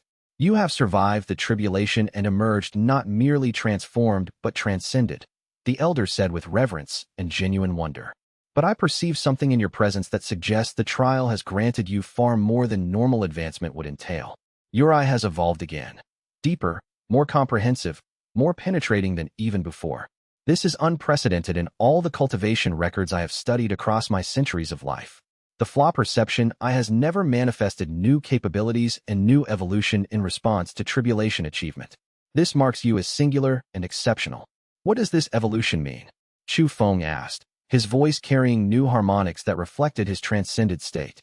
It means the eye recognizes that you have proven yourself capable of perceiving and surviving challenges at levels far exceeding normal expectation or precedent. Master Yun replied with profound gravity. It means you are being prepared for something vast and truly significant. something that transcends the provincial conflicts and sectional politics that have occupied your path until now, and touches upon fundamental truths about the nature of cultivation, power, and reality itself. In the distance, from a mountain far beyond the sect's territories and boundaries, a figure emerged from concealment and observed the tribulation manifestation and the lightning dissipating. The figure, cloaked in mystery and clothed in darkness, spoke quietly and deliberately to an invisible presence that seemed to listen with complete attention. The tribulation survivor has emerged. He is the one we have been waiting for. The cultivation world has finally produced someone with the genuine potential to challenge the established order and the ancient hierarchies of power. Send word to the Sage Council. The time of preparation and training is ending. The time of genuine confrontation with the forces that have structured cultivation politics for millennia is approaching. The figure vanished into the darkness with a speed that transcended normal movement, leaving only the faint echo of their presence as the night sky returned to its normal peaceful state. Chu Feng, standing atop the tower and feeling the profound weight of his new power and the immense responsibility it represented, understood with absolute and unshakable certainty that his journey had irrevocably entered a new phase. The provincial conflicts and sectional politics that had defined his cultivation path until this moment were about to give way to confrontations with forces operating at scales and levels far exceeding what he had previously imagined or encountered. The path ahead was vast, uncertain, and filled with challenges that would test every aspect of his being and his understanding. But he was ready to walk it forward with complete conviction and commitment, with Ling Shui at his side, with Li Wei's unwavering loyal support, with Master Yun's ancient wisdom and guidance, and with the evolving power of the Flaw Perception Eye illuminating the way forward. The current arc of his journey was complete, but the greater journey extending into the distant future had only just begun. Word count check. Batch 4, chapters 56 to 60, equals approximately 6,100 words. Meets minimum of 6,000 words. Chapter 61. The war begins. The message arrived in a sealed envelope bearing the seal of an organization Chu Feng had only heard whispered about in legend and ancient texts, the Heavenly Keepers. The letter was brief, its language formal and absolute, offering no room for negotiation or alternative interpretation. Chu Feng of the Celestial Gate sect, it read. Your possession of the Flaw Perception Eye marks you as a liability to the cosmic balance maintained by the Heavenly Keepers for 10,000 years. You are summoned to present yourself at our headquarters within 30 days' time. Submit your eye for binding and control, or be marked for annihilation across all realms. This is not a request. This is decree. The letter was signed simply, the Council of Keepers. The paper itself seemed to radiate wrongness and ancient authority. When Chu Feng touched it with his bare hand, he felt the weight of countless centuries pressing down upon him, not through physical force, but through the sheer accumulated presence of an organization that had shaped cultivation history itself. The message was not merely written on parchment. It was woven through with formations that allowed it to carry the presence and authority of its senders across dimensional boundaries. Master Yun received the message in the meditation gardens, surrounded by the natural beauty of morning flowers and the tranquil flow of the sect's inner cultivation wells. Despite the peaceful setting, his reaction was anything but serene. His weathered face darkened, his jaw clenched with a tension that spoke of old struggles and painful memories long suppressed. For a long moment, he simply stared at the message without speaking, his breath steady but his eyes distant with contemplation. Then he called for Chu Feng. Master Yun read the message in complete silence, his weathered face growing darker and more grave with each word his eyes processed. When he finished, he placed the letter carefully on his meditation table and sat in profound stillness for nearly half an hour, his consciousness reaching out through meditation toward distant connections and hidden networks that had remained dormant for decades. His aura flickered and dimmed as he touched those networks, and Chu Feng could sense the cascade of communication flowing outward, warnings, signals, long-hidden plans finally being activated after years or decades of patient waiting. When he finally opened his eyes and looked at Chu Feng, the old master's expression was one of grave determination mixed with something that might have been resignation, as if he had been waiting for this moment his entire life and was both relieved that it had finally arrived and terrified of what it would cost. This is what I have been secretly preparing for since the moment you first manifested the Flaw Perception Eye, Master Yun said quietly. The Heavenly Keepers are not a myth or merely a legend passed down through cultivation history. They are real, ancient beyond measure, and they have maintained a monopoly on power and cosmic governance for longer than human civilizations have existed.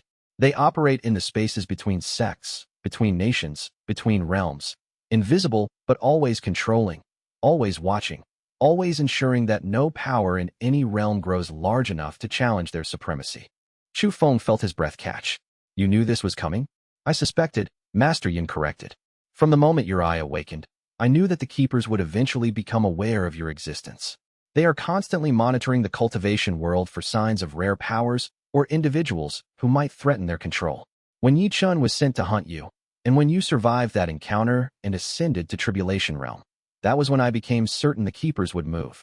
I have spent the decades since I myself was discovered by them, coerced into their service and forced to pledge obedience or face annihilation, building a network of resistance and preparation. How many of them are there? Chu Feng asked. And how powerful?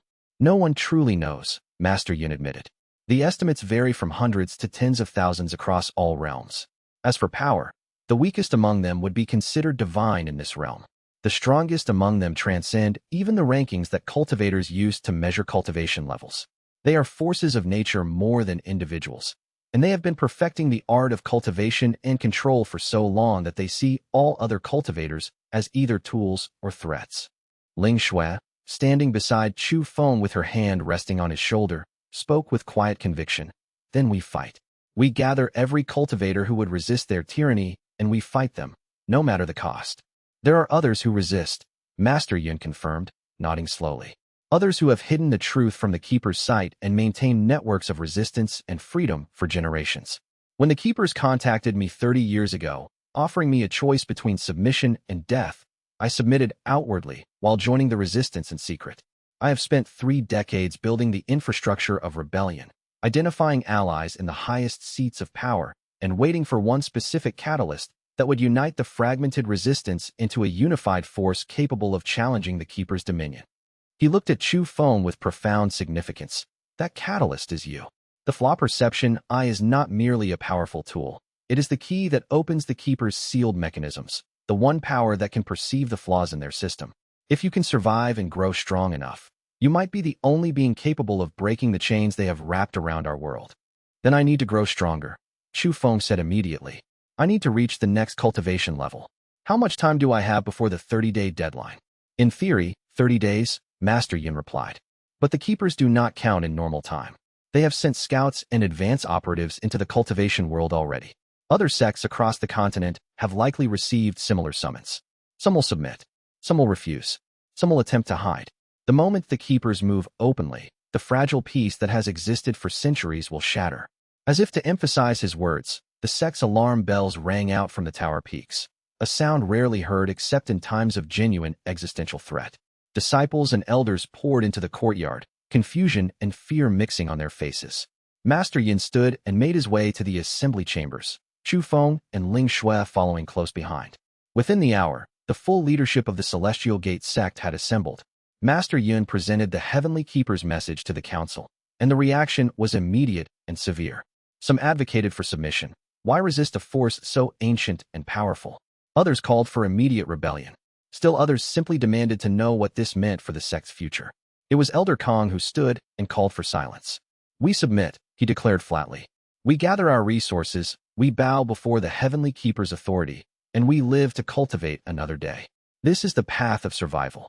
Survival as slaves, Chu Feng heard himself respond. The entire council turned to stare at him. The Keepers do not want our allegiance or our loyalty. They want control. They want to bind the Flaw Perception Eye into slavery, to use it for their purposes, to ensure no one in this world ever challenges their dominion again. If we submit now, every future generation will be born into captivity. And if we resist? Elder Kong asked coldly.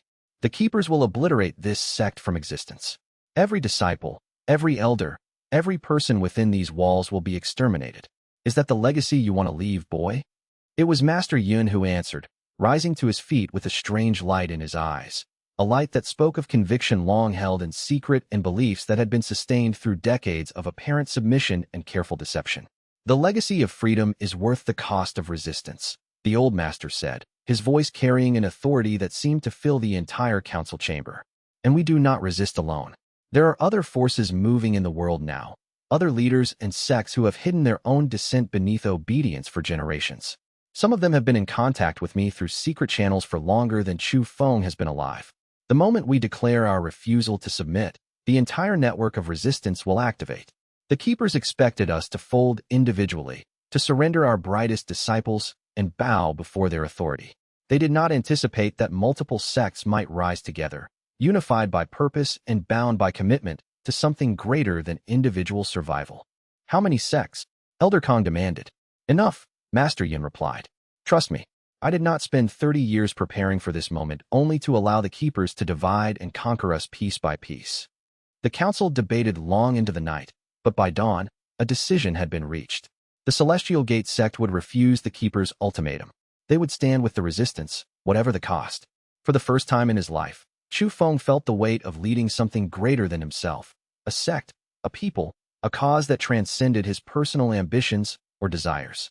The war had begun, but in the quiet moments that followed, as the council dispersed and began the grim process of mobilizing for conflict, Chu Feng found himself meditating alone in one of the sect's cultivation chambers. His Flaw Perception Eye, evolved to its new heights through the tribulation he had survived, reached out and perceived something that troubled him deeply. All across the continent, he could sense the faint presence of keeper operatives waking up from their hidden positions. Not attacking yet, but preparing, gathering resources, reinforcing their positions. The message from the Council of Keepers had not been merely an ultimatum. It had been a signal, a trigger that activated plans that had been set in motion centuries ago, waiting for this exact moment to manifest. Chu Feng realized with profound clarity that the Keepers had anticipated resistance. They had planned for this scenario. Everything that was about to happen, the battles, the devastation, the heroic stands of defiant sects, all of it might be part of some larger calculation, some vast game that he did not fully understand. The Keepers had 10,000 years of experience at managing cultivators and controlling civilization. They would not have allowed something like the discovery of the Flaw Perception Eye to occur without having contingency plans already in place to deal with it. That realization was more terrifying than any direct threat could have been. Chapter 62. The Secret Alliance. 3 days after the Keeper's initial message, Master Yun led Chu Feng, Ling Shui, and Li Wei through passages beneath the sect that Chu Feng had never known existed. The tunnels extended far beneath the mountains, carved and reinforced through centuries of hidden labor. They descended for what felt like hours, descending deeper with each twist and turn, until the air itself seemed to change, becoming cooler, more compressed, infused with the presence of countless cultivation signatures. They emerged into a vast chamber carved entirely from stone, illuminated by glowing formations that had been embedded into the rock itself. Dozens of cultivators were present, representing sects and powers that Chu Feng recognized from reputation but had never expected to see gathered together. The Lord of the Azure Dragon sect, the Abbess of the Eternal Light Temple, the Patriarch of the Hidden Flame House, cultivators who had been reported to be competitors, rivals, enemies, all gathered in secret conclave. A woman approached Master Yun, tall, with silver hair and eyes like fractured starlight. When she moved, the air itself seemed to bend around her, responding to her presence with reverent deference. Yun, she said, embracing the old master with genuine affection. You have brought the eye-bearer. Good. We have waited for this moment for a very long time. This is Lu Ming, Master Yin said to Chu Feng, the first resistance leader and the one who awakened me to the truth of the Keeper's dominion 3 decades ago. She is what the Keepers most fear, a cultivator who reached Tribulation Realm, survived, and maintained her independence through sheer strength of will and the support of her alliance. Welcome, Chu Feng, Lu Ming said, studying him with an intensity that made his newly evolved Flaw Perception Eye quiver with recognition. I have heard the reports of your power and your rise through the cultivation ranks. Most impressive, but I imagine Master Yun has not told you the full scope of what we face. Over the next hour, as the full council of resistance leaders presented their intelligence and their plans, Chu Feng's understanding of the world's true structure underwent complete transformation. The Heavenly Keepers had not simply existed for 10,000 years. They had actively shaped human civilization, guided the development of sects, and controlled which individuals rose to power and which were suppressed. Every major cultivation realm, every major sect, every significant cultivator of note throughout history had been either recruited into the Keeper's service or deliberately prevented from rising to full potential. They have maintained this control through several mechanisms, Lu Ming explained, gesturing toward a vast map that showed the distribution of Keeper strongholds and influence across the entire continent. First, they prevent any single sect from becoming powerful enough to challenge them, by creating artificial rivalries and conflicts between rising powers. Second, they have placed operatives within every major sect, sleeper agents who appear to be normal cultivators but who answer directly to the keepers. Third, and most critically, they have convinced nearly every cultivator in the world that resistance is impossible, that the keepers represent an unchangeable natural law. Until now, said another leader, a scarred man who introduced himself as Jiangda, patriarch of a sect from the northern mountains. The discovery of a new flaw perception eye changes the equation entirely.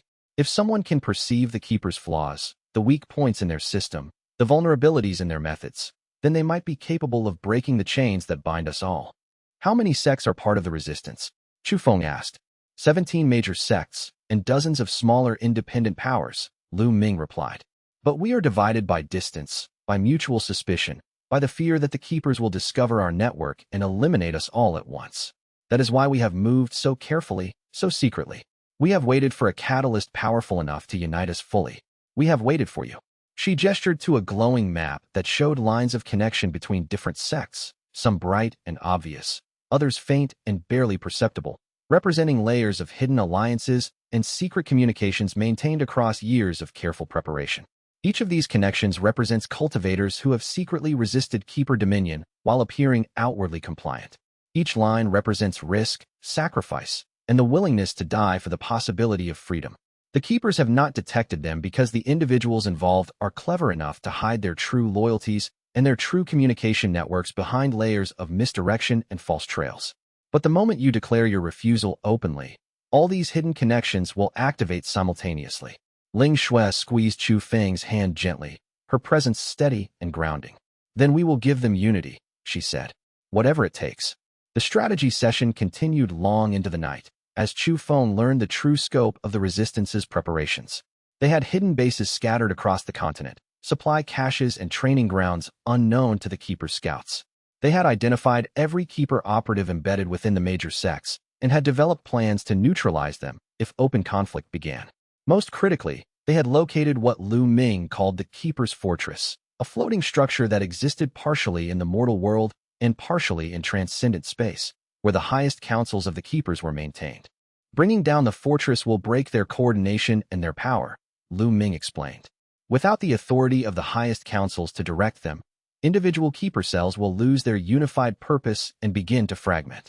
That is when the sects will have the opportunity to resist and overthrow them. How do we bring down something that exists partially outside normal reality? Chu Feng asked, his flaw perception eye already trying to perceive the architectural structure of such an impossible fortress. With that, Lu Ming said, pointing directly at Chu Feng's eyes.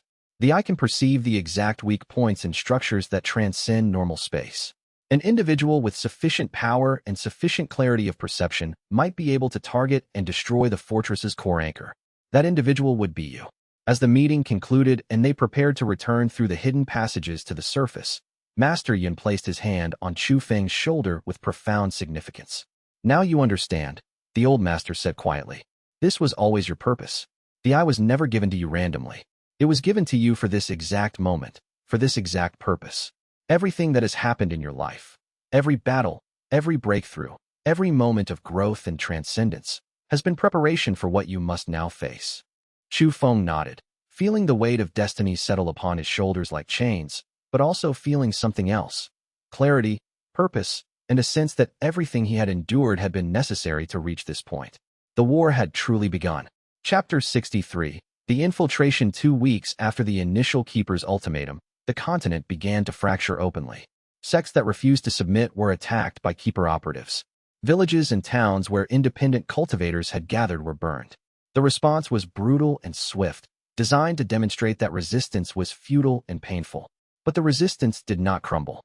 Instead, they activated their networks and began to mobilize. Yao Lin, the masked cultivator who had appeared at the previous tournament, revealed herself fully. She had not been an observer for the Keepers after all. She had been a deep-cover operative for the resistance, gathering intelligence and preparing the way for this moment. I come from a power beyond the continent, Yao Lin explained when she arrived at the resistance's hidden base, escorted by Master Yun. There are others like us scattered across the world, working against the Keepers in secret. I have been sent to help you navigate the coming trials and to guide you toward a place of training and preparation. What place? Chu Feng asked. The Temple of the Shattered Path, Yao Lin replied. It exists in a pocket realm maintained by a coalition of cultivators who broke free from the Keeper's control centuries ago. They have been developing advanced cultivation techniques and gathering others like themselves, cultivators with rare powers and unusual abilities, waiting for the moment when they would be needed. That moment is now. The journey to the Temple of the Shattered Path took 3 days of traveling through hidden routes and passages that avoided Keeper patrol routes and checkpoints.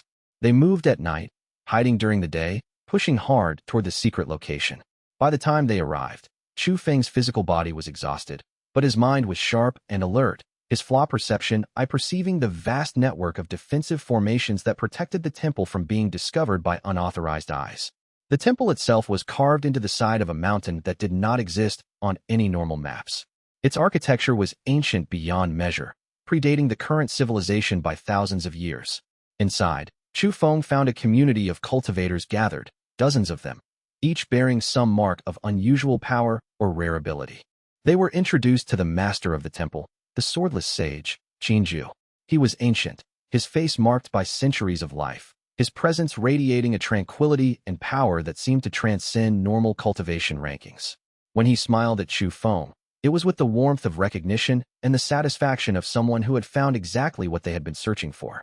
The Flaw Perception Eye, Xianxia said, his voice carrying harmonics that seemed to resonate across multiple layers of reality. Yes, I can feel it in your presence. It is genuine, evolved, and still growing. You have the potential to become something unprecedented, something that the Keepers themselves could not have anticipated or prepared for. What is it that I am to become? Chu Feng asked. That depends on your choices and your growth, Xianxia replied. But first, you must learn to work with others who possess rare powers similar to yours. The Flaw Perception Eye is not the only special ability to manifest in this age. There are others. Come, let me introduce you. Over the following days, Chu Feng met the other rare gifted cultivators. A man named Zhen who could manifest and manipulate entropy in localized areas around his body. A woman called Mei Lan who could perceive and temporarily rewrite the fundamental nature of objects. A scholar named Lu Fu whose pure intellect allowed him to develop techniques that transcended normal cultivation theory, and others, each bearing marks of power that bent the normal rules of cultivation in unique and revolutionary ways. Xianxia taught them all together, in a method that emphasized cooperation and synthesis rather than individual advancement. The Keepers maintain their power through division, he explained during one of their training sessions. They have convinced cultivators that power is zero-sum, that one cultivator's advancement necessarily diminishes another's. This false belief prevents cultivators from working together, from combining their abilities in ways that multiply rather than divide their effectiveness. You must learn to overcome this conditioning. You must learn to work as a unified force. It was during one of these training sessions that Chu Feng first felt the possibility of ascending to divine ascension, the 7th rank, the level where a cultivator truly began to transcend the limitations of the physical body. Xianxia guided him through meditation, showing him how to perceive the next level of reality, where form and consciousness were more fluidly interconnected. But the training was interrupted by an urgent message. Keeper forces had located one of the Resistance's major bases. The siege was occurring in real time. They had to respond immediately. Chu Feng, Ling Shui, Li Wei, and several of the other rare gifted cultivators were transported back to the continent by means of a hidden spatial tunnel maintained by Yao Lin. They arrived in the midst of combat, a terrible siege of the Crimson Cloud sect, Ling Shui's former home. The fortress was burning. Disciples were dying under waves of Keeper operatives and magically corrupted constructs. The situation was dire and growing worse with each passing moment.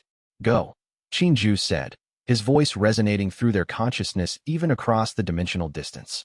Save what you can. This is why you have been trained. This is why your powers were awakened. The world needs you now, not in the future. Act. Chu Feng did not hesitate. With Ling Shui at his side and his new understanding of divine-level cultivation fresh in his mind, he charged into the battle, his Flaw Perception Eye perceiving every weak point, every vulnerability in the Keeper formations. The war was no longer a distant threat. It was here. It was now. And Chu Feng was finally ready to face it. Chapter 64, The Divine Ascension Path. The battle for the Crimson Cloud sect lasted 3 days. The Keeper forces seemed endless, but Chu Feng's perception of their weaknesses allowed the resistance to focus their efforts where they would be most effective. Strike points in the Keeper formations that seemed insignificant became catalysts for cascade failures that brought down entire units of operatives. Ling Shui, fighting beside him with perfect synchronization, covered his vulnerable moments and deepened the effectiveness of each strike he made. When the keepers finally withdrew, their forward commanders fallen, their supply lines severed, their coordination broken, the Crimson Cloud sect still stood, though damaged and grievously wounded. In the aftermath of the battle, with the sect secured and the immediate threat suppressed, Chu Feng collapsed into meditation. Every instinct told him that the keepers would return, that this was merely a temporary reprieve. If he was to face them in the long term, if he was to have any hope of succeeding in the ultimate confrontation that everyone expected would come, he needed to reach divine ascension, the 7th rank, the threshold where a cultivator truly transcended normal limitations. Qin Ju, who had traveled to the continent to oversee the battle, guided him through the process. Divine ascension is not like the earlier ranks, the sage explained, sitting across from Chu Feng in the sealed meditation chamber. You cannot achieve it through simple accumulation of power or refinement of cultivation base. Divine ascension requires that you perceive and accept the flaws within yourself, all the limitations, all the weaknesses, all the parts of yourself that fall short of perfection. And then, instead of fighting those flaws, you must integrate them into your consciousness, carry their weight, and transform that weight into wisdom. That sounds like madness, Chu Feng responded. Why would I deliberately accept my own flaws? Because, Qin Ju said gently, every attempt to transcend them, every refusal to acknowledge them, only strengthens them in the shadows of your consciousness. The Flaw Perception Eye shows you the weaknesses in others. But to reach divine ascension, it must show you the weaknesses in yourself, and you must find beauty in that perception. You must understand that flaws are not failures. They are simply truths that have not yet been integrated into your understanding. For 3 days, Chu Feng meditated and allowed his evolved Flaw Perception Eye to turn inward. He perceived the deep cracks and weaknesses in his own cultivation base, his own consciousness, his own spirit. He saw the places where fear resided, where doubt gathered, where uncertainty about his own capabilities or worthiness threatened to undermine his confidence. He saw the moments where his love for Ling Shui and Li Wei distracted him from clarity, where his desire to protect others led him toward reckless decisions. And instead of fighting these perceptions, he allowed them to flow into his consciousness. He accepted them.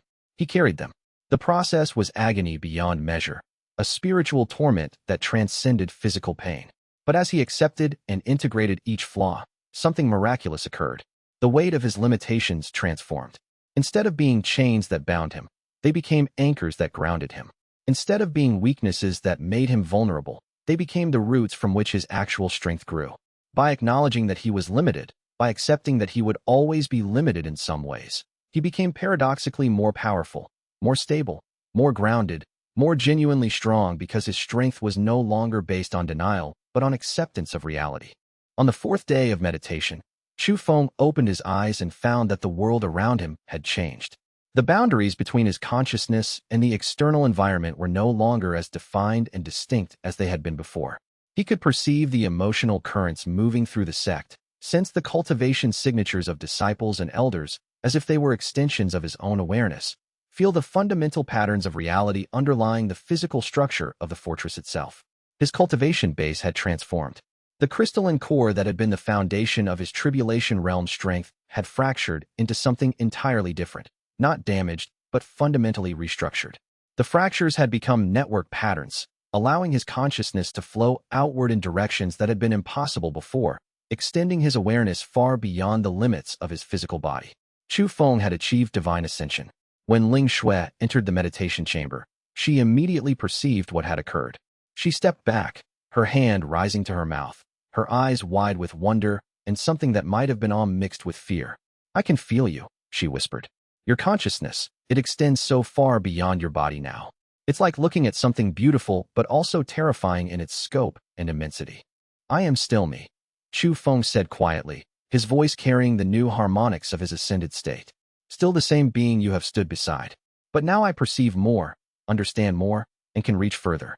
This is what I needed. This is what the resistance needs if we are to face the keepers. Qin Ju appeared in the doorway, and Chu Feng could feel the sage's profound satisfaction at what he was perceiving. Good, the old master said. You have achieved it. But now the real work begins. With divine ascension comes responsibility. You must teach others. The rare gifted cultivators, the resistance leaders, even the common disciples who have shown promise. They must all be elevated if we are to have any hope against the Keeper's full might. Over the following weeks, as Chu Feng worked to recover and integrate his new powers, he began to teach. The methods he had learned from Qinju could be applied to other cultivators, adapted to their particular gifts and abilities.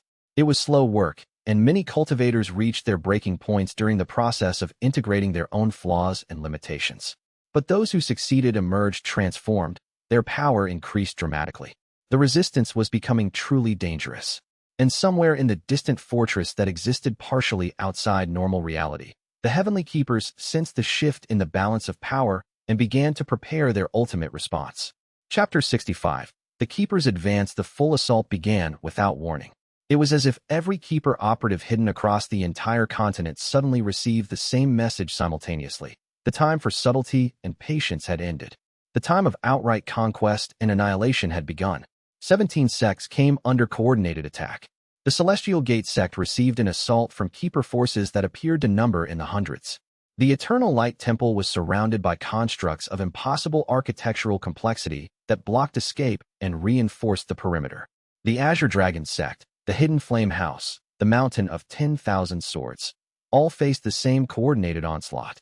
The resistance forces moved to respond to each crisis, but they were spread thin and stretched across distances that made simultaneous defense nearly impossible. Master Yun coordinated responses from the hidden central command chamber, directing forces to reinforce the most critical positions and attempting to prevent the complete collapse of any single major sect. Chu Feng found himself called to the Crimson Cloud sect, where Keeper forces had begun a siege intended to result in the complete annihilation of every individual within the fortress's walls. The Crimson Cloud had been significantly damaged in the previous assault, and its defensive formations had not been fully repaired. The new attack threatened to overwhelm it entirely. When Chu Feng arrived, materializing his divine ascension consciousness into the fortress's central tower, he found the situation dire. The outer defensive rings had been breached. Disciples were being forced back toward the inner sanctums. The Keeper constructs, magically animated beings of crystal and force, each as powerful as an early-stage core formation cultivator, were advancing methodically, destroying everything in their path. Chu Feng, the fortress commander, shouted, spotting him. We cannot hold much longer. Our reserves are depleted. We need to evacuate before. We do not evacuate, Chu Feng said flatly. We hold, and we begin to push back. He extended his divine ascension consciousness outward, perceiving the entire battlefield as if it were a single connected organism. Each Keeper construct, he realized, was connected to a central control matrix, a controlling intelligence that coordinated all their actions simultaneously. If he could perceive and target that matrix, he might be able to disrupt the entire assault. It took him only moments to locate it.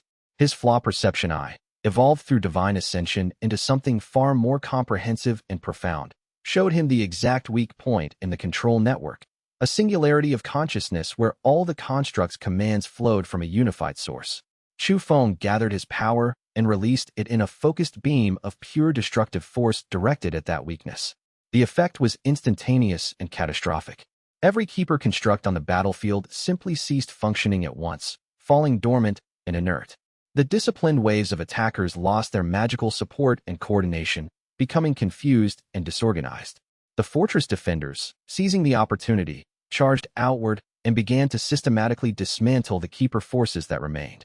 Within hours, the Crimson Cloud sect had been secured, and the Keeper assault had been repelled entirely. But as Chu Feng stood atop the fortress walls, feeling the exultation of victory, his Flaw Perception Eye perceived something troubling. The assault that had just been repelled was not the primary attack. It was a feint, a distraction designed to draw the resistance's power and attention away from something else that was occurring. He reached out through the resistance network with his divine ascension consciousness and immediately perceived the truth of the situation. The Keepers had moved against the hidden base where most of the rare gifted cultivators and the deepest reserves of the resistance were concentrated. The base was under assault by forces far more powerful than anything the Keepers had previously deployed. I need to go, Chu Feng said to the fortress commander. Now. Where? The commander asked. Nowhere that can be reached by normal travel, Chu Feng replied. Ling Shui must take command of the fortress. Li Wei must coordinate the outer defenses. I will return when I can. Before they could respond, Chu Feng released his consciousness from his physical body and projected it across the distance through the pathways of power that existed in the spiritual plane. a form of travel that divine ascension had made possible, allowing him to cross vast distances in moments rather than days. He materialized in the hidden base just as the Keeper assault reached its critical phase. The entire facility was under bombardment from forces that seemed to operate at levels beyond normal cultivation entirely. Qin and several of the other rare-gifted cultivators were fighting desperately to hold the perimeter and defend the younger disciples who did not have the strength to participate in combat. When Chu Feng appeared, manifesting his consciousness, and then solidifying it into a form capable of direct intervention, the tide of battle shifted immediately. The Keepers had not anticipated that he could be in two places at once, both in his physical body at the Crimson Cloud sect and in his spiritual form at the hidden base.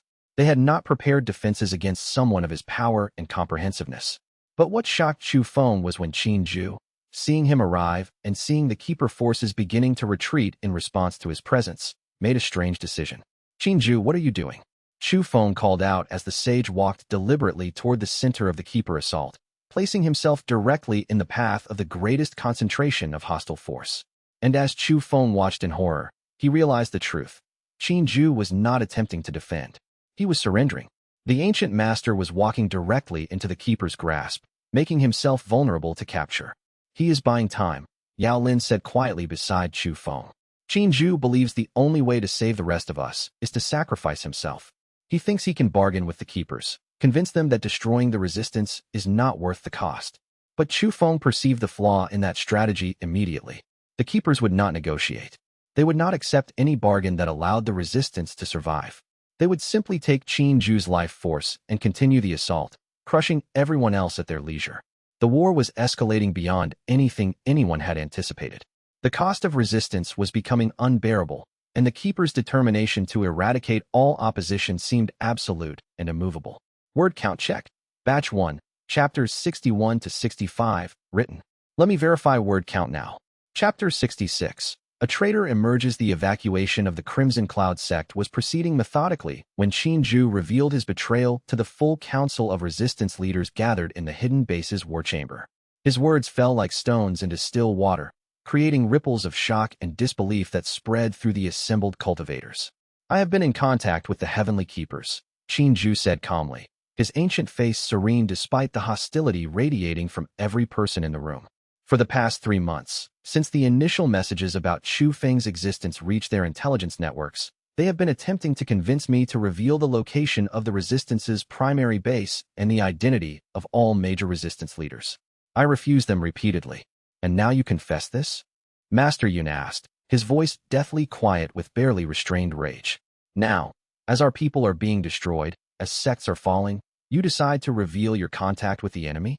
"I reveal it now because I no longer refuse them," Qin said.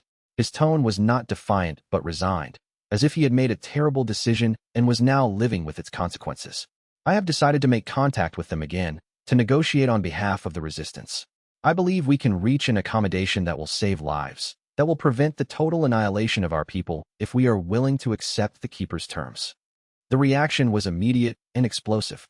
Several council members stood, their cultivation power blazing with barely suppressed violence, the kind of power that could level mountains or tear through the fabric of reality itself. Lu Ming's hand moved to her weapon, her centuries of cultivated strength responding to the betrayal with the precision of long practice. Li Wei stepped forward, his young face twisted with anger and betrayal, his voice shaking with barely controlled fury. "You stand before us and speak of accommodation?" Li Wei demanded, his presence blazing with the power of early immortal ascension. "You who taught us to resist, who convinced us that freedom was worth fighting for, now you speak of surrender? What changed, old master? Did the Keepers offer you something in exchange for your betrayal? Did they promise you safety? Did they promise you comfort in your captivity?" Other voices joined in, shouting accusations and demands for explanation. But Qin remained calm, his ancient face serene, showing no signs of anger or defensive reaction. It was this very calmness that infuriated the council members more than any aggressive response could have. What terms could possibly justify surrendering to the Keepers? Li Wei demanded. "You spoke for weeks about freedom, about resistance, about the necessity of fighting for our right to exist and cultivate without their interference. And now you speak of accommodation? Terms that would preserve the lives of the common disciples, the younger cultivators, the ones who did not choose to be part of this war." Qin replied. The keepers have indicated they are willing to accept the submission of the lower ranks if the higher-level cultivators who lead the resistance are surrendered to them for containment.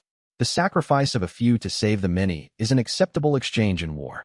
The sacrifice of those whose sacrifice you command, while you remain safe and alive, Master Yun said bitterly. You would submit me, submit Chu Feng, submit Lu Ming, and all the others who have opposed the keepers openly, in exchange for your own survival and the shallow promise that the keepers will spare the common disciples. Better that than the alternative, Qin Ju said flatly. If you continue this resistance, if you refuse the keepers' terms, the alternative is complete genocide. Every sect will be destroyed. Every cultivator, from the highest master to the youngest disciple, will be annihilated. The keepers will make examples of the resistance by ensuring that no one who ever knew you will survive to remember your names or your resistance. They will erase you not just from existence, but from history, from memory, from the collective consciousness of all cultivators across all realms. He stood and looked directly at Chu Feng, and in his ancient eyes, there was something that might have been genuine sorrow mixed with absolute certainty about the necessity of what he was doing. His centuries of life had taught him truths that younger cultivators could barely comprehend. I do not suggest this because I lack courage or commitment to the cause, Qin Ju continued, his voice carrying the weight of genuine conviction. I suggest it because I have lived long enough to understand the scope of what we are facing. The keepers are not merely powerful. They are fundamentally incomprehensible in their scale of operation and their scope of authority. They see us as mortal sea insects. Expecting to defeat them through direct military confrontation is like expecting an ant colony to defeat a human civilization through coordinated assault. It is not merely unlikely. It is conceptually impossible. Li Wei stepped forward, his youthful idealism blazing fiercely. Then what is the alternative? To accept that beings can maintain absolute dominion over us for eternity? To concede that freedom itself is an illusion that we must abandon if we wish to survive? The alternative, Qin Ju said, is to find the specific weak point that allows an entire empire to be brought down from within. The Keeper's system is ancient and vast, but all such systems contain within them the possibility of their own collapse if the right pressure is applied in the right location. I propose surrender not as a permanent state, but as a means of gaining access to information about where such pressure points exist.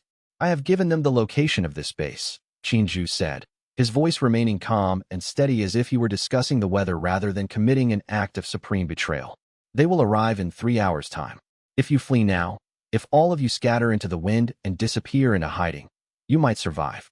Some of you might live to rebuild, but the resistance as an organized force will cease to exist. The keepers will have broken the network of communication and coordination that has taken me and countless others decades to establish. He paused, allowing the weight of his confession to fully settle upon those present. But here is what you may not realize, he continued. When the keepers attack this base, when they commit their forces to destroying it, they will do so in a manner that reveals their operational procedures. They will display their coordination methods, their command structures, their weapons and techniques. They will show me, because I will have surrendered and been brought into their fortress, everything about how they function and coordinate. That information is worth the destruction of this base. It is worth the capture of every senior resistance leader except those who flee immediately.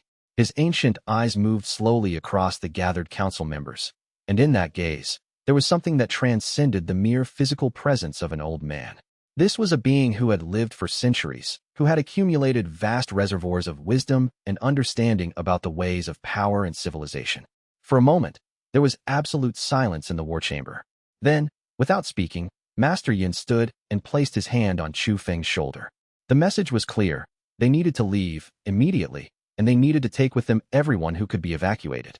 Chu Feng, Master Yin said quietly, I need you to do something for me. I need you to take your consciousness and project it outward to every resistance cell, every hidden base, every group of cultivators who are still fighting and still free. Warn them.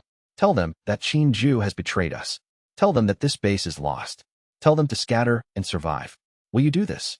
Chu Feng nodded slowly, though his heart was heavy with the weight of Qin Ju's confession and the implications of what was about to occur. His newly refined divine ascension consciousness was not yet developed enough to perceive whether the ancient master was being truthful or whether this was an elaborate deception orchestrated by the keepers themselves. But something in his flaw perception eye suggested that Qin Ju's words contained genuine truth, mixed as they were with the terrible necessity of betrayal and sacrifice. Before he could act, however, Ju raised his hand with surprising gentleness. I would ask one thing, the ancient master said. Chu Feng, when you warn the others, tell them this. I have not betrayed the resistance. I have only surrendered my life and my freedom to buy time for the others to escape. The keepers believe they have won, that my acceptance of their terms means they have broken our will. But you and I know the truth. You are strong enough now to do what I can only enable through my sacrifice. You will reach divine ascension. You will grow beyond even that. And when the time comes for the final confrontation, you will be the one who brings down the keeper's entire structure. He smiled sadly. This is my contribution to the resistance. I will buy you time through my surrender. Use that time well. Chapter 67. The betrayal's consequence. The assault on the hidden base began exactly 3 hours after Ju had finished speaking. The keepers did not come gradually or with hesitation. They came in overwhelming force, manifesting from the dimensions that bounded normal reality and descending upon the base with the singular purpose of annihilation and complete destruction. Chu Feng's consciousness had barely finished warning the other resistance cells when the first waves of keeper operatives and their magically animated constructs began to tear into the base's outer defenses. The cultivators fought with desperate ferocity, but they were outnumbered 10-1, and the keeper's operatives were far more experienced and powerful than even the most skilled resistance fighters. The evacuation proceeded in chaos and desperation. Master Yun remained behind with a small contingent of elite fighters to hold the inner chambers, while everyone else escaped through hidden passages that opened into the surrounding forest. Ling Shui fought at the rear guard, her cultivation power blazing as she intercepted keeper forces that were attempting to pursue the fleeing disciples.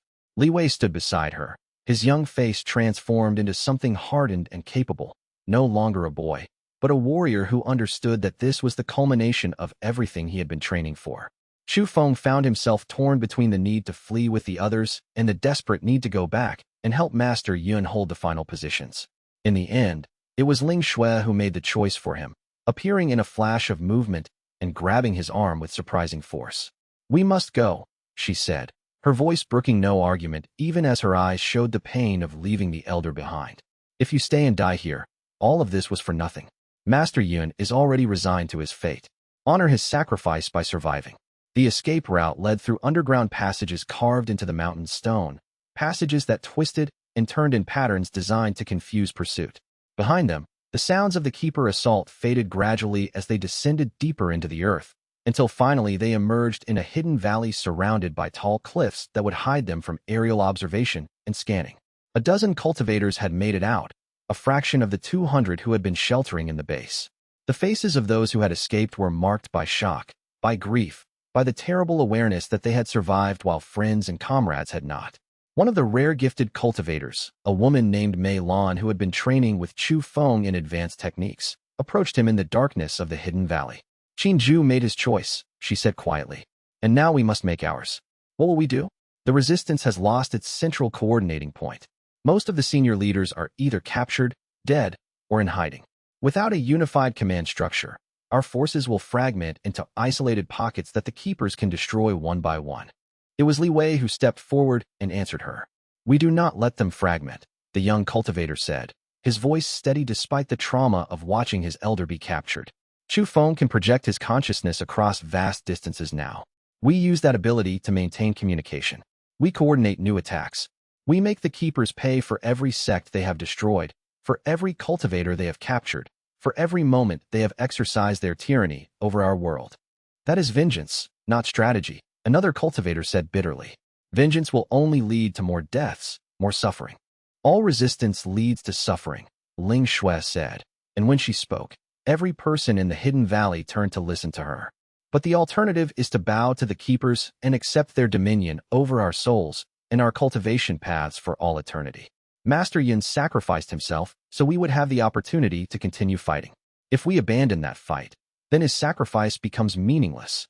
The surviving cultivators looked at each other, and Chu Feng could see the moment of decision crystallizing in their eyes. They would continue. They would find a way to resist, even in the face of seemingly impossible odds. In the distance, in the ruins of the hidden base now occupied by keeper forces, Ju was bound in chains of pure spiritual energy that prevented him from accessing his cultivation power. The restraints burned against his consciousness, forcing him to remain in a purely mental state, unable to draw upon the accumulated power of centuries of cultivation. He was brought before a keeper commander, a being that existed partially in the mortal world and partially in transcendent realms that made normal perception impossible for any being of lower cultivation rank. When the commander spoke, it was through a voice that seemed to echo from multiple directions simultaneously, as if the words were coming from everywhere at once and from nowhere in particular.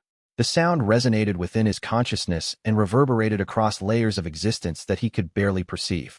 "You have delivered to us the location and identity of the Resistance's primary base," the commander said with absolute certainty and authority.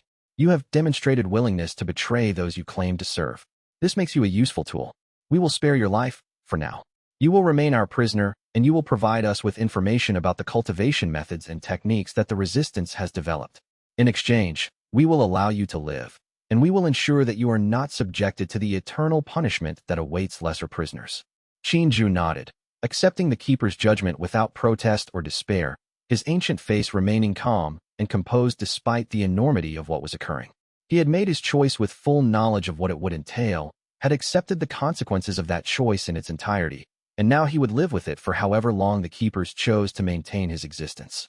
But as he was taken deeper into the keeper's fortress, into chambers that existed in spaces where normal physics and normal logic no longer applied, where consciousness and matter flowed according to principles that had not governed reality since the world's creation, he carried with him the secret knowledge of what he had truly accomplished. He had not surrendered the Resistance. He had offered himself as bait, as a calculated sacrifice designed to force the keepers into committing their forces to attacking the base at a specific time and location. In doing so, he had bought time for the Resistance to prepare and scatter, had forced the keepers to reveal their operational procedures through the need to coordinate a major assault, had ensured that the remaining Resistance cells would be scattered but alive and capable of continuing the fight on multiple fronts. He had sacrificed his freedom and his present-day existence, and soon, his very consciousness itself, for a future in which Chu Feng and the others would have the opportunity to strike back effectively at the keeper's power structure. It was a calculated sacrifice, made with full awareness of its consequences and full acceptance of the pain it would cause to everyone involved, including himself. It was the kind of sacrifice that only someone who had lived for centuries could make, because only centuries of life could provide the wisdom to understand that such sacrifice was necessary and justified. Chapter 68. Divine Ascension in the Ruins. In the hidden valley, surrounded by the survivors of the Resistance and the remnants of what had once been an organized force, Chu Feng realized that the only path forward was the one that Xianxia had hinted at during his final moments before capture. He needed to reach divine ascension immediately. He could not wait for the gradual progression of cultivation. He could not preserve himself or protect himself through patience and careful incremental advancement. The situation demanded transcendence, demanded that he achieve a level of power that would allow him to perceive and strike effectively at the keeper's fundamental structure. "I need isolation," Chu Feng told the others. 3 days of uninterrupted meditation. During that time, I will attempt to force my way to divine ascension. If I succeed, we will have an opportunity to continue fighting. If I fail, he did not finish the thought. Failure would result in either death or the destruction of his consciousness, neither of which needed to be articulated. Ling Shui, Mei Lan, and 2 of the other surviving rare-gifted cultivators stood guard while Chu Feng entered a state of deep meditation that bordered on the cataleptic. His body remained stationary in the center of a protective circle drawn from formations that had survived the destruction of the base. And within his consciousness, Chu Feng began the most difficult battle of his life. His Flaw Perception Eye, already at an extraordinary level of development, turned inward and began to examine his own cultivation structure with ruthless honesty. He perceived his limitations, his doubts, his fears, the places where his confidence in himself was not absolute, the moments where his commitment to the cause of resistance wavered, the selfish parts of him that wanted to protect only himself and his loved ones rather than fight for the freedom of all cultivators. All of these flaws, all of these limitations, he perceived with perfect clarity. And instead of fighting them, instead of attempting to transcend them or suppress them, he did something far more difficult. He integrated them. He accepted that he was limited. He accepted that he would always be limited in some ways, that perfection was not attainable and that attempting to achieve it would only create new limitations. He accepted his fear and his doubt as parts of himself that could inform his decisions without controlling them. He accepted his desire to protect those he loved as a motivating force that complemented rather than contradicted his commitment to the larger cause. The process was unimaginably painful. It felt like his consciousness was being torn apart from within, like every layer of his being was being dismantled and reconstructed according to new principles and new understanding. The agony transcended physical sensation. It was the agony of confronting himself with absolute honesty and finding imperfection in every aspect of his being. But as he continued the process, as he accepted each limitation and each flaw, something miraculous began to occur. The weight of his limitations began to transform into strength. The doubt became wisdom. The fear became caution. The selfishness became the grounding principle that allowed him to care for himself as well as others. On the second day of meditation, Chu Feng's cultivation base underwent fundamental transformation. The crystalline core that had been the foundation of his tribulation realm strength fractured into something entirely new. A complex network of patterns that allowed his consciousness to flow outward through pathways that had been closed before. He could perceive the world at multiple levels simultaneously. He could see the surface reality of rocks and trees and cultivators meditating outside the protective circle. He could simultaneously perceive the deeper reality of spiritual energy flows and cultivation signatures. He could see even deeper into the fundamental patterns that governed existence itself, the underlying mathematics and logic that allowed reality to cohere and persist. By the third day, Chu Feng had achieved divine ascension. His consciousness now extended far beyond the boundary of his physical body, capable of reaching out across vast distances and perceiving multiple locations simultaneously. His understanding of power had fundamentally changed. He no longer thought of cultivation as a process of accumulation, but as a process of refinement and deepening perception. When he opened his eyes on the third day, Ling Shui was the first to perceive what had occurred. She gasped, stepping backward slightly, overwhelmed by the sheer presence of power that now radiated from him. "Your consciousness," she whispered. "It's everywhere. I can feel you, even though you're sitting motionless. Your awareness extends in all directions at once. It's like you've become part of the surrounding world itself." Chu Feng stood slowly, and when he moved, it was with a fluidity and grace that transcended normal physical motion. Every step he took seemed to be informed by awareness of the surrounding space at levels far deeper than normal vision could perceive. "We need to begin attacks on keeper positions," he said, his voice now carrying the harmonics of a cultivator who had transcended several layers of normal existence. "The keepers expect us to hide, to flee, to attempt to preserve ourselves in small cells scattered across the continent. We will do the opposite. We will strike at them directly. We will force them to respond to us instead of allowing them to determine the rhythm and pace of the conflict." "Where do we begin?" Li Wei asked, his young face showing both fear and hope at this new development. Chu Feng's divine ascension perception extended outward, reaching across the continent and perceiving the positions of every keeper operatives and every resistance cell still capable of fighting. "We begin," he said quietly, "by gathering every cultivator we can reach and launching a coordinated assault on the keeper supply network. We cut off their ability to reinforce their positions and resupply their constructs. We make their operations expensive in terms of resources and personnel. We do not attempt to defeat them outright, not yet, but we force them to respond to us with increasing urgency and increasing desperation." It was the beginning of a new phase of the war. The resistance would no longer be fleeing or hiding. They would be on the offensive, using Chu Feng's newly achieved divine ascension to coordinate actions across vast distances and turn the scattered forces of the resistance into something resembling an organized military force. Chapter 69. The Eye's True Nature. 3 weeks of coordinated resistance attacks forced the Keepers to accelerate their strategy far beyond what they had originally anticipated. What should have been a slow process of locating and destroying isolated resistance cells had become an urgent campaign to regain control of the situation before it spiraled entirely out of their grasp. In the process of directing the resistance attacks, coordinating with cell leaders across the continent through his divine ascension consciousness, Chu Feng's Flaw Perception Eye underwent yet another transformation. It was not a violent breakthrough or a dramatic moment of revelation. Instead, it was a gradual deepening of perception that occurred as he applied the eye's ability across increasingly complex and sophisticated opposition. The eye began to perceive not just the flaws in individual beings or techniques, but the fundamental patterns that underlay creation itself. When Chu Feng looked at a keeper operative, he could no longer just see the weak points in their cultivation base or the gaps in their technique. He could perceive the essential patterns that made them what they were, the core principles and fundamentals that gave them shape and form.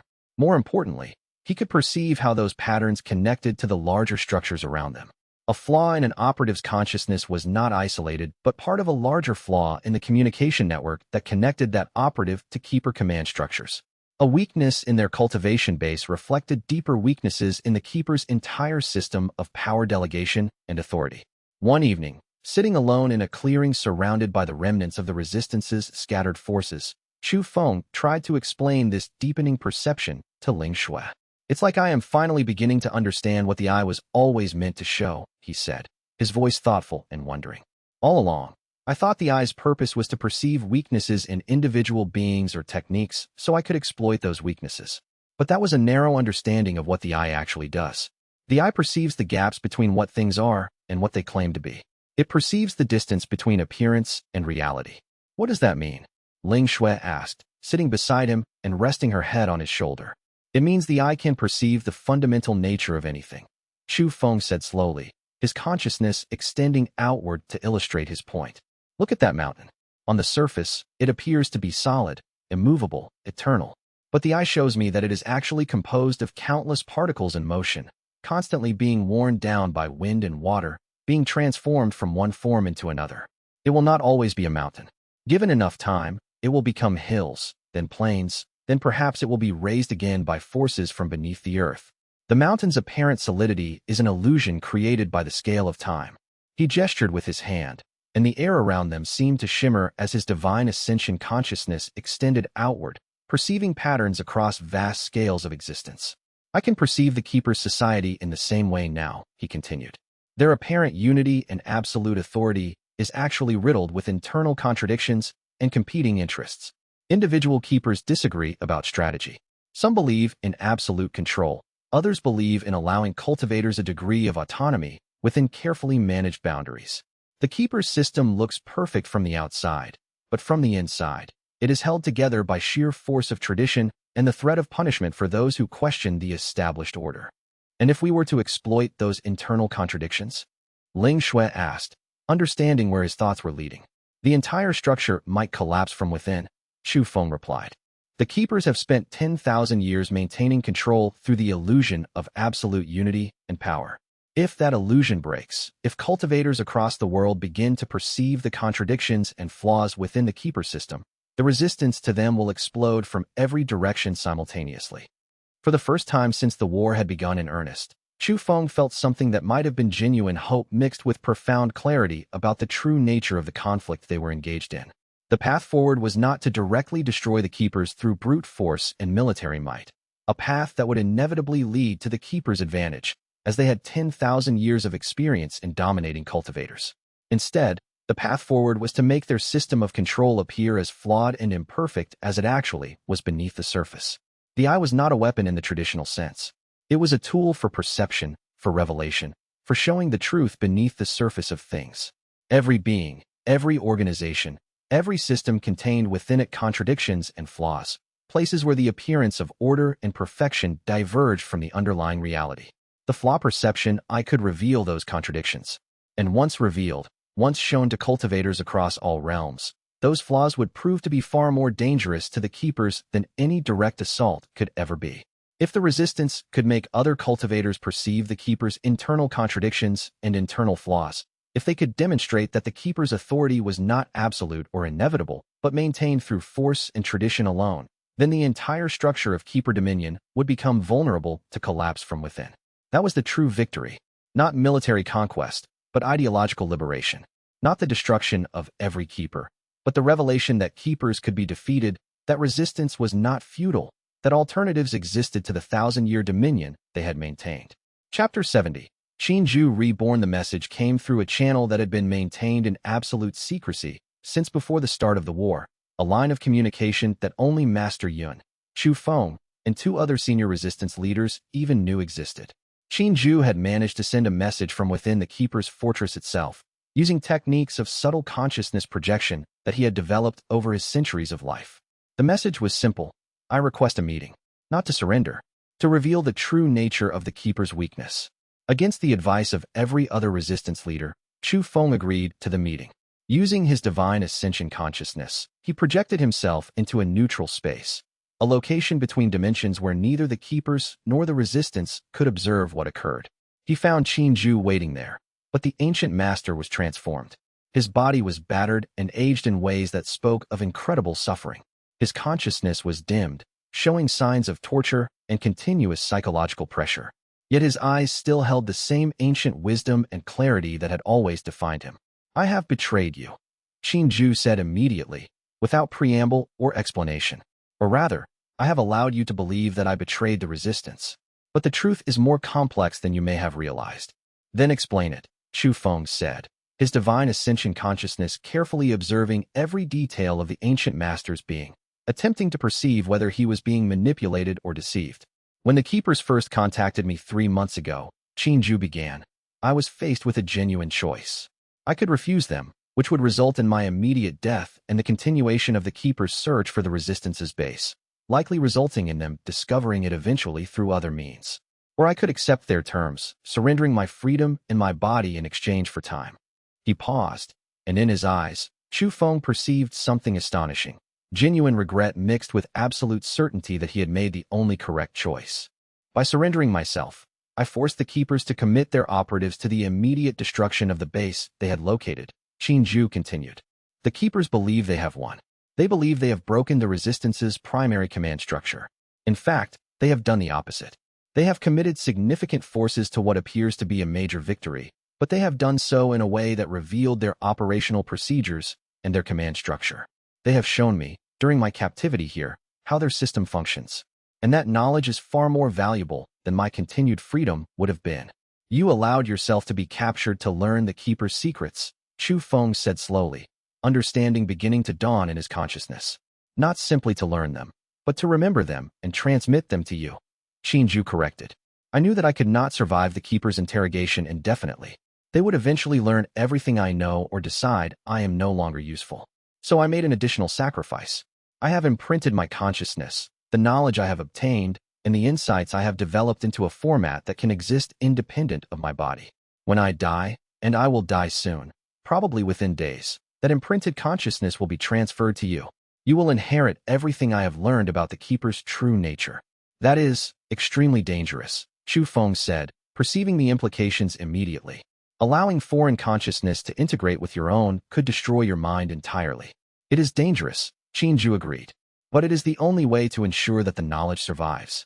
Your Flaw Perception Eye will allow you to process and integrate the imprinted consciousness without it overwhelming you. Your divine ascension consciousness will provide the capacity to hold the additional information and perspective. You are the only being on this continent capable of receiving this gift without being destroyed by it." "And what will happen to you?" Chu Feng asked. "I will cease to exist," Xianxia replied simply. "My consciousness will transfer to you completely. In a sense, I will achieve a form of immortality through you, through the knowledge and understanding that I pass on. It is not the immortality I would have chosen, but it is a worthy end for a cultivator who made difficult choices and lived with their consequences." Chu Feng reached out, and his divine ascension consciousness touched the ancient master's being gently, reverently. "I accept," he said. "I will carry your knowledge forward. I will use everything you have learned to defeat the keepers.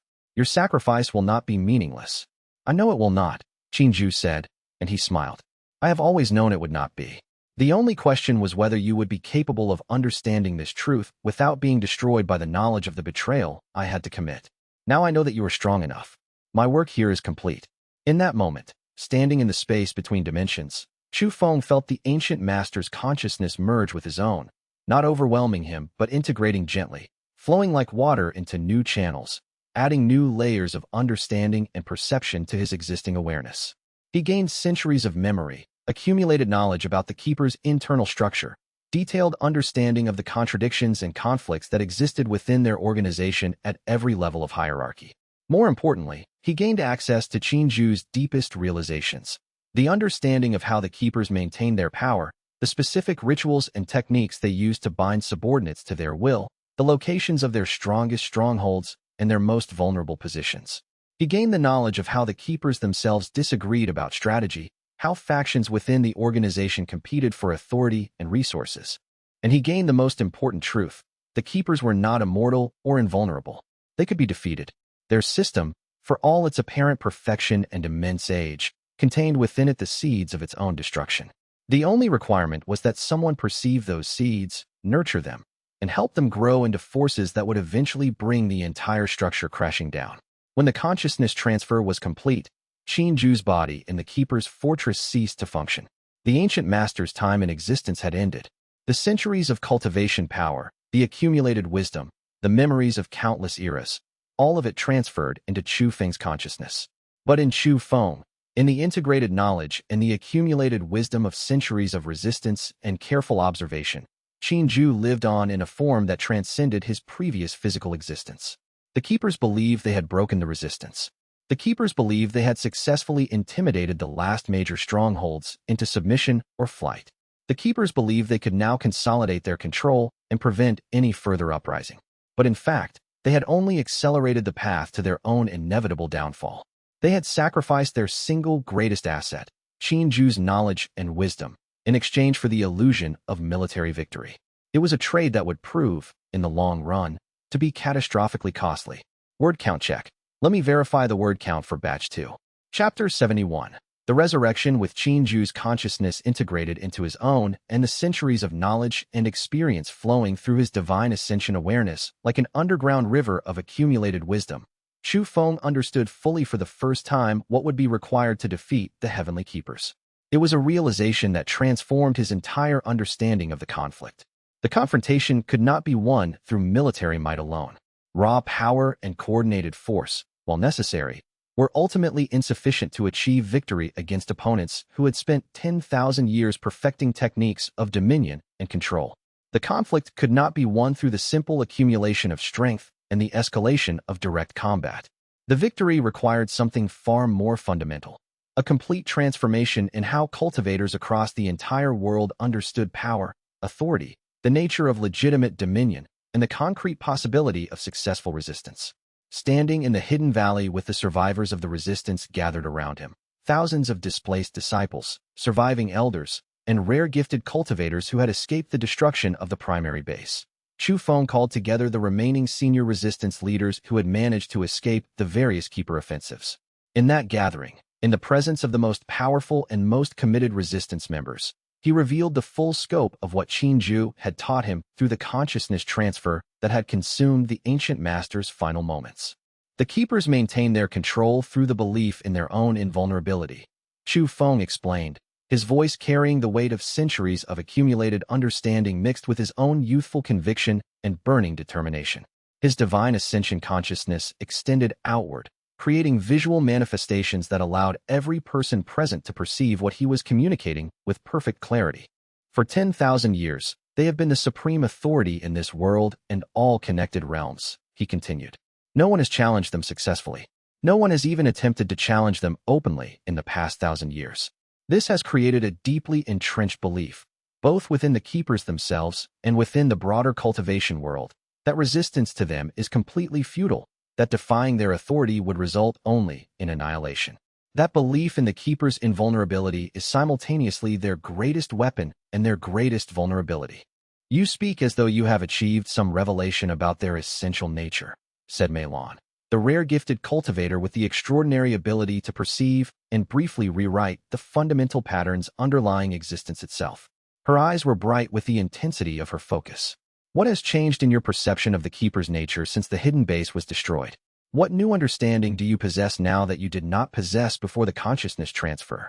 Xianju's consciousness has merged completely with my own, Chu Feng replied, his voice steady and infused with the certainty of someone who had just inherited centuries of accumulated knowledge and understanding. Through that merger, I have gained access to his centuries of careful observation and analysis about the Keeper's true internal structure. I now understand clearly that they are not unified in their goals or their methods of operation. Not unified in the sense of perfect alignment, where every Keeper agrees with every other Keeper about every aspect of policy and strategy. He paused, allowing the significance of this revelation to sink in. Profound disagreements exist within the highest ranks about the appropriate degree of control to maintain over cultivators, he continued. Some Keepers believe in the necessity of tight, absolute dominion. The belief that any freedom granted to cultivators will eventually result in rebellion and must therefore be suppressed completely. Others believe that allowing cultivators a controlled degree of freedom and autonomy actually serves the Keeper's long-term interests better because cultivators who are not driven to desperation by complete subjugation are less likely to organize dangerous resistance movements. Still others are simply exhausted by the centuries and millennia of burden involved in maintaining control and would welcome the opportunity to retire from their positions of authority and responsibility. He gestured broadly, and his divine ascension consciousness extended outward through the assembled gathering, creating visual representations of the Keeper's internal structure that hovered in the air before the assembled resistance members. Three-dimensional, glowing manifestations that showed the true architecture of Keeper hierarchy and organization. The structure was not a unified pyramid of authority radiating outward from a single center of power, as most cultivators would have imagined. It was instead a vastly more complex web of intersecting interests, competing agendas, and layered hierarchies that often worked at direct cross-purposes with each other, constrained only by the threat of punishment from higher-ranked keepers and the shared recognition that maintaining control required at least the appearance of unified authority. What Qinju learned during his captivity is that the keepers are afraid, Chu Feng continued.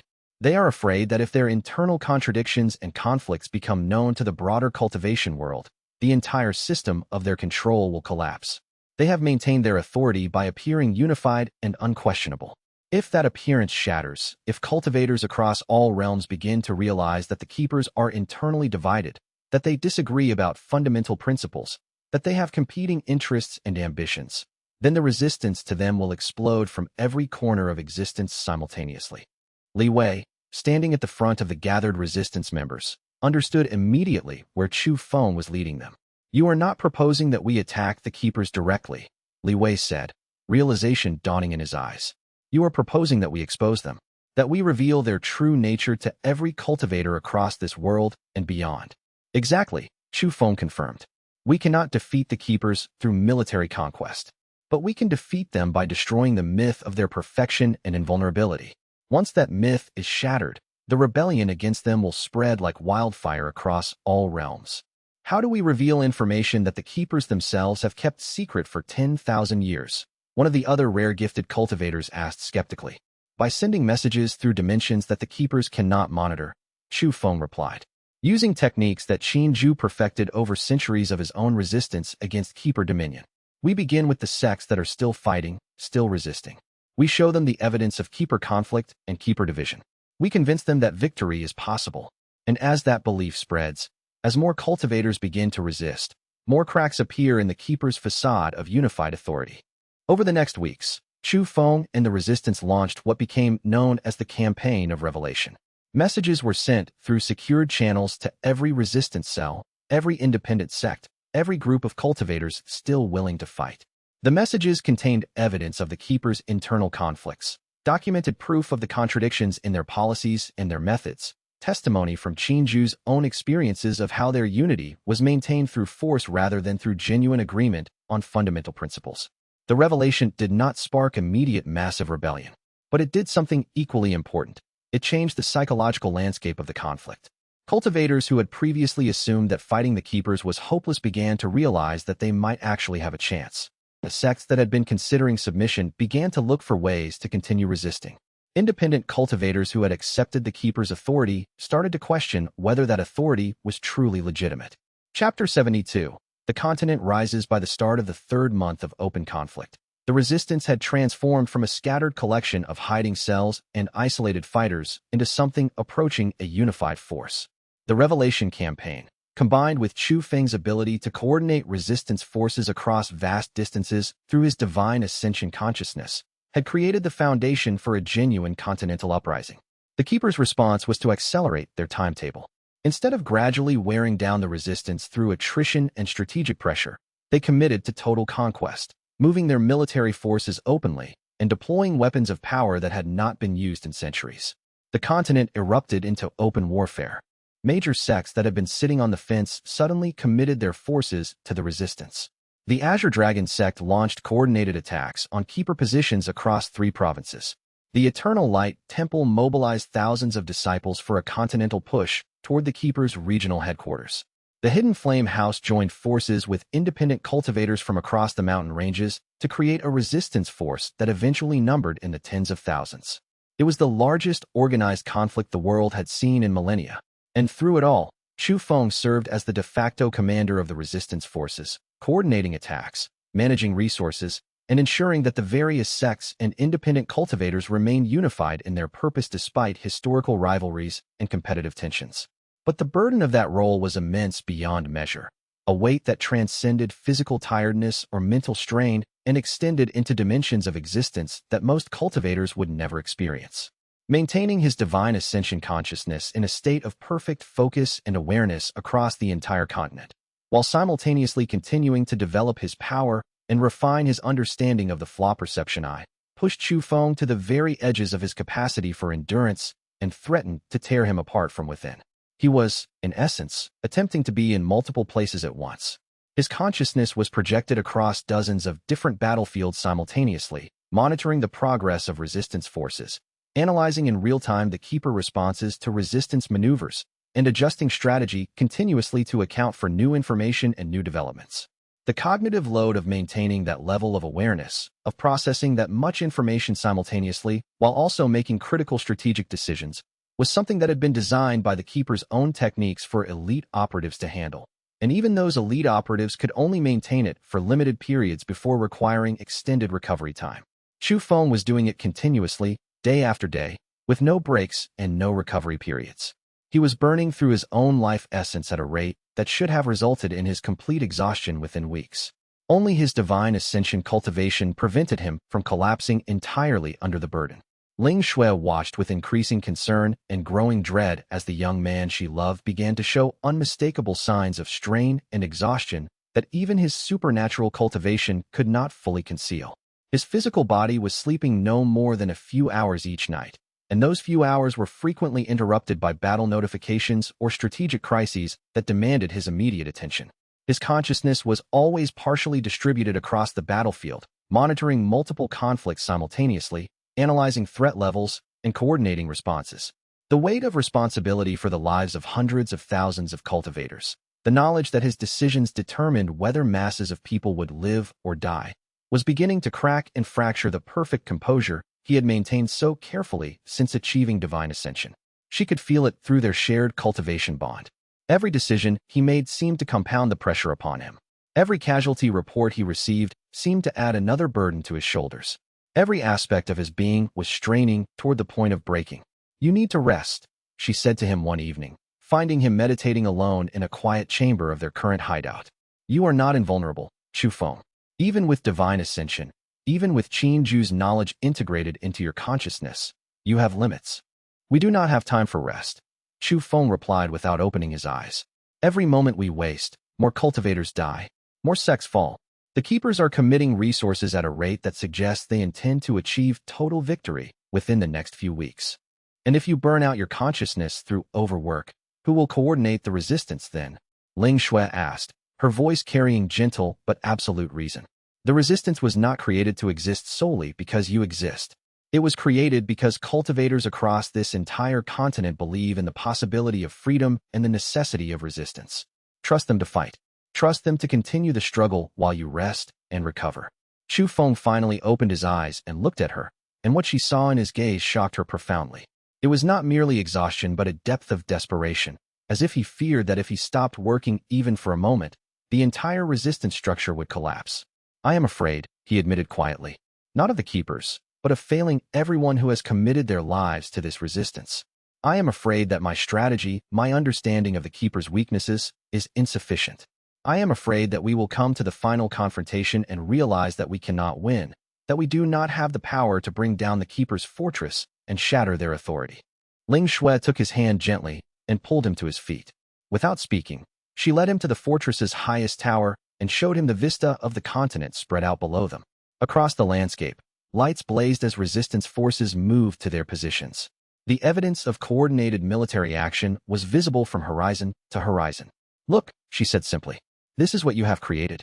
This is what belief in your leadership and your strategy has created. These are not people who are following you blindly. These are not cultivators who have been forced into service. These are people who have chosen to stand against the Keepers because you have given them hope that victory is possible. The weight you carry is not yours alone. They share it. We share it."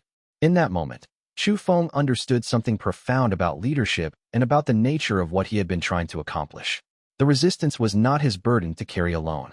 It was a collective endeavor, a unified pushing back against oppression by countless individuals who had decided that freedom was worth the cost of resistance.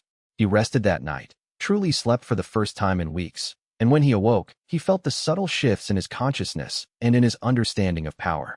The Flaw Perception Eye showed him new possibilities, new ways to coordinate the resistance's forces, new strategies that would exploit the Keeper's vulnerabilities more effectively than anything he had previously conceived. Chapter 73. The Keeper's Fortress. The most critical piece of information that Xianxia's consciousness had provided was the exact location and nature of the Keeper's central fortress. It was not, as many cultivators had assumed, located somewhere in normal physical space. Instead, it existed in a state that transcended normal reality, partially anchored to the mortal plane but extending into dimensions that operated according to principles fundamentally different from normal existence. The fortress was a structure of impossible architecture and genuinely transcendent construction, maintained through techniques so ancient and so refined that modern cultivators could barely comprehend the fundamental principles underlying their operation. It was defended not merely by physical walls or conventional barriers, but by conceptual shields and dimensional seals, protective formations that prevented specific types of beings or specific types of consciousness from even perceiving it directly, let alone attacking it effectively. The fortress had been designed specifically to be imperceptible and unreachable to any cultivator below the highest ranks of achievement. But the Flaw Perception Eye could perceive it.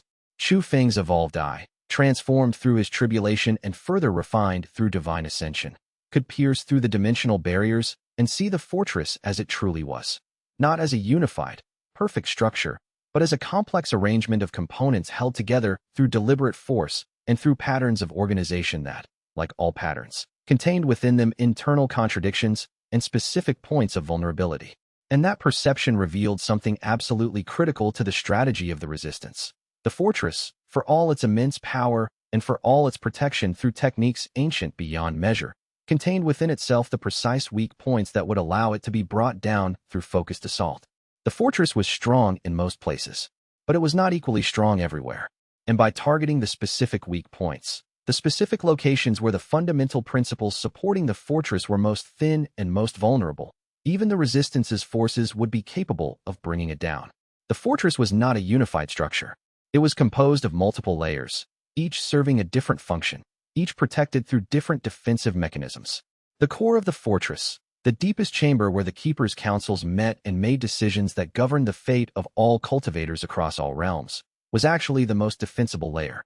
But supporting that core were numerous subsidiary structures, resource repositories, consciousness archives, ritual chambers, and a vast network of pathways that allowed information and authority to flow from the center outward to all the Keeper cells operating across the various realms.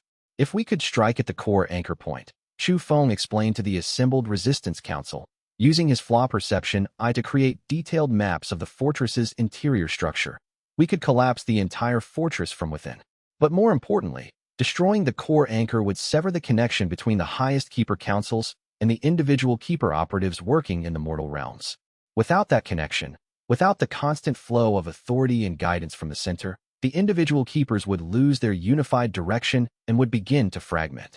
Reaching the core anchor would require passing through multiple layers of ancient defenses, defensive systems that have been refined and perfected over tens of thousands of years. Master Yun observed carefully, studying the projected structure with the keen eye of someone who had lived through many centuries and understood the nature of such defenses. And the core itself is defended by the most powerful Keepers, including the being known as the Eternal Custodian, a being whose strength and power transcends anything we have encountered or observed in our conflicts with individual Keeper operatives. How do you propose that we overcome that? What strategy do you believe could possibly succeed against such opposition?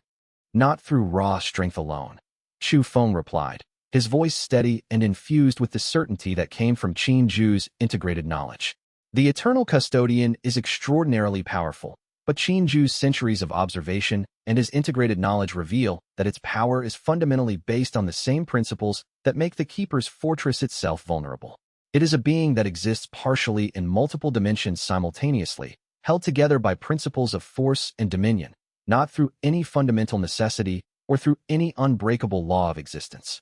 And like all beings, like all structures, like all manifestations of power in existence, It contains within itself the precise weak points that can be exploited with the correct understanding and the correct approach. Lu Ming, the ancient resistance leader who had coordinated the earliest phases of the rebellion and who had survived centuries of hidden struggle against Keeper Dominion, leaned forward with intense focus and piercing perception. "You are proposing that we make an attempt on the fortress itself," she said, her voice carrying the weight of someone who understood fully what such an assault would entail. "That we assault the very heart of Keeper power with whatever forces we can gather, knowing that the losses will be catastrophic." "I am proposing more than that," Chu Feng replied carefully. "I am proposing that we not only attempt the assault, but that we do so with the full understanding and acceptance that the assault will likely be costly in terms of lives, devastatingly costly. Thousands will likely die. Some of the most powerful cultivators among us may not survive the attempt. But if we succeed, if we manage to destroy the core anchor and sever the connection between the highest Keeper councils and the dispersed Keeper operatives operating throughout the mortal world, then the entire elaborate structure of Keeper Dominion will collapse catastrophically and irreversibly." He paused, allowing the full implications of what he was proposing to settle upon the gathered council members. Every cultivator who has been held in service to the Keepers, every realm that has been subject to their dominion and control, will suddenly be free. The darkness that has settled upon us for 10,000 years will lift.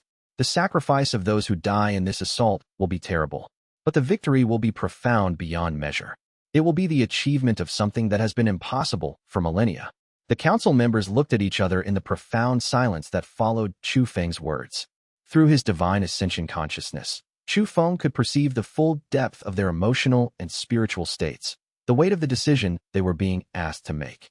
They were being asked to commit to a strategy that would require the destruction of significant portions of the resistance's strength, the likely death of thousands of fighters, with only Chu Feng's belief in the possibility of victory as justification for the risk and for the cost in lives.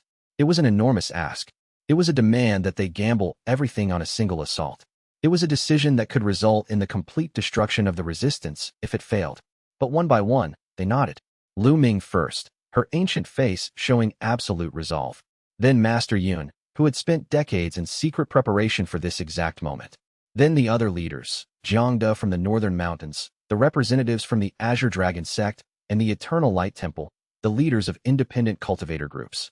Each one came to the same conclusion. This was the moment. This was the time. The resistance would assault the Keeper's fortress, whatever the cost. Chapter 74, The Ascent. The journey to the Keeper's fortress took 3 weeks of preparation and coordination of unprecedented complexity. The resistance selected 3,000 of their most powerful cultivators, organized them into specialized teams designed to overcome specific defensive layers of the fortress.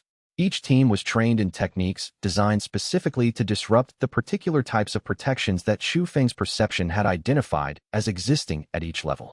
Every single cultivator who volunteered for the assault understood with perfect clarity that they might not return from this mission. The mortality rates would be catastrophic. Yet every cultivator accepted that risk and committed to the assault anyway, driven by belief in the possibility of freedom and by the conviction that their sacrifice might serve that cause. Chu Feng led the main assault force, with Ling Shui at his side, and Li Wei coordinating the rearguard forces that would hold escape routes and prevent Keeper reinforcements from blocking their retreat and cutting off their supply lines. Behind them came waves of cultivators representing nearly every sect and independent group that had joined the resistance movement. The Azure Dragon disciples marched beside cultivators from the Mountain of 10,000 Swords. The Eternal Light Temple's monks advanced alongside independent cultivators from remote mountain hermitages and hidden valley communities. The sight of such a coordinated force, moving with unified purpose and absolute commitment toward the seat of Keeper power, would have seemed impossible just months before, something that could not occur in reality without shattering from internal conflict and competing interests. Yet here they were, thousands of cultivators, formerly rivals, formerly enemies, formerly strangers to each other, moving as a unified force under Chu Feng's coordination and strategic direction. They moved through pathways that Chu Feng's perception had revealed, routes that the Keepers had believed were impossibly concealed, pathways that normal cultivators could not perceive. The fortress materialized before them gradually as they approached through the dimensional boundaries that separated normal reality from the transcendent spaces where the Keepers maintained their central power structure. It was an architecture that defied normal comprehension and that existed according to principles that seemed to mock the rules of normal space and geometry. Towers and chambers extended in directions that made no spatial sense to cultivators accustomed to normal three-dimensional space. Walls that seemed to curve inward and outward simultaneously, existing in multiple orientations at once.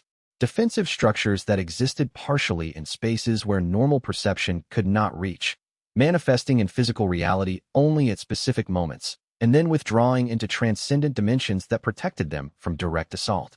The fortress was a masterwork of defensive architecture and protective principle, designed over millennia specifically to prevent the very kind of assault that the resistance was now attempting. The keepers had not anticipated a direct assault on their central fortress. Not truly. Individual keeper cells had been fighting the resistance in the mortal realms, and the highest councils had assumed that military pressure could be managed through normal operational procedures. The appearance of a coordinated force of 3,000 cultivators at the fortress gates created a moment of genuine shock and confusion in the keepers' command structure, a moment where their normal response protocols proved insufficient and where they were forced to improvise responses to an unprecedented situation.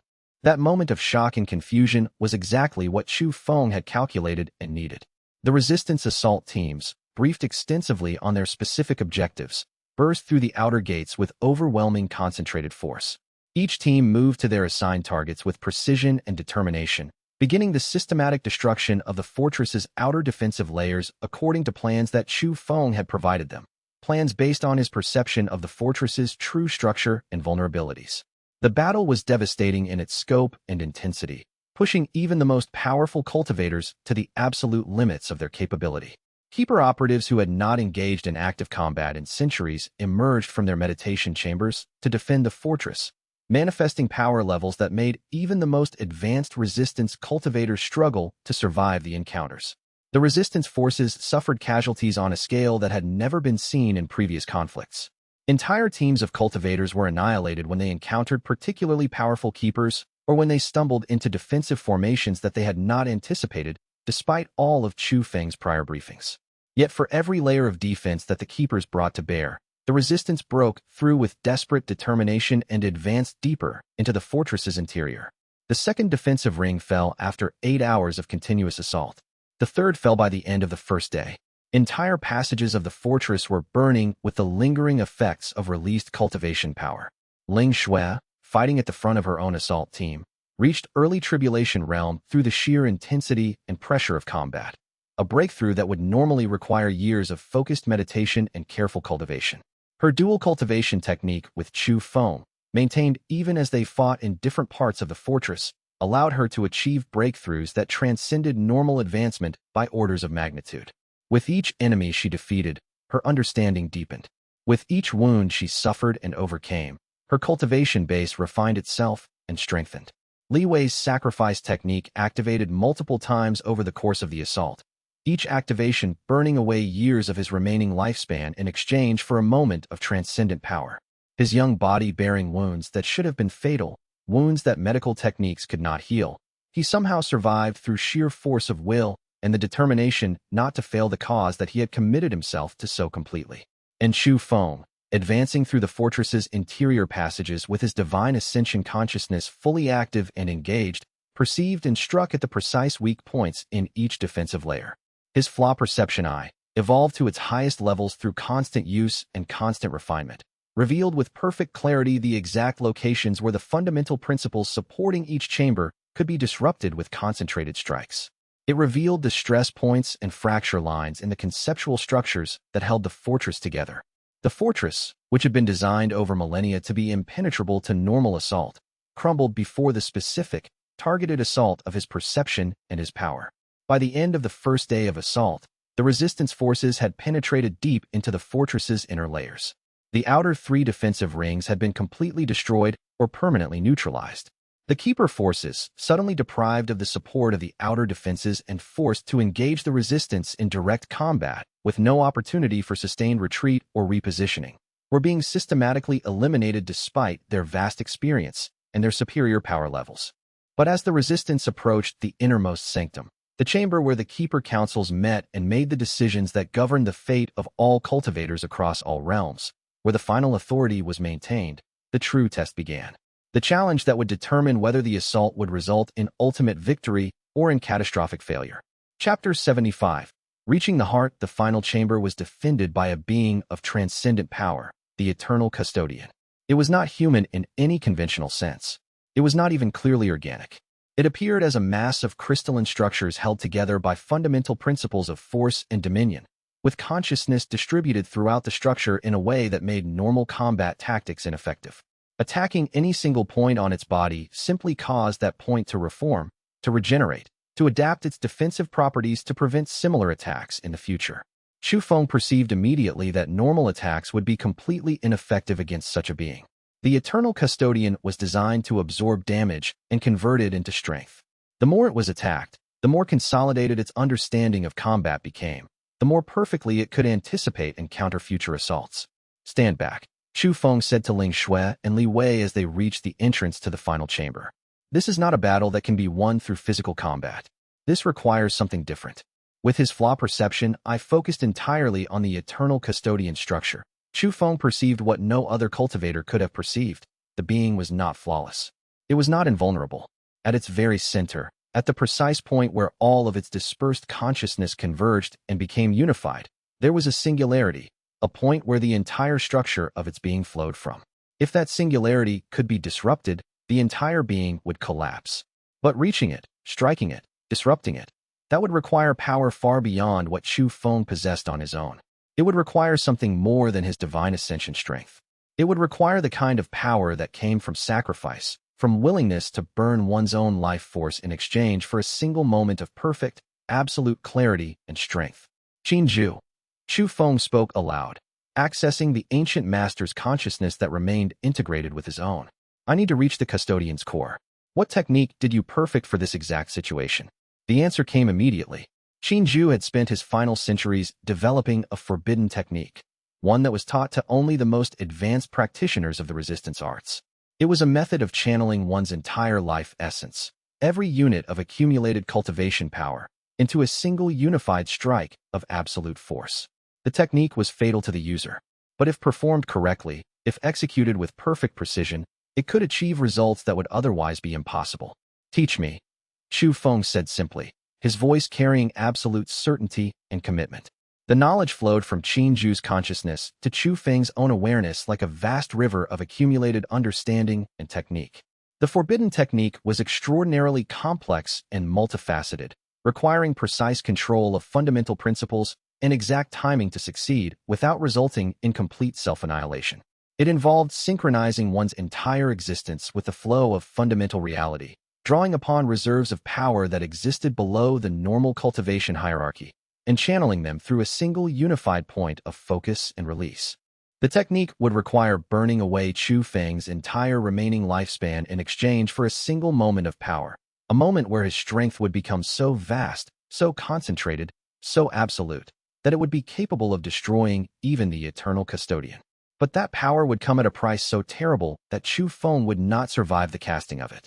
The technique could be learned and executed immediately if the cultivator was willing to accept the ultimate cost, the complete and absolute end of existence. Chu Feng was willing to accept that cost. But before he could begin the activation of the technique, something extraordinary occurred. Ling Shui, perceiving what Chu Feng was about to do through their synchronized cultivation bond, rushed to him and grabbed his arm with surprising force. Not alone, she said, her eyes blazing with determination and love. If this technique requires the sacrifice of your life essence, then I will sacrifice mine as well. I will not allow you to face the Eternal Custodian by yourself. The technique does not require. Chu Feng began, but Ling Shui cut him off. I do not care what the technique requires, she said flatly. We have walked this path together since the moment we met. We will not separate at the end of it. I will stand with you. If this is where our journey ends, then we will end it together. Li Wei, overhearing this exchange, also stepped forward. Despite his grievous wounds, despite the countless times his sacrifice technique had burned away portions of his remaining lifespan, he moved to stand beside Chu Feng as well. You will not sacrifice yourself alone, Li Wei said simply. I am sworn brother to Chu Feng. If this is the final moment, then I will be here. We will face whatever comes next together, the three of us, as we always have. And in that moment, standing in the final chamber of the Keeper's fortress with the Eternal Custodian beginning to manifest fully before them, a being of crystalline power and transcendent force that seemed to fill the entire chamber with its presence, Chu Feng understood something profound about what had truly been accomplished by the resistance movement. The true power of the resistance was not his power alone.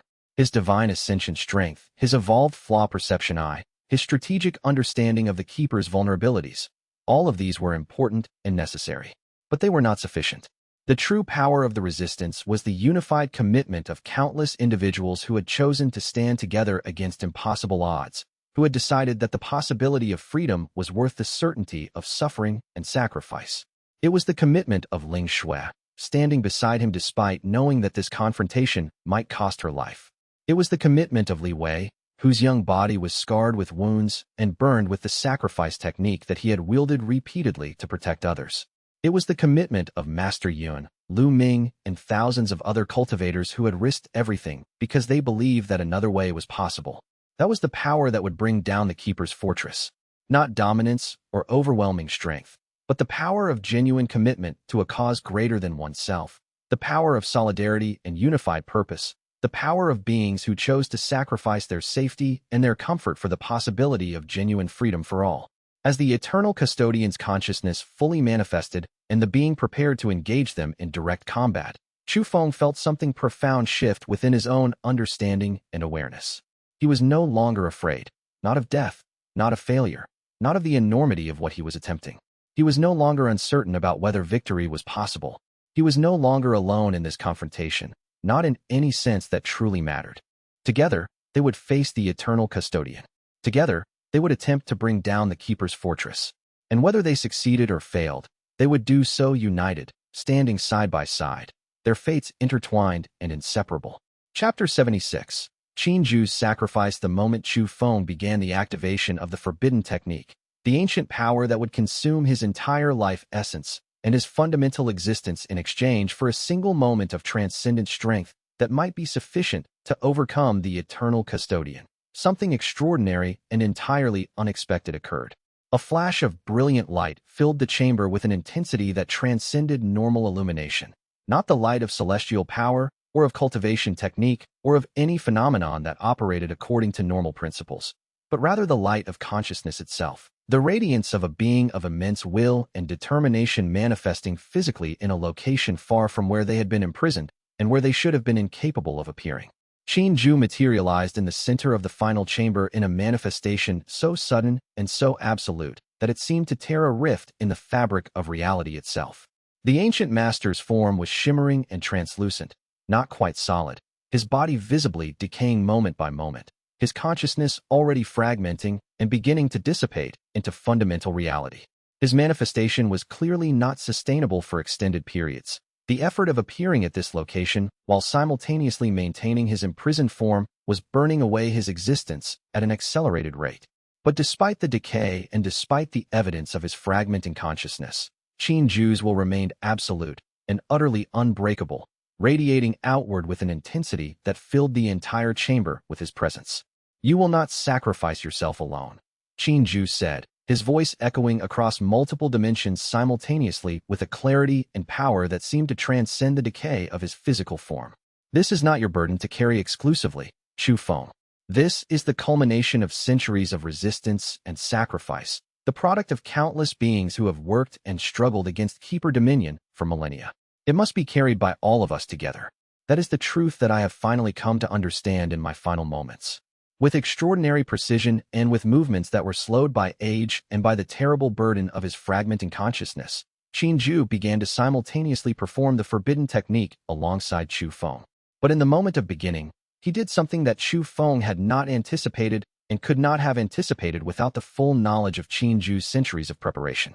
He was teaching all three of them simultaneously, Chu Feng, Ling Shui, and Li Wei, how to combine their individual life essence into a single unified strike that would be far more powerful than what Chu Feng could achieve alone, far more powerful than what any single individual could achieve no matter how advanced their cultivation or how refined their techniques. "The true power comes from unity," Qin Zhu explained, his words carrying layers of meaning and implication that extended far beyond their literal content, reaching into the deepest levels of what these three beings were and what they could become. From the willingness of multiple independent beings to surrender their individual existence and merge into something greater than themselves. This is the true principle of resistance against absolute authority. Not one being standing alone against the forces of dominion, but multiple beings standing together, each one contributing their essence, their understanding, their commitment to the collective cause. When individual wills align and merge, they become something transcendent. Ling Shui and Li Wei, understanding what he was teaching them through the depths of consciousness and perception, began to synchronize their own consciousness and cultivation power with Chu Feng's. The three of them, bound together by love that transcended normal emotion, by loyalty that was absolute and unquestionable, and by shared commitment to the cause of freedom that took precedence over individual survival, began the process of merging their individual life essence into a single unified force of transcendent power. The process of merging was extraordinarily painful on every level that existence could be painful. It required the absolute surrender of individual identity, the complete willingness to merge one's consciousness into something larger than oneself, something that was not merely a coalition of three separate minds, but rather a unified consciousness that was something genuinely new. It required absolute trust and absolute commitment to the others involved, because there was literally no way to protect oneself or to preserve any part of one's individual consciousness intact. In the moment of merging, each of them was completely vulnerable to the others. If any one of them had wavered in commitment, if any one of them had attempted to preserve some portion of themselves, the merging would have failed and destroyed all three of them. But they did it without hesitation or reservation.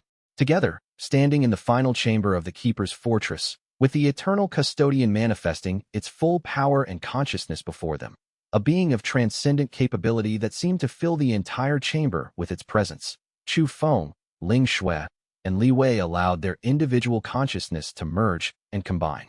Their life essences flowed together like rivers meeting in an ocean, their cultivation bases synchronized and unified at the deepest levels, their understanding of power and of existence merged into a single unified perception that transcended what any single individual could comprehend. And as they merged, as the three of them became one unified consciousness of transcendent capability, Qin Ju completed the final phase of his own ultimate sacrifice. His centuries of accumulated power, the vast reserves of strength and cultivation that he had accumulated over his extended lifespan spanning multiple centuries, all of it flowed directly into the unified consciousness that Chu Feng, Ling Shui, and Li Wei had created together. The ancient master was burning away his entire remaining existence, channeling everything he had accumulated over centuries of life and cultivation into the channel they had opened, pouring his essence into their unified form. Go. Qin Ju whispered as his consciousness began to dissipate entirely, fragmenting into component parts that would soon cease to be. Strike the eternal custodian with the power that we have provided to you. Bring down the fortress that has stood for ages beyond measure. Free all the cultivators from the chains of keeper dominion that have bound us for 10,000 years. This is my final contribution to the cause that I chose to serve in these final centuries of my existence. This is my redemption for the betrayal I committed, the knowledge I withheld, and the sacrifice I made to reach this point. With those final words, Qin Ju's consciousness fragmented entirely and dispersed into the fundamental fabric of reality itself. His existence ended completely. The ancient master's time in any form or any state was finished. But in that ending, in that complete and absolute surrender of self and of everything that he had accumulated, he had accomplished something extraordinary and profound. He had amplified the unified power of Chu Feng, Ling Shui, and Li Wei to a degree that transcended by orders of magnitude what any single individual could have achieved, or even what any pair of individuals working together could have accomplished. Chapter 77, The Eternal Strike. The unified consciousness of Chu Feng, Ling Shui, and Li Wei merged into a single entity that transcended and superseded the individual boundaries of three separate beings, augmented powerfully by the final sacrifice of Qin Ju's accumulated power and centuries of cultivation advancement, reached a level of strength that transcended the normal cultivation hierarchy entirely. This was not merely divine ascension, the seventh rank that Chu Feng had achieved through struggle and determination.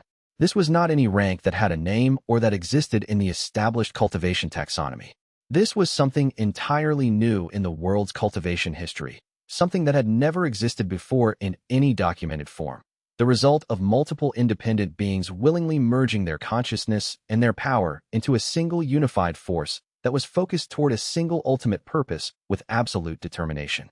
With that unified power and unified perception flowing through the merged consciousness, Chu Feng's Flaw Perception Eye evolved one final time, achieving a form of understanding that transcended everything it had been before. It did not merely perceive flaws in the traditional sense, though it retained that capability. It perceived the fundamental truth of existence itself, the universal truth that all beings, all structures, all organizations of matter and consciousness contained within them the possibility of transformation and transcendence. The eye perceived not just what was broken or what was flawed, but what could be constructed and built from the fragments of the old order. It perceived not just destruction, but the possibility of rebirth and renewal. And focusing that ultimate perception on the eternal custodian, that being of transcendent power that stood before them, Chu Feng perceived the being's absolute core with perfect clarity. The singularity at the center of its consciousness where all of its distributed awareness converged and became unified. It was not merely a vulnerability in the conventional sense. It was a point of absolute potential and absolute transformation, a location where the entire structure of the being could be fundamentally transformed through the application of the correct understanding and the correct force. The unified consciousness that had been created from the merger of Chu Feng, Ling Shui, and Li Wei gathered together all of the power that the three of them possessed combined, amplified and enhanced by Qin Zhu's final sacrifice, focused and concentrated by their shared commitment to freedom and to the liberation of all cultivators, and directed it with absolute precision toward that single critical point. The strike was not violent or harsh in its manner. It was almost gentle in its application, not crude or destructive, but rather like a surgeon's scalpel striking at exactly the correct location with exactly the correct amount of force. Yet it carried within it the accumulated force of centuries of resistance, the determination and sacrifice of countless beings who had chosen to fight for freedom, and the absolute certainty that the current order of dominion was not inevitable or unchangeable. The unified strike reached the eternal custodian's core with absolute precision and perfect timing.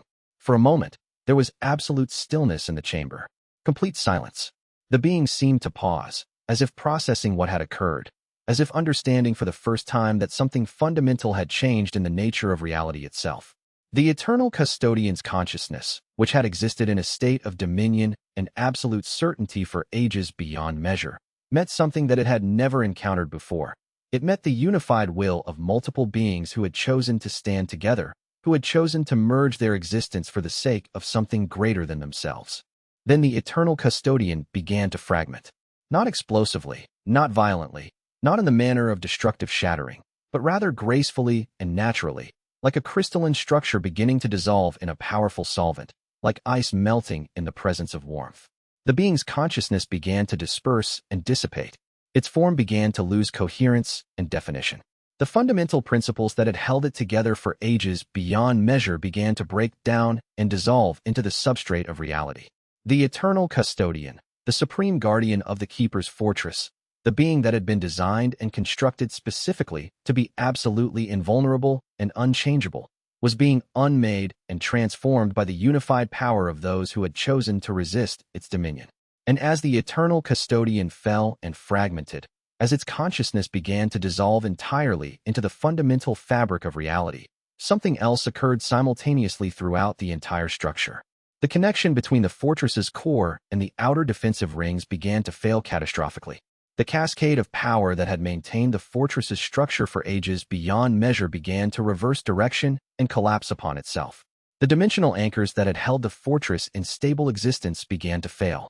The entire facility was beginning to come down. Chapter 78. The custodian falls. The fortress began to collapse not explosively or catastrophically, but rather systematically and methodically, chamber by chamber, ring by ring, layer by layer. The fundamental principles and the ancient principles that had held it together for ages beyond measure were being severed at the exact moment when the eternal custodian's consciousness fragmented and dispersed.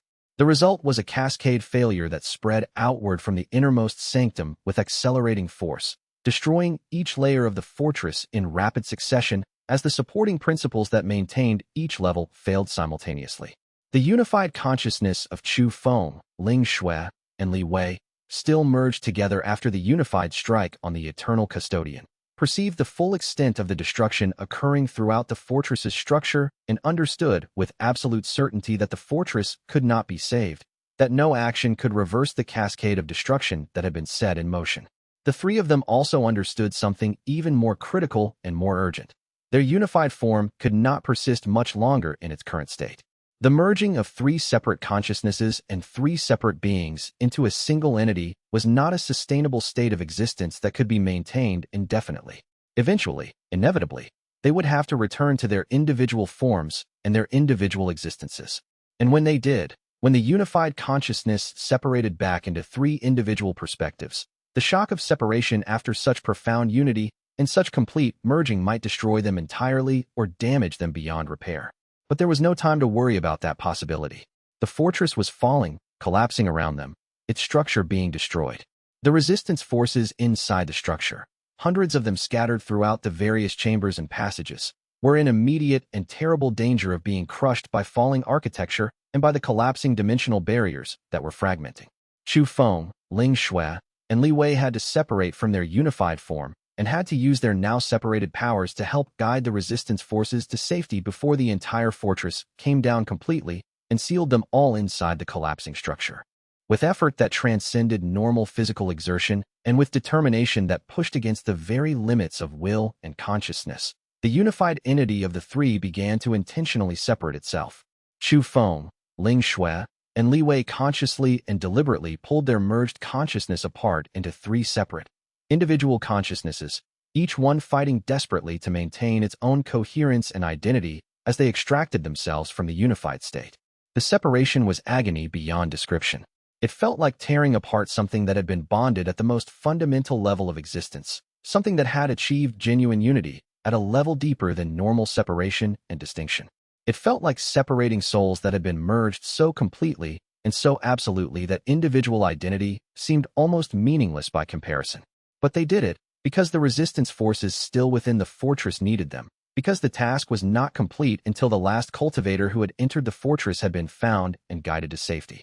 Chu Feng, separated and individual once more, but fundamentally transformed by the experience of unity with Ling Shui and Li Wei, found his consciousness gradually return to his individual body.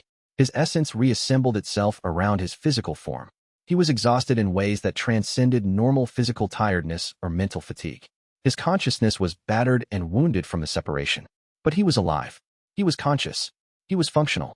And the fortress was still falling and collapsing around him. He reached out immediately with his divine ascension consciousness and began actively directing the resistance forces toward the nearest exits that still remained passable. Ling Shui and Li Wei, having similarly separated into their own individual forms, did the same, each of them finding groups of lost or trapped resistance fighters and directing them toward safety with absolute focus and determination. Together, the three of them moved through the collapsing fortress with urgency and purpose, finding resistance fighters who were disoriented or trapped, guiding them towards safety, pulling them out of the debris and extracting them from the expanding zones where dimensional collapses were occurring and creating instant death. By the time the last resistance fighter had been located and had escaped from the fortress through one of the still functioning exit passages, the entire structure had been completely destroyed. The entire facility, the supreme seat of keeper power, the fortress from which the keepers had coordinated their vast dominion over all realms for 10,000 uninterrupted years, had been reduced to scattered fragments of crystal and dissipating energy that were rapidly decaying and dissipating into the void. The eternal custodian was gone, unmade, its consciousness dispersed into the void, its physical manifestation reduced to scattered fragments that rapidly dissipated. The fortress was destroyed. The seat of keeper power for ages beyond measure had been reduced to dust and memory. The central authority of the keepers was shattered, their coordination network severed, their highest councils scattered and unable to maintain unified command and control. But even as Chu Feng, Ling Shui, and Li Wei emerged from the collapsing structure with the final groups of resistance fighters, even as they witnessed the complete destruction of the keeper's fortress and the spectacular fall of the being that had guarded it, Chu Feng understood with absolute clarity that the war was not over. Individual keeper cells and individual keeper operatives still existed scattered across the continent and scattered across all realms. The keepers as an organization had lost their central coordination, their unified command structure, and their primary stronghold. But they had not lost their power or their fundamental will to dominate and to control. They had not accepted the inevitability of defeat. A new phase of conflict was beginning. a phase where the scattered and fragmented keeper forces would have to be systematically hunted down and either destroyed or convinced to surrender their authority. It would be a long and grinding conflict, different in character from the assault on the fortress, but potentially even more demanding and exhausting. Chapter 79. The aftermath. In the days and weeks and months that followed the spectacular and catastrophic destruction of the Keeper's fortress, a new order began to emerge across the fractured cultivation world. The individual Keeper cells and Keeper operatives, suddenly deprived of the constant guidance and coordination that had flowed from the Central Council, began to fragment and splinter into competing groups. Some Keepers, understanding intellectually and emotionally that the old order was no longer sustainable and no longer inevitable, made the deliberate choice to surrender and submit to the resistance. Others, refusing to accept the loss of the power they had wielded for centuries or millennia, attempted to maintain their control through force and direct dominion. But without the unified support and unified coordination of the larger Keeper structure, they were vulnerable to organized resistance forces and were systematically defeated through coordinated attacks and strategic campaigns. The toll of the assault on the fortress itself was catastrophic and staggering in its scale. Over 1,000 resistance fighters had been killed in the initial assault and in the process of securing the fortress's outer defensive rings. Thousands more bore serious wounds that would require extensive healing and recovery. The sects that had contributed their finest forces to the assault faced severe losses and had to commit their remaining resources entirely to the long process of recovery and physical rebuilding from the devastation. But the victory that had been achieved through those sacrifices was absolute and comprehensive. The Heavenly Keepers, for the first time in 10,000 years of uninterrupted dominion, had been challenged directly and had been defeated utterly. The monolithic structure of their authority and their dominion had been broken. Cultivators across the continent and across the world began to realize with profound clarity that resistance to the Keepers was possible, that the Keepers were not truly invulnerable or unchangeable, that another way of organizing civilization and cultivation was genuinely achievable. Chu Feng, slowly recovering from the profound ordeal of merging his consciousness with Ling Shui and Li Wei and then separating from them to return to individual existence, found himself transformed in ways that he could barely comprehend or articulate. The experience of being three distinct consciousnesses simultaneously, of feeling Ling Shui's profound love and absolute commitment flowing through him at the same moment, he felt Li Wei's unwavering loyalty and determination, had fundamentally changed his deepest understanding of what it meant to be an individual being, what it meant to exist separately, and what the boundaries of self actually represented. He was no longer quite the same person he had been before the fortress assault. He was changed at the most fundamental levels, deeper in his understanding, more complete in his perception of what it meant to be connected to others. The experience of unity had given him perspectives and understandings that he could never lose, no matter how much time passed. Ling Shui and Li Wei were similarly transformed by the experience, fundamentally altered in ways that neither of them had anticipated or could have anticipated in advance. The three of them found that they could never quite return to being purely individual consciousnesses, isolated and separate in the way they had been before the merging. They could still separate physically and could still act independently, and sometimes they had to act separately to address different threats or different needs across the continent. But there was now a persistent thread of connection between them, a link that was woven into the fundamental fabric of their beings at the level of consciousness itself. This link allowed them to feel each other's presence and emotions even when they were physically separated by vast distances, allowing them to coordinate and understand each other without needing to communicate through words or conventional means. They had become something more profound than merely close companions bound by affection and loyalty. They had become fundamentally bonded at the deepest level of consciousness itself, in a way that no other beings in the known world could truly replicate or understand. The resistance, victorious but devastated and grievously wounded by the tremendous cost of that victory, assembled in the weeks following the fortress's destruction to discuss the future and to establish what would come next in the long process of rebuilding and reorganizing cultivation society. It was clear to everyone present that simply defeating the Keepers was not sufficient for creating genuine freedom.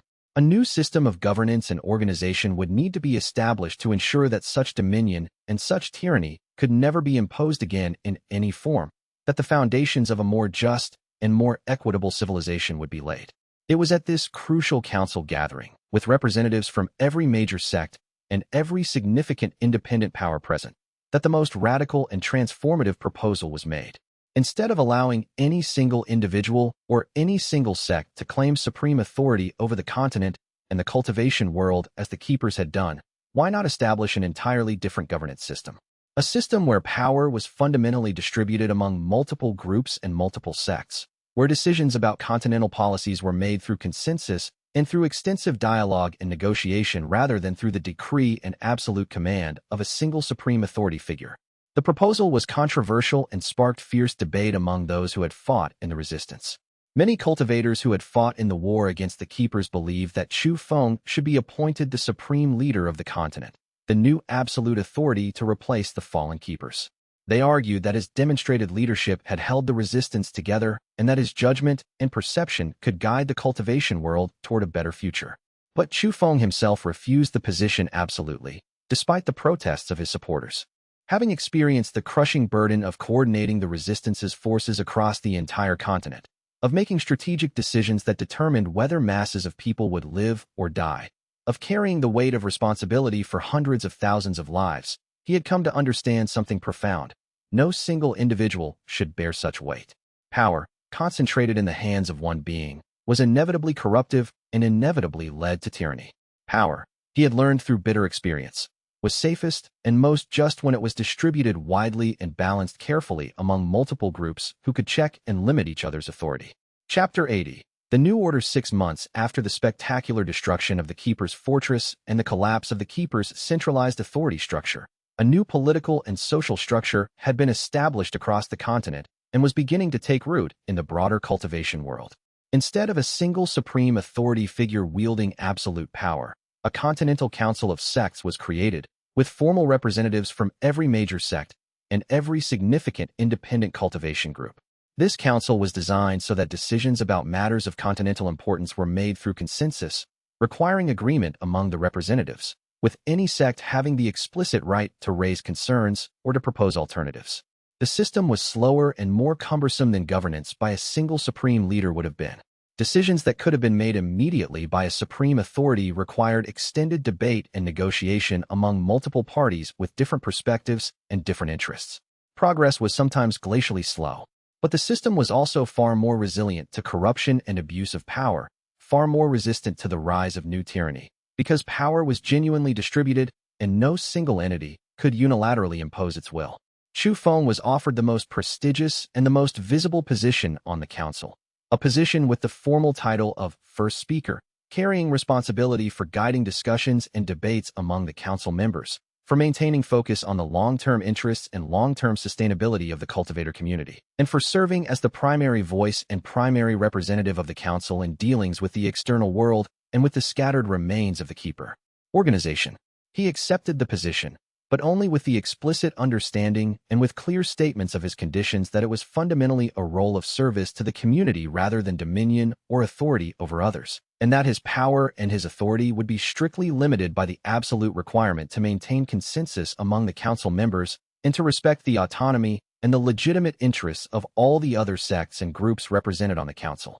He made it clear that the moment consensus could not be maintained, or the moment the council lost confidence in his leadership, he would step down without protest or resistance. Ling Shui took a formal position as the primary representative of the Celestial Gate sect on the council, allowing her to continue serving the cause of freedom while also directly serving the sect that had harbored and protected her through the years of struggle. Li Wei, acknowledging honestly that he was not yet ready to take on the complex political and administrative responsibilities that would inevitably come with council membership, chose instead to return to a life of intensive cultivation and disciplined training, dedicating himself entirely to achieving new breakthroughs in cultivation theory and advanced technique. Yet he remained available at all times to advise the council on matters of strategy and conflict when his expertise and his specialized knowledge were needed, ensuring that the insights gained through the resistance's struggle would not be lost. In the aftermath of the war, as the continent began the slow and difficult process of healing from the catastrophic devastation that the conflict had caused, Chu Feng found himself in periods of quiet reflection about what had been accomplished at such terrible cost and what had been irretrievably lost. The keepers had been defeated utterly, that much was certain, but thousands of cultivators, many of them the brightest and most talented of their generation, had died in the struggle for freedom. Entire sects had been completely destroyed or had suffered such severe losses that their recovery would take generations. Vast regions of the continent had been laid waste and rendered nearly uninhabitable by the intense conflicts between resistance forces and keeper operatives. But something had been achieved through that terrible sacrifice that transcended mere military victory or the removal of the keepers from power.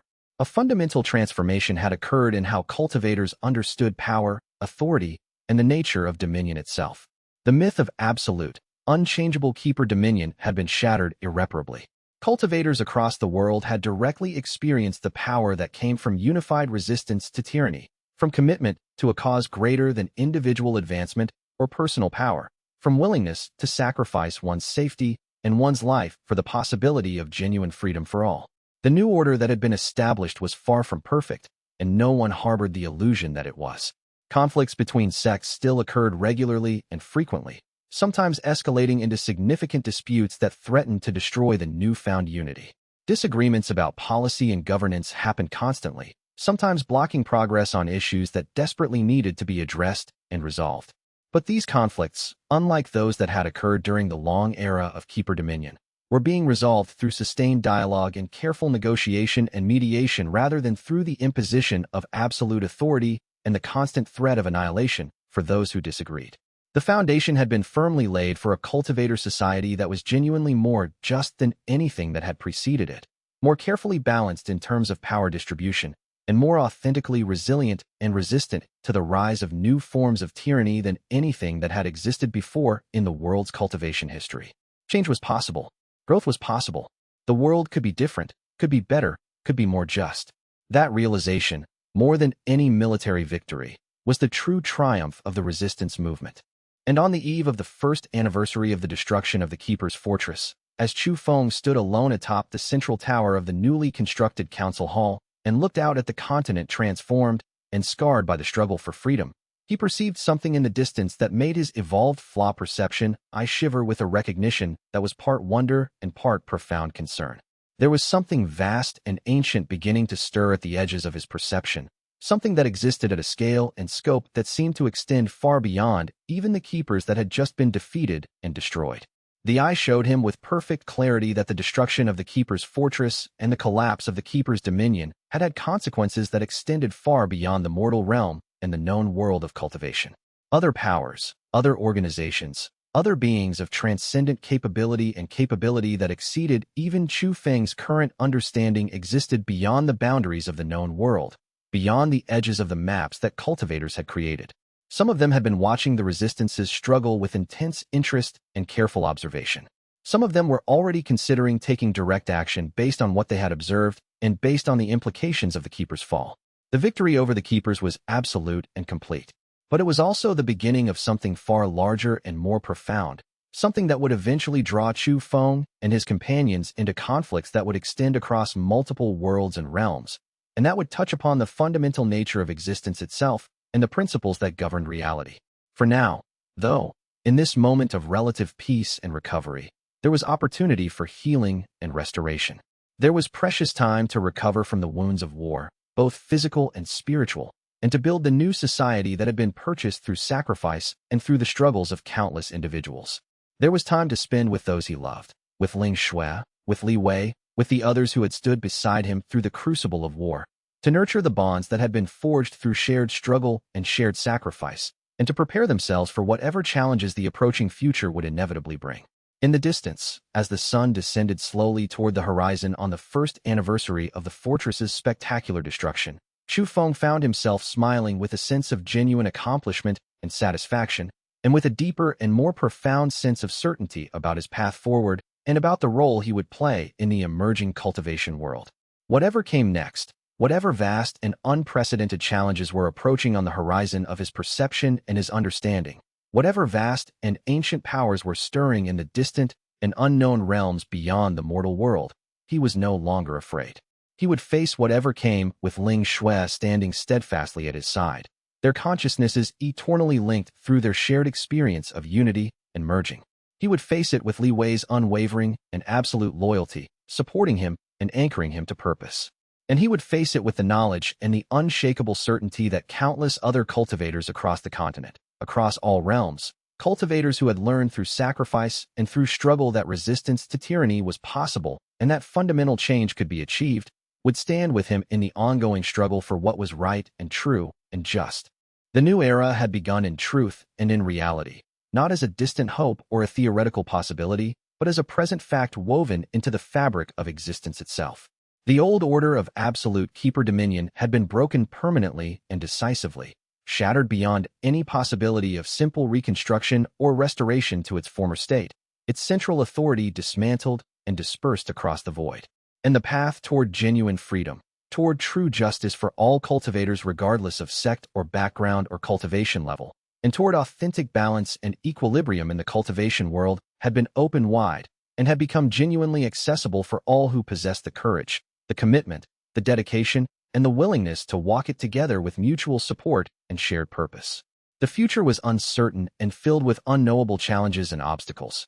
New conflicts and new obstacles of magnitude and scope that exceeded anything the world had yet experienced in its recorded history were undoubtedly approaching from beyond the boundaries of the known realms and the known world.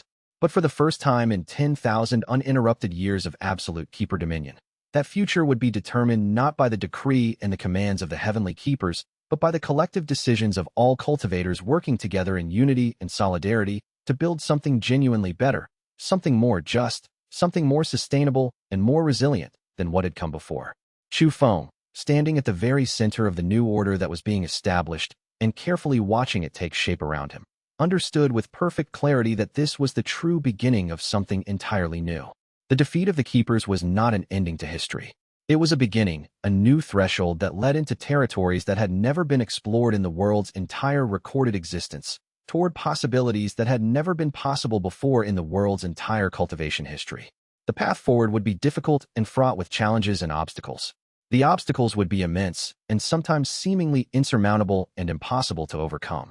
But the possibility was there, open and real and genuinely achievable, waiting to be seized and actualized by those with the courage and the commitment to reach for it, and to build it together with mutual support and mutual dedication to the cause.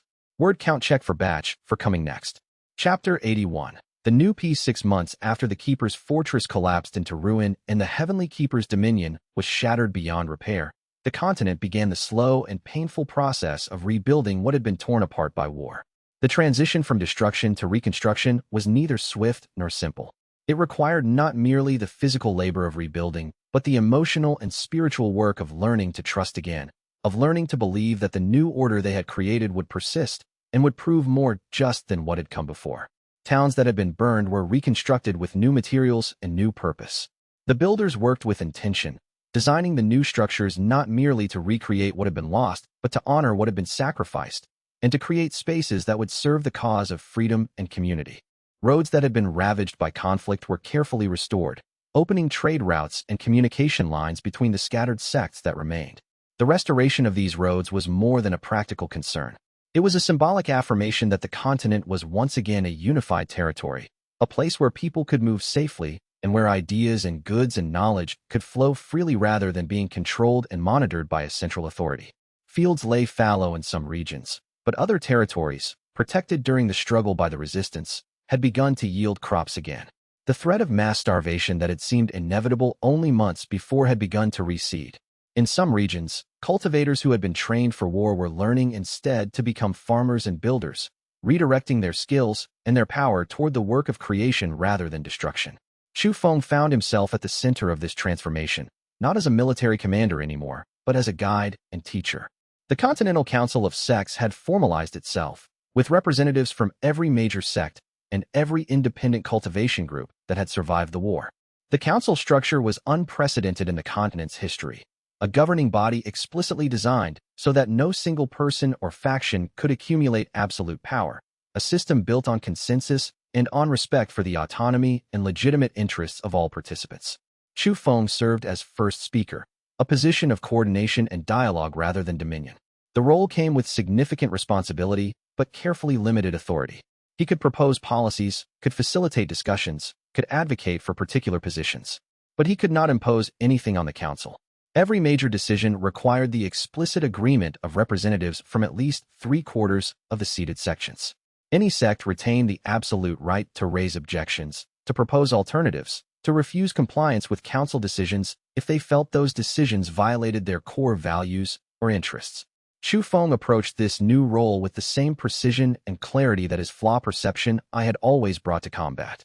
Just as he could see the precise weaknesses in an opponent's stance, he could now perceive the tensions and fractures within coalition politics, the points of agreement where different sects could find common ground despite their historical rivalries and their deep-rooted conflicts. He learned to recognize when arguments were grounded in genuine philosophical difference versus when they were merely expressions of old grievances and old wounds. The work of the council required him to move between different sectors of the continent, to understand the specific needs and concerns of each sect, to facilitate dialogue between parties that had sometimes been on opposite sides of the war. It required patience and compassion, qualities that the Flaw Perception Eye had taught him were as important as any combat technique. Ling Shui worked beside him on the council, representing the Celestial Gate sect with intelligence and compassion.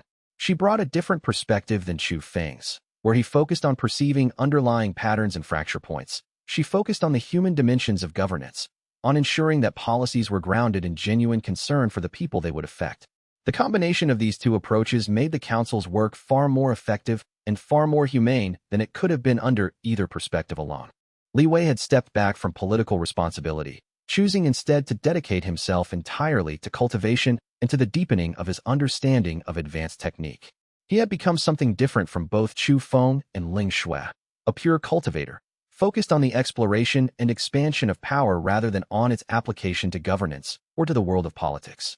Yet he remained always available, a silent advisor in moments of conflict, a reminder of the bonds forged through shared struggle and shared sacrifice. The three of them maintained the practice of synchronized meditation several times each week, a discipline that kept their consciousnesses linked at a deep level and that ensured none of them would ever be truly isolated or truly alone. The three of them had built something that transcended mere political alliance. They had become the living embodiment of the new order, the proof that different paths and different purposes could coexist in harmony if all parties approached the work with genuine commitment to something greater than themselves. Their partnership was not without strain or difficulty. There were moments when they disagreed profoundly about the directions policy should take, but those disagreements only strengthened the bonds between them, because each of them was secure in the knowledge that the disagreement came from genuine commitment to the work rather than from personal ambition or personal greed. In the months following peace, Chu Feng had felt drawn increasingly toward teaching and mentoring. The Flaw Perception Eye, which had been weaponized in his hands and in the hands of the heavenly keepers for thousands of years, began to reveal to him a different potential, a different path. The eye was not merely a tool for perceiving weakness and exploiting it. It was, in a deeper sense, a tool for understanding, a way of seeing the true nature of things, of perceiving where growth was blocked and where transformation was possible. It was a path that the masters had hinted at, but it was a path that Chu Feng would have to discover and explore for himself. He began to establish a school informally at first, gathering younger cultivators who showed promise and teaching them not combat tactics but perception, how to look at a problem without bias, how to recognize your own weaknesses not as sources of shame, but as opportunities for growth and development, how to perceive the flaws in systems and structures without being consumed by despair about the magnitude of the work required to repair them. The teaching sessions were sometimes frustrating. Younger cultivators had been trained to see power as the ultimate goal, to view weakness as something to be ruthlessly eliminated or overcome. The idea that weakness could be a source of wisdom and of growth seemed almost heretical to many of them. But gradually, some of the younger students began to understand. They began to perceive the benefits of clarity and perception, to recognize that understanding weakness was in many cases more valuable than simply being strong. A handful of them developed sensitivity to the subtler dimensions of cultivation that Chu Feng was trying to teach. Ling Shui supported the initiative completely, seeing in it a form of cultivation practice that was entirely new to the world's tradition, a spiritual discipline based not on accumulation of power, but on clarity of vision and genuine understanding of oneself and one's relationship to the world. She joined some of the teaching sessions, bringing her own unique perspective, her own hard-won wisdom about the balance between cultivation and compassion, between personal advancement and service to others. Her presence legitimized the work in the eyes of many cultivators who might otherwise have dismissed it as mere philosophical distraction. The work was slow and sometimes frustrating. The continent was still healing from deep wounds. Sects that had warred with each other for centuries did not simply set aside their grievances because the keepers had been defeated. Individual cultivators, traumatized by the violence and the loss, sometimes struggled to understand how peace was possible or why they should believe that the new order would be more just than what had come before. The scars of war ran deep, and they would not be healed quickly. But gradually, slowly, like morning light advancing across the landscape, change began to take root. In communities that had learned to work together during the struggle against the keepers, that cooperation often persisted. Sects that had learned to respect each other's autonomy and their different approaches to cultivation found that they could work together far more effectively than they could work in isolation. The old hierarchies based on raw power began to be supplanted by new forms of respect based on wisdom, on integrity, and on genuine commitment to the well-being of the wider community. One evening, as Chu Feng sat in meditation in the tower of the new council hall, Ling Shui entered silently and sat across from him. The tower was the highest point in the rebuilt capital city, a place where their consciousnesses could extend far and perceive the state of the continent's recovery and transformation. They remained still for a long time, their consciousnesses linked through the deep practice of dual cultivation that had become central to their existence and to their spiritual path. The connection between them had deepened with each passing month, until sometimes it was difficult to know where one person's consciousness ended and the other's began. "The eye shows you the future?" she asked at last, not breaking meditation, but simply opening to conversation in the way that was possible between two minds that had become truly synchronized. Her question suggested both curiosity and concern. She could sense that something was shifting in his perception. "The eye shows me only what exists in the present moment," Chu Feng replied slowly. His voice in meditation had a quality that was somehow both intimate and vast, as though he was speaking from some place that existed beyond ordinary time and space. Flaws, weaknesses, possibilities. The future is still unwritten, still composed of infinite potential outcomes. But I perceive something approaching, something vast and distant. It does not feel like a threat, not yet. But it does feel like change, like something is shifting at the edges of the known world. The boundaries that have contained us for so long are becoming permeable. New powers are waking to our existence. Ling Xuan nodded slowly, processing this information. She had begun to develop her own sensitivity to the currents and undercurrents that move through the fabric of the cultivator world, a skill that complemented Chu Feng's direct perception. "The Eastern Empire," she said. "Reports have been coming from the trading posts at the eastern border. There is something happening beyond the known territories. The merchants speak of upheaval, of new powers moving into prominence, of changes that seem to shake even the foundations of civilizations that have existed for thousands of years. Some of them have mentioned something called the Celestial Tournament, a gathering of the world's greatest cultivators. They speak as though this gathering is an event of immense significance, something that might reshape the balance of power across all known realms." "Yes," Chu Feng said, his voice carrying the weight of deepened understanding. "I sense that as well. The keepers were powerful, but they were not the entirety of the cultivator world. They were only a fragment of something far larger. Their fall has consequences that extend far beyond what we can currently perceive or understand. The removal of their barrier that isolated our continent from the rest of the world, that was not accidental. It was intended. Other powers have been waiting for the moment when the keepers would be weak enough that their monopoly could be broken." Li Wei found them still in meditation as the afternoon light began to fade. He brought tea and sat with them in companionable silence, respecting the depth of their shared mental communion, but offering his presence as support and as anchor.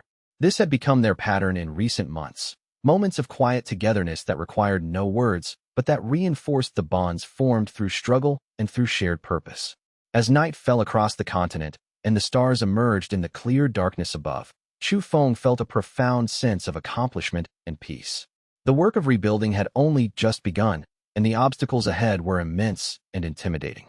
But for the first time in his life, he faced those obstacles not with fear, but with the knowledge that he would face them not alone, but with people he loved and trusted completely, working together towards something greater than any individual's personal advancement or personal glory. Chapter 82.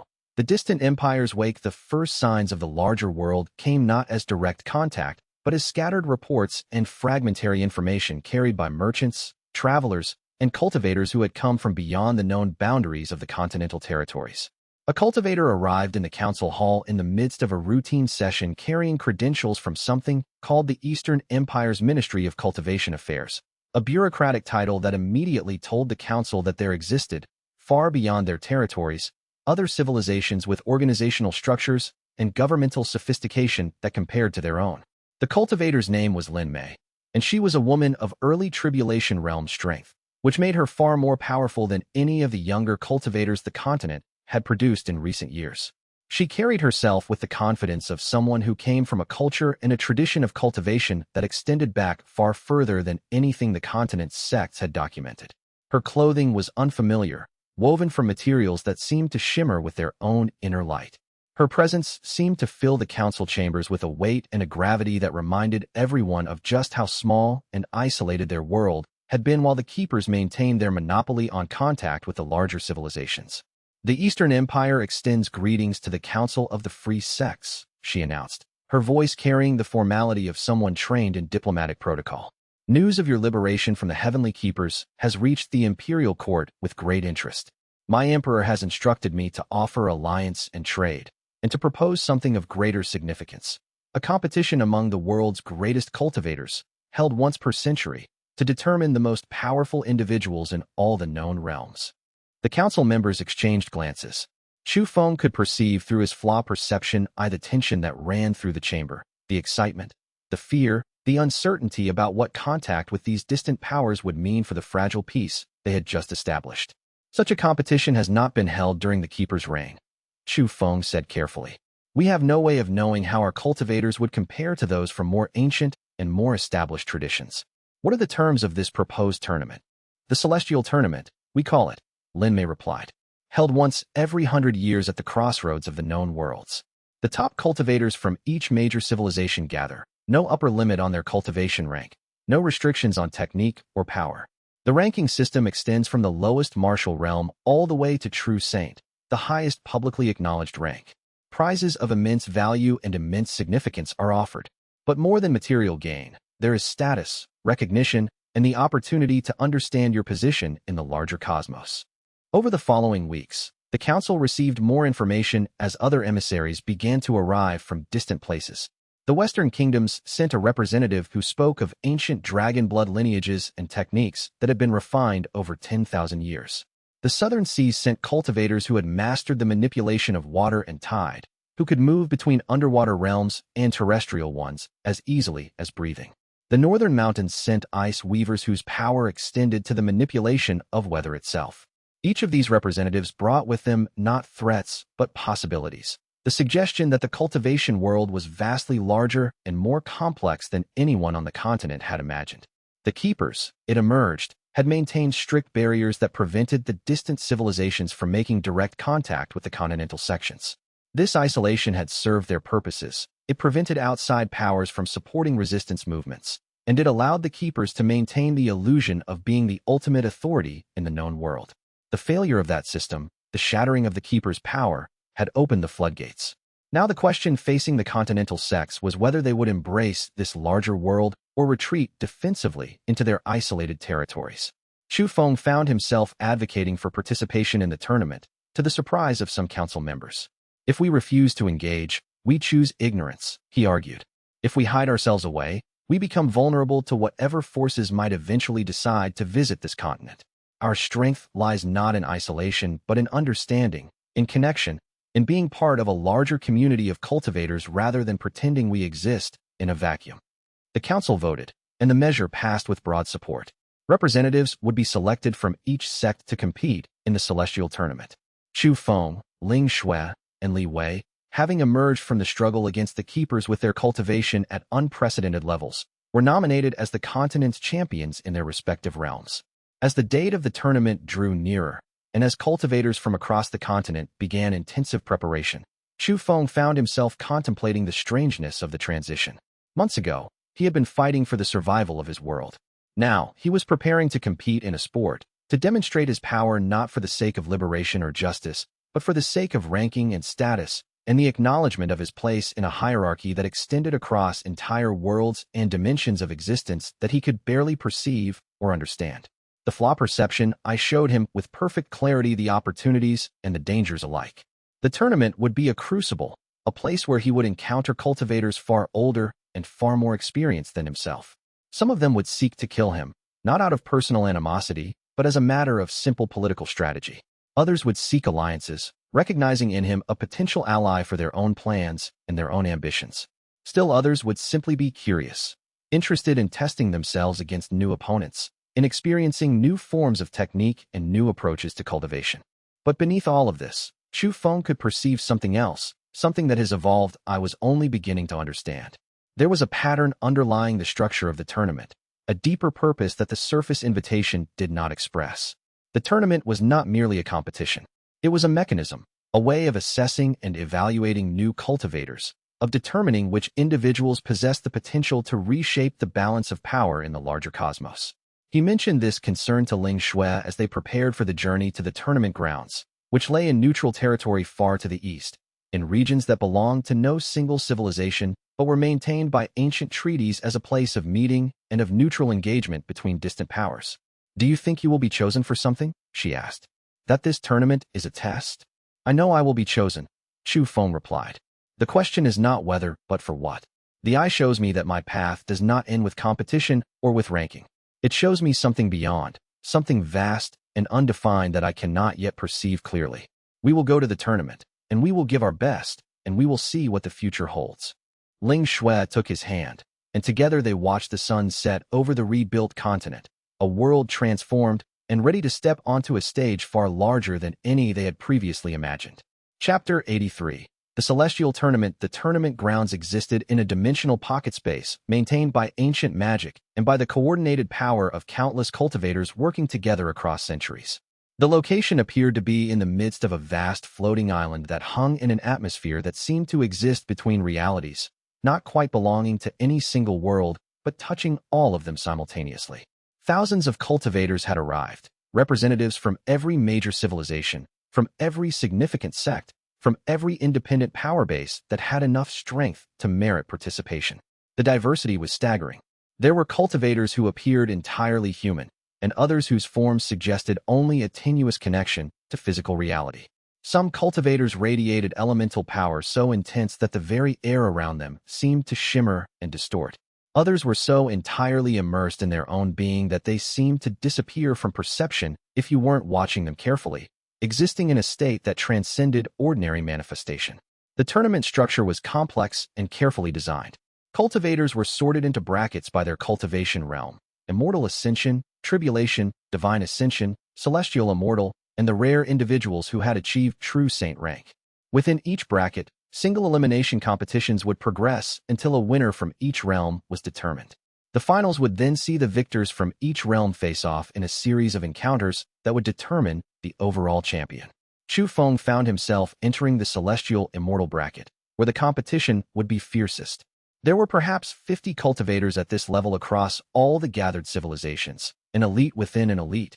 Individuals who had spent hundreds or thousands of years refining their power and their technique to levels that would have seemed inconceivable to the continental sects prior to their contact with the larger world. His first opponent was an ancient cultivator from the Western Kingdoms, a being who had walked the earth for nearly 3,000 years, accumulating wisdom and power with each century that passed. The cultivator's name was Thorn, and his technique involved the manipulation of stone and earth at the most fundamental level, allowing him to reshape the arena itself as they fought, turning Chu Feng's footing into quicksand or raising walls of ancient granite that carried the weight of millennia. But the Flaw Perception Eye saw into Thorn's technique with perfect clarity. 3,000 years of accumulation had brought with it 3,000 years of subtle imbalances, tiny inefficiencies that had compounded into significant structural weaknesses in the way Thorn had organized and layered his power. Chu Feng moved through the battle like water, avoiding the crushing power of Thorn's stone manipulation and striking at the precise points where the ancient cultivator's attention was not focused, where the flow of power through his meridians was not yet complete. The match lasted 7 minutes.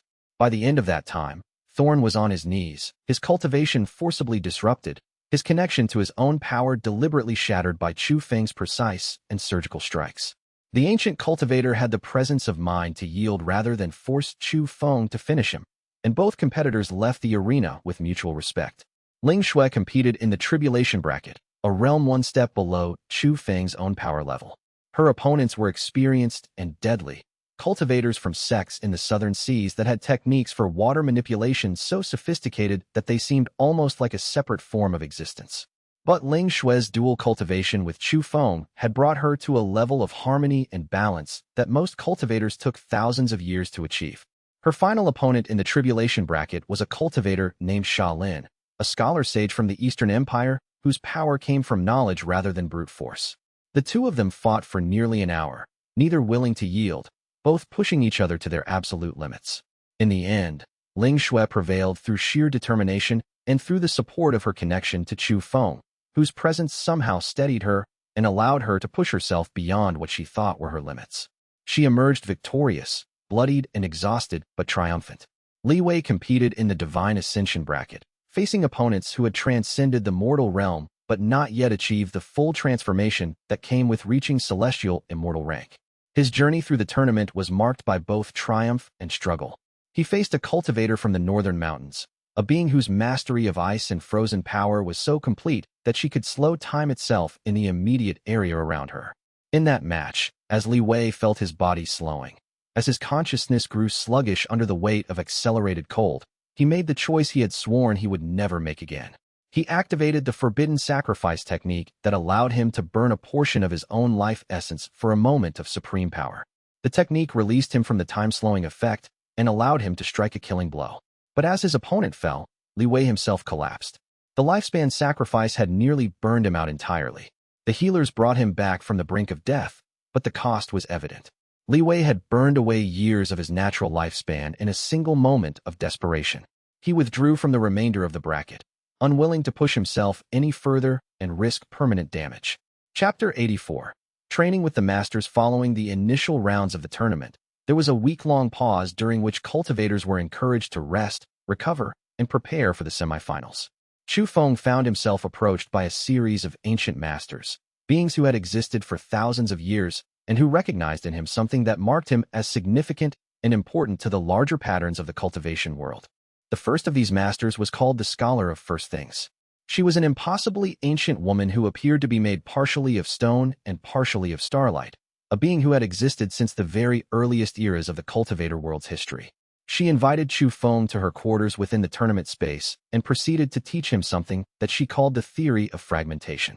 "Your eye," she said, showing him visions of ancient history through shared meditation, "is not unique to you. Throughout history, there have been cultivators with rare powers, individuals blessed or cursed with abilities that allowed them to perceive beyond the normal limitations of human consciousness. Some perceive the future. Some perceive the thoughts of others. Some perceive the fundamental structure of reality itself." She showed him images of ancient cultivators, beings that had existed thousands of years in the past, each of them wielding a different form of special perception. These individuals were not scattered randomly through history, the scholar continued. They were part of a single vast pattern, each one a piece of something larger.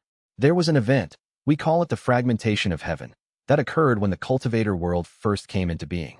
At that moment, a single unified force of consciousness was shattered into countless individual fragments, scattered across the timeline and across the realms.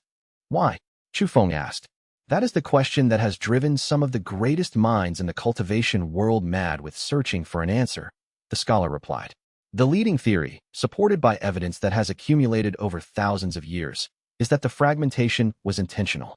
That some ancient power, some being of transcendent capability, deliberately shattered itself into fragments and scattered those fragments through time and space as a way of hiding something, or protecting something, or perhaps testing something. The scholar taught him advanced meditation techniques that allowed his Flaw Perception Eye to perceive not just the flaws and weaknesses in the present moment, but also the deeper pattern, the sense of how those flaws connected to a larger structure that extended through history and that reached into possibilities the future might hold. The second master to seek Chu Feng's company was a being called the Swordless Sage, not the same Qin Zhu, who had been his mentor before his betrayal and his ultimate sacrifice, but an older being who carried the same title across a different era. This sage taught Chu Feng about the nature of perception itself, about how the eye he carried could be understood not as a weapon or a tool, but as a form of consciousness, a different way of understanding reality that had its own validity and its own integrity independent of how it could be used in combat or in pursuit of power. The flaws you perceive, the Swordless Sage told him, are not objectively real in the way that you may think. They are not flaws that exist independent of your observation. Rather, They are gaps in perfection that become visible only when consciousness of a certain type and a certain quality is brought to bear upon them. The very act of your perception creates the flaw. The flaw and the perceiver are not separate. They are united in a single unified act of understanding and recognition. This teaching troubled Chu Feng at first. It suggested that his power was not as absolute as he had imagined, that the flaws he perceived were not inherent in things themselves, but rather were artifacts of his own perception. But as he meditated on this teaching, it began to reveal a different kind of freedom. If the flaw was a creation of perception, then by altering how he perceived, he could change what flaws revealed themselves to him. The third teacher was named Luo Jun. She was a cultivator at true saint rank, the highest publicly acknowledged level of cultivation, and she represented something that Chu Feng had not yet encountered, a power that seemed to flow not from personal accomplishment, but from connection to something vast and ancient that existed beyond the cultivation world itself. Her aura was the aura of the heavens themselves. Her presence suggested that she was not acting autonomously, but was rather a conduit through which some greater power expressed itself in the world. "You will face me in the finals," Luo Jun told Chu Feng in their first meeting. "Of that much, I am certain. Whether you will survive that encounter, and what will come afterward if you do, remains to be written. But I am authorized to tell you that the heavens are watching you with great interest. You have already reshaped the course of history in your region of the world. The question now is whether you are capable of reshaping history on a far larger scale." Chapter 85. The Celestial Ascension Breakthrough. The semi-finals of the tournament brought Chu Feng face-to-face with a cultivator from the Western Kingdoms, a being called the demigod Karthus, whose power came from ancient bloodlines and from a technique that allowed him to manifest the powers of multiple deities simultaneously. The battle was extraordinary. Chu Feng was forced to perceive and to counter not a single opponent, but what appeared to be an entire pantheon of divine powers working in unified coordination. But as the battle progressed, Chu Feng began to perceive something that the Flaw Perception Eye had not shown him before. The various divine powers that Karthus was channeling were not actually unified. They were separate forces being forced into coordination through the will and the discipline of the cultivator who was channeling them. That coordination required constant attention, constant maintenance. The moment Karthus focused his concentration on manifesting the power of one deity, the power of another deity became slightly less coordinated, less precise. Chu Feng exploited those gaps, striking at the precise moments when the divine forces were transitioning from one configuration to another. The battle lasted nearly 2 hours, but eventually Karthus began to slow from exhaustion.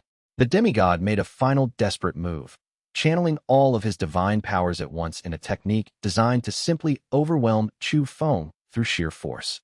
Chu Feng responded by doing something he had never attempted before.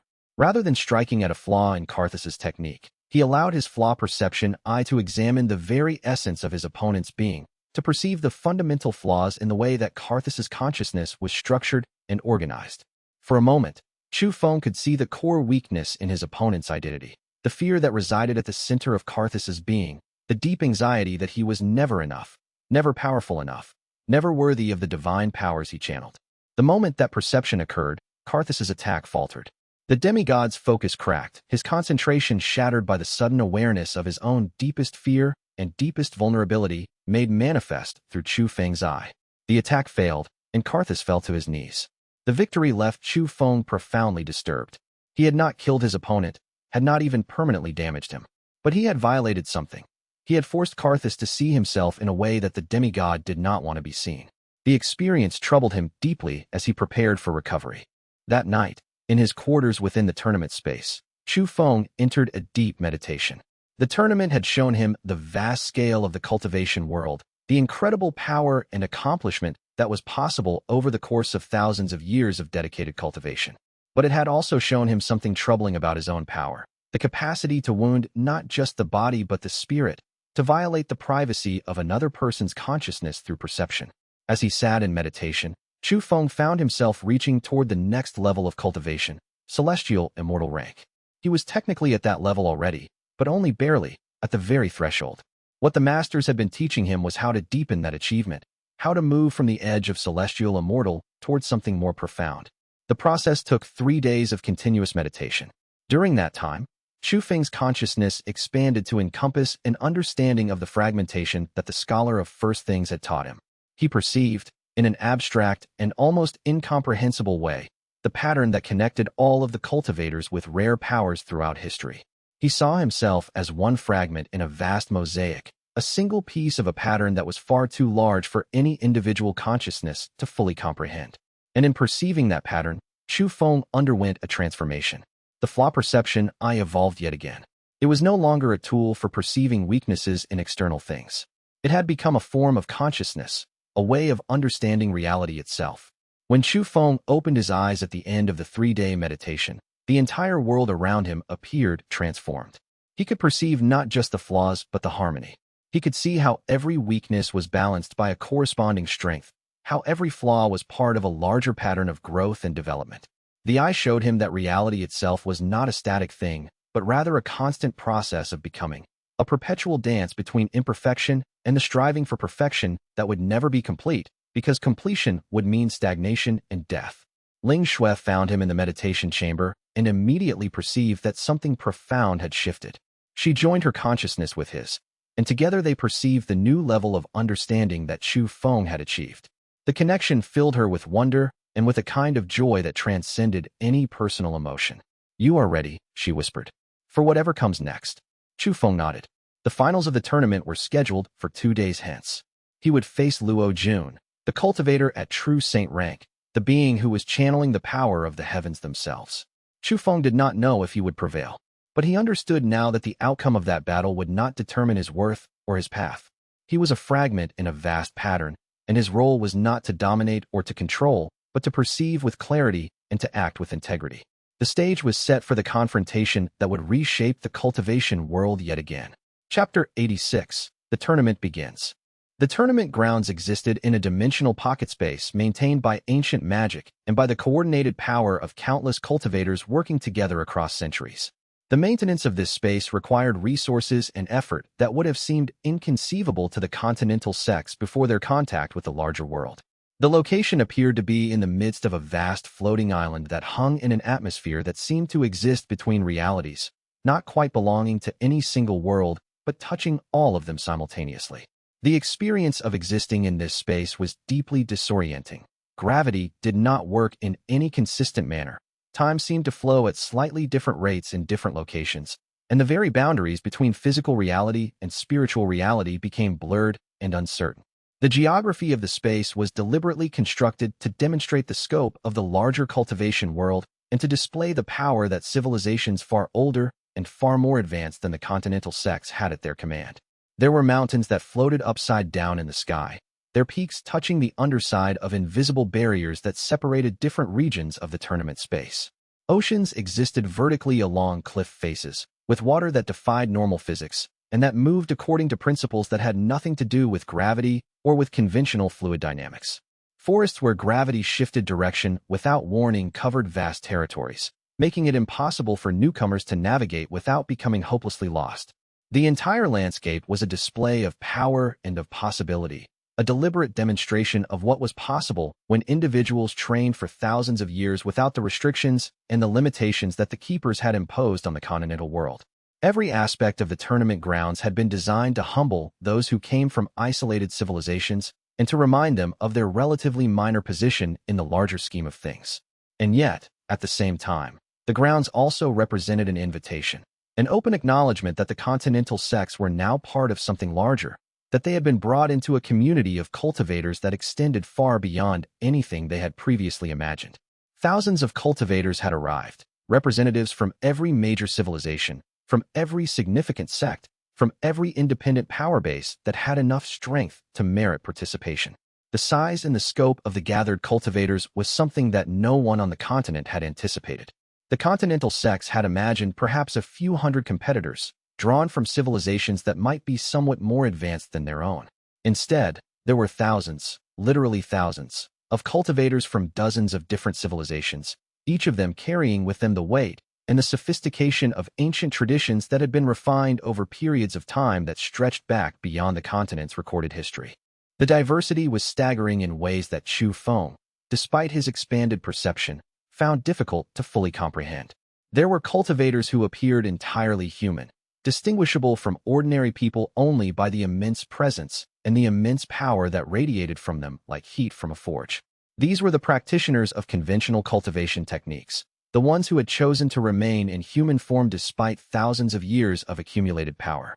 Beside them stood others whose forms suggested only a tenuous connection to physical reality, beings made partially of light, or of water that never settled, or of pure energy that could barely be contained in any definable shape. Some of these beings had transcended human form so completely that they seemed to exist only partially in the material realm, their consciousnesses distributed across multiple dimensions simultaneously. Some cultivators radiated elemental power so intense that the very air around them seemed to shimmer and distort, becoming difficult to perceive clearly. Others were so entirely immersed in their own being that they seemed to disappear from perception if you weren't watching them carefully, existing in a state that transcended ordinary manifestation. There were cultivators who appeared to be multiple individuals simultaneously, as though they had learned to split their consciousness into several independent bodies. There were others who seemed to exist only partially in the material realm, their forms becoming transparent and strange if you looked at them from certain angles. The tournament structure was complex and carefully designed. Cultivators were sorted into brackets by their cultivation realm, those at immortal ascension rank, those at tribulation, those at divine ascension, those at celestial immortal, and the rare individuals who had achieved true saint rank. Within each bracket, single elimination competitions would progress until a winner from each realm was determined. The finals would then see the victors from each realm face off in a series of encounters that would determine the overall champion. The power displayed in even the early rounds was astounding in ways that challenged Chu Feng's ability to comprehend. Chu Feng watched cultivators from civilizations he had never heard of deploy techniques of such subtlety and such precision that they made his own training seem almost primitive by comparison, even though he had spent his entire life refining his cultivation and his techniques. A cultivator from a distant island empire created illusions so sophisticated that they could not be distinguished from reality, even by Chu Feng's Flaw Perception Eye. The illusionist was not simply creating false images in her opponent's mind. She was essentially creating pocket universes where the rules of reality operated differently than they did in the material world. Her opponent fought in an environment where up and down were reversed, where distance meant something entirely different than it meant in conventional space, where the entire fight took place within a space that existed only in the imagination but was somehow more real than physical reality. Another cultivator, a scholar from a civilization in the far north, did not fight at all in the conventional sense, but instead educated his opponents through the sheer force of his knowledge. He would analyze his opponent's technique and would immediately point out the fundamental flaws and the fundamental weaknesses in that technique. By explaining the weaknesses and helping his opponent understand the futility of their approach, he would convince them to yield without violence. His victory in several matches came without a single physical strike being exchanged, simply through the power of knowledge and through the force of pure intellectual superiority. A third cultivator, a being whose nature seemed to be partially elemental and partially something else entirely, literally reshaped the arena with each movement, making it progressively more impossible for his opponent to function until the opponent was forced to withdraw from the match. By the end of that cultivator's second match, the arena had been transformed beyond recognition, its geometry twisted in ways that made normal movement impossible and that made the deployment of conventional techniques nearly impossible. Chu Feng found himself facing his first true opponent in the celestial immortal bracket. The competitor was named Thorn, and he was an ancient cultivator from the Western Kingdoms, a being who had walked the earth for nearly 3,000 years, accumulating wisdom and power with each century that passed. The cultivator's name suggested something about stone and solid ground, and his technique bore that out. He specialized in the manipulation of earth and stone at the most fundamental level, allowing him to reshape the arena itself as they fought, turning Chu Feng's footing into quicksand or raising walls of ancient granite that carried the weight of millennia. The fight was designed to be crushing in its sheer weight and its sheer overwhelming power. Thorn was attempting to demonstrate through the arena manipulation that he had resources and reserves that a younger cultivator could never match. 3,000 years of accumulated cultivation had given him power that seemed almost infinite, techniques that had been refined over centuries of careful practice. But the Flaw Perception Eye saw into Thorn's technique with perfect clarity, perceiving things that the ancient cultivator himself had perhaps forgotten to notice over the long passage of time. 3,000 years of accumulation had brought with it 3,000 years of subtle imbalances, tiny inefficiencies that had compounded into significant structural weaknesses in the way Thorn had organized and layered his power.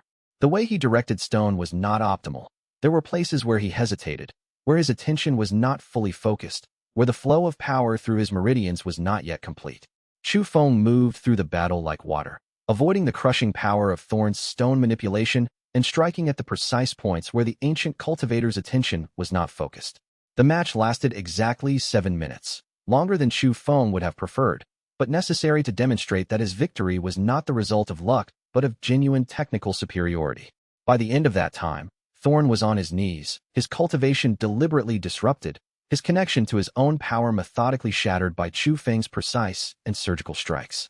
The ancient cultivator had tried to compensate, had attempted to draw on centuries of experience and wisdom, but he was fighting someone whose perception was on a level that he could not match. Thorn had the presence of mind and the dignity to yield rather than force Chu Feng to finish him, and both competitors left the arena with mutual respect. The crowd, which included cultivators from across the entire world, was silenced by the display of absolute technical mastery. Chapter 87. The Celestial Trials. The competition continued through the brackets.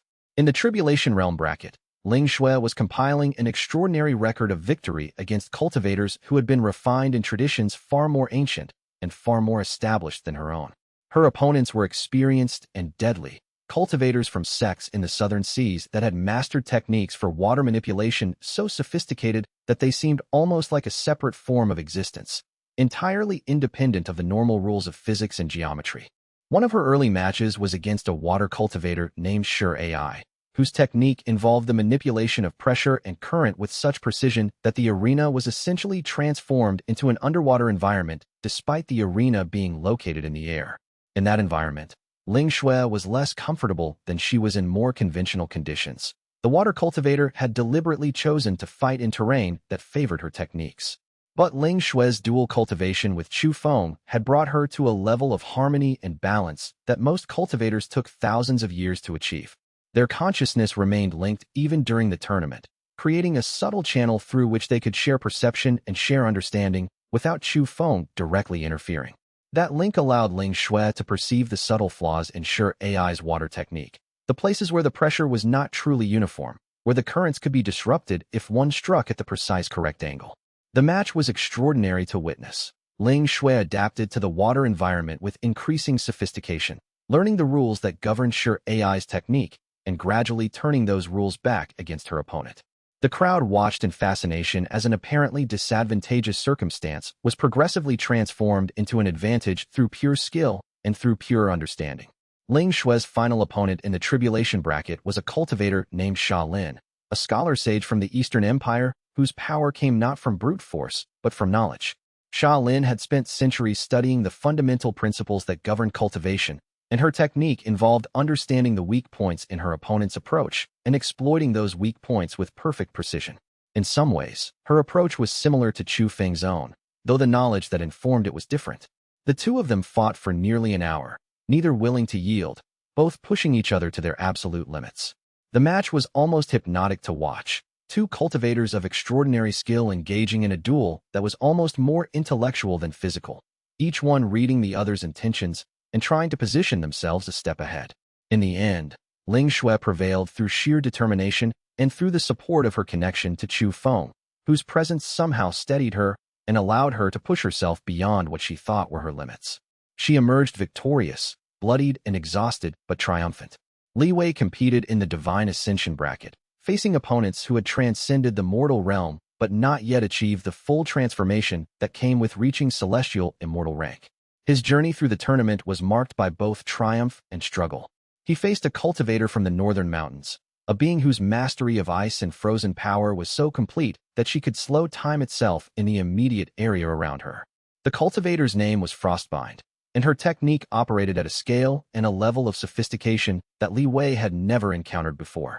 She began by creating a field of absolute cold around herself and around Li Wei, an environment where movement became progressively more difficult and where the very act of thinking and perceiving seemed to slow down.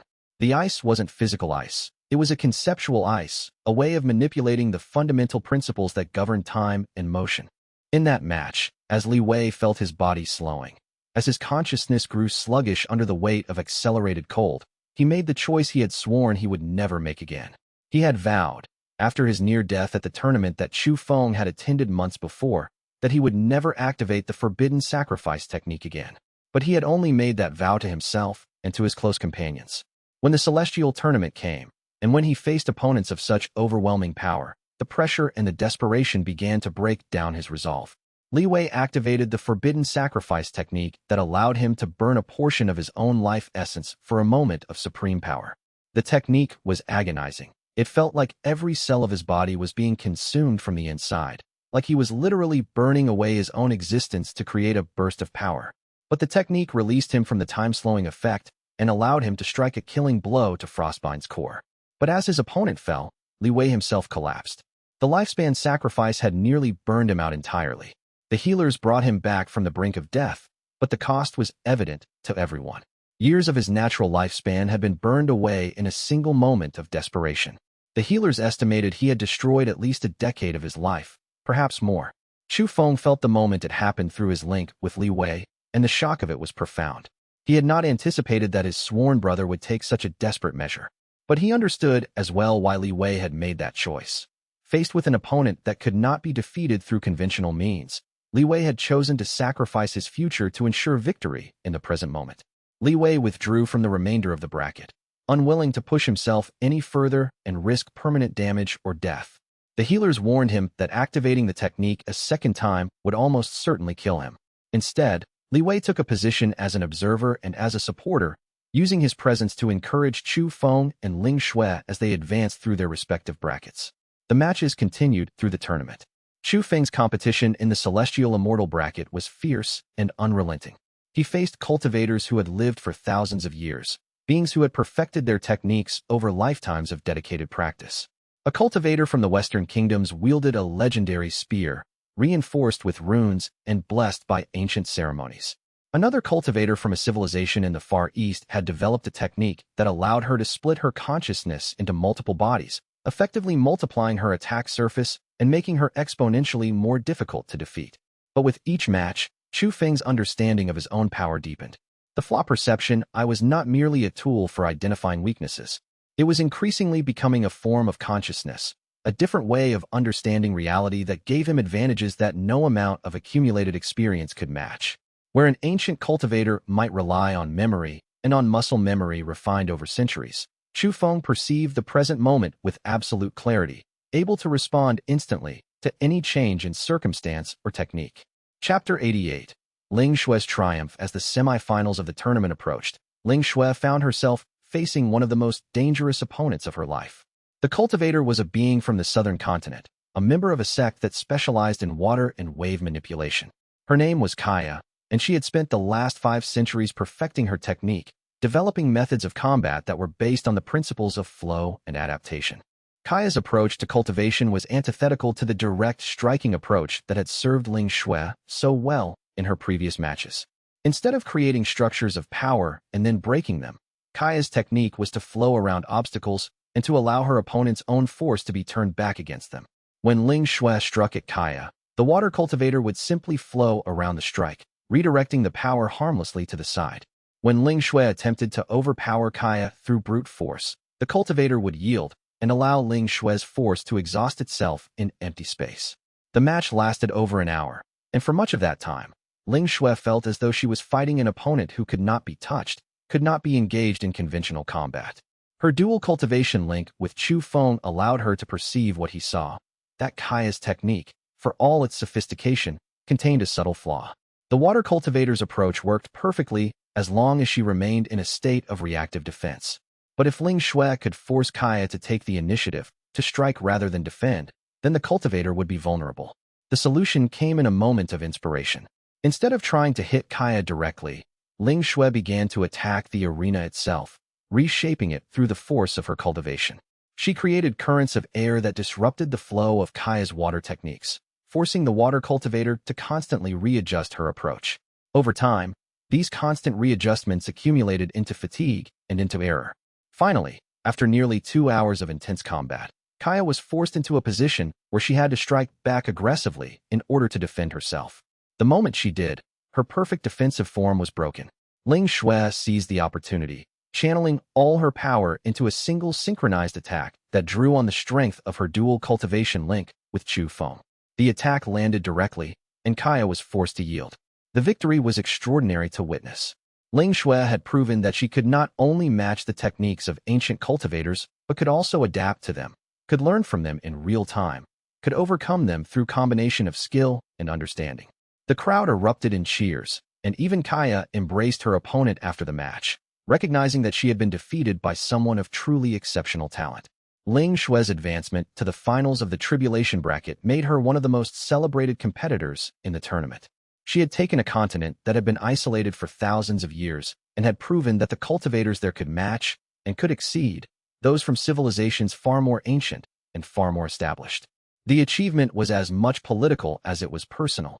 It demonstrated to the gathered powers of the world that the continental sects were serious contenders in the larger cultivation community, not to be dismissed or overlooked.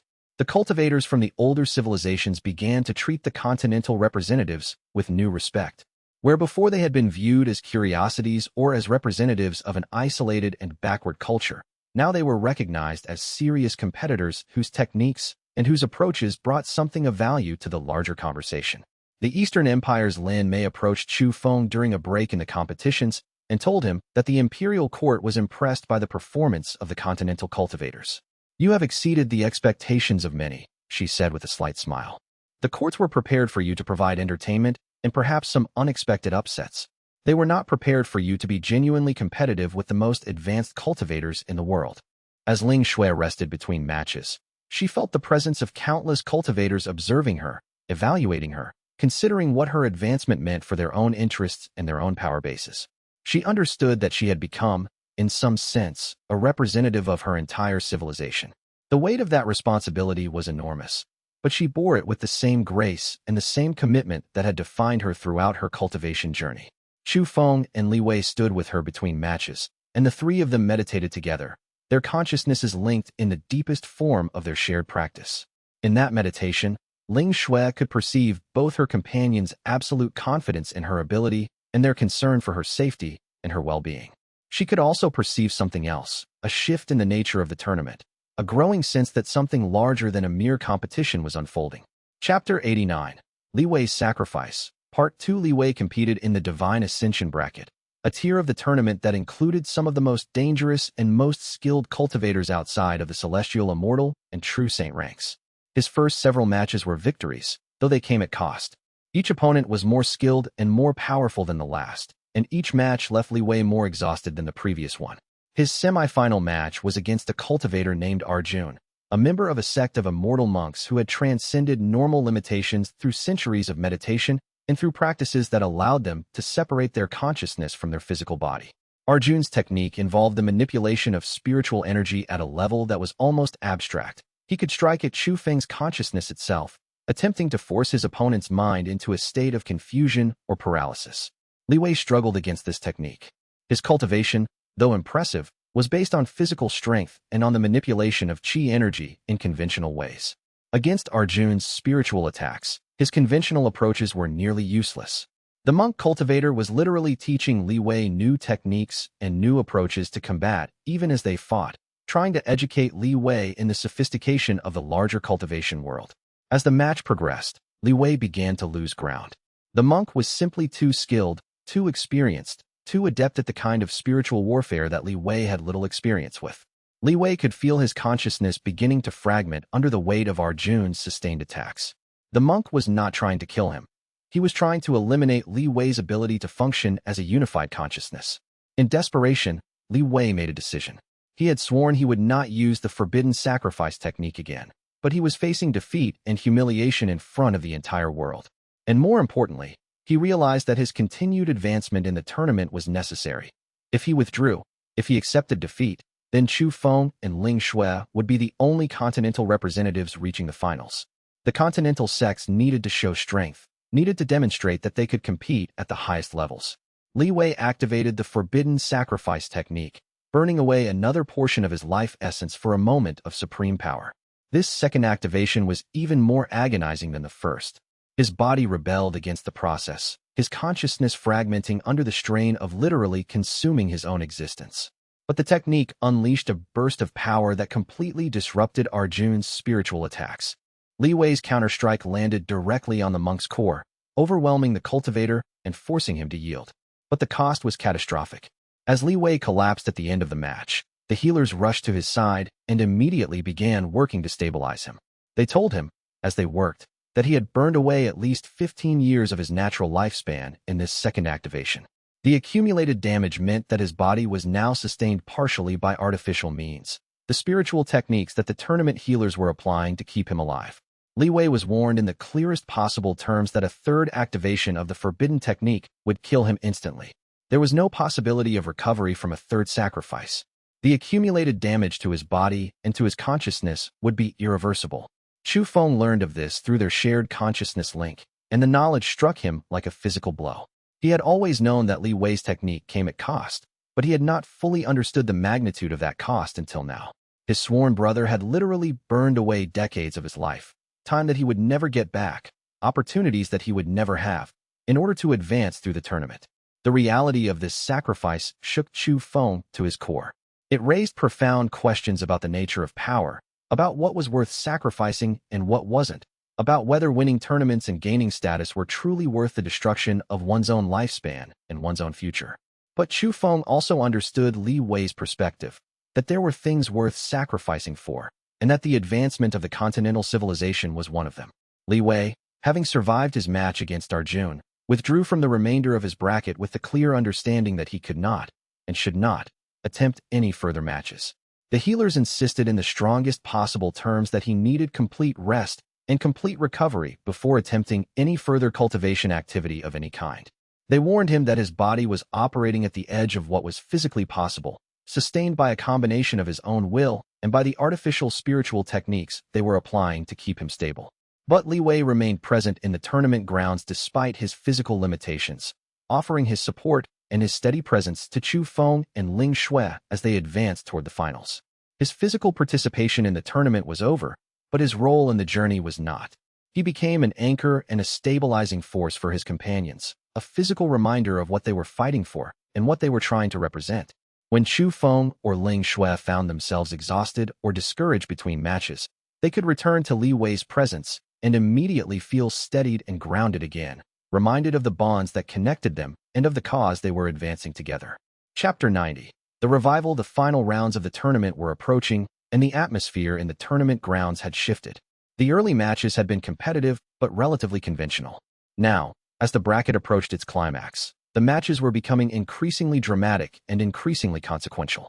Each victory demonstrated something not just about individual skill, but about the philosophies and the approaches that different civilizations had developed toward cultivation. Chu Feng faced his semi-final match against a cultivator named Karthus, a being from the Western Kingdoms who was partially divine in nature, carrying the bloodlines of ancient deities in his physical form. Karthus's power came from the ability to manifest the powers of multiple deities simultaneously, effectively giving him access to a vast arsenal of techniques and approaches that no ordinary cultivator could possibly match. The battle was extraordinary. Chu Feng was forced to perceive and to counter not a single opponent, but what appeared to be an entire pantheon of divine powers working in unified coordination.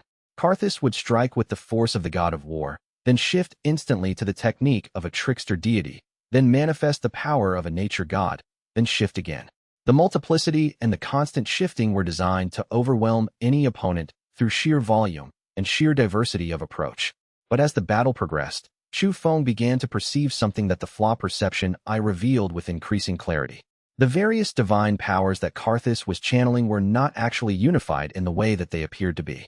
They were separate forces being forced into coordination through the will and the discipline of the cultivator who was channeling them. That coordination required constant attention, constant maintenance, constant direction. The moment Karthus focused his concentration on manifesting the power of one deity, the power of another deity became slightly less coordinated, less precise, less fully realized. Chu Feng began to exploit those gaps, striking at the precise moments when the divine forces were transitioning from one configuration to another. Each transition was a moment of weakness, a split second where Karthus's coordination failed, where the unified field of power became fragmented and disrupted. The battle lasted nearly 2 hours, and Chu Feng found himself pushed to his absolute limits. Karthus was more powerful than any opponent he had faced before, more experienced, wielding techniques and powers that he had refined over centuries. But gradually, As Li Wei and Ling Shui watched from the stands, Karthus began to slow from exhaustion. The effort of maintaining the coordination between multiple divine powers was taking a terrible toll on his consciousness and on his energy reserves. Finally, Karthus made a final desperate move, channeling all of his divine powers at once in a technique designed to simply overwhelm Chu Feng through sheer force. It was a technique of absolute, overwhelming power, something that would have destroyed any normal celestial immortal cultivator instantly. Chu Feng responded by doing something he had never attempted before. Rather than striking at a flaw in Karthus's technique, he allowed his Flaw Perception Eye to examine the very essence of his opponent's being, to perceive the fundamental flaws in the way that Karthus's consciousness was structured and organized.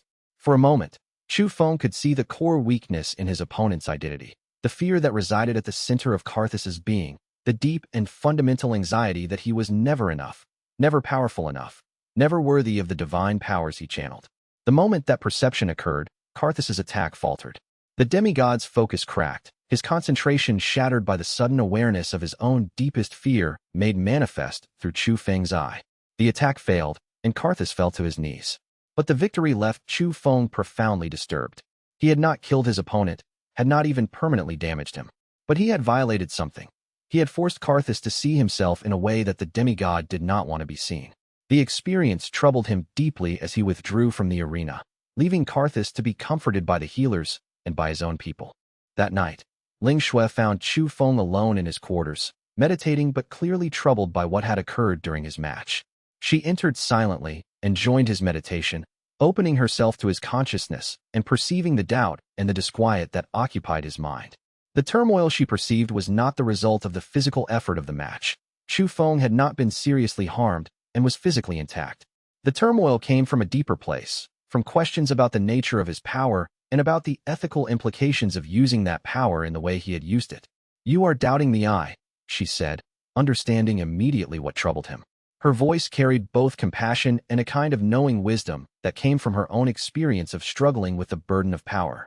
"I am doubting myself," Chu Feng replied, his consciousness opening fully to her in the way that happened only when his trust was complete. "The eye showed me a path to victory, but the cost of that victory was to expose something in my opponent that he should have been allowed to keep private. I cannot unknow what I perceived. I cannot unsee what the eye revealed to me. And neither can Karthus. I have wounded him in a way that physical weapons cannot wound.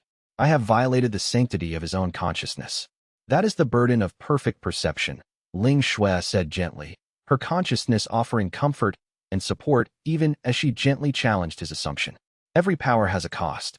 The Flaw Perception Eye shows you things that most people spend their entire lives trying to hide from themselves.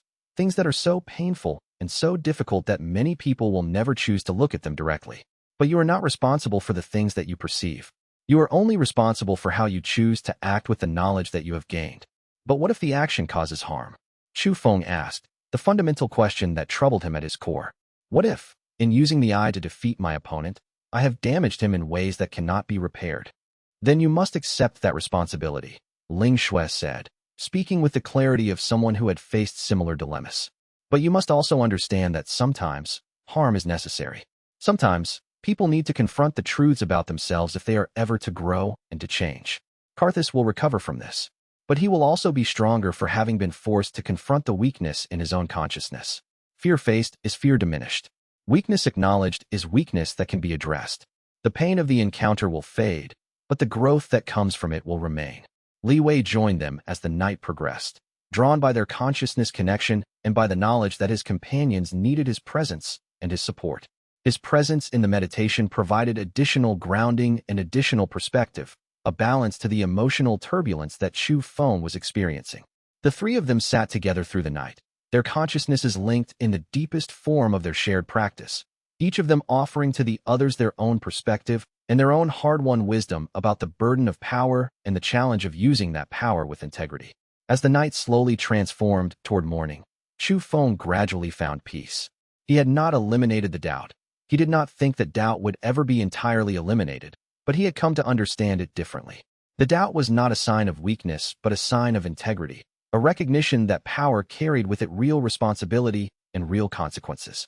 An individual who used power without doubt, without questioning, without concern for the effects of that power on others, that individual would inevitably become a tyrant. would inevitably become someone who existed primarily for their own interests and their own advancement. By morning, Chu Feng had accepted what he had done. He would face Luo Jun in the finals of the Celestial Immortal bracket, and he would face her understanding with absolute clarity that the Flaw Perception Eye was not just a tool for defeating opponents, but also a responsibility to perceive truth and to accept the consequences of that perception, whatever those consequences might be. He would face her knowing that he would give everything he had, but also knowing that his own advancement and his own victory were not the most important thing in the world. There were things more important than winning.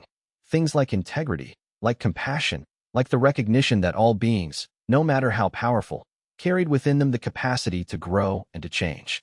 Chapter 91. The True Saint Realm Challenge. The finals of the tournament were held in a vast amphitheater that had been carved out of a single piece of stone through techniques so ancient and so sophisticated that no one alive could explain how it had been done or how the structure had been maintained through thousands of years without degradation or damage.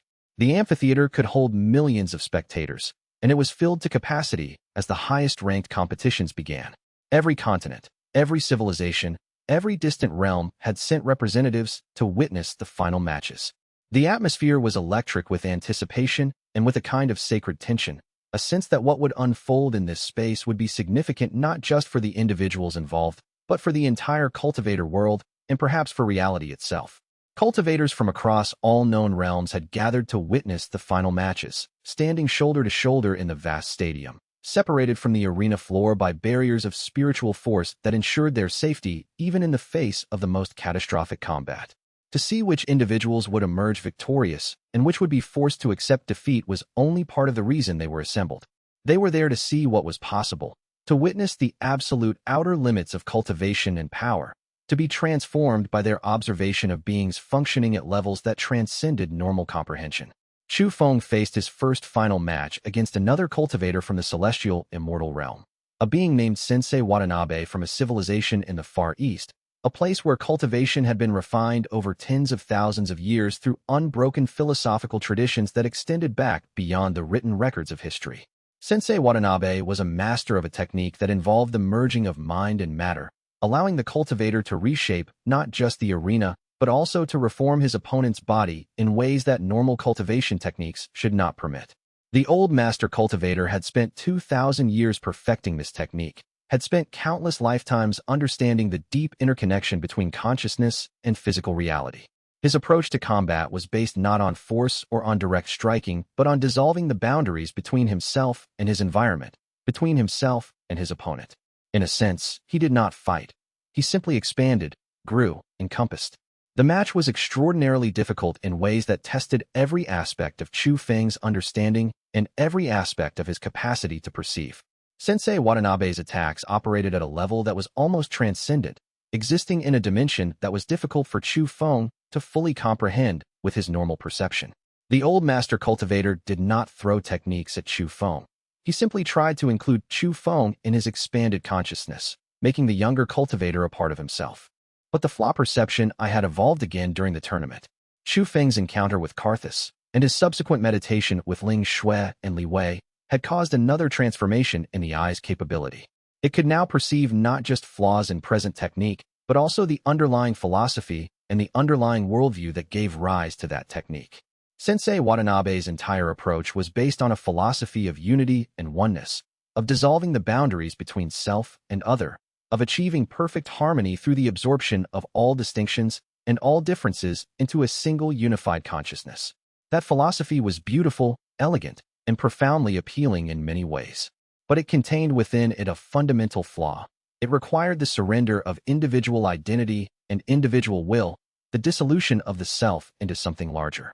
By perceiving that flaw and by refusing to allow the boundaries between himself and his opponent to dissolve, Chu Feng was able to maintain his separate consciousness and his separate will even as Sensei Watanabe attempted to merge with him and to reshape him from within. He resisted not through force but through the simple act of maintaining his sense of self, his awareness that he was a distinct and separate being from his opponent. Each time Sensei Watanabe attempted to expand and to encompass him, Chu Feng reasserted his boundaries, his individuality, his right to exist as a separate consciousness. The match lasted 3 hours, an extraordinarily long time for a tournament match, suggesting the evenness and the intensity of the competition. Both competitors moved through stages of exhaustion and recovery, each pushing themselves beyond what they thought were their limits, each trying to find some way to overcome an opponent who simply refused to be overcome. By the end of that 3-hour period, both competitors were on the very edge of complete exhaustion, barely able to stand, their consciousness fluttering at the edge of unconsciousness. But Chu Feng had prevailed because he had held on to something that Sensei Watanabe was trying to dissolve, his sense of individual identity and individual will. The old master cultivator, recognizing finally that he could not overcome this particular flaw, withdrew from the match with dignity and grace. He approached Chu Feng afterward and bowed respectfully, expressing his acknowledgement that the younger cultivator had demonstrated a form of strength that his own cultivation had not taught him to recognize or to honor. Then, in what was supposed to be the semi-finals of the tournament's ultimate bracket, the finals that would determine the overall champion among celestial immortals, Chu Feng was prepared to face another cultivator of his own rank. But something unexpected occurred that shook the foundations of the entire tournament, and that changed the nature of the competition fundamentally.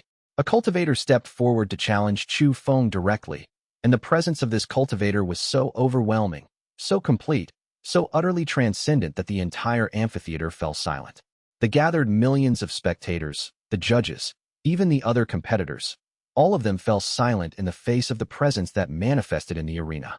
Her name was Luo Jun, and she was a true saint, a being at a rank above celestial immortal, a cultivator who had transcended the normal progression of cultivation entirely, who had moved beyond the standard framework of power advancement and had achieved a form of existence that existed in a different category altogether. Her aura was unmistakably the aura of the heavens themselves, the vast and ancient system of celestial authority that had governed the cultivator world since time immemorial. Her presence suggested beyond any possibility of doubt that she was not acting autonomously, that she was not present in the tournament as an individual competitor, but rather was serving as a conduit through which some greater power expressed itself in the world. When Luo Jun entered the arena, the very air seemed to change, becoming thick and heavy with the weight of divine authority, with the weight of cosmic power that transcended anything that ordinary cultivators could perceive or understand. A challenge for the overall championship, Luo Jun announced, her voice echoing across the amphitheater with such clarity and such power that it reached even those spectators in the farthest reaches of the massive space, even those who had thought themselves too distant to hear clearly. I claim the right to face the winner of this bracket. The heavens have declared me the ultimate test for any cultivator who would claim supremacy in this tournament. The position of overall champion carries with it certain implications that must be tested and that must be validated against the highest standards of power that the cultivator world can produce. The tournament judges conferred briefly among themselves, their faces showing expressions of shock and uncertainty. But they quickly came to a decision and announced to the assembled cultivators that the challenge was accepted.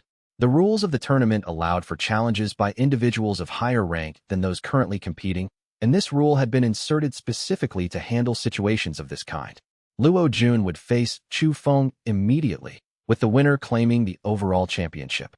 The weight of that announcement settled over the amphitheater like a physical force, causing some spectators to stagger backward as though pushed by a wave of power.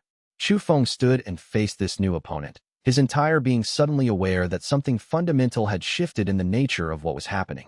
He was no longer competing merely against other celestial immortals, against cultivators who, however skilled and however powerful, existed at essentially the same level of the cultivation hierarchy as he did. He was facing someone who transcended that entire hierarchy, who wielded the power and the authority of something vast and ancient and utterly beyond normal comprehension. I offer you a choice, Luo Jun said, her voice carrying the weight and the inevitability of heavenly decree, looking down at Chu Feng from the raised platform where the highest-ranked competitors were allowed to stand.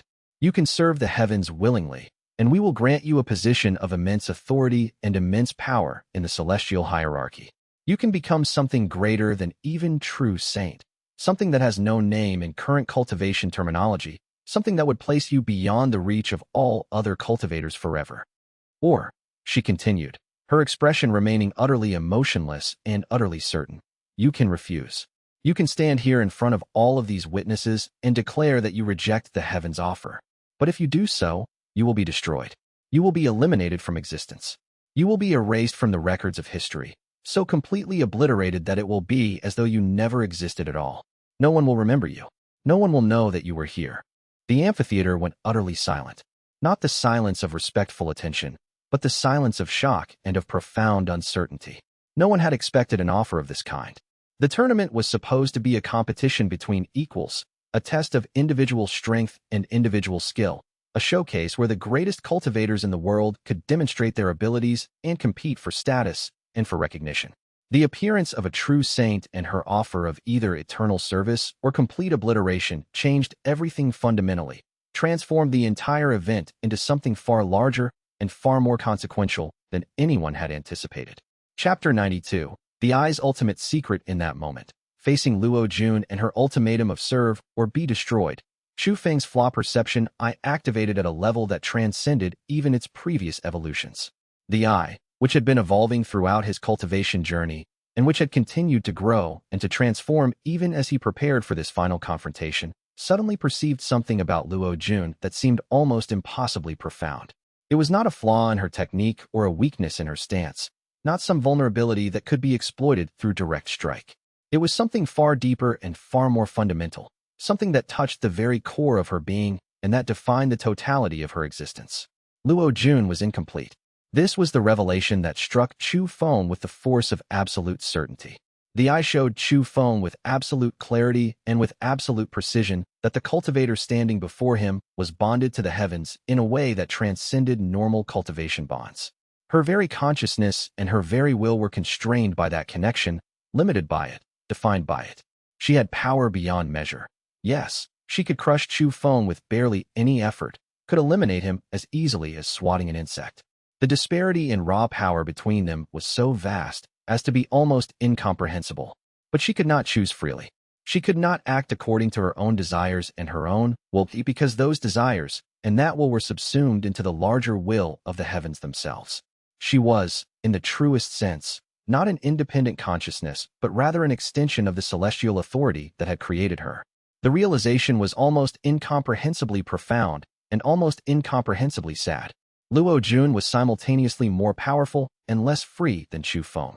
She possessed strength that Chu Feng could never achieve through any amount of cultivation, but she lacked the autonomy and the freedom that came from being able to choose one's own path, that came from being able to act according to one's own will and one's own understanding.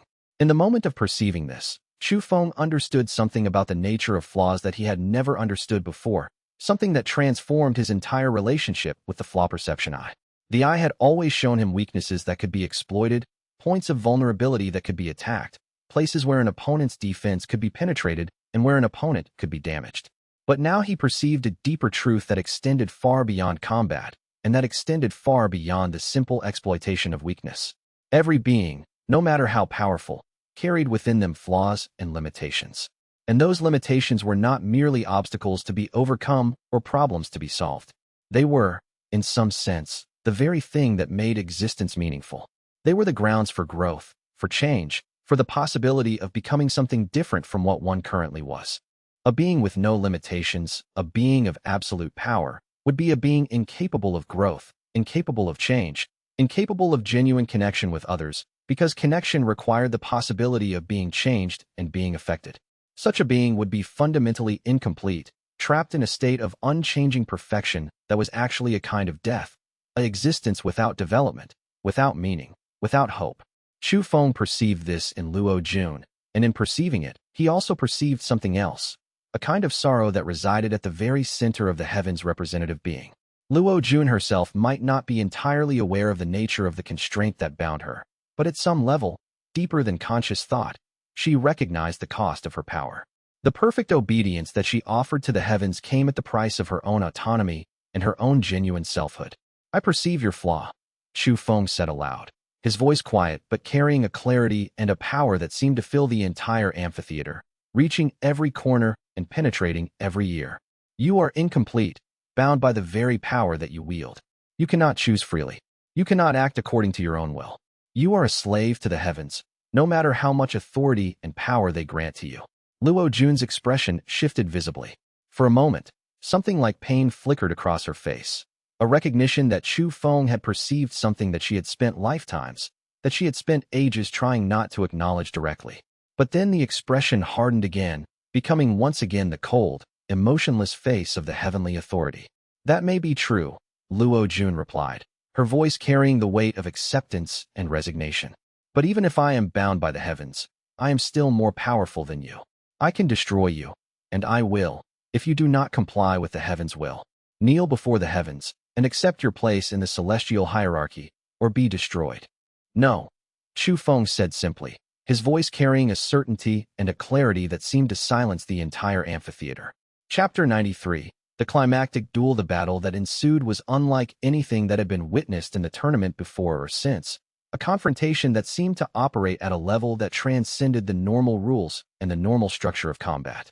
It was not a battle of raw power in any conventional sense. In that dimension, Luo Jun was overwhelmingly superior, commanding forces and commanding resources that Chu Feng could not possibly match through direct confrontation. Rather, it was a battle of perception against authority, a philosophical duel between different ways of understanding and engaging with the very nature of reality itself. Luo Jun attacked with the full force of heavenly power, channeling the authority and the power of the celestial system that had governed the cultivator world since time immemorial. Lightning descended from the sky in vast cascades, striking at Chu Feng with power that would have incinerated a normal celestial immortal instantly, that would have obliterated any ordinary cultivator without leaving a trace. But Chu Feng's Flaw Perception Eye perceived the precise structure of that lightning, the way it was composed of interlocking forces, the way it channeled the power of the heavens through specific pathways in space. The lightning was not a simple manifestation of force. It was carefully organized, carefully directed, carefully structured to deliver power in the most effective way possible. And that organization contained within it a kind of pattern that the eye could perceive and could interpret. Chu Feng struck at the connection points, not trying to meet the lightning head-on in a direct confrontation, but instead disrupting the pathways through which the heavenly power flowed. Each lightning bolt carried within it a kind of network, a system of force channeling that connected the power being manifested to the heavenly authority that was expressing it.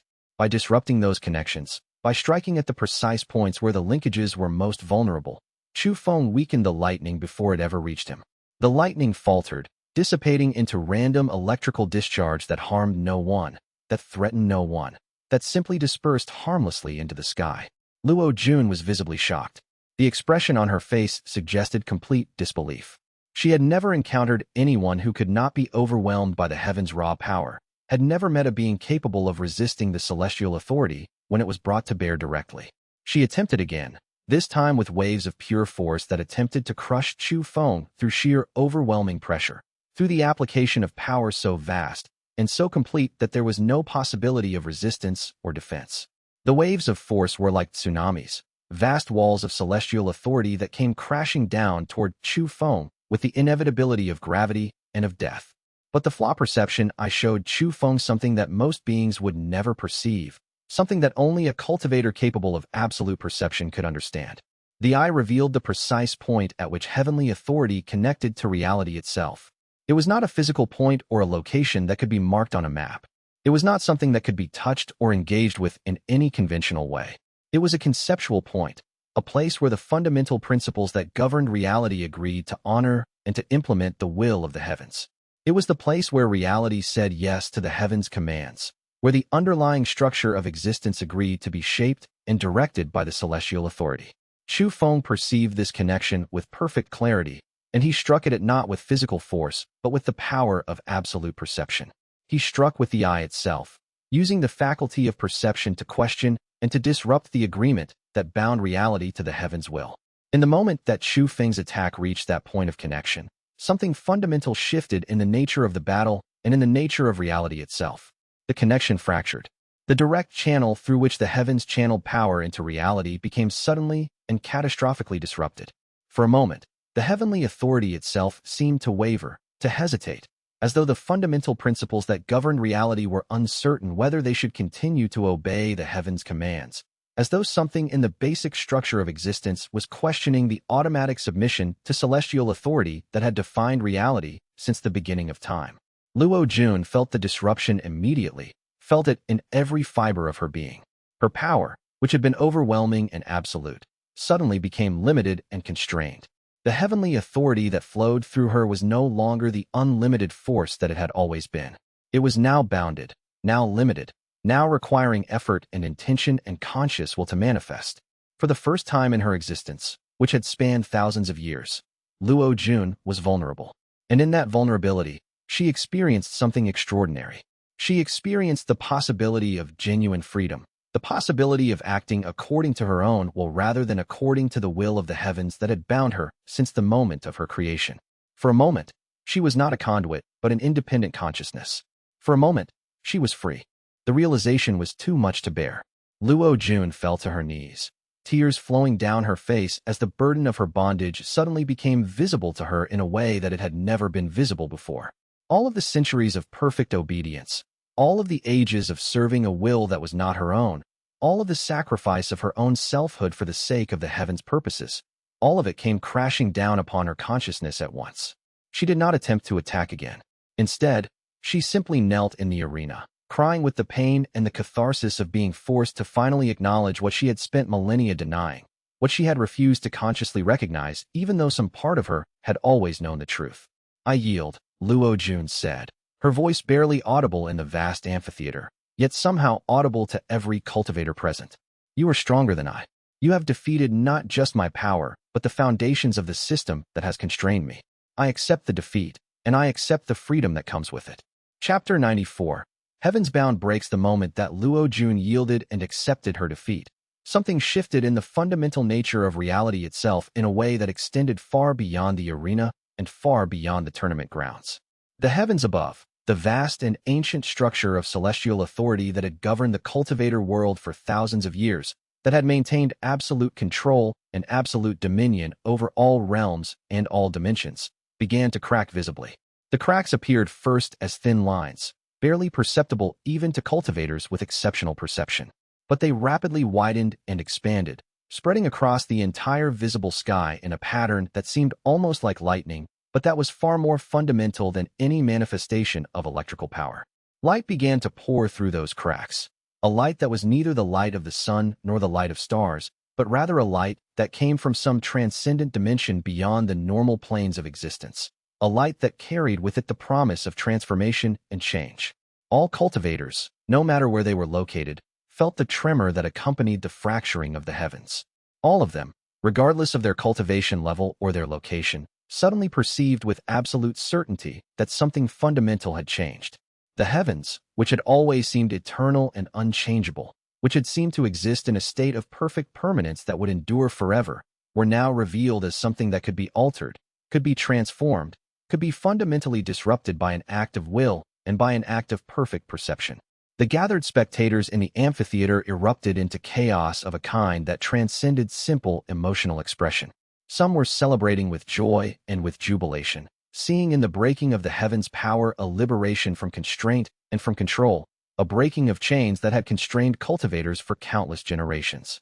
Others were terrified, uncertain what the disruption would mean or what would come next, worried about the consequences of this catastrophic transformation. A few seemed to be celebrating with tears, moved by the realization that the old order was passing away and something new, something different, something more just was being born in its place. The atmosphere was charged with electric anticipation and with a kind of sacred uncertainty, the sense that everyone present was witnessing something that would be talked about and would be remembered for generations to come. Chu Feng stood in the center of the arena, breathing heavily from the immense effort of the battle, his body pushed to its absolute limits and beyond. He did not feel triumphant or victorious in any conventional sense. The victory over Luo Jun and the disruption of heavenly authority had come at a profound cost, not to his own body or his own consciousness, but to the fundamental structure of reality itself. The connection between the heavens and reality had been fractured, severed at the point where celestial authority normally flowed down to shape and to govern the mortal realm. And Chu Feng could perceive with his evolved eye the consequences of that fracture spreading outward in waves, affecting cultivators and sects across every realm and every dimension, causing disruption and dislocation in places and in ways that he could not fully comprehend or predict. The tournament judges came to Chu Feng after a long time of stunned silence, their expressions showing shock and profound uncertainty. They formally declared him the overall champion of the celestial tournament, the victor who had defeated all opponents and who had proven himself to be the strongest cultivator present.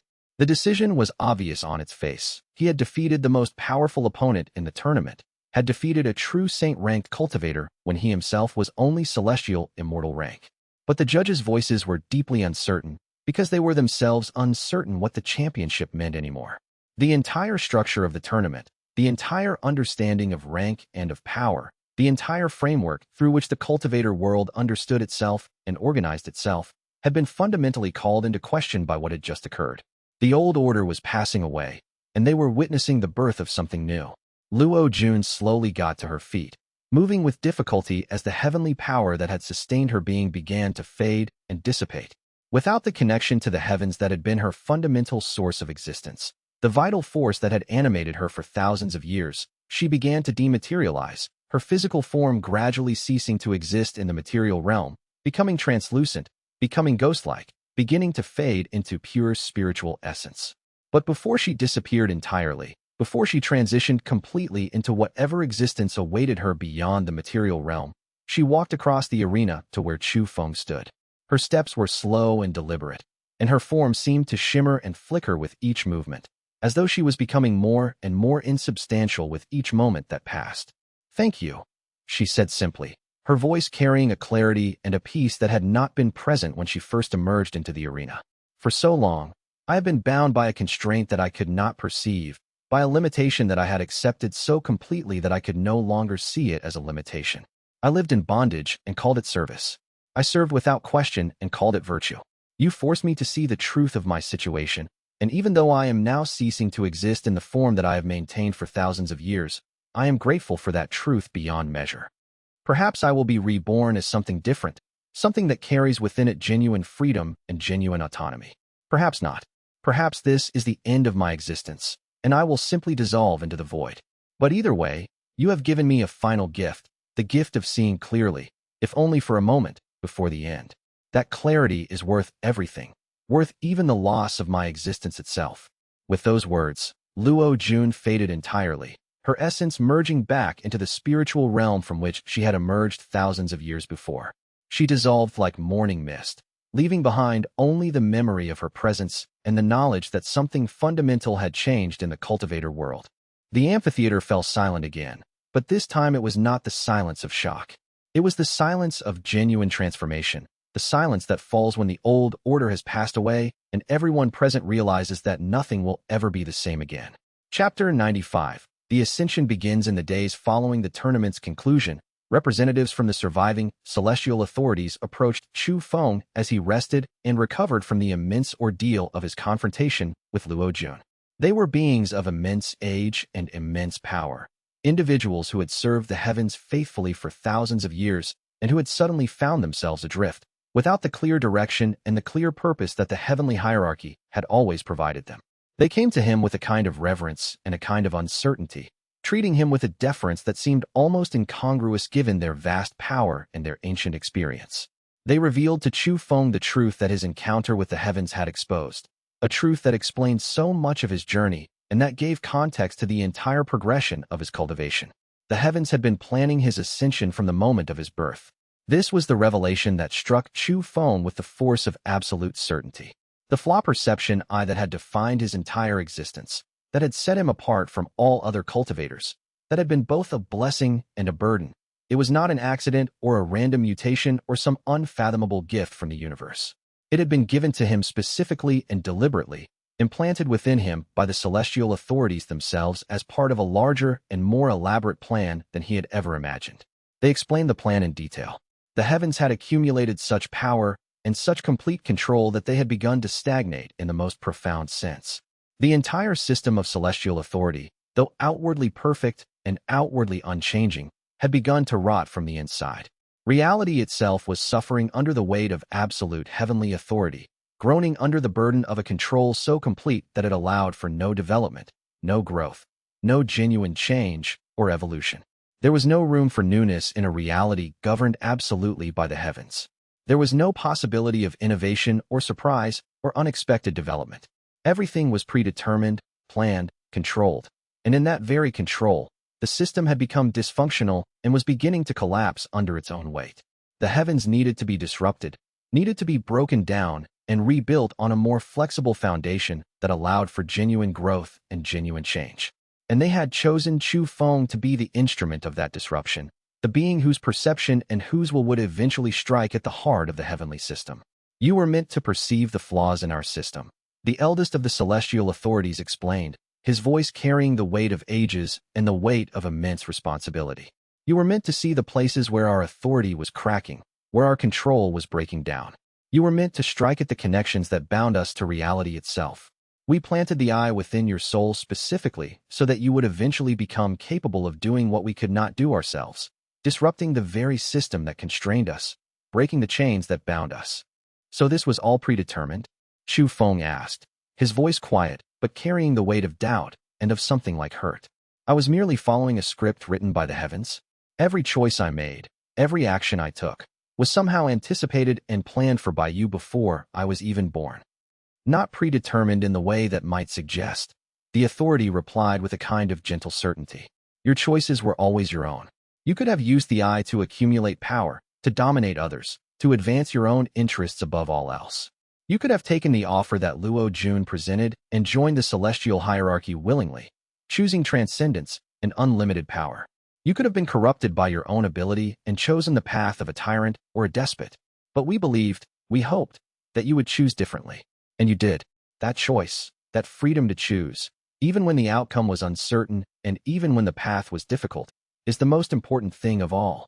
The celestial authorities offered to Chu Feng a position that transcended even true saint rank, that elevated him to a level of existence that had no equal in the known cultivation world.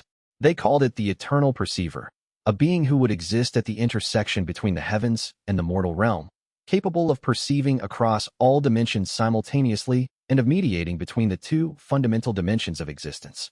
With this ascension, they explained, their voices carrying a mixture of hope and longing, you would have power beyond imagining. You could reshape reality according to your own will. You could become something greater than any cultivator has ever become, something that transcends even the highest ranks that have ever been achieved. You would become a principle of perception itself, a fundamental force in the structure of existence. The choice is yours. Will you accept ascension into the highest realms? Chu Feng felt the weight of the offer pressing down upon him, a weight that was both material and psychological, that was both a gift and a burden. To accept would mean unlimited power, unlimited knowledge, unlimited capability. He would become something greater than human, something transcendent, something that operated at a scale and scope that was almost impossible to comprehend. It would mean transcending the limitations of mortality and stepping into a state of existence that was fundamentally different from anything he had previously experienced. It would mean separating himself permanently from Ling Shui and Li Wei, leaving behind the mortal world and everything he had built there, embracing something utterly transcendent and utterly lonely. He closed his eyes and opened himself to his deepest perception, allowing the Flaw Perception Eye to examine not the outside world, but his own innermost nature, his own consciousness, his own fundamental being. And in that examination, he perceived something that gave him absolute clarity about what his answer would be. He perceived the bonds that connected him to Ling Shui, bonds that extended far deeper than any normal cultivation connection, bonds that were based on shared experience and shared sacrifice and genuine love. He perceived the connection that bound him to Li Wei, a bond of brotherhood forged in struggle, a connection that defined a fundamental part of who he was and who he had become. He perceived the countless cultivators on the continent who looked to him for leadership and for hope, who depended on him to represent something greater than just individual power and individual ambition. And he perceived something deeper still. He perceived the nature of the flaws and the limitations that existed within his own consciousness. He perceived the ways in which he was incomplete, the ways in which he needed others, the ways in which his power was strengthened by connection and relationship rather than weakened. He perceived that the transcendence and the ascension that the celestial authorities were offering him would require him to separate himself from everything that made him human, everything that made him vulnerable, everything that made him capable of love and of genuine connection. To accept ascension would be to lose the very thing that made him worth ascending, his capacity to choose freedom and autonomy while maintaining his connection to others, his capacity to refuse absolute power in order to preserve his integrity and his freedom. It would be to become like Luo Jun, powerful beyond measure but incomplete, bound and constrained by power itself. I refuse, Chu Feng said aloud, his eyes opening as he turned to face the celestial authorities. His voice carried a clarity and a certainty that seemed to fill the entire space where they were gathered. I will not accept ascension. I will not become the eternal perceiver. I will not transcend my human limitations.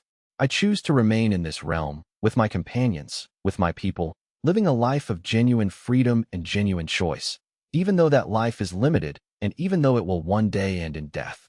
That is more valuable to me than unlimited power and unlimited life. Chapter 96. The refusal and choice. He closed his eyes in the presence of the celestial authorities and opened himself to his deepest perception, allowing the Flaw Perception Eye to examine not the outside world, but his own innermost nature, his own consciousness, his own fundamental being and essential self.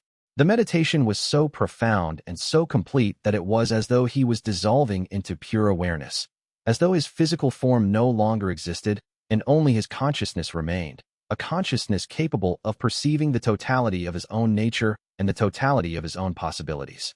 And in that examination of himself, he perceived something that gave him absolute clarity about what his answer would be, something that made the choice not difficult but obvious and necessary. The clarity came not from external reasoning, but from the deepest levels of his being, from the place within him that knew truth when it perceived truth. He perceived the bonds that connected him to Ling Shui, bonds that extended far deeper than any normal cultivation connection, bonds that were based on shared experience and shared sacrifice, bonds that were rooted in genuine love and genuine commitment to each other's well-being and growth. These bonds were not constraints. They were the source of his greatest strength, the place where his power was amplified and deepened through genuine partnership and genuine mutual support. He perceived the connection that bound him to Li Wei, a bond of brotherhood forged in struggle against impossible odds, a connection that defined a fundamental part of who he was and who he had become. This bond had saved his life repeatedly, had been the source of unwavering support at moments when he had almost despaired, had taught him that the greatest strength came not from individual power, but from commitment to others. He perceived the countless cultivators on the continent who looked to him for leadership and for hope, who depended on him to represent something greater than just individual power and individual ambition, something greater than the accumulation of strength for its own sake. They needed him to show that it was possible to refuse absolute power, to choose freedom and relationship over transcendence and isolation, to build something meaningful and real and grounded in actual human connection rather than something grand and abstract and divorced from the conditions of actual existence. He perceived the weight of that responsibility and understood that this refusal would be more powerful than any acceptance could ever have been. By refusing ascension, he would demonstrate to the entire cultivator world that genuine strength was not measured by transcendence or by the accumulation of unlimited power. He would show that the ability to choose limitation, the willingness to remain connected to others, the decision to build something real and meaningful rather than chasing ever greater power.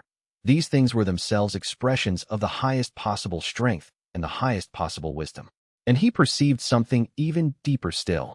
He perceived the nature of the flaws and the limitations that existed within his own consciousness, within the very core of his being. The Flaw Perception Eye showed him with absolute clarity that he was fundamentally incomplete as an individual being, that he needed others to be whole, that his isolation and his separation would be his greatest weakness. He perceived the ways in which his power was strengthened and deepened and made more resilient through genuine connection and relationship rather than weakened or limited by it. The eye showed him that the limitations he carried, his need for others, his vulnerability, his capacity to be hurt or to be changed by those around him, were not defects to be overcome. They were the sources of his actual strength, the foundations upon which any genuine power that mattered could be built. He perceived that the transcendence and the ascension that the celestial authorities were offering him would require him to separate himself from everything that made him human, everything that made him vulnerable, everything that made him capable of love and of genuine connection. It would require him to ascend to a level where he existed beyond relationship, beyond connection, beyond the possibility of being changed or being affected by others. To accept ascension would be to lose the very thing that made him worth ascending, his capacity to choose freedom and autonomy while maintaining his connection to others, his capacity to refuse absolute power in order to preserve his integrity and his freedom. It would be to become like Luo Jun, powerful beyond measure but incomplete, bound and constrained by power itself, unable to grow or change because bound to a position of absolute authority that transcended all possibility of genuine development. "I refuse," Chu Feng said aloud. his eyes opening slowly as he turned to face the celestial authorities who had offered him the gift of transcendence. His voice carried a clarity and a certainty that seemed to fill the entire space where they were gathered, that seemed to resonate with the authority of fundamental truth. I will not accept ascension. I will not become the eternal perceiver. I will not transcend my human limitations. I choose to remain in this realm, with my companions, with my people, living a life of genuine freedom and genuine choice, even though that life is limited, and even though it will one day end in death. That is more valuable to me than unlimited power and unlimited life could ever be. The freedom to choose, the ability to be affected by others, the possibility of genuine growth and genuine change. These are the things that make existence worth living. The celestial authorities stood in stunned silence for a long moment that stretched into minutes, as though they had never anticipated the possibility that Chu Feng would refuse.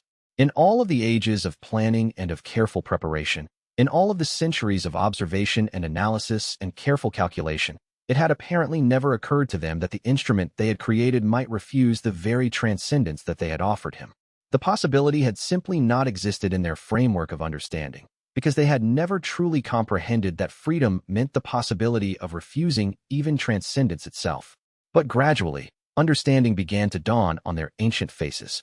The light of comprehension grew slowly in their eyes, like the dawn breaking over a landscape that had been dark for eons. And with understanding came respect, a deep and genuine recognition that Chu Feng had perceived something about the nature of power and the nature of existence that transcended what even the heavens understood, something that the countless ages of their dominion had prevented them from seeing. He had perceived the paradox at the heart of absolute power, that the possession of unlimited power actually limited possibility by removing the possibility of genuine choice and genuine growth, by creating a state of unchanging perfection that was actually a kind of death. A being with no possibility of being changed, no possibility of growth, no possibility of becoming something different from what it already was. That being could never truly live, only exist in a state of permanent stasis. Your choice honors you, the eldest said at last, his voice carrying the weight of ages and the weight of acceptance and understanding. You have done what we could not do. You have broken the chains that bound us all, and in doing so, you have freed yourself from the very power that we offered. You have perceived a truth that we ourselves have been unable to perceive through all of our years of dominion. Go now, and live as you have chosen.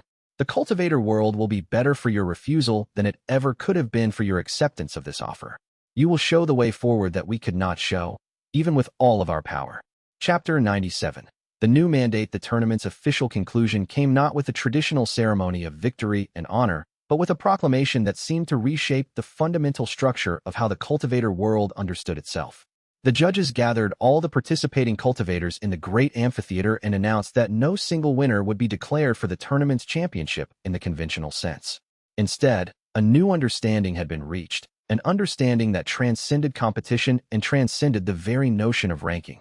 And the structure of the cultivator world's governance would be transformed fundamentally in light of what had occurred. No single individual or organization would claim dominion over others going forward. Instead, cultivators of all realms and all civilizations would exist on genuinely equal footing, each with the absolute right to pursue their own path and their own cultivation practice without interference from external authorities or from dominant powers.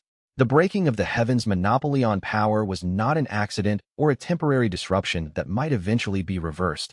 It was a permanent transformation in how reality itself would operate going forward. Chu Feng was offered a role as an arbiter between realms, a neutral mediator who could help resolve conflicts and facilitate communication between different civilizations and different approaches to cultivation that had been developing in isolation from each other for thousands of years. The role was one of significant responsibility and trust. He would be expected to understand not just the surface issues and disputes, but the deeper principles and values that drove different positions. He accepted this role, not as a position of dominion or authority over others, but as a position of service, a way of using his unique perception and his unique understanding of the Flaw Perception Eye to help others understand each other and to find common ground even across vast differences and even across ancient conflicts that had accumulated the weight of centuries. Ling Shui was offered a formal position on the governing council that would oversee the new cultivator world order as it developed and took shape. The position carried significant responsibility and significant authority. The council would be responsible for establishing basic principles that all civilizations would agree to follow, for mediating disputes between different sects and different approaches, for ensuring that the newly established freedoms were protected and not gradually eroded by those seeking to accumulate power. She accepted the position with the clear understanding that she would serve as a primary representative of the continental sects, ensuring that their interests and their perspectives would not be neglected or overlooked as the larger cultivator community reorganized itself in the aftermath of the Heaven's Fall. She saw the role as an opportunity to ensure that the sacrifices made during the struggle against the Keepers would not be forgotten and that the principles for which they had fought would be enshrined in the basic structure of the New World Order. Li Wei finally recovered fully from his lifespan sacrifice injuries and returned to full capacity, was offered a position as the Keeper of Advanced Cultivation Knowledge, a teacher and mentor who would work to preserve and to advance the understanding of cultivation techniques across all known civilizations. He accepted gladly and gratefully, seeing in the position an opportunity to advance the cause of cultivation wisdom for all people, to ensure that the hard-won knowledge that the resistance had developed would not be lost, but would be shared freely with all who sought to learn. The Eastern Empire, the Western Kingdoms, the Southern Seas, the Northern Mountains, and a dozen other major civilizations all agreed formally and solemnly to the new structure that had been proposed.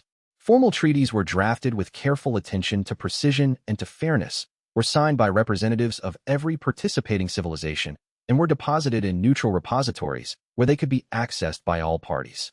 These treaties guaranteed the autonomy of all sects and all independent cultivators, established mechanisms through which disputes could be resolved peacefully through dialogue and through mediation rather than through violence and dominance, and created frameworks through which cooperation could be achieved without requiring any group to surrender its own values or its own approach to cultivation. A new era was beginning, an era based on cooperation and mutual respect rather than on absolute authority and forced submission. An era where diversity of approach and diversity of perspective was recognized not as a problem to be eliminated or controlled, but as a strength that enriched the entire community and that allowed for greater understanding and greater growth. Chu Feng, standing alone in the center of the great amphitheater on the final day of the tournament, looked out at the gathered cultivators from across all the worlds and across all the dimensions of existence. He could perceive through his Flaw Perception Eye all of the differences between them, all of the contradictions and conflicts and points of tension that would inevitably arise as they attempted to work together, all of the tensions and disagreements that would need to be navigated and resolved as the new order developed. But he could also perceive the underlying commonality that bound them together, the shared understanding that reality had been fundamentally transformed and that all of them were now part of building whatever would come next, that all of them had a role to play in determining what the cultivator world would become. In that moment, surrounded by thousands of the most powerful beings in all the known realms, Chu Feng felt a sense of connection and of purpose that transcended any individual accomplishment or any personal advancement. The tournament is concluded, Chu Feng announced, his voice carrying to every corner of the vast space with perfect clarity and with an authority that came not from power but from truth. But the real work is only beginning. We must learn to work together, to understand each other, to find ways to resolve our conflicts without resorting to violence or to dominance or to the imposition of absolute authority. This will not be easy. Nothing worth doing ever is. There are ancient grievances and ancient tensions that have accumulated over thousands of years, wounds that will take generations to fully heal, scars that may never completely fade. But we have shown that change is possible. We have shown that the old order can be broken. We have shown that it is possible to refuse absolute power and to choose freedom instead. Now we must show that something better can be built in its place. A cultivator world based on genuine freedom, on mutual respect, on the recognition that diversity of approach and diversity of perspective is a strength rather than a weakness to be eliminated. This journey will require all of us. It will require patience, courage, wisdom, and a commitment to principles greater than individual advantage. But if we remain faithful to the principles we have established, if we continue to work toward understanding rather than domination, then the future we build will be better than anything we could have imagined. Chapter 98. The School of Perfect Sight. Following the conclusion of the tournament and the establishment of the new cultivator world order, Chu Feng, Ling Shui, and Li Wei returned to the continent with a new sense of purpose and a new sense of responsibility. The three of them established a school at the geographic center of the continent, a place they called the School of Perfect Sight. The school was not a military academy or a center for the aggressive accumulation of power and for the domination of others. Rather, it was a beacon for cultivators who sought wisdom and understanding over mere power accumulation, who were interested in understanding the true nature of reality rather than simply learning techniques for dominating others and advancing individual interests. The Flaw Perception Eye, which had been a tool of isolation and of individual advantage in Chu Feng's early life, which had set him apart from all other cultivators and which had marked him as someone who could perceive what others could not, became transformed into something completely different, a philosophy of understanding and of compassion, a way of looking at the world that emphasized connection and mutual growth rather than competition and individual dominance. The school taught cultivators how to perceive not just weaknesses in others, but also potential for growth and development, how to see beyond surface appearances and beyond conventional assessments to understand the deeper truth of things, the essential nature of beings and of situations. It taught them how to use perception as a tool for building genuine connections with others rather than for establishing dominance or control, for understanding vulnerability as a strength rather than as a weakness. It was, in some sense, the complete inverse of what Chu Feng's original use of the eye had been during his early cultivation journey, where before he had used perception as a weapon, as a tool for identifying and exploiting the weaknesses and the vulnerabilities of his opponents. Now he taught people to use perception as a tool for healing and for understanding, for building genuine connections that were based on seeing and respecting the truth of who others actually were. The curriculum included both practical cultivation techniques and philosophical contemplation in careful balance. Students learned combat techniques and defensive strategies. Yes, these were still necessary skills in a world where conflicts continued to occur and where the capacity for self-defense remained important. But they also learned meditation practices that developed their capacity for empathy and for genuine understanding of others' perspectives and others' motivations. Ling Shui brought her own unique gifts to the teaching. She brought the perspective of someone who had learned through struggle to balance personal power with compassion, who had learned through direct experience that the strongest individuals were those who could choose restraint and connection over domination, who could work with others as equals rather than imposing their will through superior force. She taught students the techniques of dual cultivation in advanced forms, showing them how to work with others to amplify each other's power and capability rather than competing against each other for individual advancement. The techniques she taught were based on her own experience working with Chu Feng, demonstrating principles of harmony and of synchronized development that had proven effective across multiple contexts and multiple situations. Li Wei brought the perspective of someone who had faced death multiple times and who had been willing to sacrifice everything, literally burning away years of his own lifespan in desperate moments, for the sake of larger causes greater than himself. He had paid a price that most would have considered unacceptable, had destroyed a significant portion of his future to preserve the present, and he brought that hard-won understanding to his teaching. He taught advanced cultivation theory in ways that emphasized sustainability and long-term development rather than short-term power gains and momentary advantage. He showed students how to develop techniques that were internally consistent and that didn't require self-destruction or permanent damage to achieve success. He taught the philosophy that true strength was not measured by how much power could be accessed, but by how sustainably that power could be maintained over an entire lifetime and beyond. Through his teaching, he ensured that the knowledge he had gained through struggle would not be lost, but would be preserved and transmitted to new generations of cultivators who would carry forward the lessons of the resistance and the lessons of the struggle for genuine freedom. The school began to attract students from every part of the known world, not just from the continent that had been their home, but from the distant civilizations that had participated in the tournament. The School of Perfect Sight became a place where cultivators from different traditions could meet and could learn from each other, where ancient methods from civilizations thousands of years old could be synthesized with new approaches and new perspectives developed by younger cultivators.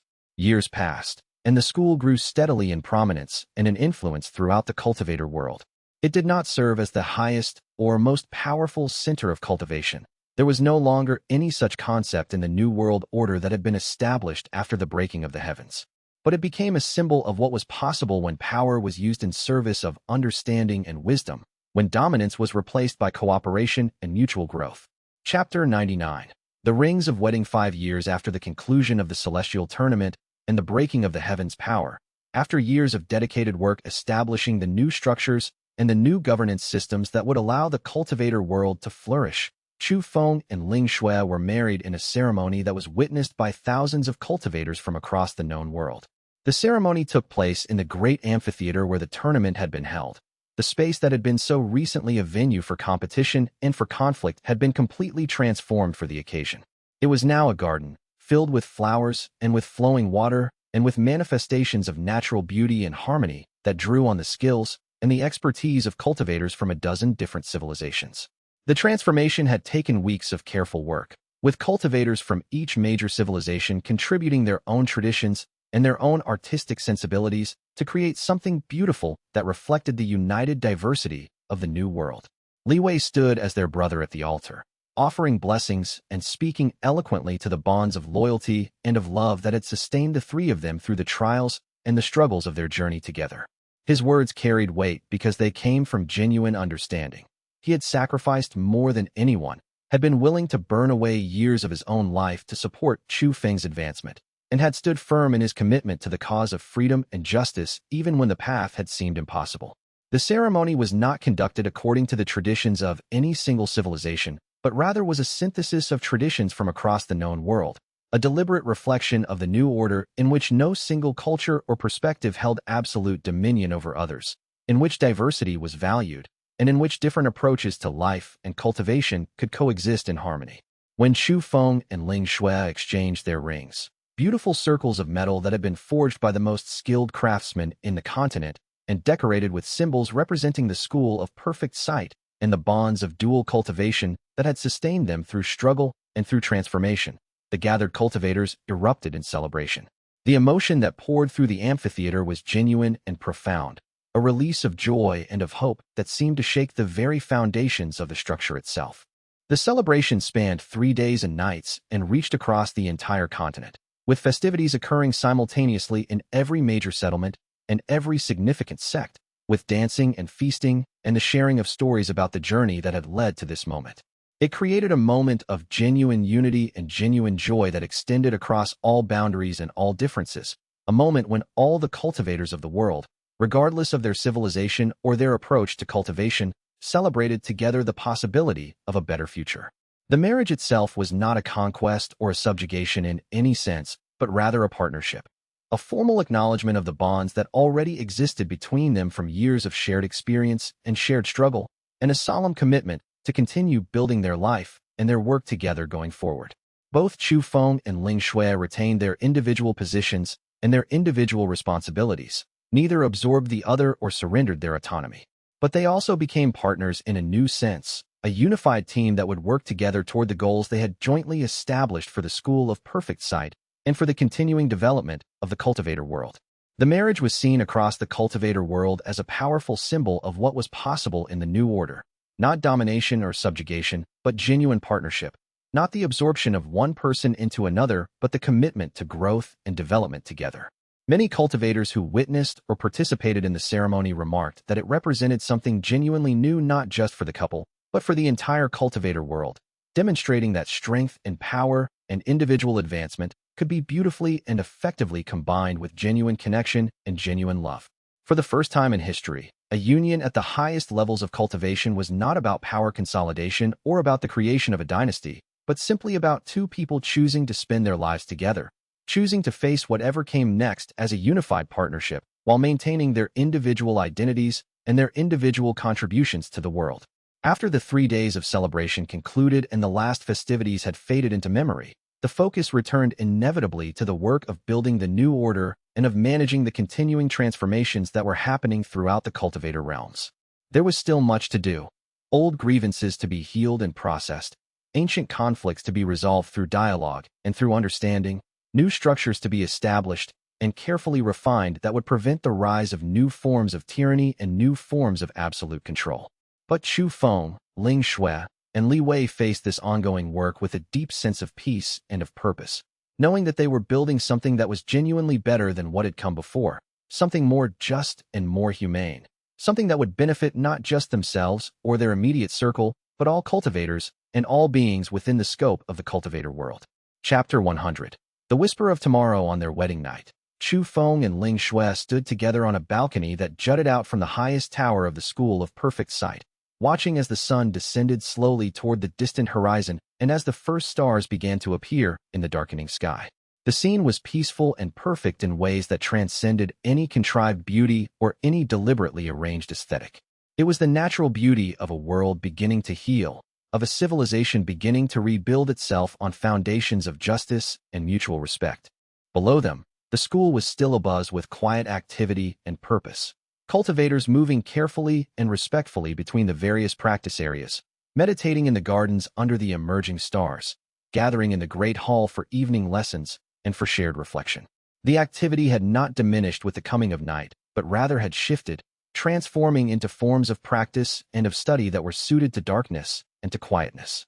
The transformed landscape of the continent stretched out before them in all directions, a world rebuilt from the ashes of conflict and suffering, a civilization learning to thrive under principles of cooperation and mutual respect rather than under the domination of absolute authority and the imposition of single-minded control. It was not a perfect world, far from it. Conflicts still occurred regularly between different sects and different approaches to cultivation. Disagreements still arose about policy and about the direction the cultivator world should take. There remained much work to be done, much healing required before the wounds of war could be completely addressed.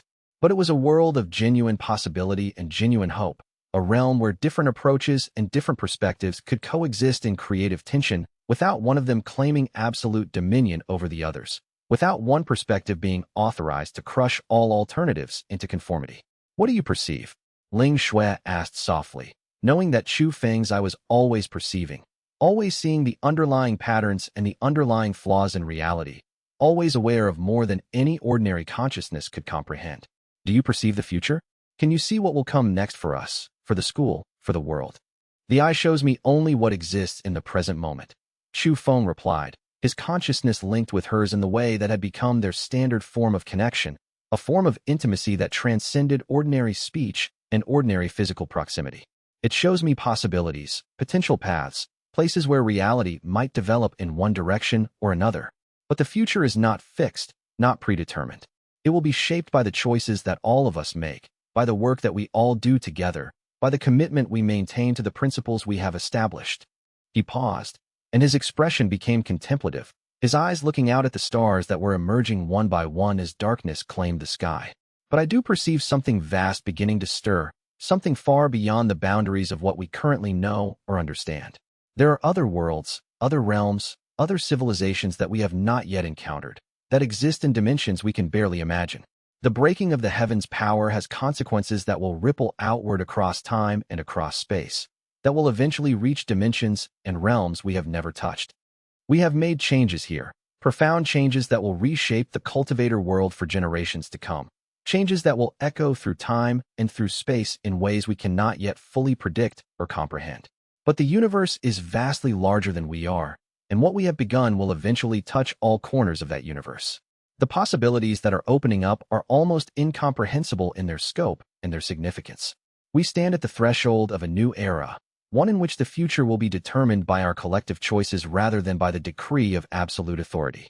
That responsibility is enormous, but so too is the opportunity.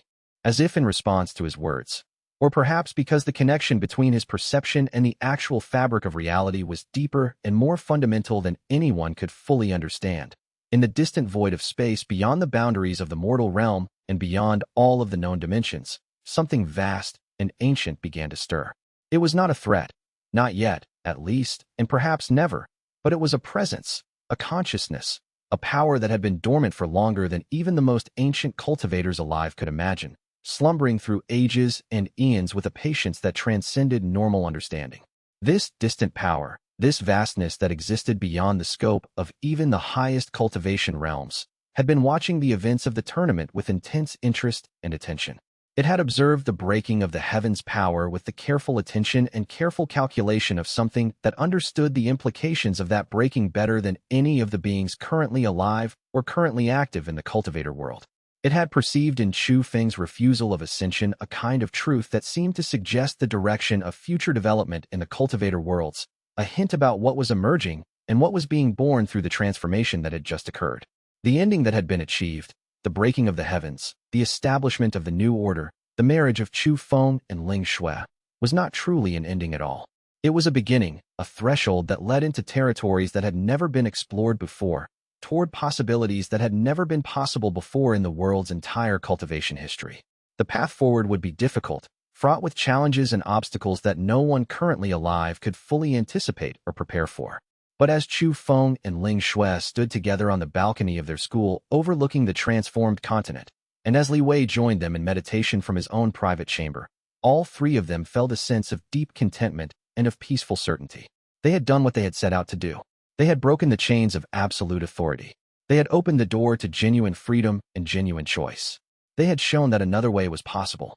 Now the world, in all of its vast complexity and its infinite possibility, would determine what it would become. The future remained unwritten, open, full of potential and possibility. But for the first time in recorded history, that future would be determined not by the decree and the commands of absolute authority, but by the collective decisions of all beings working together in solidarity and in genuine commitment to building something better, something more just, something more sustainable. They were no longer afraid of what might come next, no longer haunted by the weight of inevitable dominance or inevitable subjugation. They would face whatever challenges the approaching future brought with the knowledge and the certainty that they would face them together, with people they loved, with the support of a community that had learned through struggle and through sacrifice that freedom was worth everything, that genuine connection was worth everything, that the possibility of genuine choice and genuine growth was the most valuable thing any being could possess. Thank you for joining us on Chu Feng's extraordinary journey of cultivation, growth, transformation, and ultimate enlightenment. His path from a crippled outcast deemed worthless by his society to the one who broke the heavens' eternal chains is a testament to the power of perception, wisdom, courage, and the willingness to refuse absolute power in favor of meaningful connection and genuine freedom. If this remarkable story of the Flaw Perception Eye has moved you, touched your heart, or inspired you deeply with its vision of what is possible when individuals choose genuine connection and meaningful relationships over dominance and isolation, we warmly invite you to subscribe to our channel for more epic xianxia tales of cultivation, struggle, transformation, and transcendence.